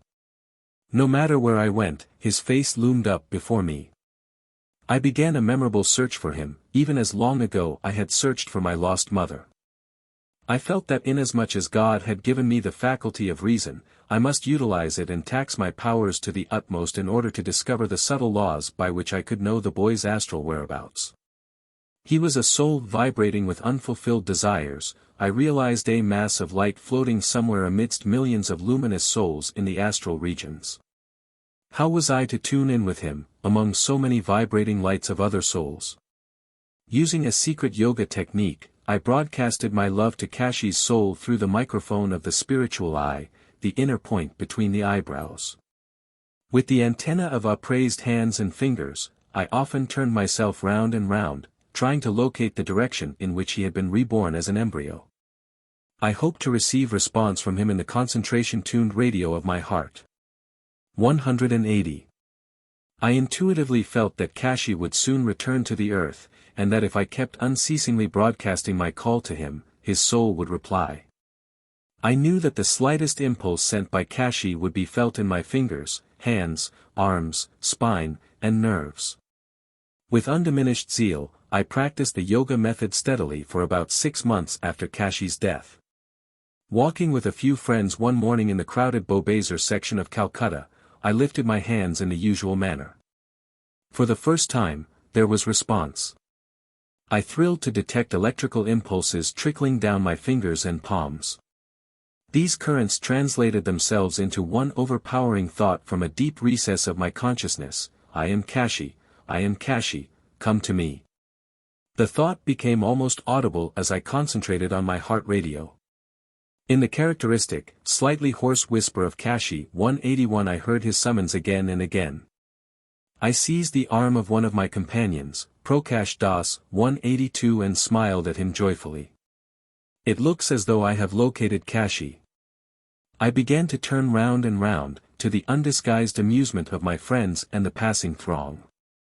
The electrical impulses tingled through my fingers only when I faced toward a nearby path, aptly named Serpentine Lane. The astral currents disappeared when I turned in other directions.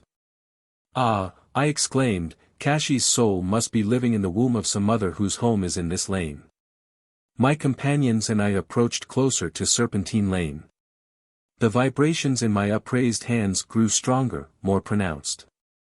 As if by a magnet, I was pulled toward the right side of the road. Reaching the entrance of a certain house, I was astounded to find myself transfixed. I knocked at the door in a state of intense excitement, holding my very breath. I felt that the successful end had come for my long, arduous, and certainly unusual quest. The door was opened by a servant, who told me her master was at home. He descended the stairway from the second floor and smiled at me inquiringly. I hardly knew how to frame my question, at once pertinent and impertinent. Please tell me, sir, if you and your wife have been expecting a child for about 6 months. Yes, it is so. Seeing that I was a Swami, a renunciate attired in the traditional orange cloth, he added politely, pray inform me how you know my affairs. When he heard about Kashi and the promise I had given, the astonished man believed my story. A male child of fair complexion will be born to you, I told him. He will have a broad face, with a cowlick atop his forehead. His disposition will be notably spiritual.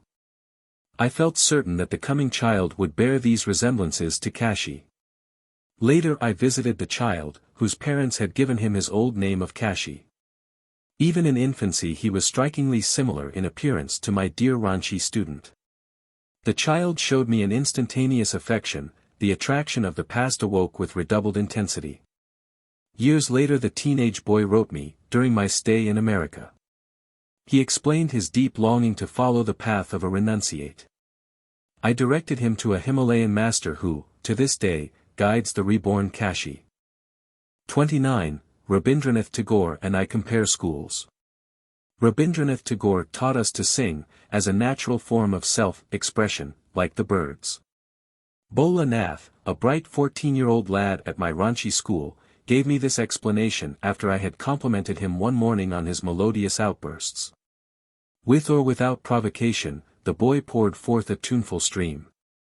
He had previously attended the famous Tagore school of Santiniketan, Haven of Peace, at Bolpur. The songs of Rabindranath have been on my lips since early youth, I told my companion. All Bengal, even the unlettered peasants, delights in his lofty verse. Bola and I sang together a few refrains from Tagore, who has set to music thousands of Indian poems, some original and others of hoary antiquity. I met Rabindranath soon after he had received the Nobel Prize for Literature, I remarked after our vocalizing. I was drawn to visit him because I admired his undiplomatic courage in disposing of his literary critics. I chuckled. Bola curiously inquired the story. The scholars severely flayed Tagore for introducing a new style into Bengali poetry, I began. He mixed colloquial and classical expressions, ignoring all the prescribed limitations dear to the pundits' hearts. His songs embody deep philosophic truth in emotionally appealing terms, with little regard for the accepted literary forms. One influential critic slightingly referred to Rabindranath as a pigeon poet who sold his cooings in print for a rupee. But Tagore's revenge was at hand. The whole Western world paid homage at his feet soon after he had translated into English his Gitanjali, song offerings. A trainload of pundits, including his one-time critics, went to Santiniketan to offer their congratulations. Rabindranath received his guests only after an intentionally long delay, and then heard their praise in stoic silence. Finally he turned against them their own habitual weapons of criticism. Gentlemen, he said, the fragrant honors you here bestow are incongruously mingled with the putrid odors of your past contempt. Is there possibly any connection between my award of the Nobel Prize, and your suddenly acute powers of appreciation? I am still the same poet who displeased you when I first offered my humble flowers at the shrine of Bengal. The newspapers published an account of the bold chastisement given by Tagore. I admired the outspoken words of a man unhypnotized by flattery, I went on. I was introduced to Rabindranath in Calcutta by his secretary, Mr. C. F. Andrews, 183, who was simply attired in a Bengali dhoti. He referred lovingly to Tagore as his Gurudiva. Rabindranath received me graciously. He emanated a soothing aura of charm, culture, and courtliness. Replying to my question about his literary background, Tagore told me that one ancient source of his inspiration, besides our religious epics, had been the classical poet, Vidyapati. Inspired by these memories, I began to sing Tagore's version of an old Bengali song, Light the Lamp of Thy Love. Bola and I chanted joyously as we strolled over the Vidyalaya grounds. About 2 years after founding the Ranchi school, I received an invitation from Rabindranath to visit him at Santiniketan in order to discuss our educational ideals. I went gladly. The poet was seated in his study when I entered. I thought then, as at our first meeting, that he was as striking a model of superb manhood as any painter could desire. His beautifully chiseled face, nobly patrician, was framed in long hair and flowing beard. Large, melting eyes, an angelic smile, and a voice of flute-like quality which was literally enchanting. Stalwart, tall, and grave, he combined an almost womanly tenderness with the delightful spontaneity of a child. No idealized conception of a poet could find more suitable embodiment than in this gentle singer. Tagore and I were soon deep in a comparative study of our schools, both founded along unorthodox lines. We discovered many identical features: outdoor instruction, simplicity, ample scope for the child's creative spirit. Rabindranath, however, laid considerable stress on the study of literature and poetry, and the self-expression through music and song which I had already noted in the case of Bola. The Santiniketan children observed periods of silence, but were given no special yoga training. The poet listened with flattering attention to my description of the energizing Yagoda exercises and the yoga concentration techniques which are taught to all students at Ranchi. Tagore told me of his own early educational struggles. "I fled from school after the 5th grade, he said, laughing. I could readily understand how his innate poetic delicacy had been affronted by the dreary, disciplinary atmosphere of a schoolroom. That is why I opened Santiniketan under the shady trees and the glories of the sky." He motioned eloquently to a little group studying in the beautiful garden. "A child is in his natural setting amidst the flowers and songbirds. Only thus may he fully express the hidden wealth of his individual endowment. True education can never be crammed and pumped from without, rather it must aid in bringing spontaneously to the surface the infinite hoards of wisdom within." 184. I agreed. The idealistic and hero-worshipping instincts of the young are starved on an exclusive diet of statistics and chronological eras. The poet spoke lovingly of his father, Devendranath, who had inspired the Santiniketan beginnings. "Father presented me with this fertile land, where he had already built a guest house and temple," Rabindranath told me. "I started my educational experiment here in 1901, with only 10 boys. The £8,000 which came with the Nobel Prize all went for the upkeep of the school." The elder Tagore, Devendranath, known far and wide as Maharishi, was a very remarkable man, as one may discover from his autobiography. 2 years of his manhood were spent in meditation in the Himalayas. In turn, his father, Dwarkanath Tagore, had been celebrated throughout Bengal for his munificent public benefactions. From this illustrious tree has sprung a family of geniuses. Not Rabindranath alone, all his relatives have distinguished themselves in creative expression. His brothers, Gaganendra and Abanindra, are among the foremost artists 185 of India. Another brother, Vijendra, is a deep-seeing philosopher, at whose gentle call the birds and woodland creatures respond.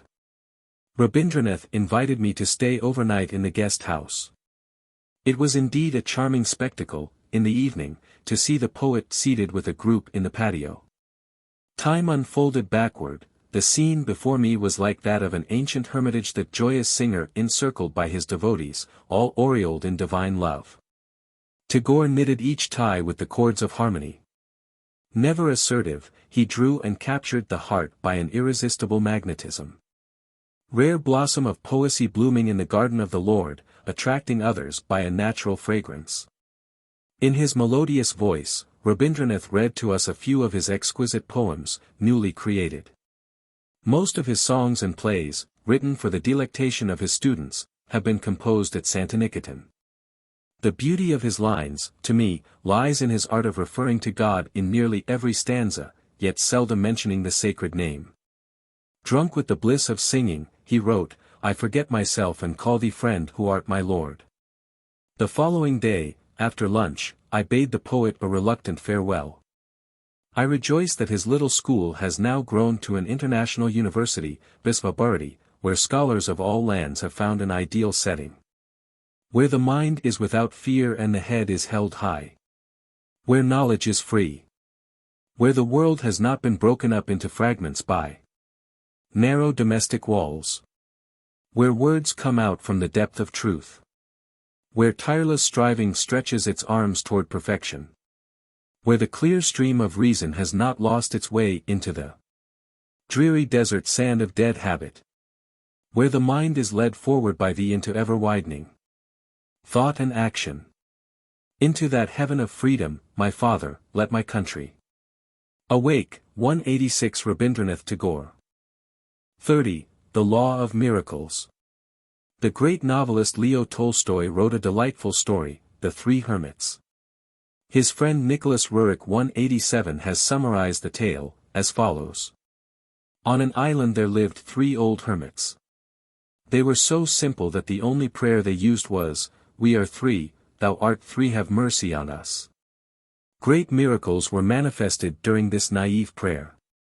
The local bishop 188 came to hear about the 3 hermits and their inadmissible prayer, and decided to visit them in order to teach them the canonical invocations. He arrived on the island, told the hermits that their heavenly petition was undignified, and taught them many of the customary prayers. The bishop then left on a boat. He saw, following the ship, a radiant light.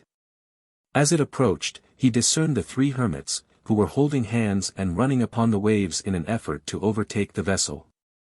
"We have forgotten the prayers you taught us," they cried as they reached the bishop, "and have hastened to ask you to repeat them." The awed bishop shook his head. "Dear ones," he replied humbly, "continue to live with your old prayer. How did the 3 saints walk on the water? How did Christ resurrect his crucified body? How did Lahiri Mahasaya and Sri Yukteswar perform their miracles? Modern science has, as yet, no answer. Though with the advent of the atomic bomb and the wonders of radar, the scope of the world mind has been abruptly enlarged. The word, impossible, is becoming less prominent in the scientific vocabulary. The ancient Vedic scriptures declare that the physical world operates under one fundamental law of Maya, the principle of relativity and duality. God, the sole life, is an absolute unity. He cannot appear as the separate and diverse manifestations of a creation except under a false or unreal veil. That cosmic illusion is Maya. Every great scientific discovery of modern times has served as a confirmation of this simple pronouncement of the rishis. Newton's law of motion is a law of Maya. To every action there is always an equal and contrary reaction. The mutual actions of any 2 bodies are always equal and oppositely directed. Action and reaction are thus exactly equal. To have a single force is impossible. There must be, and always is, a pair of forces equal and opposite. Fundamental natural activities all betray their Maic origin. Electricity, for example, is a phenomenon of repulsion and attraction, its electrons and protons are electrical opposites. Another example, the atom or final particle of matter is, like the Earth itself, a magnet with positive and negative poles. The entire phenomenal world is under the inexorable sway of polarity. No law of physics, chemistry, or any other science is ever found free from inherent opposite or contrasted principles. Physical science, then, cannot formulate laws outside of Maya, the very texture and structure of creation. Nature herself is Maya, natural science must perforce deal with her ineluctable quiddity. In her own domain, she is eternal and inexhaustible. Future scientists can do no more than probe one aspect after another of her varied infinitude. Science thus remains in a perpetual flux, unable to reach finality, fit indeed to formulate the laws of an already existing and functioning cosmos, but powerless to detect the law framer and sole operator. The majestic manifestations of gravitation and electricity have become known, but what gravitation and electricity are, no mortal knoweth. 189. To surmount Maya was the task assigned to the human race by the millennial prophets. To rise above the duality of creation and perceive the unity of the Creator was conceived of as man's highest goal. Those who cling to the cosmic illusion must accept its essential law of polarity, flow and ebb, rise and fall, day and night, pleasure and pain, good and evil, birth and death. This cyclic pattern assumes a certain anguishing monotony. After man has gone through a few thousand human births, he begins to cast a hopeful eye beyond the compulsions of Maya. To tear the veil of Maya is to pierce the secret of creation. The yogi who thus denudes the universe is the only true monotheist. All others are worshipping heathen images. So long as man remains subject to the dualistic delusions of nature, the Janus-faced Maya is his goddess, he cannot know the one true God. The world illusion, Maya, is individually called avidya, literally, not knowledge, ignorance, delusion. Maya or avidya can never be destroyed through intellectual conviction or analysis, but solely through attaining the interior state of nirvikalpa samadhi. The Old Testament prophets, and seers of all lands and ages, spoke from that state of consciousness. Ezekiel says, 43:1-2, afterwards he brought me to the gate, even the gate that looketh toward the east, and, behold, the glory of the God of Israel came from the way of the east, and his voice was like a noise of many waters, and the earth shined with his glory. Through the divine eye in the forehead, east, the yogi sails his consciousness into omnipresence, hearing the word or aum, divine sound of many waters or vibrations which is the sole reality of creation. Among the trillion mysteries of the cosmos, the most phenomenal is light. Unlike sound waves, whose transmission requires air or other material media, light waves pass freely through the vacuum of interstellar space. Even the hypothetical ether, held as the interplanetary medium of light in the undulatory theory, can be discarded on the Einsteinian grounds that the geometrical properties of space render the theory of ether unnecessary. Under either hypothesis, light remains the most subtle, the freest from material dependence, of any natural manifestation. In the gigantic conceptions of Einstein, the velocity of light, 186,000 miles per second, dominates the whole theory of relativity. He proves mathematically that the velocity of light is, so far as man's finite mind is concerned, the only constant in a universe of unstable flux. On the sole absolute of light velocity depend all human standards of time and space. Not abstractly eternal as hitherto considered, time and space are relative and finite factors, deriving their measurement validity only in reference to the yardstick of light velocity. In joining space as a dimensional relativity, time has surrendered age-old claims to a changeless value. Time is now stripped to its rightful nature, a simple essence of ambiguity. With a few equational strokes of his pen, Einstein has banished from the cosmos every fixed reality except that of light. In a later development, his unified field theory, the great physicist embodies in one mathematical formula the laws of gravitation and of electromagnetism. Reducing the cosmical structure to variations on a single law, Einstein 190 reaches across the ages to the rishis who proclaimed a sole texture of creation, that of a protean Maya. On the epical theory of relativity have arisen the mathematical possibilities of exploring the ultimate atom. Great scientists are now boldly asserting not only that the atom is energy rather than matter, but that atomic energy is essentially mind stuff. The frank realization that physical science is concerned with a world of shadows is one of the most significant advances, Sir Arthur Stanley Eddington writes in The Nature of the Physical World. In the world of physics we watch a shadowgraph performance of the drama of familiar life. The shadow of my elbow rests on the shadow table as the shadow ink flows over the shadow paper. It is all symbolic, and as a symbol the physicist leaves it. Then comes the alchemist mind who transmutes the symbols. To put the conclusion crudely, the stuff of the world is mind stuff. The realistic matter and fields of force of former physical theory are altogether irrelevant except in so far as the mind stuff has itself spun these imaginings. The external world has thus become a world of shadows. In removing our illusions we have removed the substance, for indeed we have seen that substance is one of the greatest of our illusions. With the recent discovery of the electron microscope came definite proof of the light essence of atoms and of the inescapable duality of nature. The New York Times gave the following report of a 1937 demonstration of the electron microscope before a meeting of the American Association for the Advancement of Science. The crystalline structure of tungsten, hitherto known only indirectly by means of X-rays, stood outlined boldly on a fluorescent screen, showing 9 atoms in their correct positions in the space lattice, a cube, with 1 atom in each corner and 1 in the center. The atoms in the crystal lattice of the tungsten appeared on the fluorescent screen as points of light, arranged in geometric pattern. Against this crystal cube of light the bombarding molecules of air could be observed as dancing points of light, similar to points of sunlight shimmering on moving waters.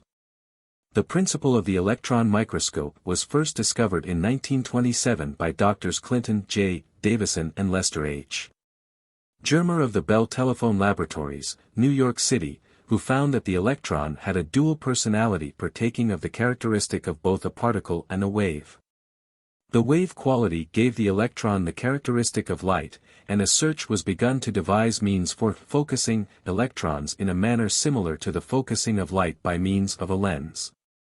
For his discovery of the Jekyll-Hyde quality of the electron, which corroborated the prediction made in 1924 by de Broglie, French Nobel Prize-winning physicist, and showed that the entire realm of physical nature had a dual personality, Dr. Davison also received the Nobel Prize in Physics. The stream of knowledge, Sir James Jeans writes in The Mysterious Universe, is heading towards a non-mechanical reality. The universe begins to look more like a great thought than like a great machine. 20th century science is thus sounding like a page from the Hoary Vedas. From science, then, if it must be so, let man learn the philosophic truth that there is no material universe, its warp and woof is Maya, illusion. Its mirages of reality all break down under analysis. As one by one the reassuring props of a physical cosmos crash beneath him, man dimly perceives his idolatrous reliance, his past transgression of the divine command, "Thou shalt have no other gods before me." In his famous equation outlining the equivalence of mass and energy, Einstein proved that the energy in any particle of matter is equal to its mass or weight multiplied by the square of the velocity of light. The release of the atomic energies is brought about through the annihilation of the material particles. The death of matter has been the birth of an atomic age. Light velocity is a mathematical standard or constant not because there is an absolute value in 186,000 miles a second, but because no material body, whose mass increases with its velocity, can ever attain the velocity of light.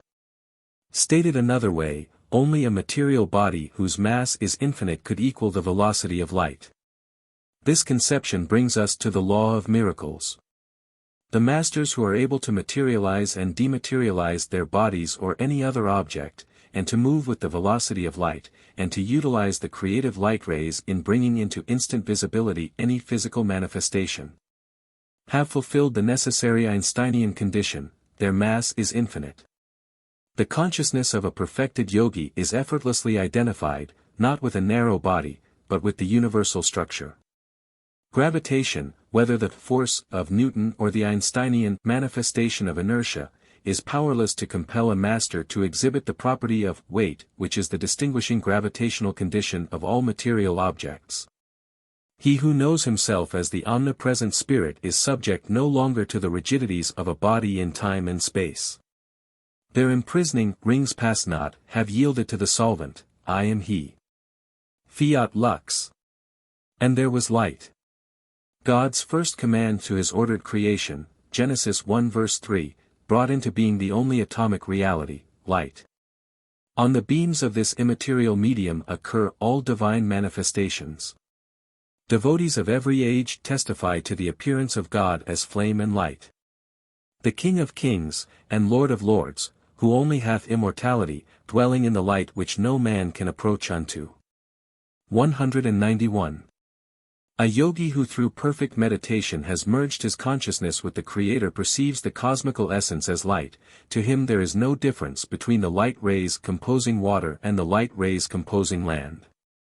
Free from matter consciousness, free from the 3 dimensions of space and the 4th dimension of time, a master transfers his body of light with equal ease over the light rays of earth, water, fire, or air. Long concentration on the liberating spiritual eye has enabled the yogi to destroy all delusions concerning matter and its gravitational weight. Thenceforth he sees the universe as an essentially undifferentiated mass of light.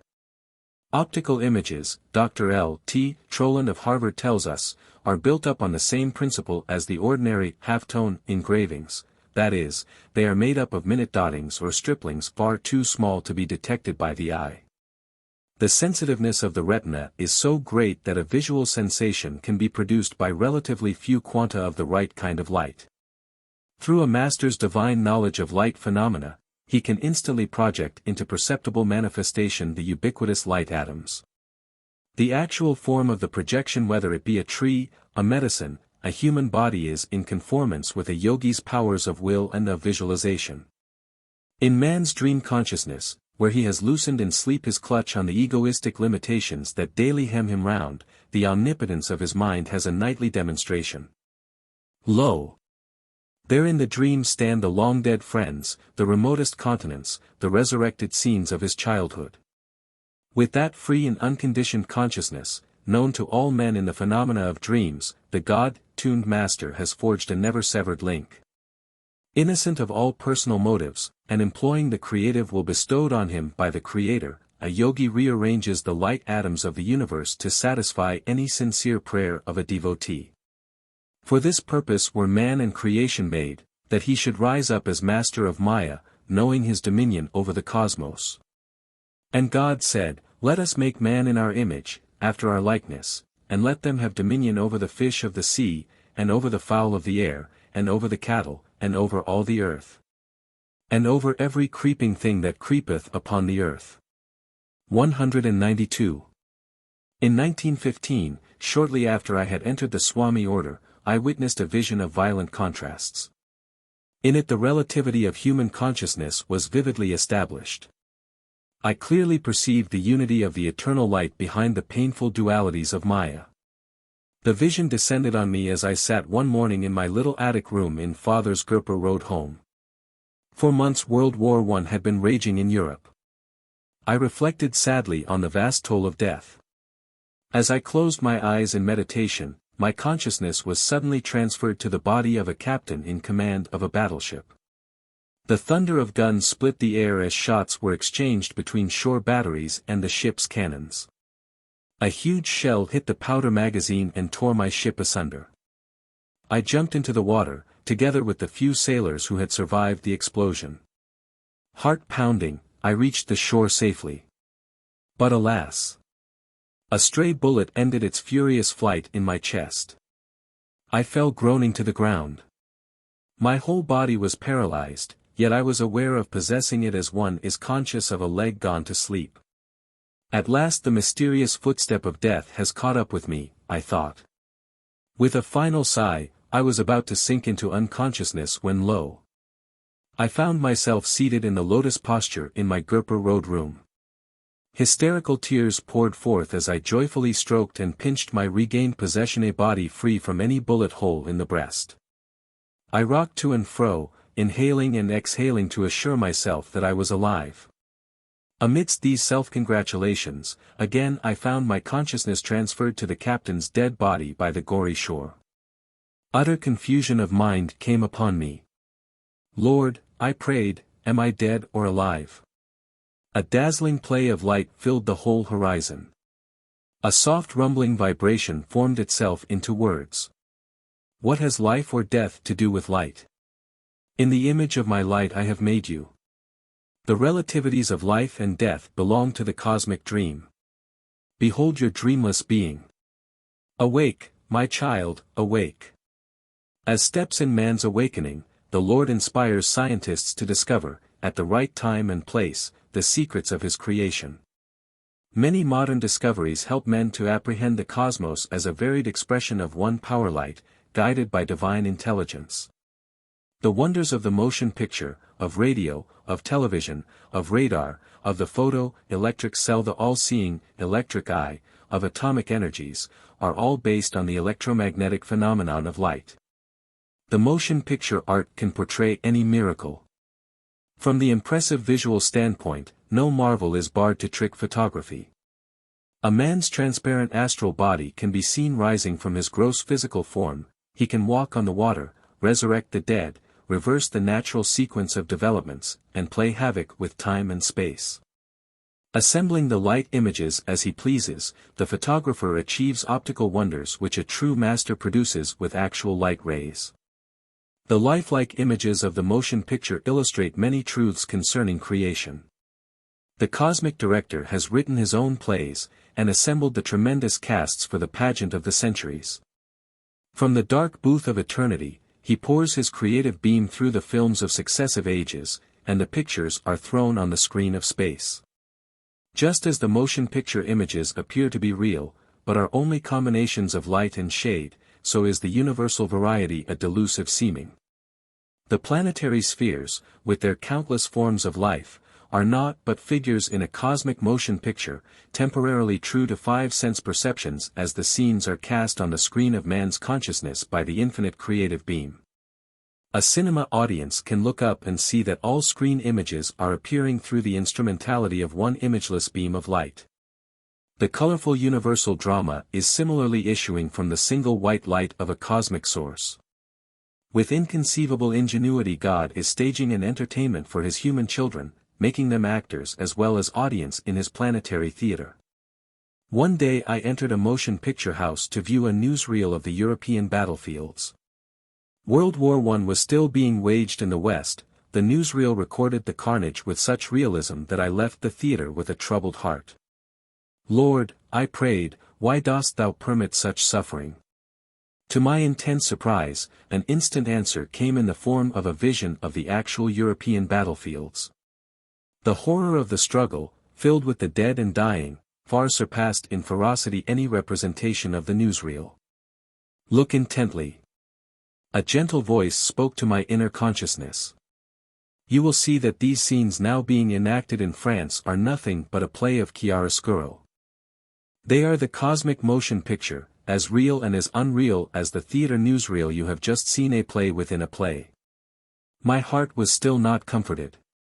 The divine voice went on, creation is light and shadow both, else no picture is possible. The good and evil of Maya must ever alternate in supremacy. If joy were ceaseless here in this world, would man ever seek another? Without suffering he scarcely cares to recall that he has forsaken his eternal home. Pain is a prod to remembrance. The way of escape is through wisdom. The tragedy of death is unreal. Those who shudder at it are like an ignorant actor who dies of fright on the stage when nothing more is fired at him than a blank cartridge. My sons are the children of light. They will not sleep forever in delusion. Although I had read scriptural accounts of Maya, they had not given me the deep insight that came with the personal visions and their accompanying words of consolation. One's values are profoundly changed when he is finally convinced that creation is only a vast motion picture, and that not in it, but beyond it, lies his own reality. As I finished writing this chapter, I sat on my bed in the lotus posture. My room was dimly lit by two shaded lamps. Lifting my gaze, I noticed that the ceiling was dotted with small mustard-colored lights, scintillating and quivering with a radium-like luster. Myriads of penciled rays, like sheets of rain, gathered into a transparent shaft and poured silently upon me. At once my physical body lost its grossness and became metamorphosed into astral texture. I felt a floating sensation as, barely touching the bed, the weightless body shifted slightly and alternately to left and right. I looked around the room. The furniture and walls were as usual, but the little mass of light had so multiplied that the ceiling was invisible. I was wonderstruck. This is the cosmic motion picture mechanism. A voice spoke as though from within the light. Shedding its beam on the white screen of your bed sheets, it is producing the picture of your body. Behold, your form is nothing but light. I gazed at my arms and moved them back and forth, yet could not feel their weight. An ecstatic joy overwhelmed me. This cosmic stem of light, blossoming as my body, seemed a divine replica of the light beams streaming out of the projection booth in a cinema house and manifesting as pictures on the screen. For a long time I experienced this motion picture of my body in the dimly lighted theater of my own bedroom. Despite the many visions I have had, none was ever more singular. As my illusion of a solid body was completely dissipated, and my realization deepened that the essence of all objects is light, I looked up to the throbbing stream of lifetrons and spoke entreatingly. Divine light, please withdraw this, my humble bodily picture, into thyself, even as Elijah was drawn up to heaven by a flame. This prayer was evidently startling, the beam disappeared. My body resumed its normal weight and sank on the bed. The swarm of dazzling ceiling lights flickered and vanished. My time to leave this earth had apparently not arrived. Besides, I thought philosophically, the prophet Elijah might well be displeased at my presumption. 31. An interview with the Sacred Mother. Reverend Mother, I was baptized in infancy by your prophet husband. He was the guru of my parents and of my own guru Sri Yukteswar. Will you therefore give me the privilege of hearing a few incidents in your sacred life? I was addressing Srimati Kashi Moni, the life companion of Lahiri Mahasaya. Finding myself in Benares for a short period, I was fulfilling a long-felt desire to visit the Venerable Lady. She received me graciously at the old Lahiri homestead in the Gurudzwar Mohalla section of Benares. Although aged, she was blooming like a lotus, silently emanating a spiritual fragrance. She was of medium build, with a slender neck and fair skin. Large, lustrous eyes softened her motherly face. Son, you are welcome here. Come upstairs. Kashi Moni led the way to a very small room where, for a time, she had lived with her husband. I felt honored to witness the shrine in which the peerless master had condescended to play the human drama of matrimony. The gentle lady motioned me to a pillow seat by her side. It was years before I came to realize the divine stature of my husband, she began. One night, in this very room, I had a vivid dream. Glorious angels floated in unimaginable grace above me. So realistic was the sight that I awoke at once. The room was strangely enveloped in dazzling light. My husband, in lotus posture, was levitated in the center of the room, surrounded by angels who were worshipping him with the supplicating dignity of palm-folded hands. Astonished beyond measure, I was convinced that I was still dreaming. Woman, Lahiri Mahasaya said, you are not dreaming. Forsake your sleep forever and forever. As he slowly descended to the floor, I prostrated myself at his feet. Master, I cried, again and again I bow before you. Will you pardon me for having considered you as my husband? I die with shame to realize that I have remained asleep in ignorance by the side of one who is divinely awakened. From this night, you are no longer my husband, but my guru. Will you accept my insignificant self as your disciple? 193. The Master touched me gently. Sacred soul, arise. You are accepted. He motioned toward the angels. Please bow in turn to each of these holy saints. When I had finished my humble genuflections, the angelic voices sounded together, like a chorus from an ancient scripture. Consort of the Divine One, thou art blessed. We salute thee. They bowed at my feet and lo! Their refulgent forms vanished. The room darkened. My guru asked me to receive initiation into Kriya Yoga. Of course, I responded. I am sorry not to have had its blessing earlier in my life. The time was not ripe. Lahiri Mahasaya smiled consolingly. Much of your karma I have silently helped you to work out. Now you are willing and ready. He touched my forehead. Masses of whirling light appeared. The radiance gradually formed itself into the opal-blue spirituala, ringed in gold and centered with a white pentagonal star. Penetrate your consciousness through the star into the kingdom of the infinite. My guru's voice had a new note, soft like distant music. Vision after vision broke as oceanic surf on the shores of my soul. The panoramic spheres finally melted in a sea of bliss. I lost myself in ever-surging blessedness. When I returned hours later to awareness of this world, the Master gave me the technique of Kriya Yoga. From that night on, Lahiri Mahasaya never slept in my room again. Nor, thereafter, did he ever sleep. He remained in the front room downstairs, in the company of his disciples both by day and by night. The illustrious lady fell into silence. Realizing the uniqueness of her relationship with the sublime yogi, I finally ventured to ask for further reminiscences. Son, you are greedy. Nevertheless, you shall have one more story. She smiled shyly. I will confess a sin which I committed against my guru, husband.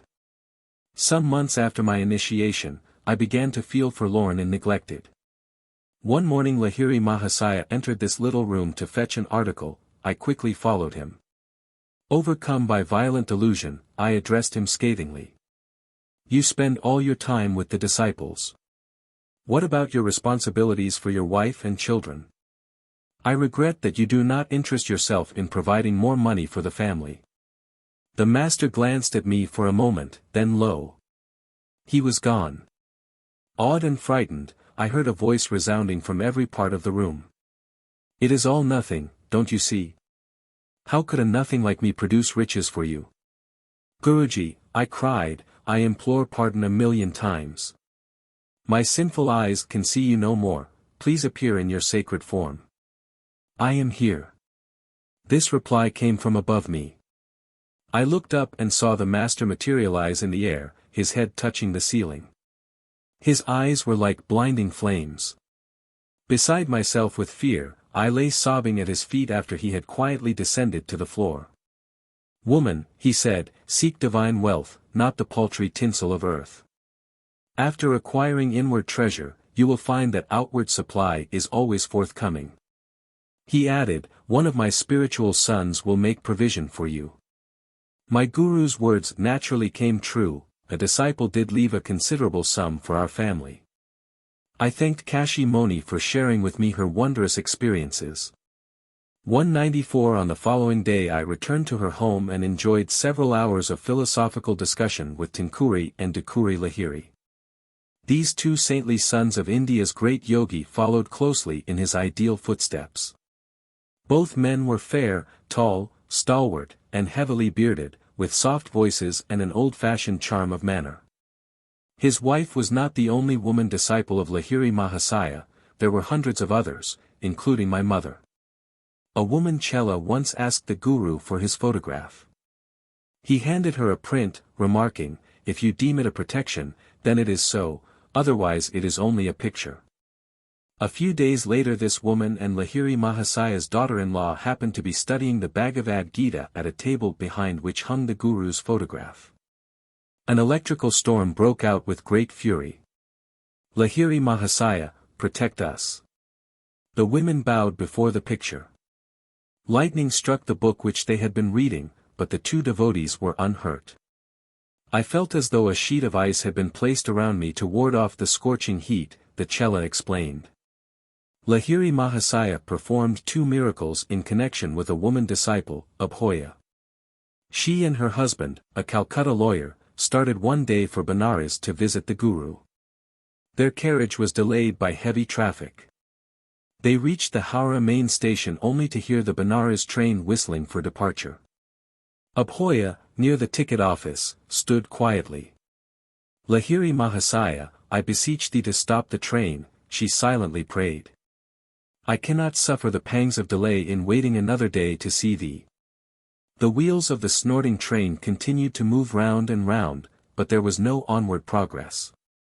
The engineer and passengers descended to the platform to view the phenomenon. An English railroad guard approached Abhoya and her husband. Contrary to all precedent, he volunteered his services. Babu, he said, give me the money. I will buy your tickets while you get aboard. As soon as the couple was seated and had received the tickets, the train slowly moved forward. In panic, the engineer and passengers clambered again to their places, knowing neither how the train started, nor why it had stopped in the first place. Arriving at the home of Lahiri Mahasaya in Benares, Abhoya silently prostrated herself before the master, and tried to touch his feet. Compose yourself, Abhoya, he remarked. How you love to bother me. As if you could not have come here by the next train. Abhoya visited Lahiri Mahasaya on another memorable occasion. This time she wanted his intercession, not with a train, but with the stork. I pray you to bless me that my 9th child may live, she said. 8 babies have been born to me, all died soon after birth. The master smiled sympathetically. Your coming child will live. Please follow my instructions carefully. The baby, a girl, will be born at night. See that the oil lamp is kept burning until dawn. Do not fall asleep and thus allow the light to become extinguished. Abhoya's child was a daughter, born at night, exactly as foreseen by the omniscient Guru. The mother instructed her nurse to keep the lamp filled with oil. Both women kept the urgent vigil far into the early morning hours, but finally fell asleep. The lamp oil was almost gone, the light flickered feebly. The bedroom door unlatched and flew open with a violent sound. The startled women awoke. Their astonished eyes beheld the form of Lahiri Mahasaya.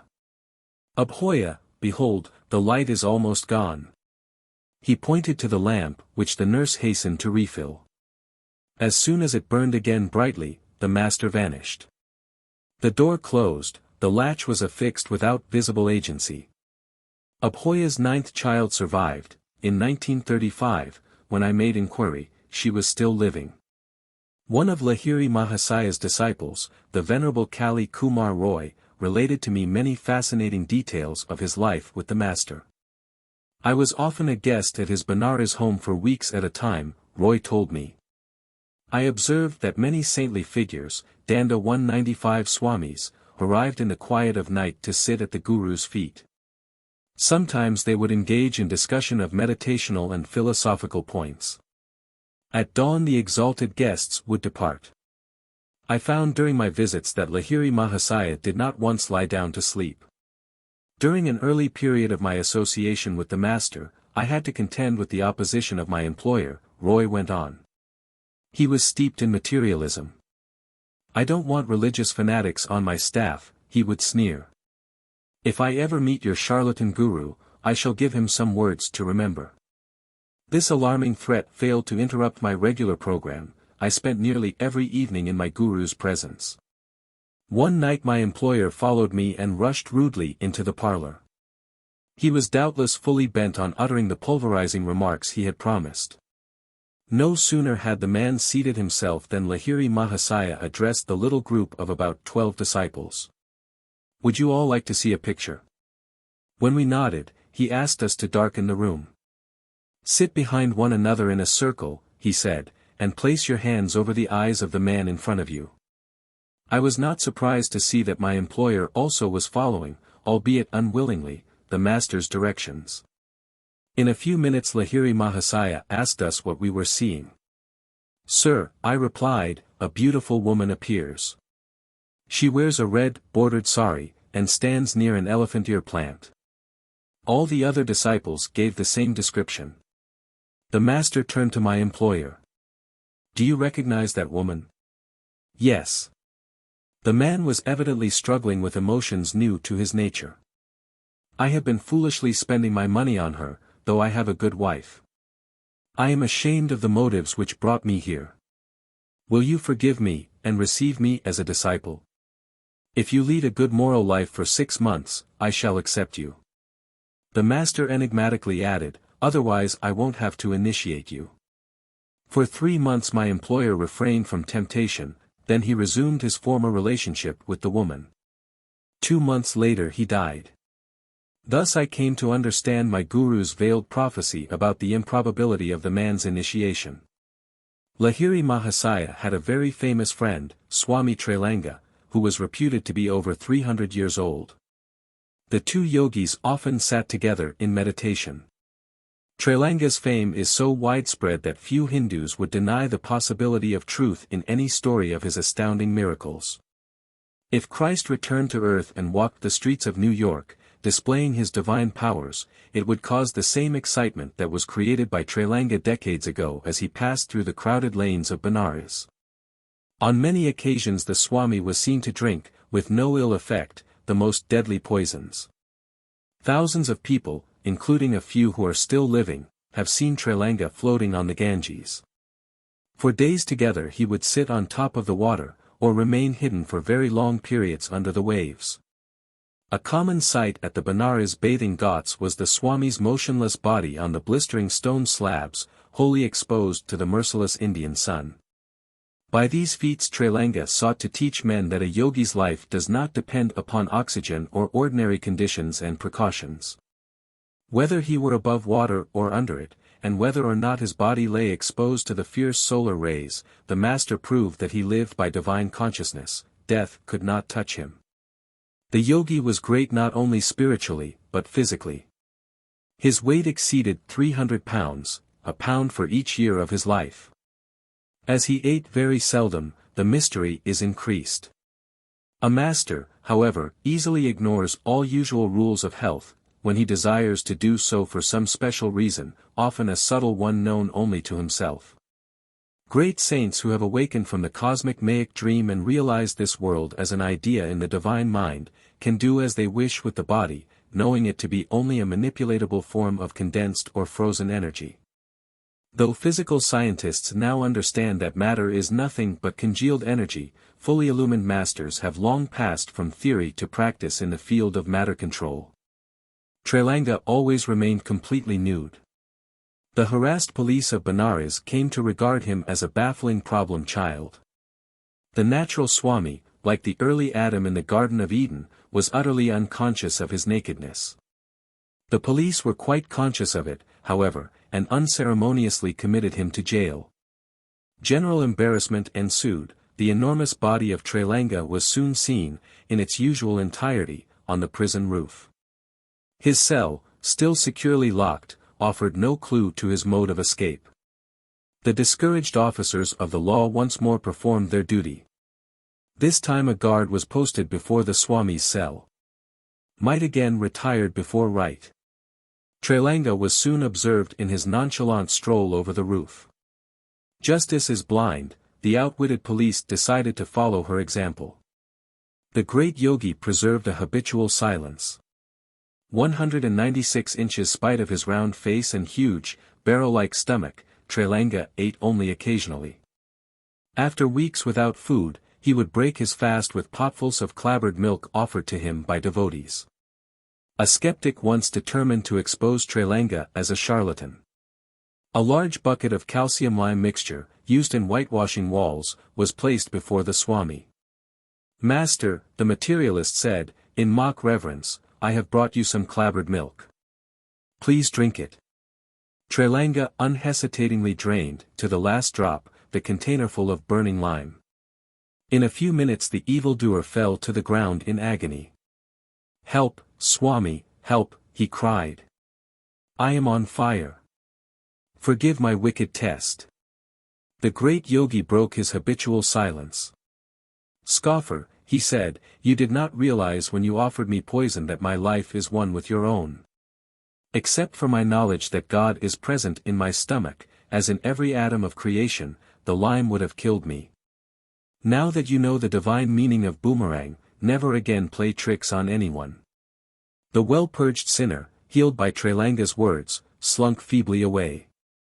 The reversal of pain was not due to any volition of the master, but came about through unerring application of the law of justice which upholds creation's farthest swinging orb. Men of God realization like Trailanga allow the divine law to operate instantaneously, they have banished forever all thwarting crosscurrents of ego. The automatic adjustments of righteousness, often paid in an unexpected coin as in the case of Trailanga and his would-be murderer, assuage our hasty indignance at human injustice. "Vengeance is mine, I will repay, saith the Lord." 197 What need for man's brief resources? The universe duly conspires for retribution. Dull minds discredit the possibility of divine justice, love, omniscience, immortality. Airy scriptural conjectures. This insensitive viewpoint, always before the cosmic spectacle, arouses a train of events which brings its own awakening. The omnipotence of spiritual law was referred to by Christ on the occasion of his triumphant entry into Jerusalem. As the disciples and the multitude shouted for joy, and cried, "Peace in heaven, and glory in the highest," certain Pharisees complained of the undignified spectacle. "Master," they protested, "rebuke thy disciples." "I tell you," Jesus replied, that, if these should hold their peace, the stones would immediately cry out. 198. In this reprimand to the Pharisees, Christ was pointing out that divine justice is no figurative abstraction, and that a man of peace, though his tongue be torn from its roots, will yet find his speech and his defense in the bedrock of creation, the universal order itself. Think you, Jesus was saying, to silence men of peace? As well may you hope to throttle the voice of God, whose very stones sing his glory and his omnipresence. Will you demand that men not celebrate in honor of the peace in heaven, but should only gather together in multitudes to shout for war on earth? Then make your preparations, O Pharisees, to overtopple the foundations of the world. For it is not gentle men alone, but stones or earth, and water and fire and air that will rise up against you, to bear witness of his ordered harmony. The grace of the Christ-like Yogi, Trailanga, was once bestowed on my Sajo Mama, maternal uncle. One morning uncle saw the master surrounded by a crowd of devotees at a Benares ghat. He managed to edge his way close to Trailanga, whose feet he touched humbly. Uncle was astonished to find himself instantly freed from a painful chronic disease. 199. The only known living disciple of the great yogi is a woman, Shankari Maiju. Daughter of one of Trailanga's disciples, she received the Swami's training from her early childhood. She lived for 40 years in a series of lonely Himalayan caves near Badrinath, Kedarnath, Amarnath, and Pasupadinath. The Brahmacharini, woman ascetic, born in 1826, is now well over the century mark. Not aged in appearance, however, she has retained her black hair, sparkling teeth, and amazing energy. She comes out of her seclusion every few years to attend the periodical melas or religious fairs. This woman saint often visited Lahiri Mahasaya. She has related that one day, in the Gorakhpur section near Calcutta, while she was sitting by Lahiri Mahasaya's side, his great guru Babaji quietly entered the room and held converse with them both. On one occasion her master Trailanga, forsaking his usual silence, honored Lahiri Mahasaya very pointedly in public. A Benares disciple objected.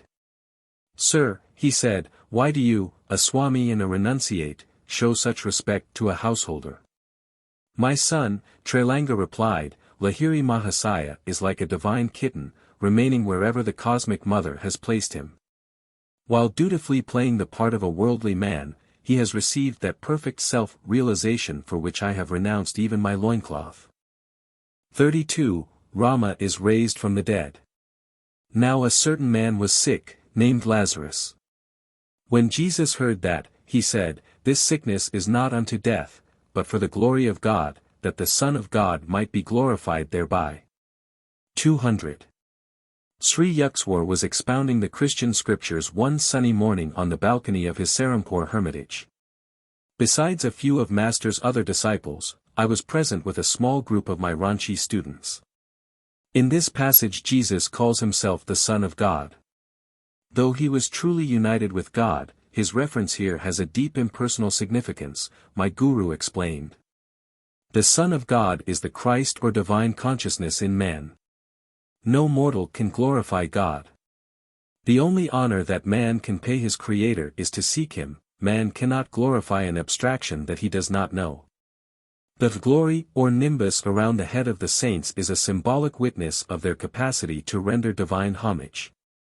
Sri Yukteswar went on to read the marvelous story of Lazarus' resurrection.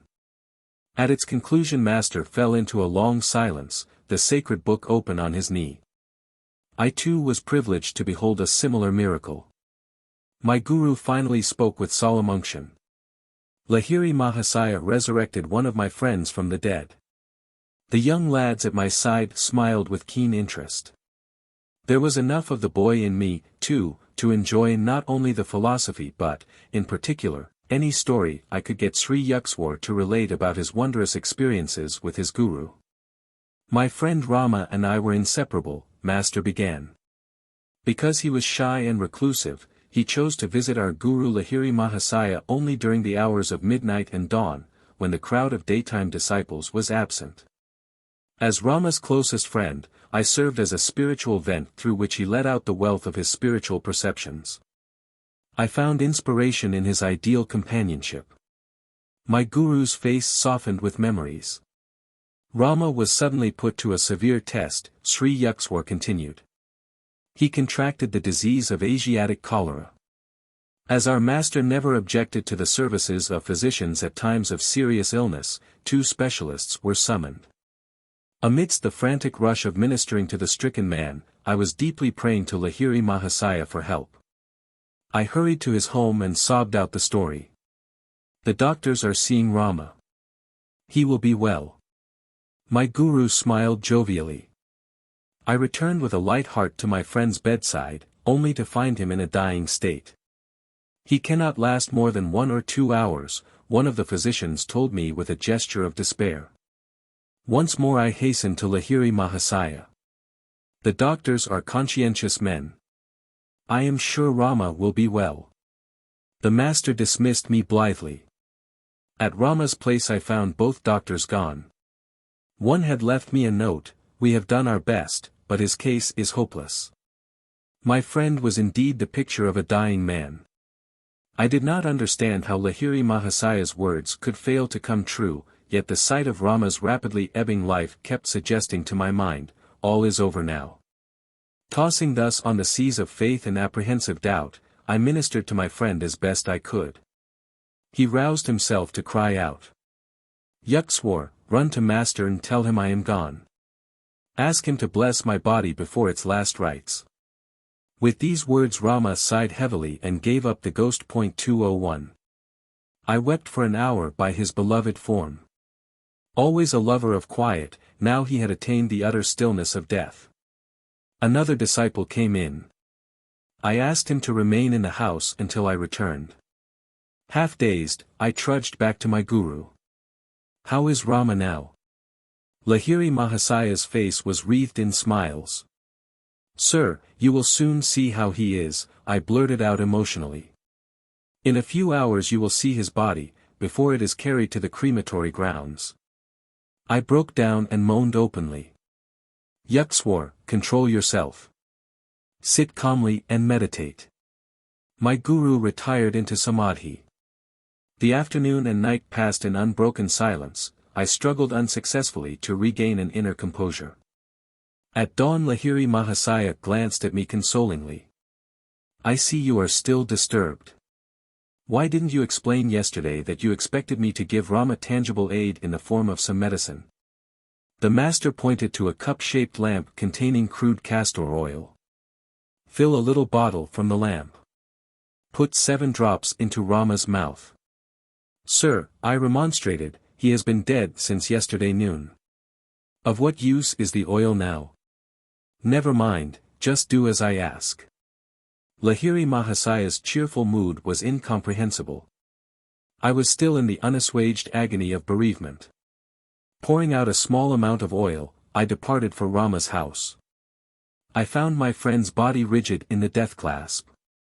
Paying no attention to his ghastly condition, I opened his lips with my right finger and managed, with my left hand and the help of the cork, to put the oil drop by drop over his clenched teeth.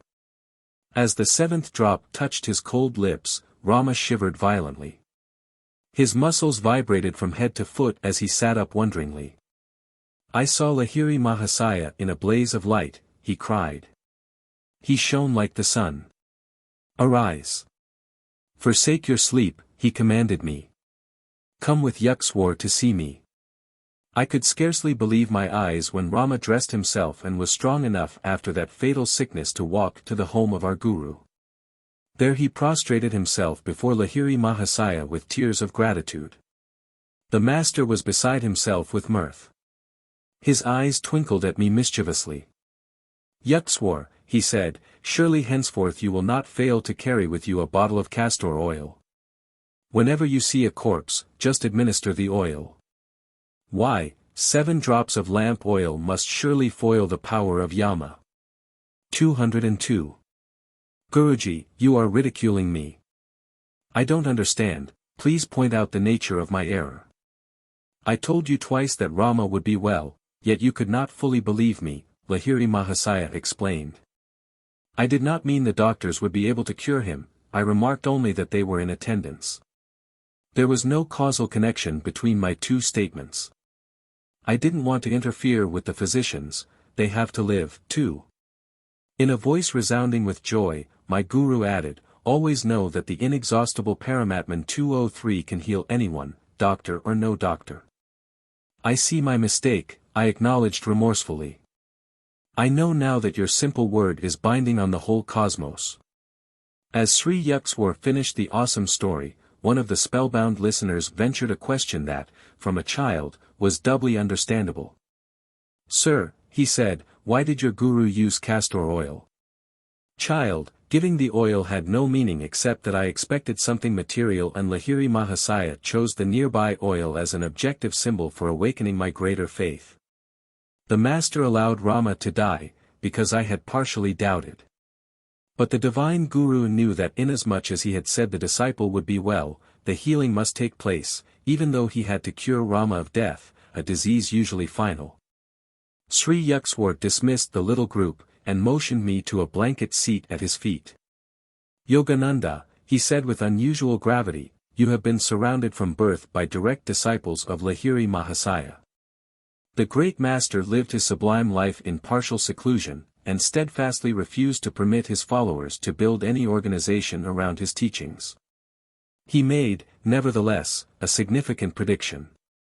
About 50 years after my passing, he said, my life will be written because of a deep interest in yoga which the West will manifest. The yogic message will encircle the globe, and aid in establishing that brotherhood of man which results from direct perception of the One Father. My son Yogananda, Sri Yukteswar went on, you must do your part in spreading that message, and in writing that sacred life. 50 years after Lahiri Mahasaya's passing in 1895 culminated in 1945, the year of completion of this present book. I cannot but be struck by the coincidence that the year 1945 has also ushered in a new age, the era of revolutionary atomic energies. All thoughtful minds turn as never before to the urgent problems of peace and brotherhood, lest the continued use of physical force banish all men along with the problems. Though the human race and its works disappear tracelessly by time or bomb, the sun does not falter in its course, the stars keep their invariable vigil. Cosmic law cannot be stayed or changed, and man would do well to put himself in harmony with it. If the cosmos is against might, if the sun wars not with the planets but retires at due time to give the stars their little sway, what avails our mailed fist? Shall any peace indeed come out of it?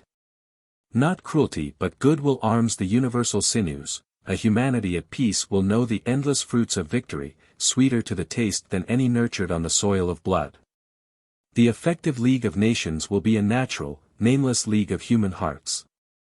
The broad sympathies and discerning insight needed for the healing of earthly woes cannot flow from a mere intellectual consideration of man's diversities, but from knowledge of man's soul unity, his kinship with God. Toward realization of the world's highest ideal, peace through brotherhood, may yoga, the science of personal contact with the divine, spread in time to all men in all lands.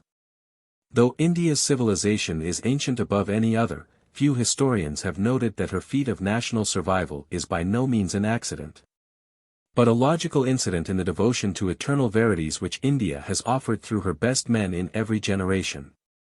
By sheer continuity of being, by intransitivity before the ages, can dusty scholars truly tell us how many, India has given the worthiest answer of any people to the challenge of time.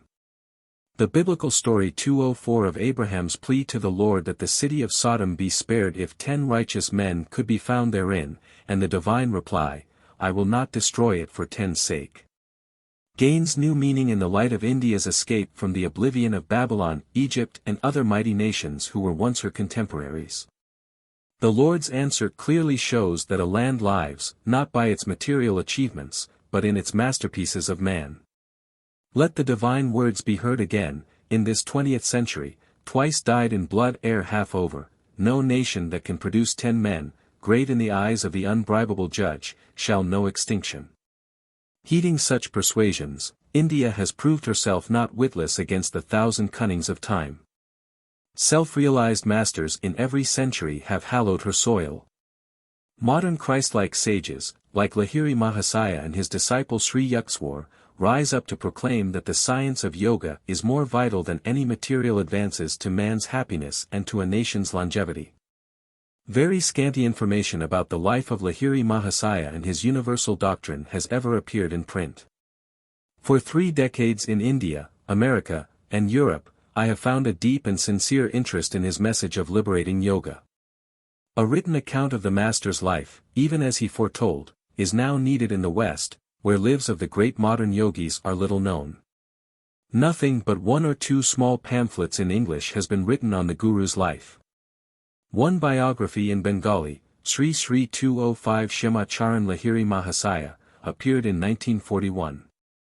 It was written by my disciple, Swami Satyananda, who for many years has been the Acharya, spiritual preceptor, at our Vidyalaya in Ranchi.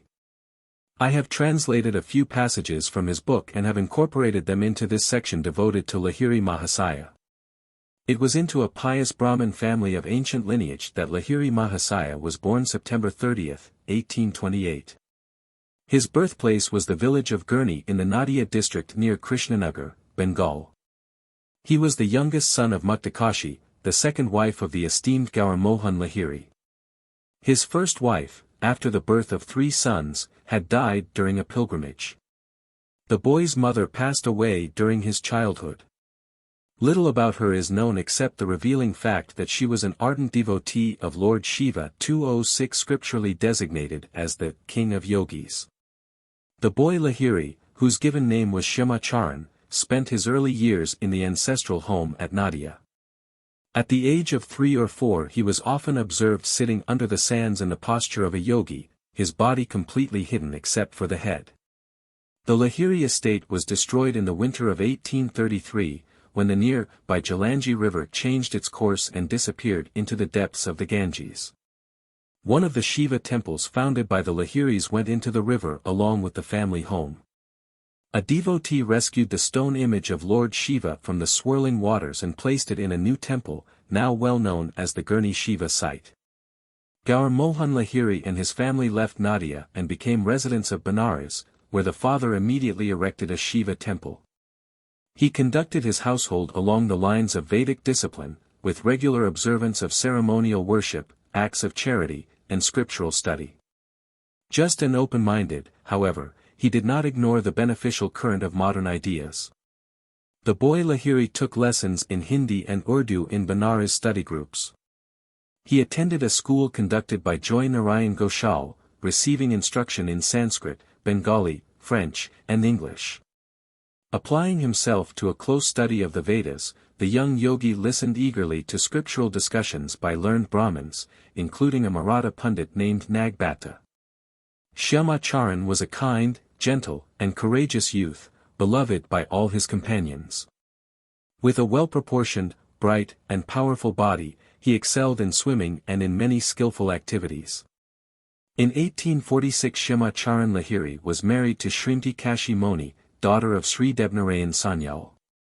A model Indian housewife, Kashi Moni cheerfully carried on her home duties and the traditional householder's obligation to serve guests and the poor. 2 saintly sons, Tinkuri and Dukuri, blessed the union.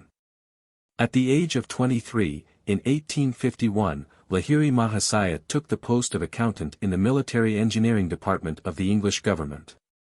He received many promotions during the time of his service. Thus not only was he a master before God's eyes, but also a success in the little human drama where he played his given role as an office worker in the world. As the offices of the army department were shifted, Lahiri Mahasaya was transferred to Gazipur, Mirzapur, Danapur, Naini Tal, Benares, and other localities. After the death of his father, Lahiri had to assume the entire responsibility of his family, for whom he bought a quiet residence in the Garudswar Mohalla neighborhood of Benares. It was in his 33rd year that Lahiri Mahasaya saw fulfillment of the purpose for which he had been reincarnated on earth. The ash-hidden flame, long smoldering, received its opportunity to burst into flame.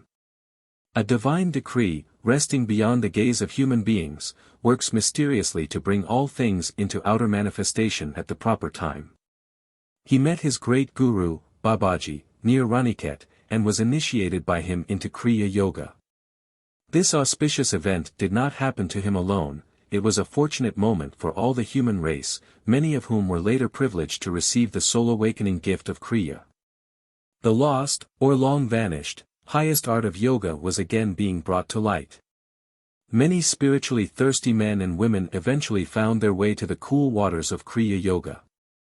Just as in the Hindu legend, where Mother Ganges offers her divine draught to the parched devotee Bhagirath, so the celestial flood of Kriya rolled from the secret fastnesses of the Himalayas into the dusty haunts of men. 33. Babaji, the Yogi Christ of modern India. The northern Himalayan crags near Badranarayan are still blessed by the living presence of Babaji, Guru of Lahiri Mahasaya. The secluded master has retained his physical form for centuries, perhaps for millenniums. The deathless Babaji is an Avatara. This Sanskrit word means descent, its roots are ava, down, and tri, to pass. In the Hindu scriptures, Avatara signifies the descent of divinity into flesh. Babaji's spiritual state is beyond human comprehension, Sri Yukteswar explained to me. The dwarfed vision of men cannot pierce to his transcendental star. One attempts in vain even to picture the Avatar's attainment. It is inconceivable. The Upanishads have minutely classified every stage of spiritual advancement. A Siddha, perfected being, has progressed from the state of a Jivanmukta, freed while living, to that of a Paramukta, supremely free, full power over death. The latter has completely escaped from the Mayic thraldom and its reincarnational round. The Paramukta therefore seldom returns to a physical body; if he does, he is an avatar, a divinely appointed medium of supernal blessings on the world. An avatar is unsubject to the universal economy, his pure body, visible as a light image, is free from any debt to nature. The casual gaze may see nothing extraordinary in an avatar's form, but it casts no shadow nor makes any footprint on the ground. These are outward symbolic proofs of an inward lack of darkness and material bondage. Such a God-man alone knows the truth behind the relativities of life and death. Omar Khayyam, so grossly misunderstood, sang of this liberated man in his immortal scripture, the Rubaiyat. Ah, moon of my delight who knowst no wane, the moon of heaven is rising once again. How oft hereafter rising shall she look through this same garden after me in vain? The moon of delight is God, eternal Polaris, anachronous never. The moon of heaven is the outward cosmos, fettered to the law of periodic recurrence. Its chains have been dissolved forever by the Persian seer through his self-realization. How oft hereafter rising shall she look after me in vain? What frustration of search by a frantic universe for an absolute omission. Christ expressed his freedom in another way, and a certain scribe came, and said unto him, Master, I will follow thee whithersoever thou goest. And Jesus saith unto him, The foxes have holes, and the birds of the air have nests. But the Son of Man hath not where to lay his head. 207. Spacious with omnipresence, could Christ indeed be followed except in the overarching spirit? Krishna, Rama, Buddha, and Patanjali were among the ancient Indian avatars. A considerable poetic literature in Tamil has grown up around Agastya, a South Indian avatar. He worked many miracles during the centuries preceding and following the Christian era, and is credited with retaining his physical form even to this day. Babaji's mission in India has been to assist prophets in carrying out their special dispensations. He thus qualifies for the scriptural classification of Mahavatar, Great Avatar. He has stated that he gave yoga initiation to Shankara, ancient founder of the Swami order, and to Kabir, famous medieval saint. His chief 19th-century disciple was, as we know, Lahiri Mahasaya, revivalist of the lost Kriya art. The Mahavatar is in constant communion with Christ, together they send out vibrations of redemption, and have planned the spiritual technique of salvation for this age. The work of these two fully illumined masters, one with the body, and one without it, is to inspire the nations to forsake suicidal wars, race hatreds, religious sectarianism, and the boomerang evils of materialism. Babaji is well aware of the trend of modern times, especially of the influence and complexities of Western civilization, and realizes the necessity of spreading the self-liberations of yoga equally in the West and in the East. That there is no historical reference to Babaji need not surprise us. The great guru has never openly appeared in any century. The misinterpreting glare of publicity has no place in his millennial plans. Like the creator, the sole but silent power, Babaji works in a humble obscurity.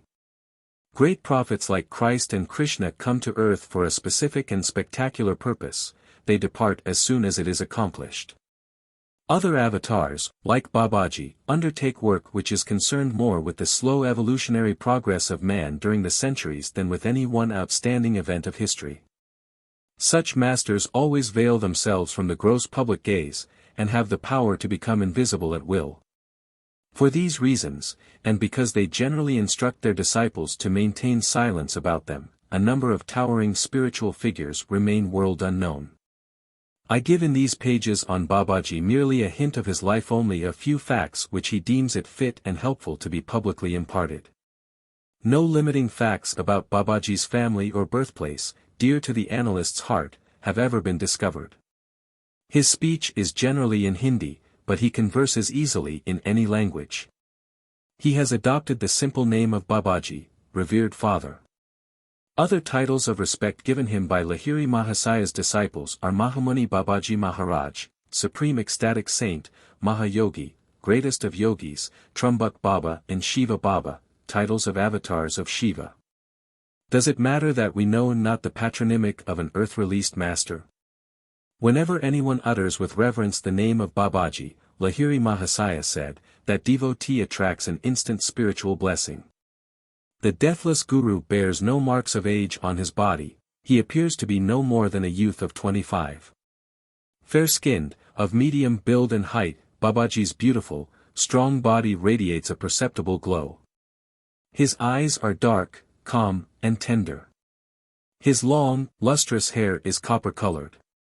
A very strange fact is that Babaji bears an extraordinarily exact resemblance to his disciple Lahiri Mahasaya. The similarity is so striking that, in his later years, Lahiri Mahasaya might have passed as the father of the youthful-looking Babaji. Swami Kebalananda, my saintly Sanskrit tutor, spent some time with Babaji in the Himalayas. The peerless master moves with his group from place to place in the mountains, Kebalananda told me. His small band contains 2 highly advanced American disciples. After Babaji has been in one locality for some time, he says, Dara Danda Yutheo. Let us lift our camp and staff. He carries a symbolic danda, bamboo staff. His words are the signal for moving with his group instantaneously to another place. He does not always employ this method of astral travel. Sometimes he goes on foot from peak to peak. Babaji can be seen or recognized by others only when he so desires. He is known to have appeared in many slightly different forms to various devotees, sometimes without beard and mustache, and sometimes with them. As his undecaying body requires no food, the master seldom eats. As a social courtesy to visiting disciples, he occasionally accepts fruits, or rice cooked in milk and clarified butter. 2 amazing incidents of Babaji's life are known to me, Kebalananda went on. His disciples were sitting one night around a huge fire which was blazing for a sacred Vedic ceremony.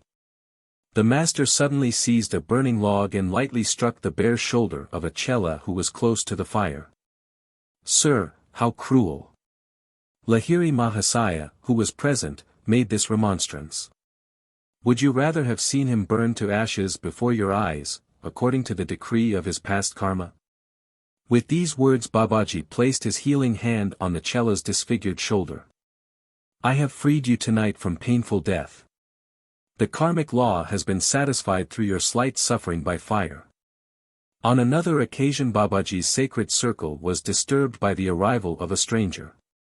He had climbed with astonishing skill to the nearly inaccessible ledge near the camp of the master. Sir, you must be the great Babaji. The man's face was lit with inexpressible reverence. For months I have pursued a ceaseless search for you among these forbidding crags. I implore you to accept me as a disciple. When the great guru made no response, the man pointed to the rocky chasm at his feet. If you refuse me, I will jump from this mountain. Life has no further value if I cannot win your guidance to the divine. Jump then, Babaji said unemotionally. I cannot accept you in your present state of development. The man immediately hurled himself over the cliff. Babaji instructed the shocked disciples to fetch the stranger's body. When they returned with the mangled form, the master placed his divine hand on the dead man. Lo! He opened his eyes and prostrated himself humbly before the Omnipotent One. You are now ready for discipleship. Babaji beamed lovingly on his resurrected chela. You have courageously passed a difficult test. Death shall not touch you again, now you are one of our immortal flock. Then he spoke his usual words of departure, Dara Danda Yutheo. The whole group vanished from the mountain. An avatar lives in the omnipresent spirit, for him there is no distance inverse to the square. Only one reason, therefore, can motivate Babaji in maintaining his physical form from century to century, the desire to furnish humanity with a concrete example of its own possibilities. Were man never vouchsafed a glimpse of divinity in the flesh, he would remain oppressed by the heavy maic delusion that he cannot transcend his mortality. Jesus knew from the beginning the sequence of his life. He passed through each event not for himself, not from any karmic compulsion, but solely for the upliftment of reflective human beings. His four reporter disciples Matthew, Mark, Luke, and John recorded the ineffable drama for the benefit of later generations. For Babaji, also, there is no relativity of past, present, future, from the beginning he has known all phases of his life. Yet, accommodating himself to the limited understanding of men, he has played many acts of his divine life in the presence of one or more witnesses. Thus it came about that a disciple of Lahiri Mahasaya was present when Babaji deemed the time to be ripe for him to proclaim the possibility of bodily immortality. He uttered this promise before Ram Gopal Muzumdar, that it might finally become known for the inspiration of other seeking hearts. The great ones speak their words and participate in the seemingly natural course of events, solely for the good of man, even as Christ said, Father, I knew that thou hearest me always, but because of the people which stand by I said it, that they may believe that thou hast sent me. 208 During my visit at Ranbajpur with Ram Gopal, the Sleepless Saint, 209 he related the wondrous story of his first meeting with Babaji. I sometimes left my isolated cave to sit at Lahiri Mahasaya's feet in Benares, Ram Gopal told me. One midnight as I was silently meditating in a group of his disciples, the master made a surprising request. Ram Gopal, he said, go at once to the Dasasamd bathing ghat. I soon reached the secluded spot. The night was bright with moonlight and the glittering stars. After I had sat in patient silence for a while, my attention was drawn to a huge stone slab near my feet. It rose gradually, revealing an underground cave. As the stone remained balanced in some unknown manner, the draped form of a young and surpassingly lovely woman was levitated from the cave high into the air. Surrounded by a soft halo, she slowly descended in front of me and stood motionless, steeped in an inner state of ecstasy. She finally stirred, and spoke gently. I am Mataji, 210 the sister of Babaji. I have asked him and also Lahiri Mahasaya to come to my cave tonight to discuss a matter of great importance. A nebulous light was rapidly floating over the Ganges, the strange luminescence was reflected in the opaque waters.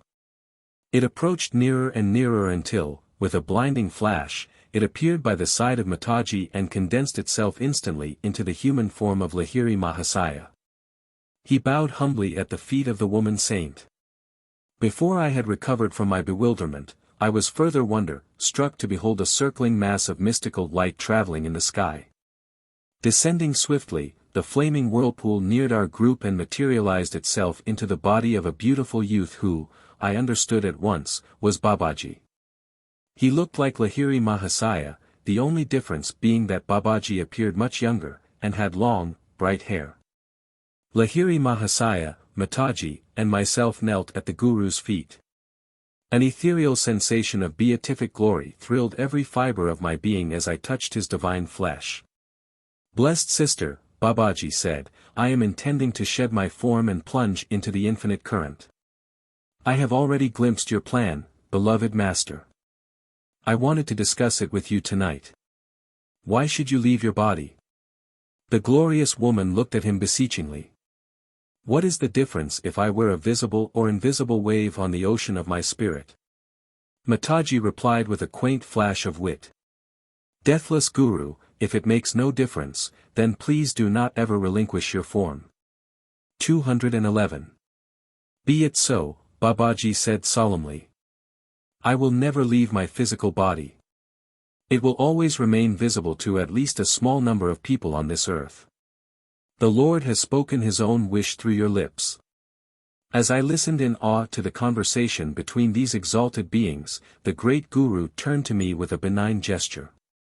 Fear not, Ram Gopal, he said, you are blessed to be a witness at the scene of this immortal promise. As the sweet melody of Babaji's voice faded away, his form and that of Lahiri Mahasaya slowly levitated and moved backward over the Ganges. An aureole of dazzling light templed their bodies as they vanished into the night sky. Mataji's form floated to the cave and descended, the stone slab closed of itself, as if working on an invisible leverage.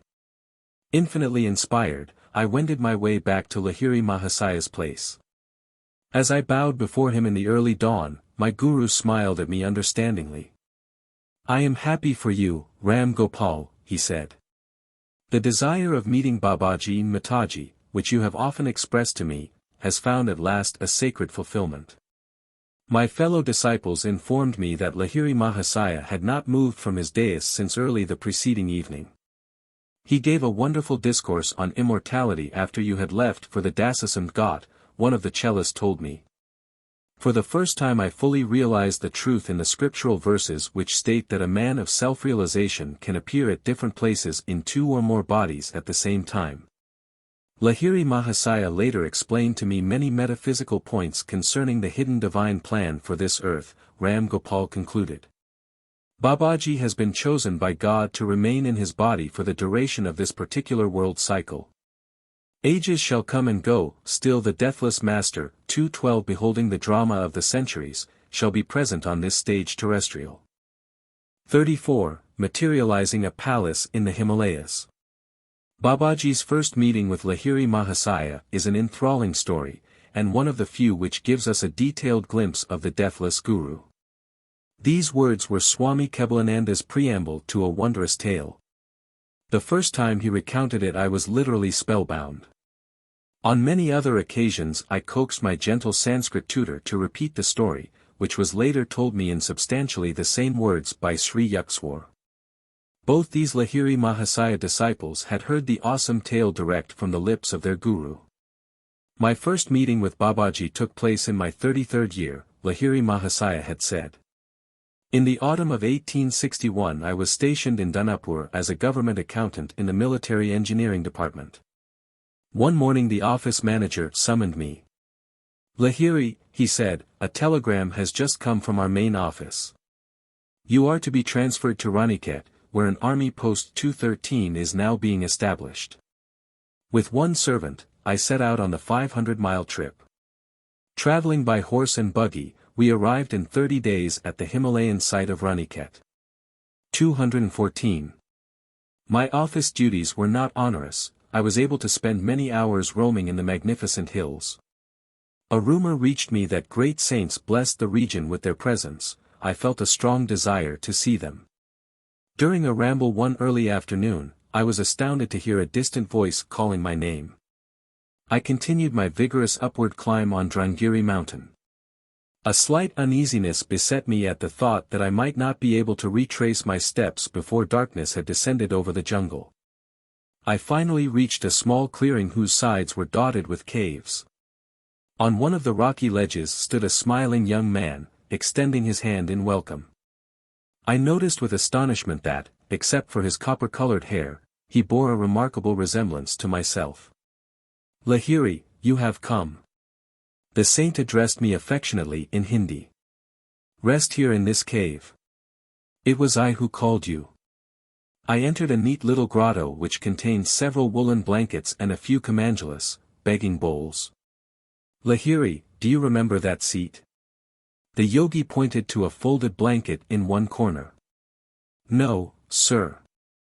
Somewhat dazed at the strangeness of my adventure, I added, I must leave now, before nightfall. I have business in the morning at my office. The mysterious saint replied in English, the office was brought for you, and not you for the office.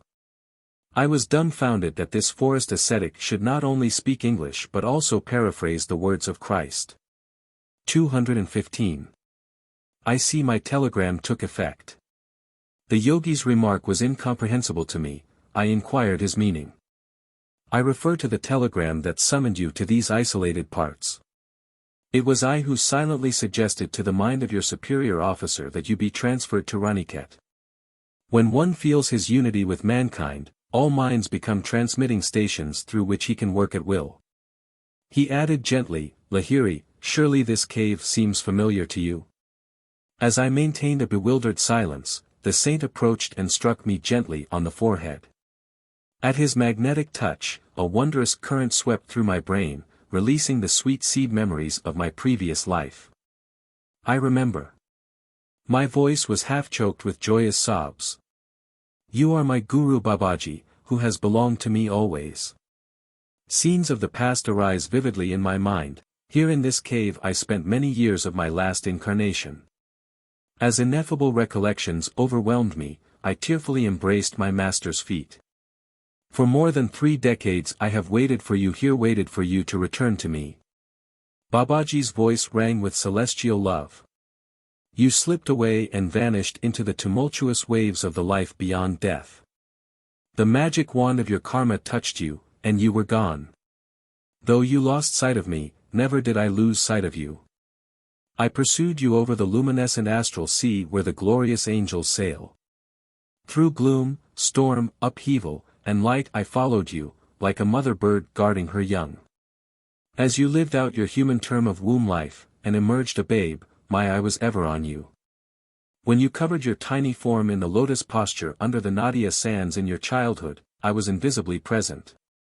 Patiently, month after month, year after year, I have watched over you, waiting for this perfect day.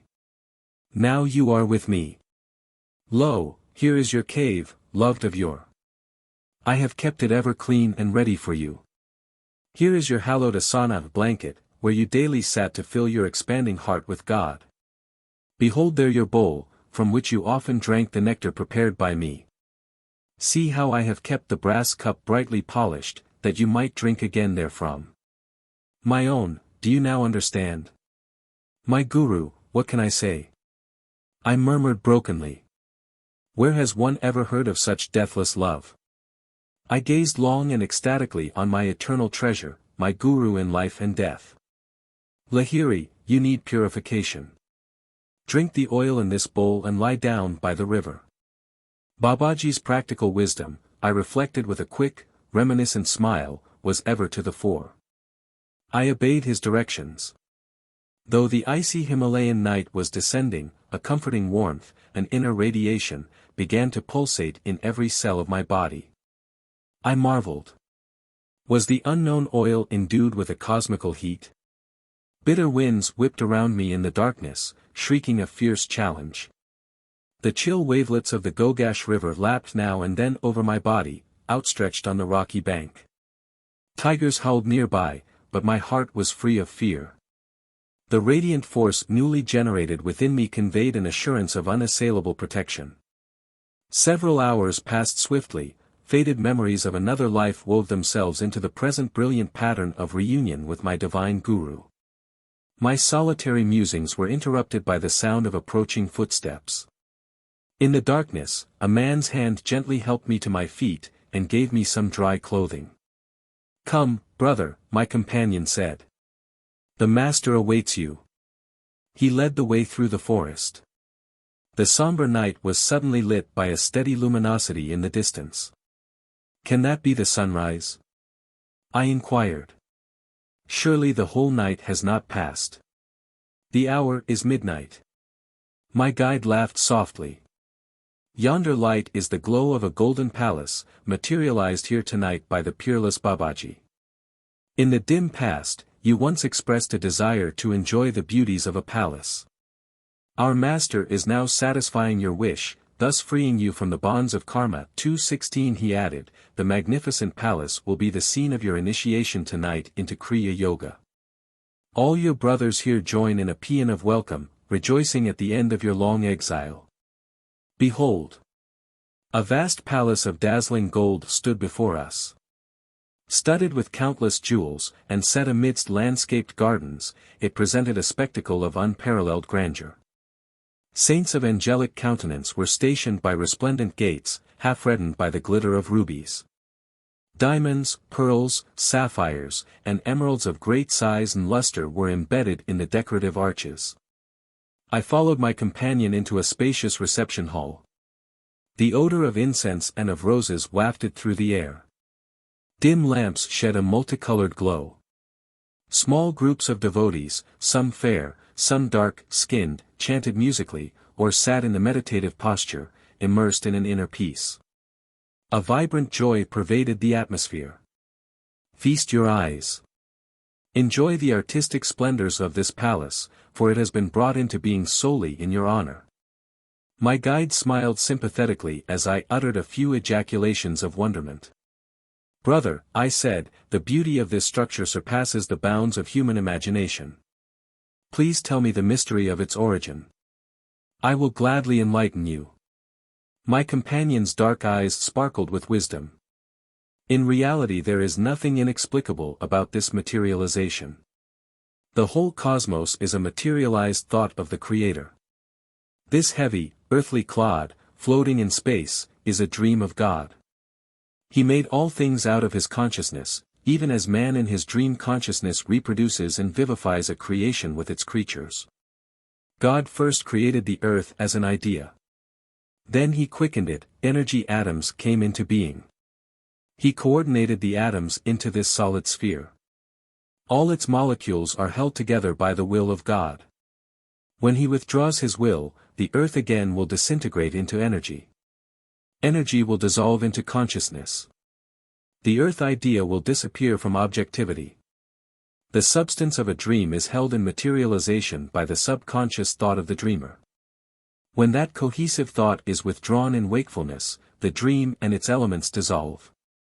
A man closes his eyes and erects a dream creation which, on awakening, he effortlessly dematerializes. He follows the divine archetypal pattern. Similarly, when he awakens in cosmic consciousness, he will effortlessly dematerialize the illusions of the cosmic dream.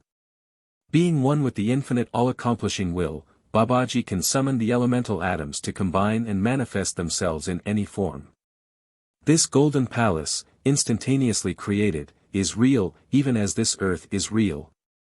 Babaji created this palatial mansion out of his mind and is holding its atoms together by the power of his will, even as God created this earth and is maintaining it intact. He added, when this structure has served its purpose, Babaji will dematerialize it. As I remained silent in awe, my guide made a sweeping gesture. This shimmering palace, superbly embellished with jewels, has not been built by human effort or with laboriously mined gold and gems. It stands solidly, a monumental challenge to man. 2:17 Whoever realizes himself as a son of God, even as Babaji has done, can reach any goal by the infinite powers hidden within him. A common stone locks within itself the secret of stupendous atomic energy. 2:18 Even so, a mortal is yet a powerhouse of divinity. The sage picked up from a nearby table a graceful vase whose handle was blazing with diamonds. Our great guru created this palace by solidifying myriads of free cosmic rays, he went on. Touch this vase and its diamonds, they will satisfy all the tests of sensory experience. I examined the vase, and passed my hand over the smooth room walls, thick with glistening gold. Each of the jewels scattered lavishly about was worthy of a king's collection. Deep satisfaction spread over my mind. A submerged desire, hidden in my subconsciousness from lives now gone, seemed simultaneously gratified and extinguished. My stately companion led me through ornate arches and corridors into a series of chambers richly furnished in the style of an emperor's palace. We entered an immense hall. In the center stood a golden throne, encrusted with jewels shedding a dazzling medley of colors. There, in lotus posture, sat the Supreme Babaji. I knelt on the shining floor at his feet. Lahiri, are you still feasting on your dream desires for a golden palace? My guru's eyes were twinkling like his own sapphires. Wake! All your earthly thirsts are about to be quenched forever. He murmured some mystic words of blessing. My son, arise. Receive your initiation into the kingdom of God through Kriya Yoga. Babaji stretched out his hand, a homa, sacrificial, fire appeared, surrounded by fruits and flowers. I received the liberating yogic technique before this flaming altar. The rites were completed in the early dawn. I felt no need for sleep in my ecstatic state, and wandered around the palace, filled on all sides with treasures and priceless objets d'art. Descending to the gorgeous gardens, I noticed, nearby, the same caves and barren mountain ledges which yesterday had boasted no adjacency to palace or flowered terrace. Re-entering the palace, fabulously glistening in the cold Himalayan sunlight, I sought the presence of my master. He was still enthroned, surrounded by many quiet disciples. Lahiri, you are hungry. Babaji added, close your eyes. When I reopened them, the enchanting palace and its picturesque gardens had disappeared. My own body and the forms of Babaji and the cluster of chalice were all now seated on the bare ground at the exact site of the vanished palace, not far from the sunlit entrances of the rocky grottos. I recalled that my guide had remarked that the palace would be dematerialized, its captive atoms released into the thought essence from which it had sprung. Although stunned, I looked trustingly at my guru. I knew not what to expect next on this day of miracles. The purpose for which the palace was created has now been served, Babaji explained. He lifted an earthen vessel from the ground. Put your hand there and receive whatever food you desire.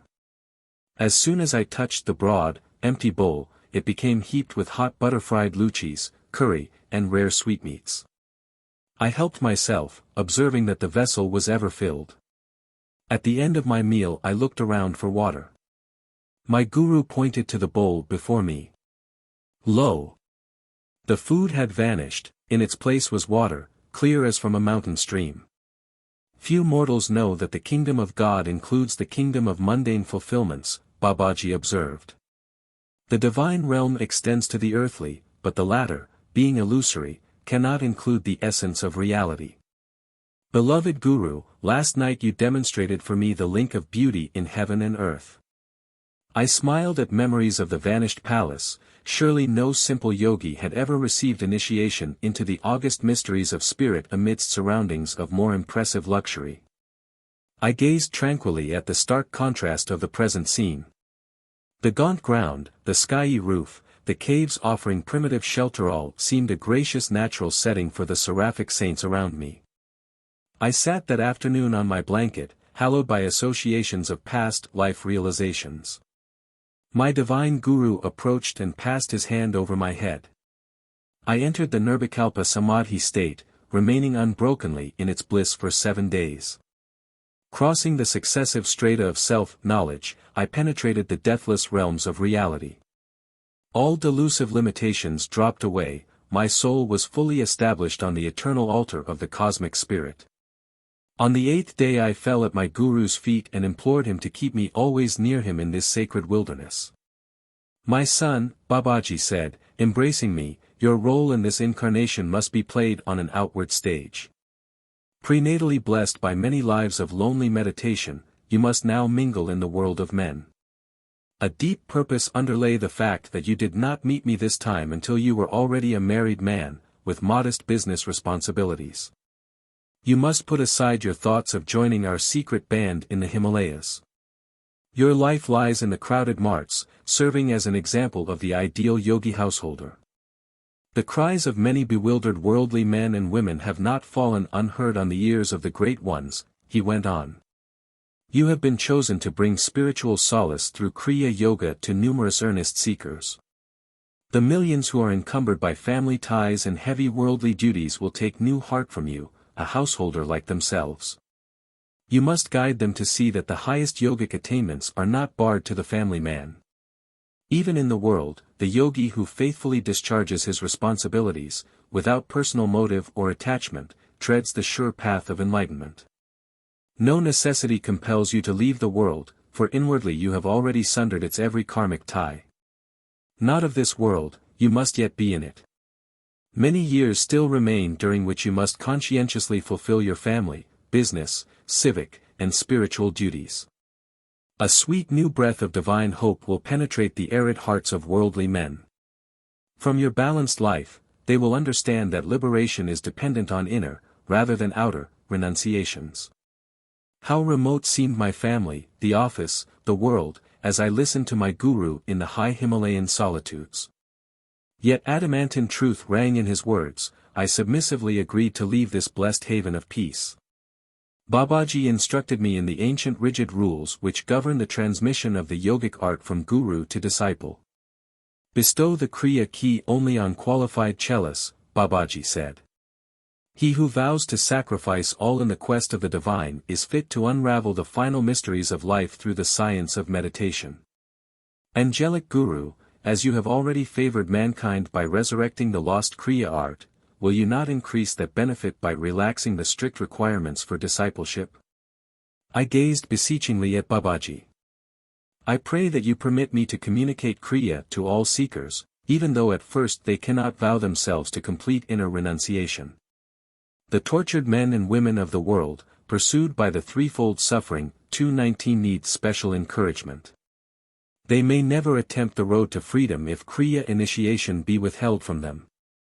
Be it so. The divine wish has been expressed through you.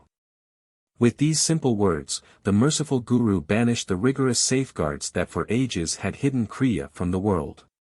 Give Kriya freely to all who humbly ask for help. After a silence, Babaji added, repeat to each of your disciples this majestic promise from the Bhagavad Gita, Swalpamasya Dharmasaya. Trayata Mahato Boyat, even a little bit of the practice of this religion will save you from dire fears and colossal sufferings. 220. As I knelt the next morning at my Guru's feet for his farewell blessing, he sensed my deep reluctance to leave him. There is no separation for us, my beloved child. He touched my shoulder affectionately. Wherever you are, whenever you call me, I shall be with you instantly. Consoled by his wondrous promise, and rich with the newly found gold of God wisdom, I wended my way down the mountain. At the office I was welcomed by my fellow employees, who for 10 days had thought me lost in the Himalayan jungles. A letter soon arrived from the head office. Lahiri should return to the Danapur 221 office, it read. His transfer to Raniket occurred by error. Another man should have been sent to assume the Raniket duties. I smiled, reflecting on the hidden crosscurrents in the events which had led me to this furthermost spot of India. Before returning to Danapur, I spent a few days with a Bengali family at Moradabad. A party of 6 friends gathered to greet me. As I turned the conversation to spiritual subjects, my host observed gloomily. Oh, in these days India is destitute of saints. Babu, I protested warmly, of course there are still great masters in this land. In a mood of exalted fervor, I felt impelled to relate my miraculous experiences in the Himalayas. The little company was politely incredulous. Lahiri, one man said soothingly, your mind has been under a strain in those rarefied mountain airs. This is some daydream you have recounted. Burning with the enthusiasm of truth, I spoke without due thought. If I call him, my guru will appear right in this house. Interest gleamed in every eye. It was no wonder that the group was eager to behold a saint materialized in such a strange way. Half reluctantly, I asked for a quiet room and 2 new woolen blankets. The master will materialize from the ether, I said. Remain silently outside the door, I shall soon call you. I sank into the meditative state, humbly summoning my guru. The darkened room soon filled with a dim oral moonlight. The luminous figure of Babaji emerged. "Lahiri, do you call me for a trifle?" The master's gaze was stern. "Truth is for earnest seekers, not for those of idle curiosity. It is easy to believe when one sees, there is nothing then to deny. Supersensual truth is deserved and discovered by those who overcome their natural materialistic skepticism." He added gravely, "Let me go." I fell entreatingly at his feet. "Holy Guru, I realize my serious error, I humbly ask pardon. It was to create faith in these spiritually blinded minds that I ventured to call you.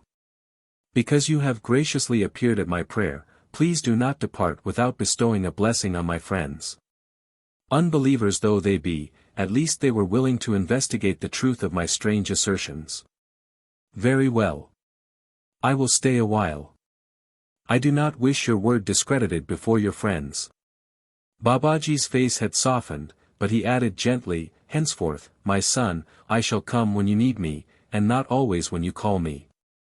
222. Tense silence reigned in the little group when I opened the door. As if mistrusting their senses, my friends stared at the lustrous figure on the blanket seat. "This is mass hypnotism." One man laughed blatantly. "No one could possibly have entered this room without our knowledge."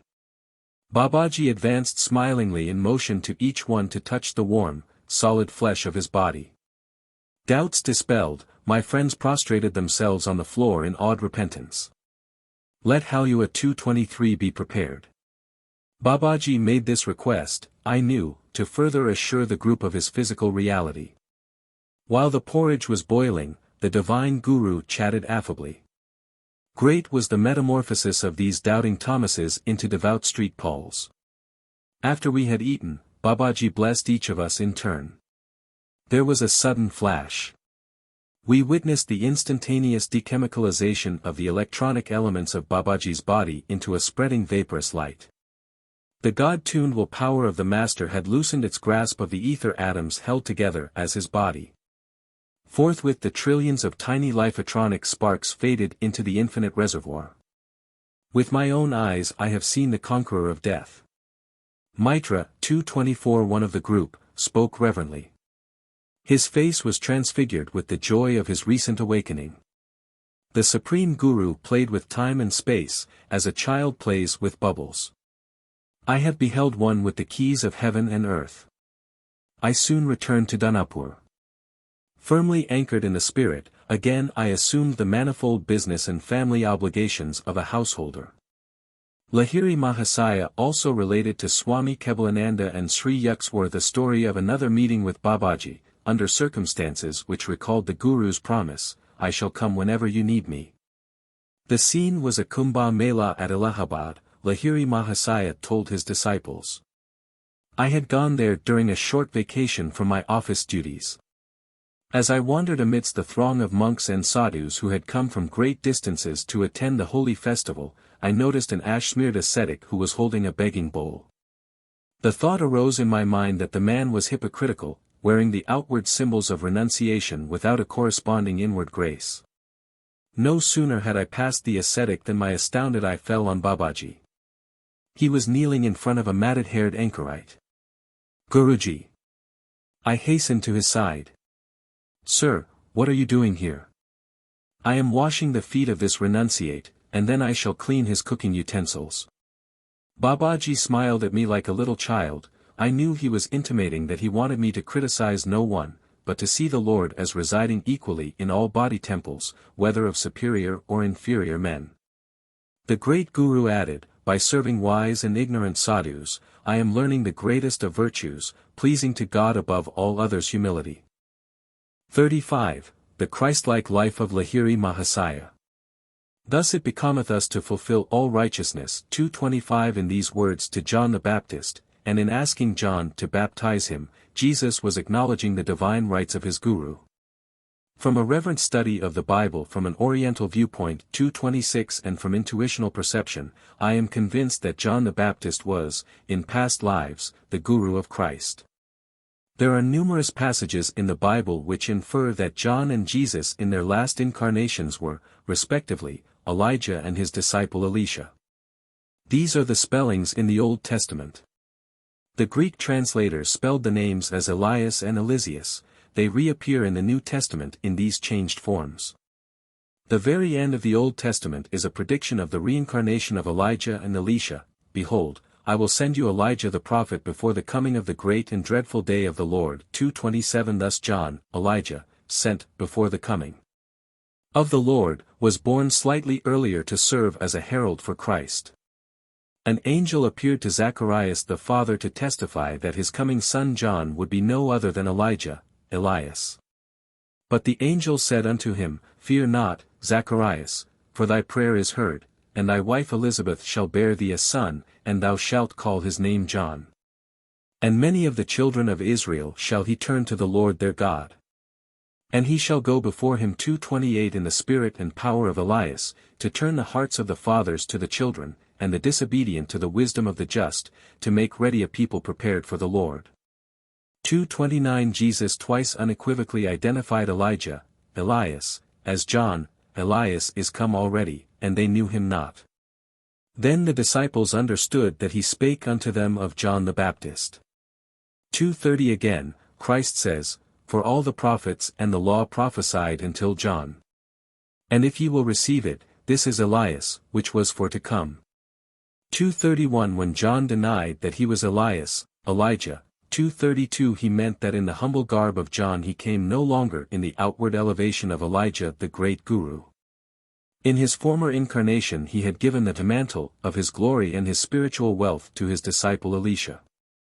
And Elisha said, I pray thee, let a double portion of thy spirit be upon me.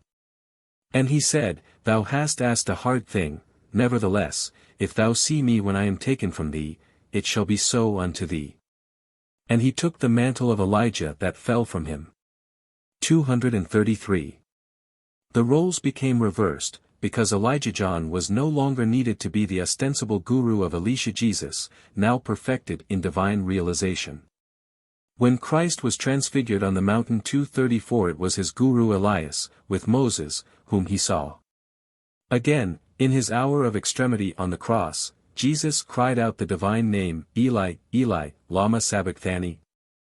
That is to say, my God, why hast thou forsaken me? Some of them that stood there, when they heard that, said, This man calleth for Elias. Let us see whether Elias will come to save him. 235. The eternal bond of guru and disciple that existed between John and Jesus was present also for Babaji and Lahiri Mahasaya. With tender solicitude the deathless guru swam the Lethean waters that swirled between the last two lives of his chela, and guided the successive steps taken by the child and then by the man Lahiri Mahasaya. It was not until the disciple had reached his 33rd year that Babaji deemed the time to be ripe to openly re-establish the never-severed link. Then, after their brief meeting near Raniket, the selfless master banished his dearly beloved disciple from the little mountain group, releasing him for an outward world mission. My son, I shall come whenever you need me. What mortal lover can bestow that infinite promise? Unknown to society in general, a great spiritual renaissance began to flow from a remote corner of Benares. Just as the fragrance of flowers cannot be suppressed, so Lahiri Mahasaya, quietly living as an ideal householder, could not hide his innate glory. Slowly, from every part of India, the devotee bees sought the divine nectar of the liberated master. The English office superintendent was one of the first to notice a strange transcendental change in his employee, whom he endearingly called Ecstatic Babu. Sir, you seem sad. What is the trouble? Lahiri Mahasaya made this sympathetic inquiry one morning to his employer. My wife in England is critically ill.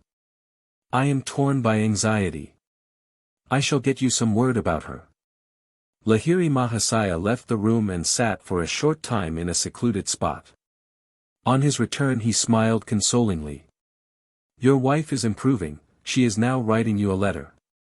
The omniscient Yogi quoted some parts of the missive. Ecstatic Babu, I already know that you are no ordinary man. Yet I am unable to believe that, at will, you can banish time and space. The promised letter finally arrived.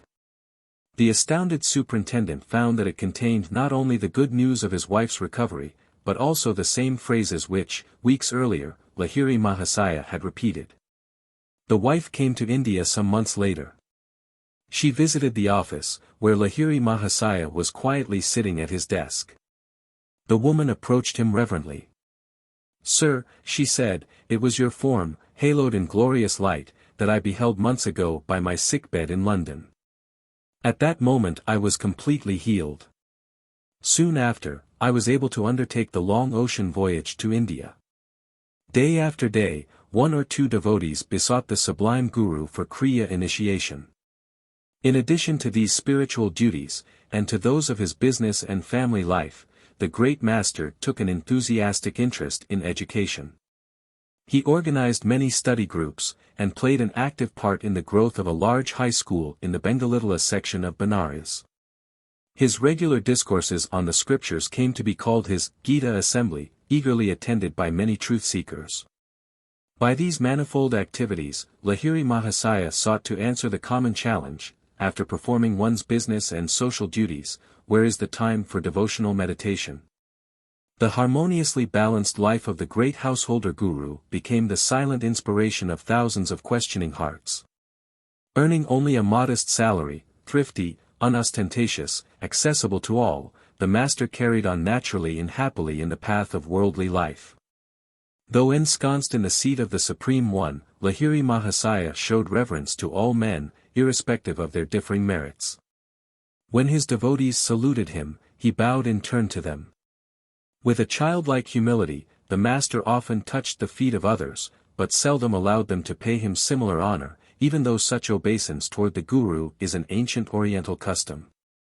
A significant feature of Lahiri Mahasaya's life was his gift of Kriya initiation to those of every faith.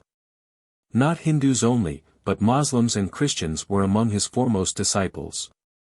Monists and dualists, those of all faiths or of no established faith, were impartially received and instructed by the universal Guru.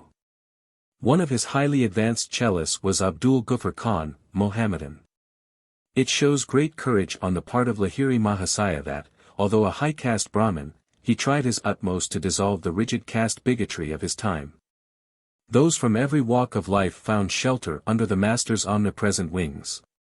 Like all God-inspired prophets, Lahiri Mahasaya gave new hope to the outcasts and downtrodden of society. Always remember that you belong to no one, and no one belongs to you. Reflect that someday you will suddenly have to leave everything in this world, so make the acquaintanceship of God now, the great Guru told his disciples. Prepare yourself for the coming astral journey of death by daily riding in the balloon of God perception. Through delusion you are perceiving yourself as a bundle of flesh and bones, which at best is a nest of troubles. 236 Meditate unceasingly, that you may quickly behold yourself as the infinite essence, free from every form of misery. Cease being a prisoner of the body, using the secret key of Kriya, learn to escape into spirit. The great Guru encouraged his various students to adhere to the good traditional discipline of their own faith. Stressing the all-inclusive nature of Kriya as a practical technique of liberation, Lahiri Mahasaya then gave his cellists liberty to express their lives in conformance with environment and upbringing. A Muslim should perform his Namaj 237 worship 4 times daily, the master pointed out. 4 times daily a Hindu should sit in meditation. A Christian should go down on his knees 4 times daily, praying to God and then reading the Bible. With wise discernment the Guru guided his followers into the paths of bhakti, devotion, karma, action, jnana, wisdom, or raja, royal or complete, yogas, according to each man's natural tendencies. The master, who was slow to give his permission to devotees wishing to enter the formal path of monkhood, always cautioned them to first reflect well on the austerities of the monastic life. The great Guru taught his disciples to avoid theoretical discussion of the scriptures. He only is wise who devotes himself to realizing, not reading only, the ancient revelations, he said. Solve all your problems through meditation. 238 Exchange and profitable religious speculations for actual God contact. Clear your mind of dogmatic theological debris, let in the fresh, healing waters of direct perception. Attune yourself to the active inner guidance. The divine voice has the answer to every dilemma of life. Though man's ingenuity for getting himself into trouble appears to be endless, the infinite succor is no less resourceful. The Master's omnipresence was demonstrated one day before a group of disciples who were listening to his exposition of the Bhagavad Gita. As he was explaining the meaning of Katastha Chaitanya or the Christ consciousness in all vibratory creation, Lahiri Mahasaya suddenly gasped and cried out, "I am drowning in the bodies of many souls off the coast of Japan." The next morning the cellist read a newspaper account of the death of many people whose ship had foundered the preceding day near Japan. The distant disciples of Lahiri Mahasaya were often made aware of his enfolding presence. "I am ever with those who practice Kriya," he said consolingly to cellists who could not remain near him. "I will guide you to the cosmic home through your enlarging perceptions." Swami Satyananda was told by a devotee that, unable to go to Benares, the man had nevertheless received precise Kriya initiation in a dream.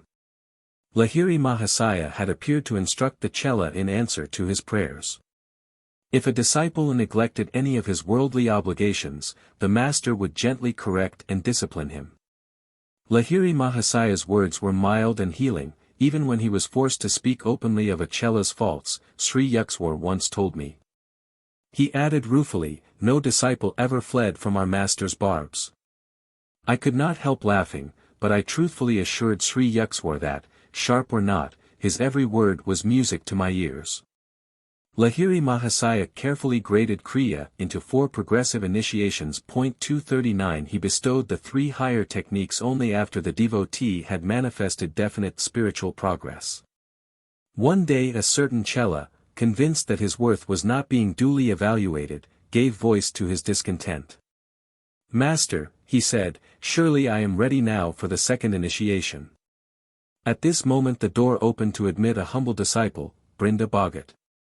He was a Benares postman. "Brinda, sit by me here." The great Guru smiled at him affectionately. "Tell me, are you ready for the 2nd technique of Kriya?" The little postman folded his hands in supplication. "Gurudiva," he said in alarm, "no more initiations, please. How can I assimilate any higher teachings? I have come today to ask your blessings, because the first divine Kriya has filled me with such intoxication that I cannot deliver my letters. Already Brinda swims in the sea of spirit." At these words from Lahiri Mahasaya, his other disciple hung his head.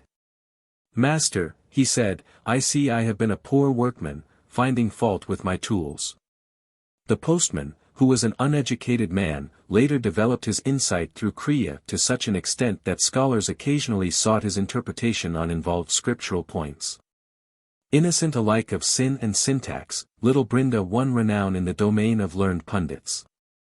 Besides the numerous Benares disciples of Lahiri Mahasaya, hundreds came to him from distant parts of India. He himself traveled to Bengal on several occasions, visiting at the homes of the fathers-in-law of his 2 sons.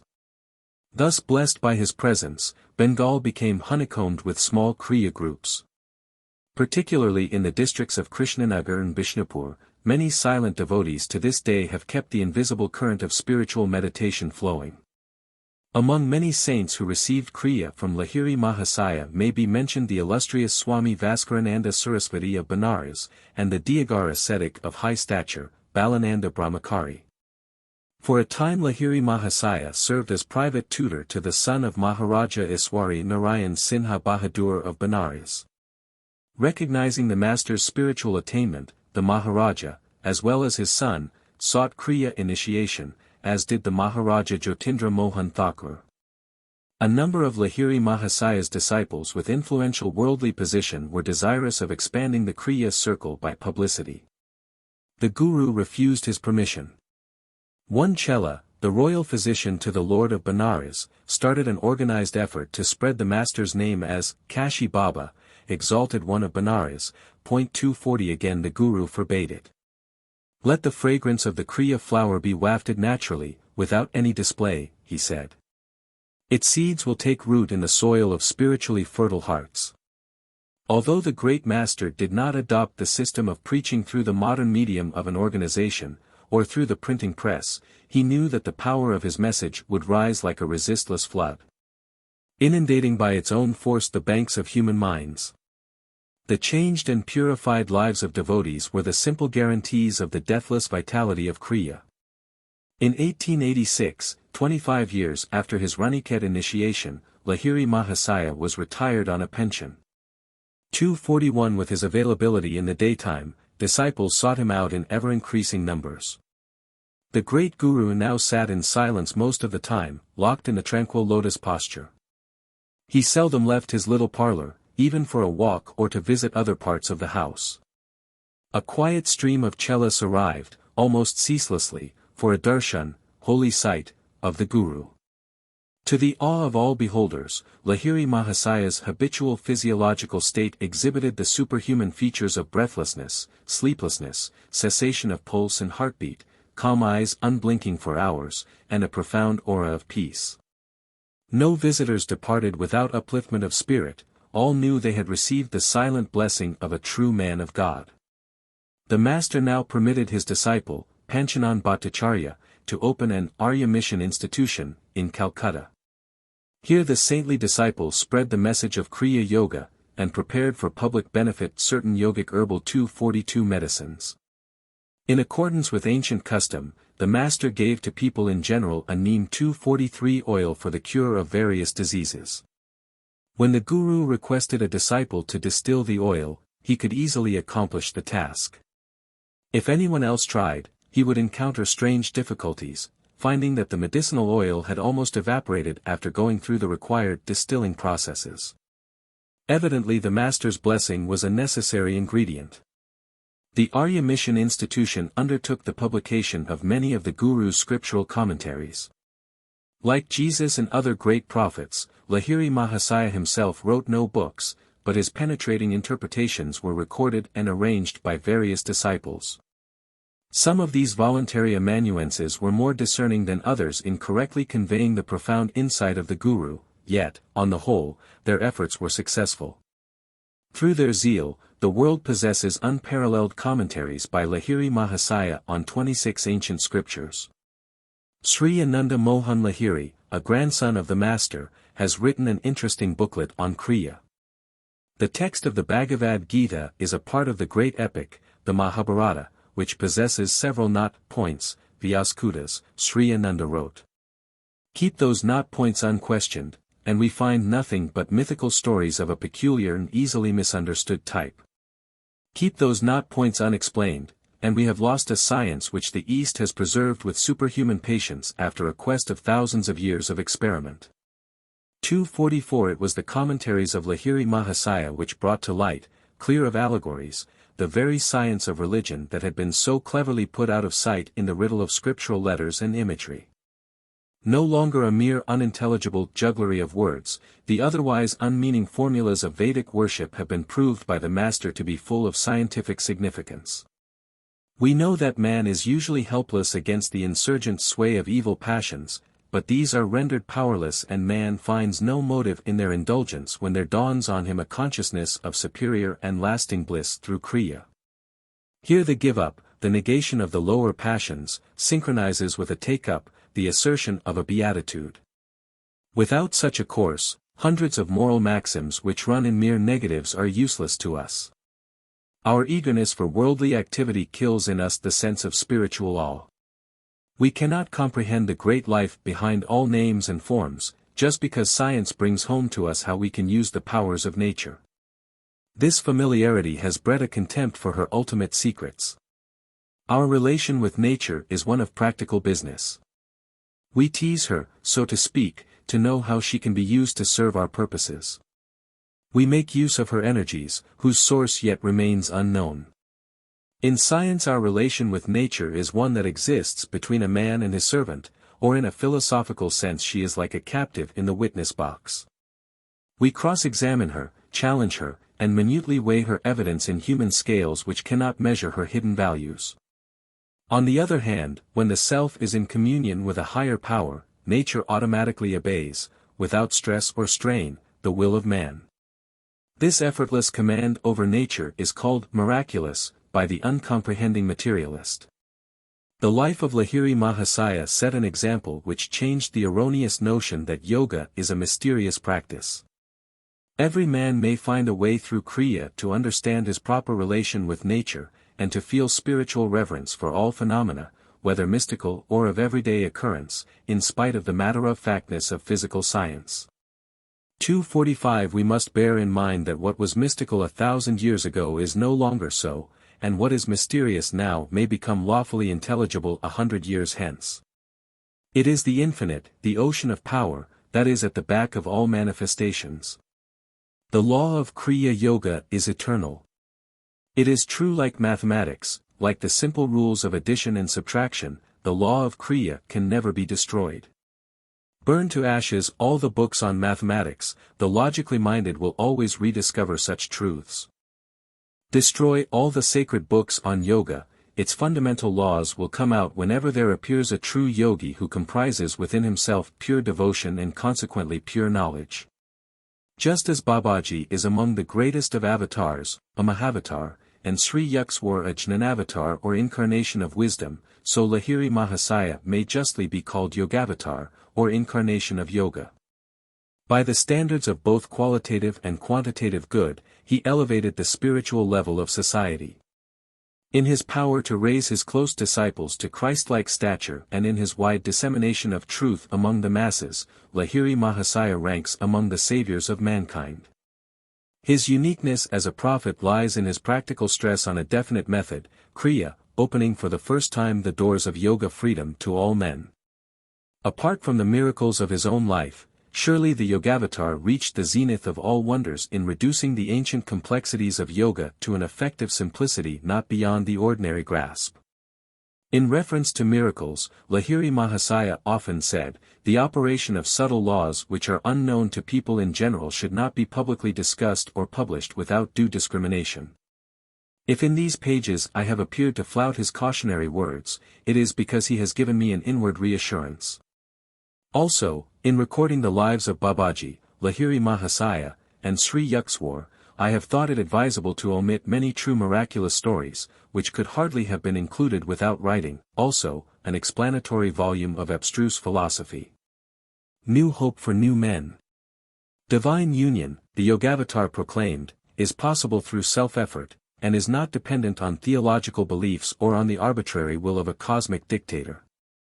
Through use of the Kriya key, persons who cannot bring themselves to believe in the divinity of any man will behold at last the full divinity of their own selves.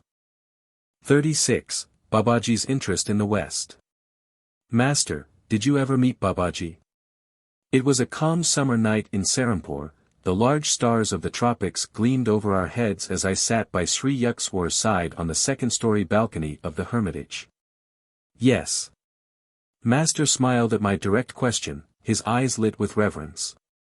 3 times I have been blessed by the sight of the deathless Guru. Our first meeting was in Allahabad at a Kumbh Mela. The religious fairs held in India since time immemorial are known as Kumbh Melas. They have kept spiritual goals in constant sight of the multitude. Devout Hindus gather by the millions every 6 years to meet thousands of sadhus, yogis, swamis, and ascetics of all kinds. Many are hermits who never leave their secluded haunts except to attend the melas and bestow their blessings on worldly men and women. I was not a Swami at the time I met Babaji, Sri Yukteswar went on. But I had already received Kriya initiation from Lahiri Mahasaya.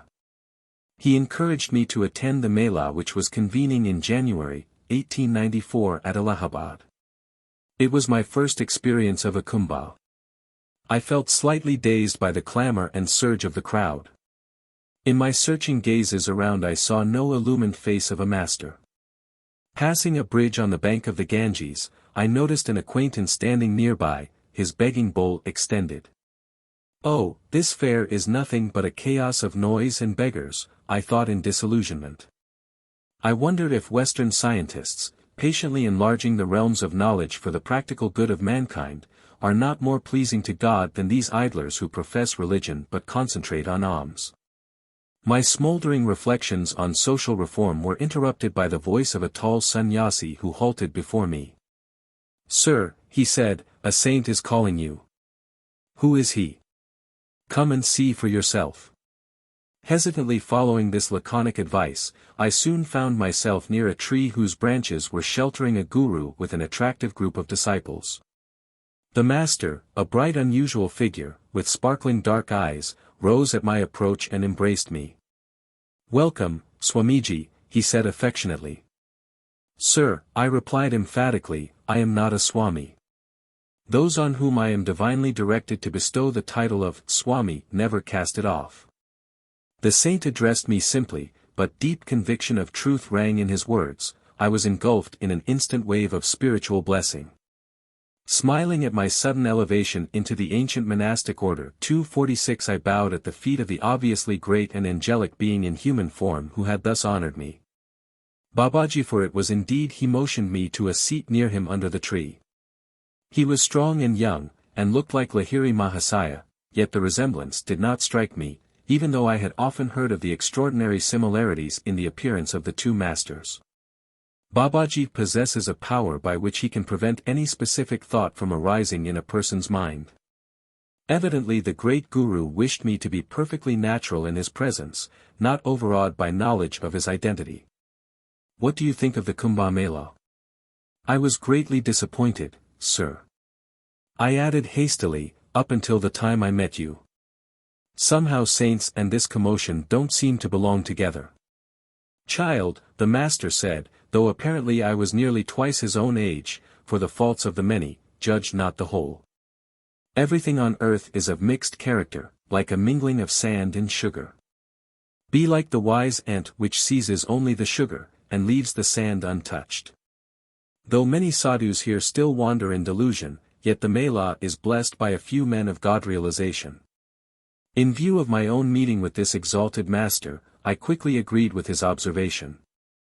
Sir, I commented, I have been thinking of the scientific men of the West, greater by far in intelligence than most people congregated here, living in distant Europe and America, professing different creeds, and ignorant of the real values of such melas as the present one.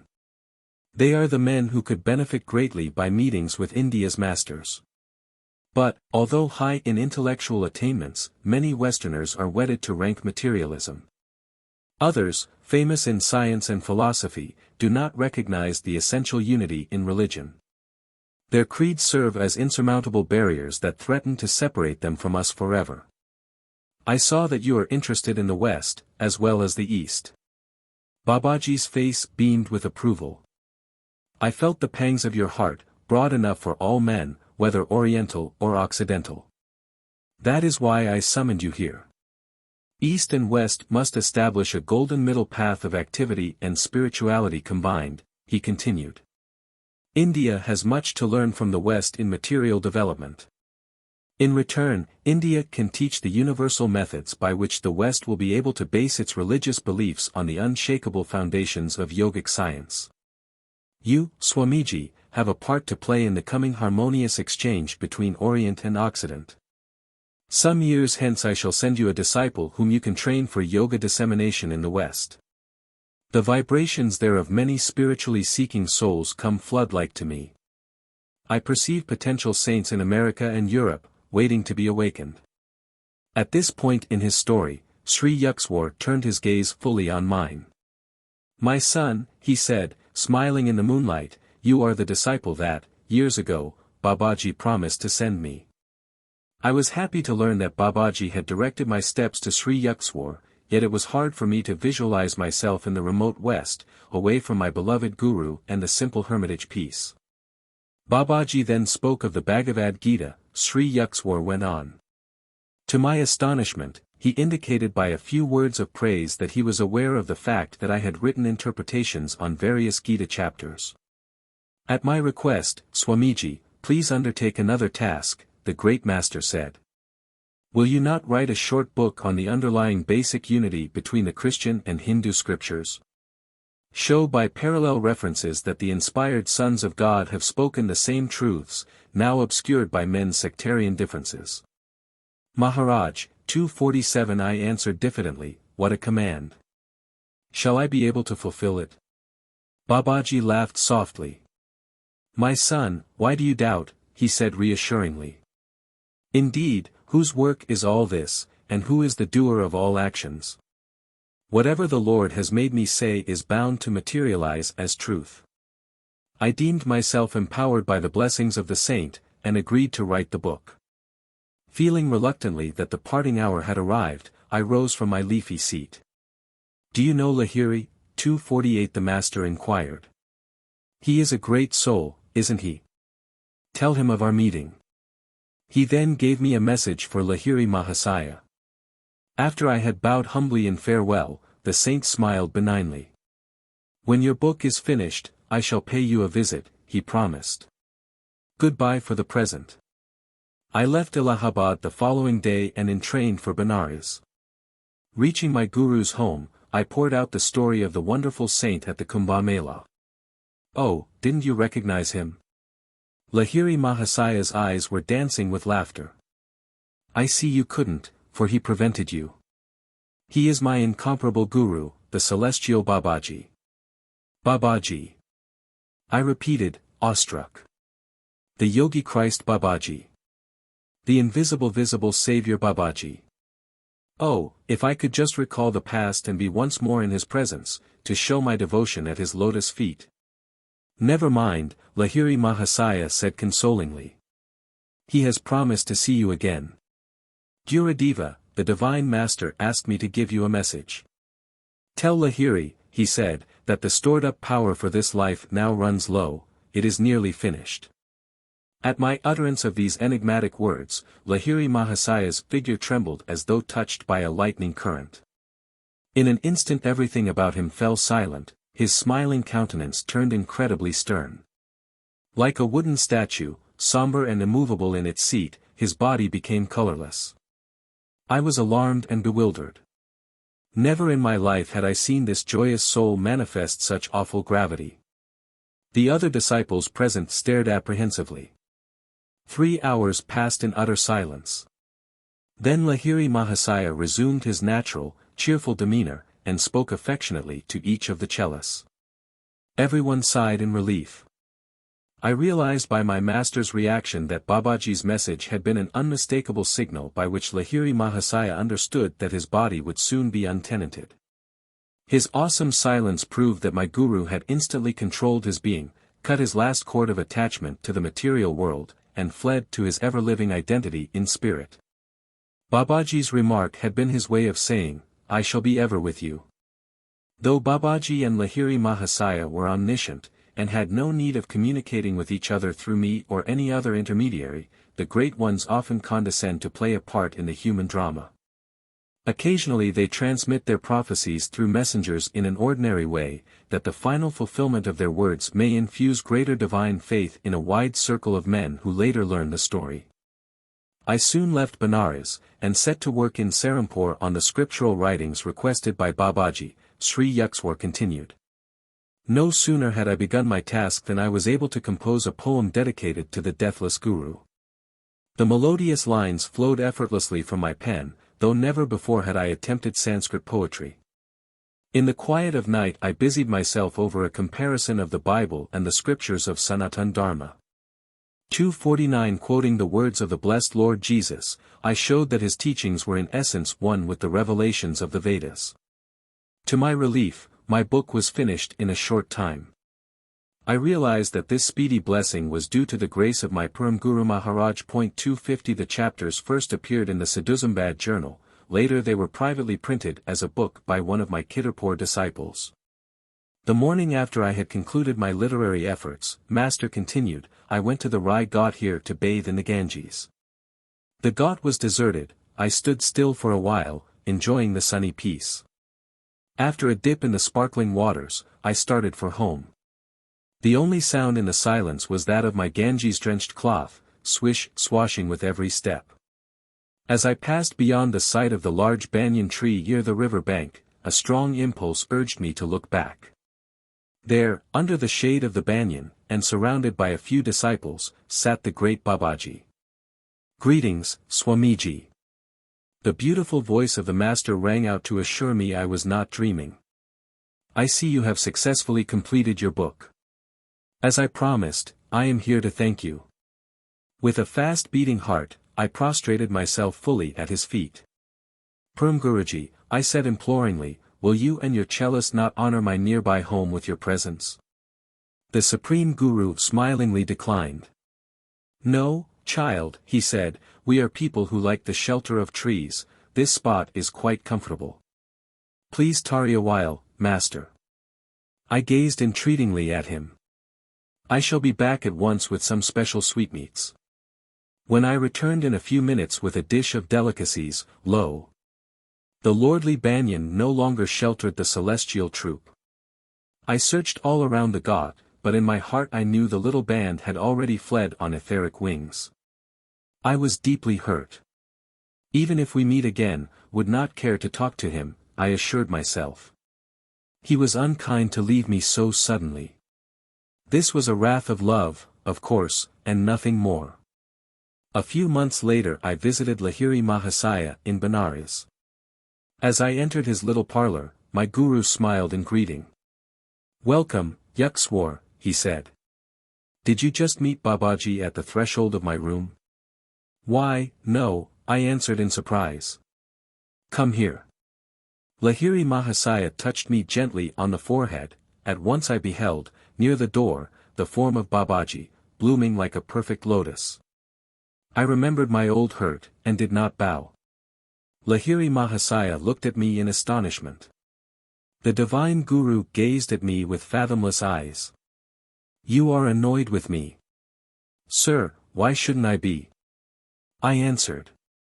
Out of the air you came with your magic group, and into the thin air you vanished. I told you I would see you, but didn't say how long I would remain. Babaji laughed softly. You were full of excitement. I assure you that I was fairly extinguished in the ether by the gust of your restlessness. I was instantly satisfied by this unflattering explanation. I knelt at his feet, the Supreme Guru patted me kindly on the shoulder. Child, you must meditate more, he said. Your gaze is not yet faultless, you could not see me hiding behind the sunlight. With these words in the voice of a celestial flute, Babaji disappeared into the hidden radiance. That was one of my last visits to Benares to see my guru, Sri Yukteswar concluded. Even as Babaji had foretold at the Kumbh Mela, the householder incarnation of Lahiri Mahasaya was drawing to a close. During the summer of 1895 his stalwart body developed a small boil on the back. He protested against lancing, he was working out in his own flesh the evil karma of some of his disciples. Finally a few cellists became very insistent. The master replied cryptically. The body has to find a cause to go, I will be agreeable to whatever you want to do. A short time later the incomparable Guru gave up his body in Benares. No longer need I seek him out in his little parlor. I find every day of my life blessed by his omnipresent guidance. Years later, from the lips of Swami Keshabananda 251 an advanced disciple, I heard many wonderful details about the passing of Lahiri Mahasaya. A few days before my guru relinquished his body, Keshabananda told me, he materialized himself before me as I sat in my hermitage at Hardwar. Come at once to Benares. With these words Lahiri Mahasaya vanished. I entrained immediately for Benares. At my guru's home I found many disciples assembled.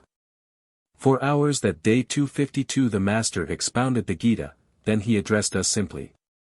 I am going home. Sobs of anguish broke out like an irresistible torrent. Be comforted, I shall rise again. After this utterance Lahiri Mahasaya thrice turned his body around in a circle, faced the north in his lotus posture, and gloriously entered the final Maha Samadhi. 253. Lahiri Mahasaya's beautiful body, so dear to the devotees, was cremated with solemn householder rites at Manikarnika Ghat by the holy Ganges, Keshabananda continued. The following day, at 10 o'clock in the morning, while I was still in Benares, my room was suffused with a great light. Lo! Before me stood the flesh and blood form of Lahiri Mahasaya. It looked exactly like his old body, except that it appeared younger and more radiant. My divine Guru spoke to me. Keshabananda, he said, it is I. From the disintegrated atoms of my cremated body, I have resurrected a remodeled form. My householder work in the world is done, but I do not leave the earth entirely. Henceforth I shall spend some time with Babaji in the Himalayas, and with Babaji in the cosmos. With a few words of blessing to me, the transcendent master vanished. Wondrous inspiration filled my heart. I was uplifted in spirit even as were the disciples of Christ and Kabir 254 when they had gazed on their living gurus after physical death. When I returned to my isolated Hardwar hermitage, Keshavananda went on, I carried with me the sacred ashes of my guru. I know he has escaped the spatio-temporal cage, the bird of omnipresence is freed. Yet it comforted my heart to enshrine his sacred remains. Another disciple who was blessed by the sight of his resurrected guru was the saintly Panchanan Bhattacharya, founder of the Calcutta Arya Mission Institution. 255. I visited Panchanan at his Calcutta home, and listened with delight to the story of his many years with the Master. In conclusion, he told me of the most marvelous event in his life. Here in Calcutta, Panchanan said, at 10 o'clock of the morning which followed his cremation, Lahiri Mahasaya appeared before me in living glory. Swami Pranabananda, the saint with two bodies, also confided to me the details of his own supernal experience. A few days before Lahiri Mahasaya left his body, Pranabananda told me at the time he visited my Ranchi school, I received a letter from him, requesting me to come at once to Benares. I was delayed, however, and could not leave immediately. As I was in the midst of my travel preparations, about 10 o'clock in the morning, I was suddenly overwhelmed with joy to see the shining figure of my guru. Why hurry to Benares? Lahiri Mahasaya said, smiling. You shall find me there no longer. As the import of his words dawned on me, I sobbed broken-heartedly, believing that I was seeing him only in a vision. The Master approached me comfortingly. Here, touch my flesh, he said. I am living, as always. Do not lament, am I not with you forever? From the lips of these three great disciples, a story of wondrous truth has emerged. At the morning hour of 10, on the day after the body of Lahiri Mahasaya had been consigned to the flames, the resurrected Master, in a real but transfigured body, appeared before three disciples, each one in a different city. So when this corruptible shall have put on incorruption, and this mortal shall have put on immortality, then shall be brought to pass the saying that is written, death is swallowed up in victory. O death, where is thy sting? O grave, where is thy victory? 256. 37. I go to America. America. Surely these people are Americans. This was my thought as a panoramic vision of Western faces passed before my inward view. Immersed in meditation, I was sitting behind some dusty boxes in the storeroom of the Ranchi school. A private spot was difficult to find during those busy years with the youngsters. The vision continued. A vast multitude, 257 gazing at me intently, swept actor-like across the stage of consciousness. The storeroom door opened, as usual, one of the young lads had discovered my hiding place. Come here, Bimal, I cried gaily. I have news for you, the Lord is calling me to America. To America? The boy echoed my words in a tone that implied I had said, to the moon. Yes. I am going forth to discover America, like Columbus. He thought he had found India. Surely there is a karmic link between those two lands. Bimal scampered away. Soon the whole school was informed by the two-legged newspaper. 258 I summoned the bewildered faculty and gave the school into its charge. I know you will keep Lahiri Mahasaya's yoga ideals of education ever to the fore, I said. I shall write you frequently, God willing, someday I shall be back. Tears stood in my eyes as I cast a last look at the little boys and the sunny acres of Ranchi. A definite epoch in my life had now closed, I knew, henceforth I would dwell in far lands. I entrained for Calcutta a few hours after my vision. The following day I received an invitation to serve as the delegate from India to an international congress of religious liberals in America. It was to convene that year in Boston, under the auspices of the American Unitarian Association. My head in a whirl, I sought out Sri Yukteswar in Serampore. Guruji, I have just been invited to address a religious congress in America. Shall I go? All doors are open for you, Master replied simply. It is now or never. But, sir, I said in dismay, what do I know about public speaking? Seldom have I given a lecture, and never in English. English or no English, your words on yoga shall be heard in the West. I laughed. Well, dear Guruji, I hardly think the Americans will learn Bengali. Please bless me with a push over the hurdles of the English language. 259. When I broke the news of my plans to father, he was utterly taken aback. To him America seemed incredibly remote, he feared he might never see me again. How can you go? He asked sternly. Who will finance you? As he had affectionately borne the expenses of my education and whole life, he doubtless hoped that his question would bring my project to an embarrassing halt. The Lord will surely finance me. As I made this reply, I thought of the similar one I had given long ago to my brother Ananta in Agra. Without very much guile, I added, Father, perhaps God will put it into your mind to help me. No, never. He glanced at me piteously.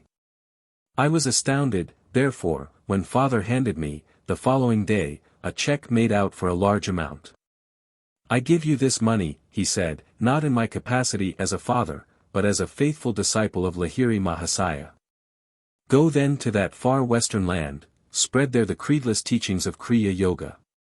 I was immensely touched at the selfless spirit in which Father had been able to quickly put aside his personal desires.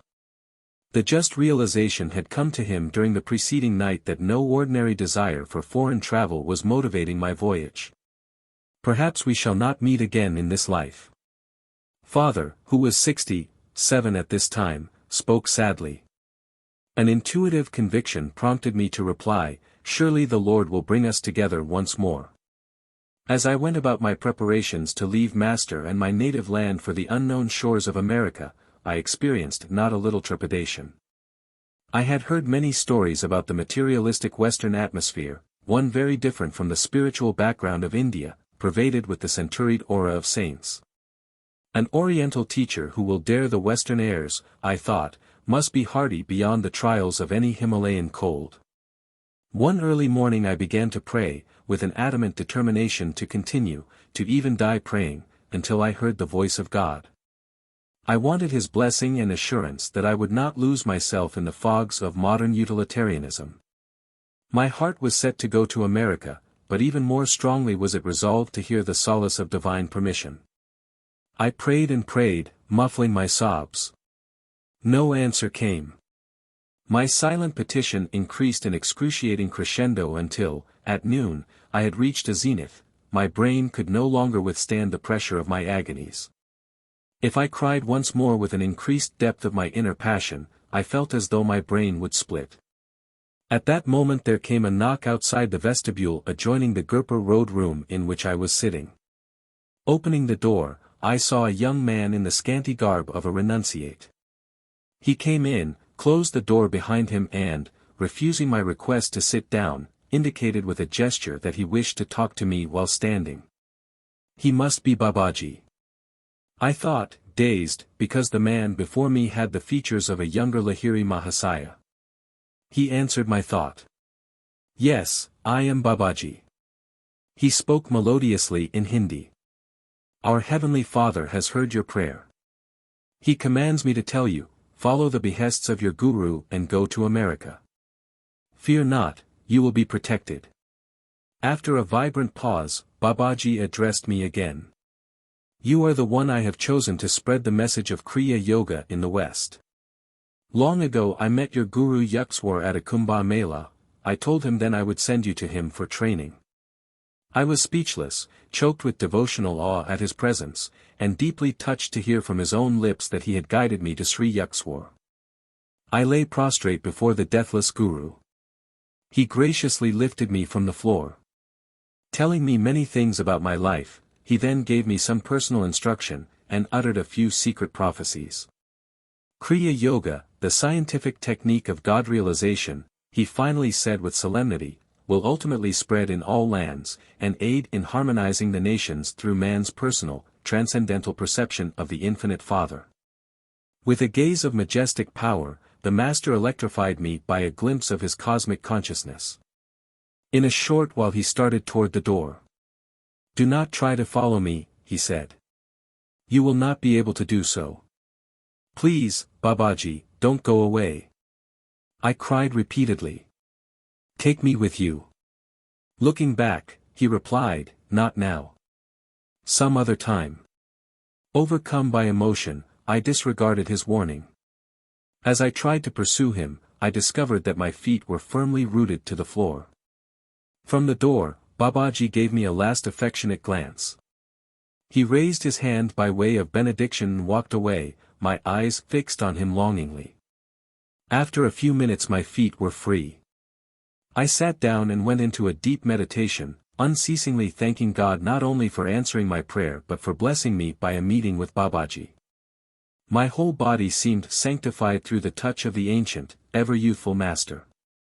Long had it been my burning desire to behold him. Until now, I have never recounted to anyone this story of my meeting with Babaji. Holding it as the most sacred of my human experiences, I have hidden it in my heart.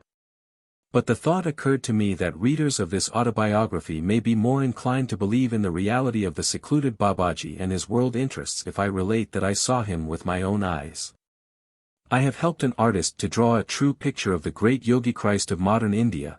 It appears in this book. The eve of my departure for the United States found me in Sri Yukteswar's holy presence. Forget you were born a Hindu, and don't be an American. Take the best of them both, Master said in his calm way of wisdom. Be your true self, a child of God. Seek and incorporate into your being the best qualities of all your brothers, scattered over the earth in various races. Then he blessed me, all those who come to you with faith, seeking God, will be helped. As you look at them, the spiritual current emanating from your eyes will enter into their brains and change their material habits, making them more God-conscious.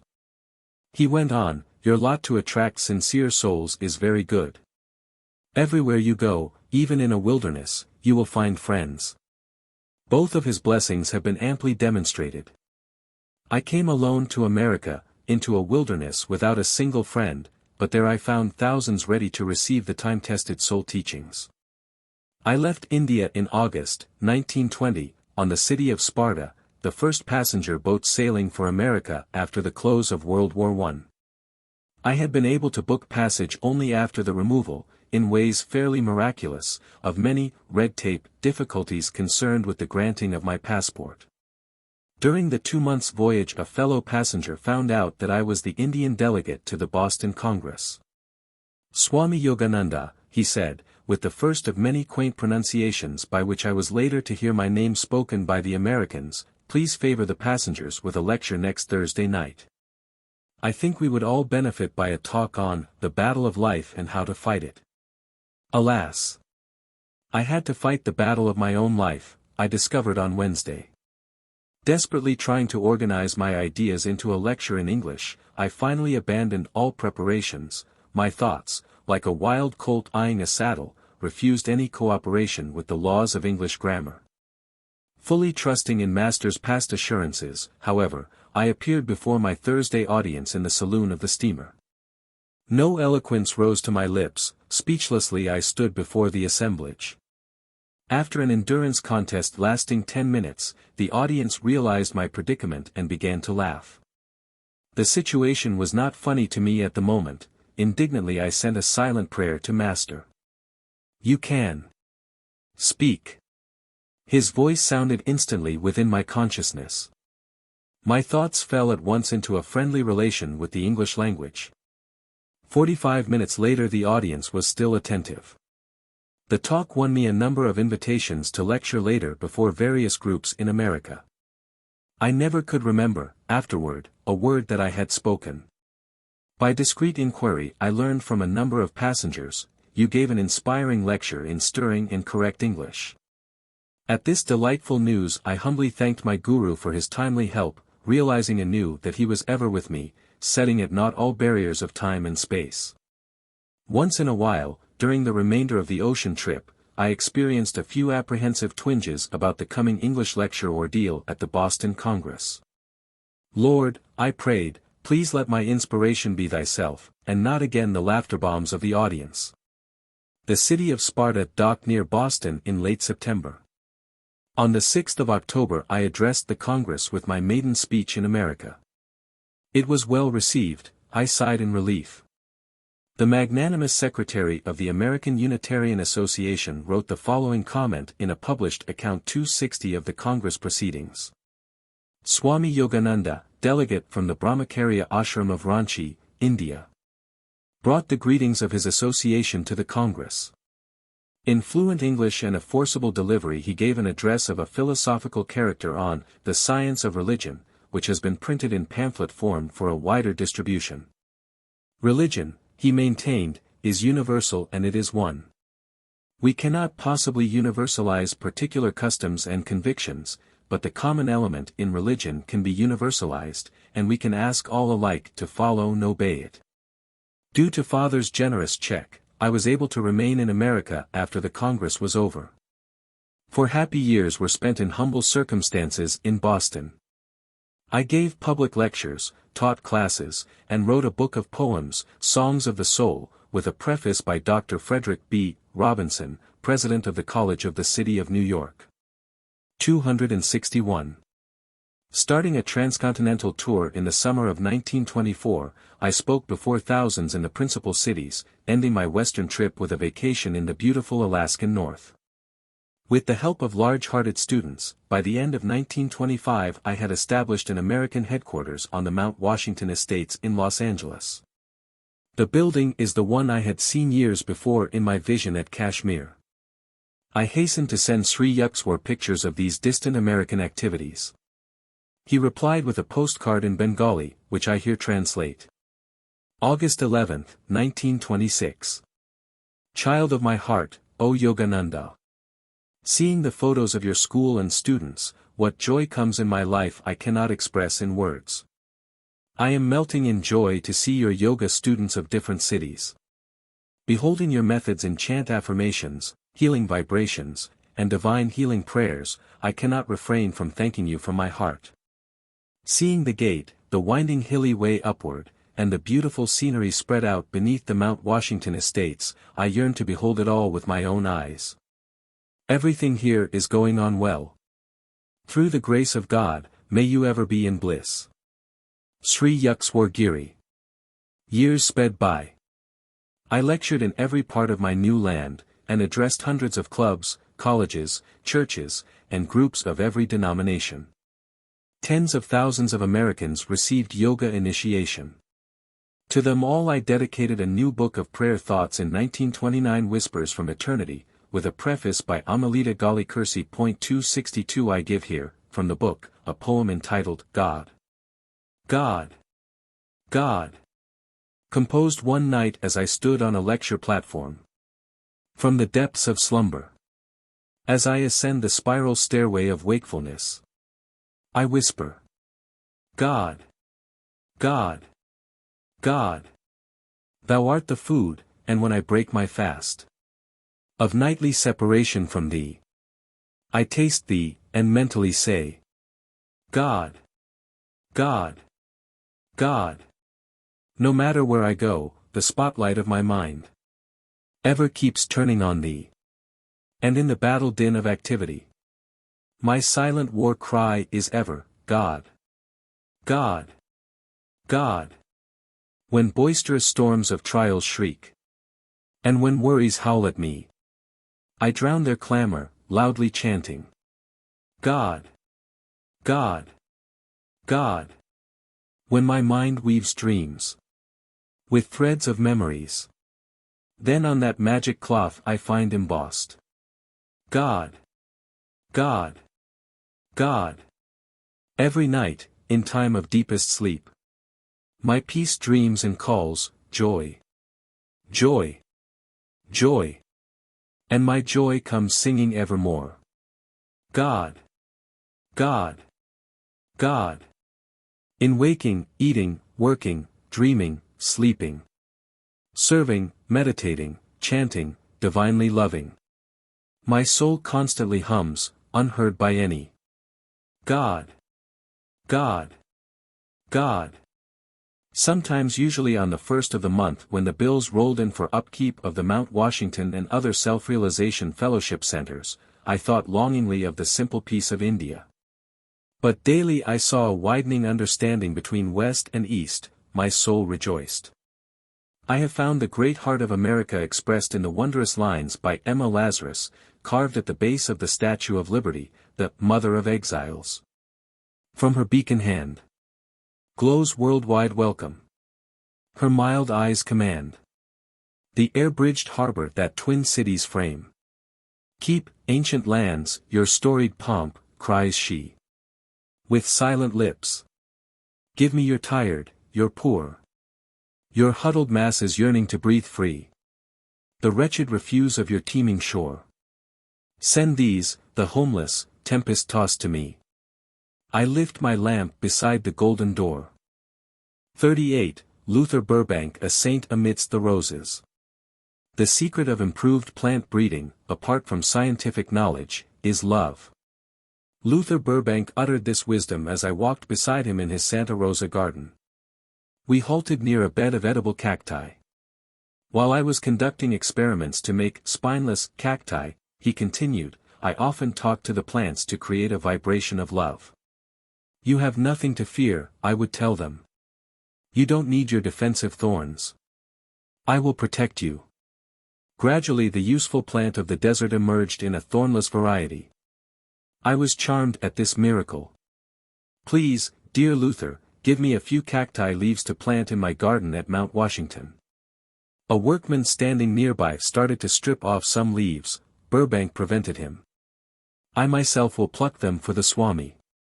He handed me 3 leaves, which later I planted, rejoicing as they grew to huge estate. The great horticulturist told me that his first notable triumph was the large potato, now known by his name. With the indefatigability of genius, he went on to present the world with hundreds of crossed improvements on nature, his new Burbank varieties of tomato, corn, squash, cherries, plums, nectarines, berries, poppies, lilies, roses. I focused my camera as Luther led me before the famous walnut tree by which he had proved that natural evolution can be telescopically hastened. In only 16 years, he said, this walnut tree reached a state of abundant nut production to which an unaided nature would have brought the tree in twice that time. Burbank's little adopted daughter came romping with her dog into the garden. She is my human plant. Luther waved to her affectionately. I see humanity now as one vast plant, needing for its highest fulfillments only love, the natural blessings of the great outdoors, and intelligent crossing in selection. In the span of my own lifetime I have observed such wondrous progress in plant evolution that I look forward optimistically to a healthy, happy world as soon as its children are taught the principles of simple and rational living. We must return to nature and nature's God.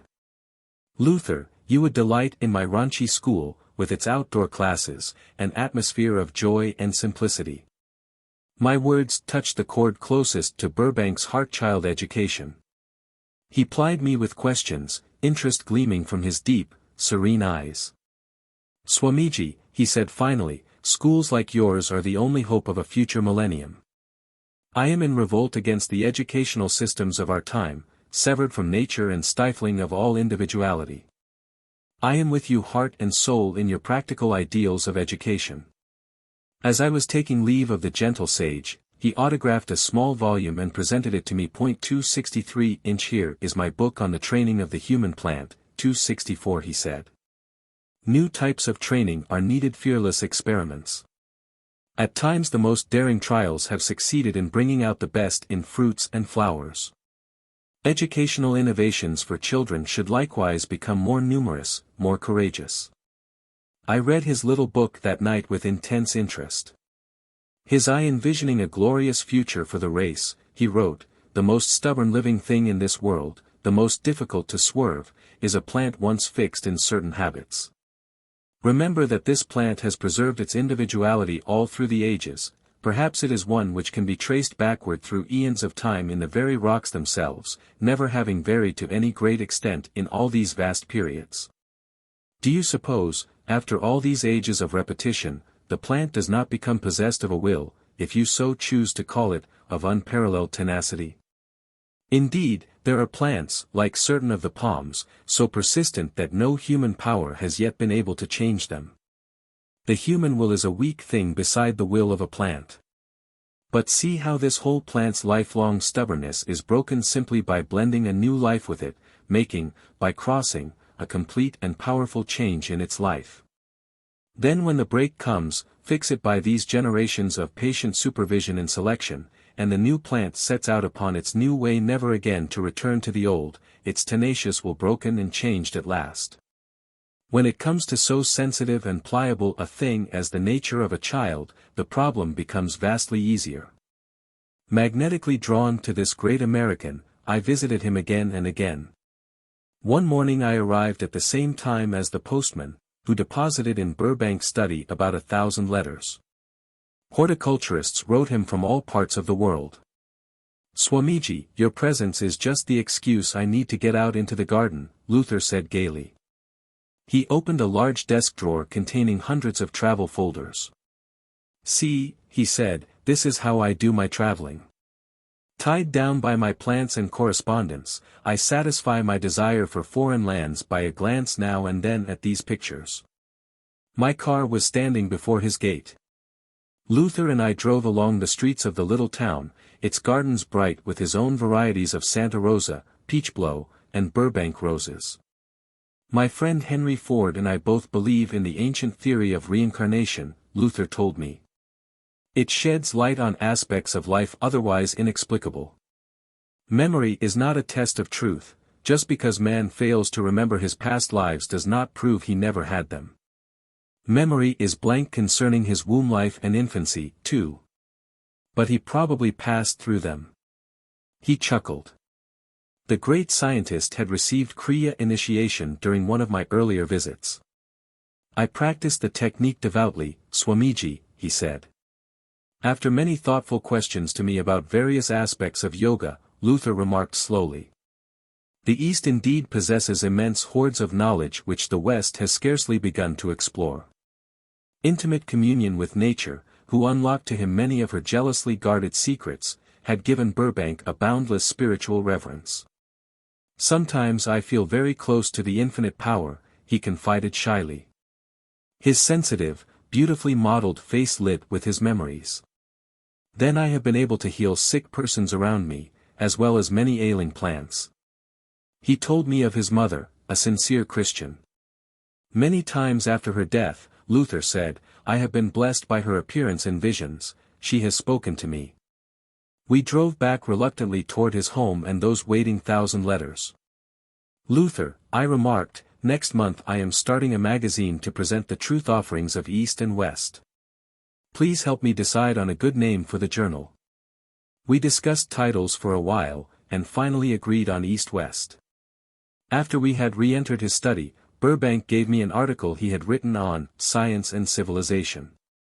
"This will go in the first issue of East-West," I said gratefully. As our friendship grew deeper, I called Burbank my American saint. "Behold a man," I quoted, "in whom there is no guile. His heart was fathomlessly deep, long acquainted with humility, patience, sacrifice. His little home amidst the roses was austerely simple. He knew the worthlessness of luxury, the joy of few possessions. The modesty with which he wore his scientific fame repeatedly reminded me of the trees that bend low with the burden of ripening fruits. It is the barren tree that lifts its head high in an empty boast." I was in New York when, in 1926, my dear friend passed away. In tears I thought, oh, I would gladly walk all the way from here to Santa Rosa for one more glimpse of him. Locking myself away from secretaries and visitors, I spent the next 24 hours in seclusion. The following day I conducted a Vedic memorial right around a large picture of Luther. A group of my American students, garbed in Hindu ceremonial clothes, chanted the ancient hymns as an offering was made of flowers, water, and fire symbols of the bodily elements and their release in the infinite source. Though the form of Burbank lies in Santa Rosa under a Lebanon cedar that he planted years ago in his garden, his soul is enshrined for me in every wide-eyed flower that blooms by the wayside. Withdrawn for a time into the spacious spirit of nature, is that not Luther whispering in her winds, walking her dawns? His name has now passed into the heritage of common speech. Listing Burbank as a transitive verb, Webster's New International Dictionary defines it, to cross or graft, a plant. Hence, figuratively, to improve anything, as a process or institution, by selecting good features and rejecting bad, or by adding good features. Beloved Burbank, I cried after reading the definition, your very name is now a synonym for goodness. Luther Burbank. Santa Rosa, California. USA. December 22, 1924. I have examined the Yogoda system of Swami Yogananda, and in my opinion it is ideal for training and harmonizing man's physical, mental, and spiritual natures. Swami's aim is to establish how to live schools throughout the world, wherein education will not confine itself to intellectual development alone, but also training of the body, will, and feelings. Through the Yogoda system of physical, mental, and spiritual unfoldment by simple and scientific methods of concentration and meditation, most of the complex problems of life may be solved, and peace and good will come upon earth. The Swami's idea of right education is plain common sense, free from all mysticism and non-practicality, otherwise it would not have my approval. I am glad to have this opportunity of heartily joining with the Swami in his appeal for international schools on the art of living which, if established, will come as near to bringing the millennium as anything with which I am acquainted. 39. Therese Newman, the Catholic Stigmatist. Return to India. I have waited for you patiently for 15 years. Soon I shall swim out of the body and on to the shining abode. Yogananda, come. Sri Yukteswar's voice sounded startlingly in my inner ear as I sat in meditation at my Washington headquarters. Traversing 10,000 miles in the twinkling of an eye, his message penetrated my being like a flash of lightning. 15 years. Yes, I realized, now it is 1935, I have spent 15 years in spreading my guru's teachings in America. Now he recalls me. That afternoon I recounted my experience to a visiting disciple. His spiritual development under Kriya Yoga was so remarkable that I often called him Saint, remembering Babaji's prophecy that America too would produce men and women of divine realization through the ancient yogic path. This disciple and a number of others generously insisted on making a donation for my travels. The financial problem thus solved, I made arrangements to sail, via Europe, for India. Busy weeks of preparations at Mount Washington. In March 1935 I had the Self-Realization Fellowship chartered under the laws of the state of California as a nonprofit corporation. To this educational institution go all public donations as well as the revenue from the sale of my books, magazine, written courses, class tuition, and every other source of income. I shall be back, I told my students. Never shall I forget America. At a farewell banquet given to me in Los Angeles by loving friends, I looked long at their faces and thought gratefully, Lord, he who remembers thee as the sole giver will never lack the sweetness of friendship among mortals. I sailed from New York on June 9, 1,935,265 inches the Europa. 2 students accompanied me, my secretary, Mr. C. Richard Wright, and an elderly lady from Cincinnati, Miss Etty Bletch. We enjoyed the days of ocean peace, a welcome contrast to the past hurried weeks. Our period of leisure was short-lived, the speed of modern boats has some regrettable features. Like any other group of inquisitive tourists, we walked around the huge and ancient city of London. The following day I was invited to address a large meeting in Caxton Hall, at which I was introduced to the London audience by Sir Francis Younghusband. Our party spent a pleasant day as guests of Sir Harry Lauder at his estate in Scotland. We soon crossed the English Channel to the continent, for I wanted to make a special pilgrimage to Bavaria.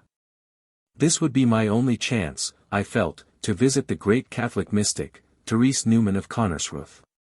Years earlier I had read an amazing account of Therese. Information given in the article was as follows. 1. Therese, born in 1898, had been injured in an accident at the age of 20, she became blind and paralyzed. 2. She miraculously regained her sight in 1923 through prayers to Saint Teresa, the Little Flower. Later Therese Newman's limbs were instantaneously healed. 3. From 1923 onward, Therese has abstained completely from food and drink, except for the daily swallowing of one small consecrated wafer. 4. The stigmata, or sacred wounds of Christ, appeared in 1926 on Theresa's head, breast, hands, and feet. On Friday of every week thereafter, she has passed through the Passion of Christ, suffering in her own body all his historic agonies. 5. Knowing ordinarily only the simple German of her village, during her Friday trances Therese utters phrases which scholars have identified as ancient Aramaic. At appropriate times in her vision, she speaks Hebrew or Greek. 6. By ecclesiastical permission, Therese has several times been under close scientific observation. Dr. Fritz Gerlich, editor of a Protestant German newspaper, went to Connersrooth to expose the Catholic fraud, but ended up by reverently writing her biography. 266. As always, whether in East or West, I was eager to meet a saint. I rejoiced as our little party entered, on July 16, the quaint village of Connersrooth.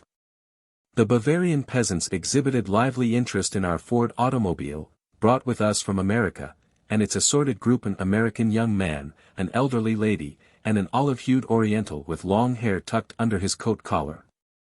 Teresa's little cottage, clean and neat, with geraniums blooming by a primitive well, was alas silently closed. The neighbors, and even the village postman who passed by, could give us no information. Rain began to fall. My companion suggested that we leave. No, I said stubbornly, I will stay here until I find some clue leading to Therese. 2 hours later we were still sitting in our car amidst the dismal rain. Lord, I sighed complainingly, why didst thou leave me here if she has disappeared? An English-speaking man halted beside us, politely offering his aid. I don't know for certain where Therese is, he said, but she often visits at the home of Professor Wers, a seminary master of Eichstätt, 80 miles from here. The following morning our party motored to the quiet village of Eichstätt, narrowly lined with cobblestone streets. Dr. Wers greeted us cordially at his home. Yes, Therese is here. He sent her word of the visitors. A messenger soon appeared with her reply. Though the bishop has asked me to see no one without his permission, I will receive the man of God from India. Deeply touched at these words, I followed Dr. Wers upstairs to the sitting room. Therese entered immediately, radiating an aura of peace and joy. She wore a black gown and spotless white head dress. Although her age was 37 at this time, she seemed much younger, possessing indeed a childlike freshness and charm. Healthy, well-formed, rosy-cheeked, and cheerful, this is the saint that does not eat. Therese greeted me with a very gentle hand-shaking. We both beamed in silent communion, each knowing the other to be a lover of God. Dr. Wers kindly offered to serve as interpreter. As we seated ourselves, I noticed that Therese was glancing at me with naive curiosity. Evidently Hindus had been rare in Bavaria. Don't you eat anything? I wanted to hear the answer from her own lips. No, except a consecrated rice flour wafer, once every morning at 6 o'clock. How large is the wafer? It is paper thin, the size of a small coin. She added, I take it for sacramental reasons. If it is unconsecrated, I am unable to swallow it. Certainly you could not have lived on that, for 12 whole years. I live by God's light. How simple her reply, how Einsteinian. I see you realize that energy flows to your body from the ether, sun, and air. A swift smile broke over her face. I am so happy to know you understand how I live. Your sacred life is a daily demonstration of the truth uttered by Christ, man shall not live by bread alone, but by every word that proceedeth out of the mouth of God. 267. Again she showed joy at my explanation. It is indeed so. One of the reasons I am here on earth today is to prove that man can live by God's invisible light, and not by food only. Can you teach others how to live without food? She appeared a trifle shocked. I cannot do that, God does not wish it. As my gaze fell on her strong, graceful hands, Therese showed me a little, square, freshly healed wound on each of her palms. On the back of each hand, she pointed out a smaller, crescent-shaped wound, freshly healed. Each wound went straight through the hand. The sight brought to my mind distinct recollection of the large square iron nails with crescent-tipped ends, still used in the Orient, but which I do not recall having seen in the West. The saint told me something of her weekly trances. As a helpless onlooker, I observed the whole passion of Christ. Each week, from Thursday midnight until Friday afternoon at 1 o'clock, her wounds open and bleed. She loses 10 pounds of her ordinary 121-pound weight. Suffering intensely in her sympathetic love, Therese yet looks forward joyously to these weekly visions of her Lord. I realized at once that her strange life is intended by God to reassure all Christians of the historical authenticity of Jesus' life and crucifixion as recorded in the New Testament, and to dramatically display the ever-living bond between the Galilean master and his devotees. Professor Wers related some of his experiences with the saint. Several of us, including Therese, often travel for days on sight, seeing trips throughout Germany, he told me. It is a striking contrast. While we have 3 meals a day, Therese eats nothing. She remains as fresh as a rose, untouched by the fatigue which the trips cause us. As we grow hungry and hunt for wayside inns, she laughs merrily. The professor added some interesting physiological details. Because Therese takes no food, her stomach has shrunk. She has no excretions, but her perspiration glands function, her skin is always soft and firm. At the time of parting, I expressed to Therese my desire to be present at her trance.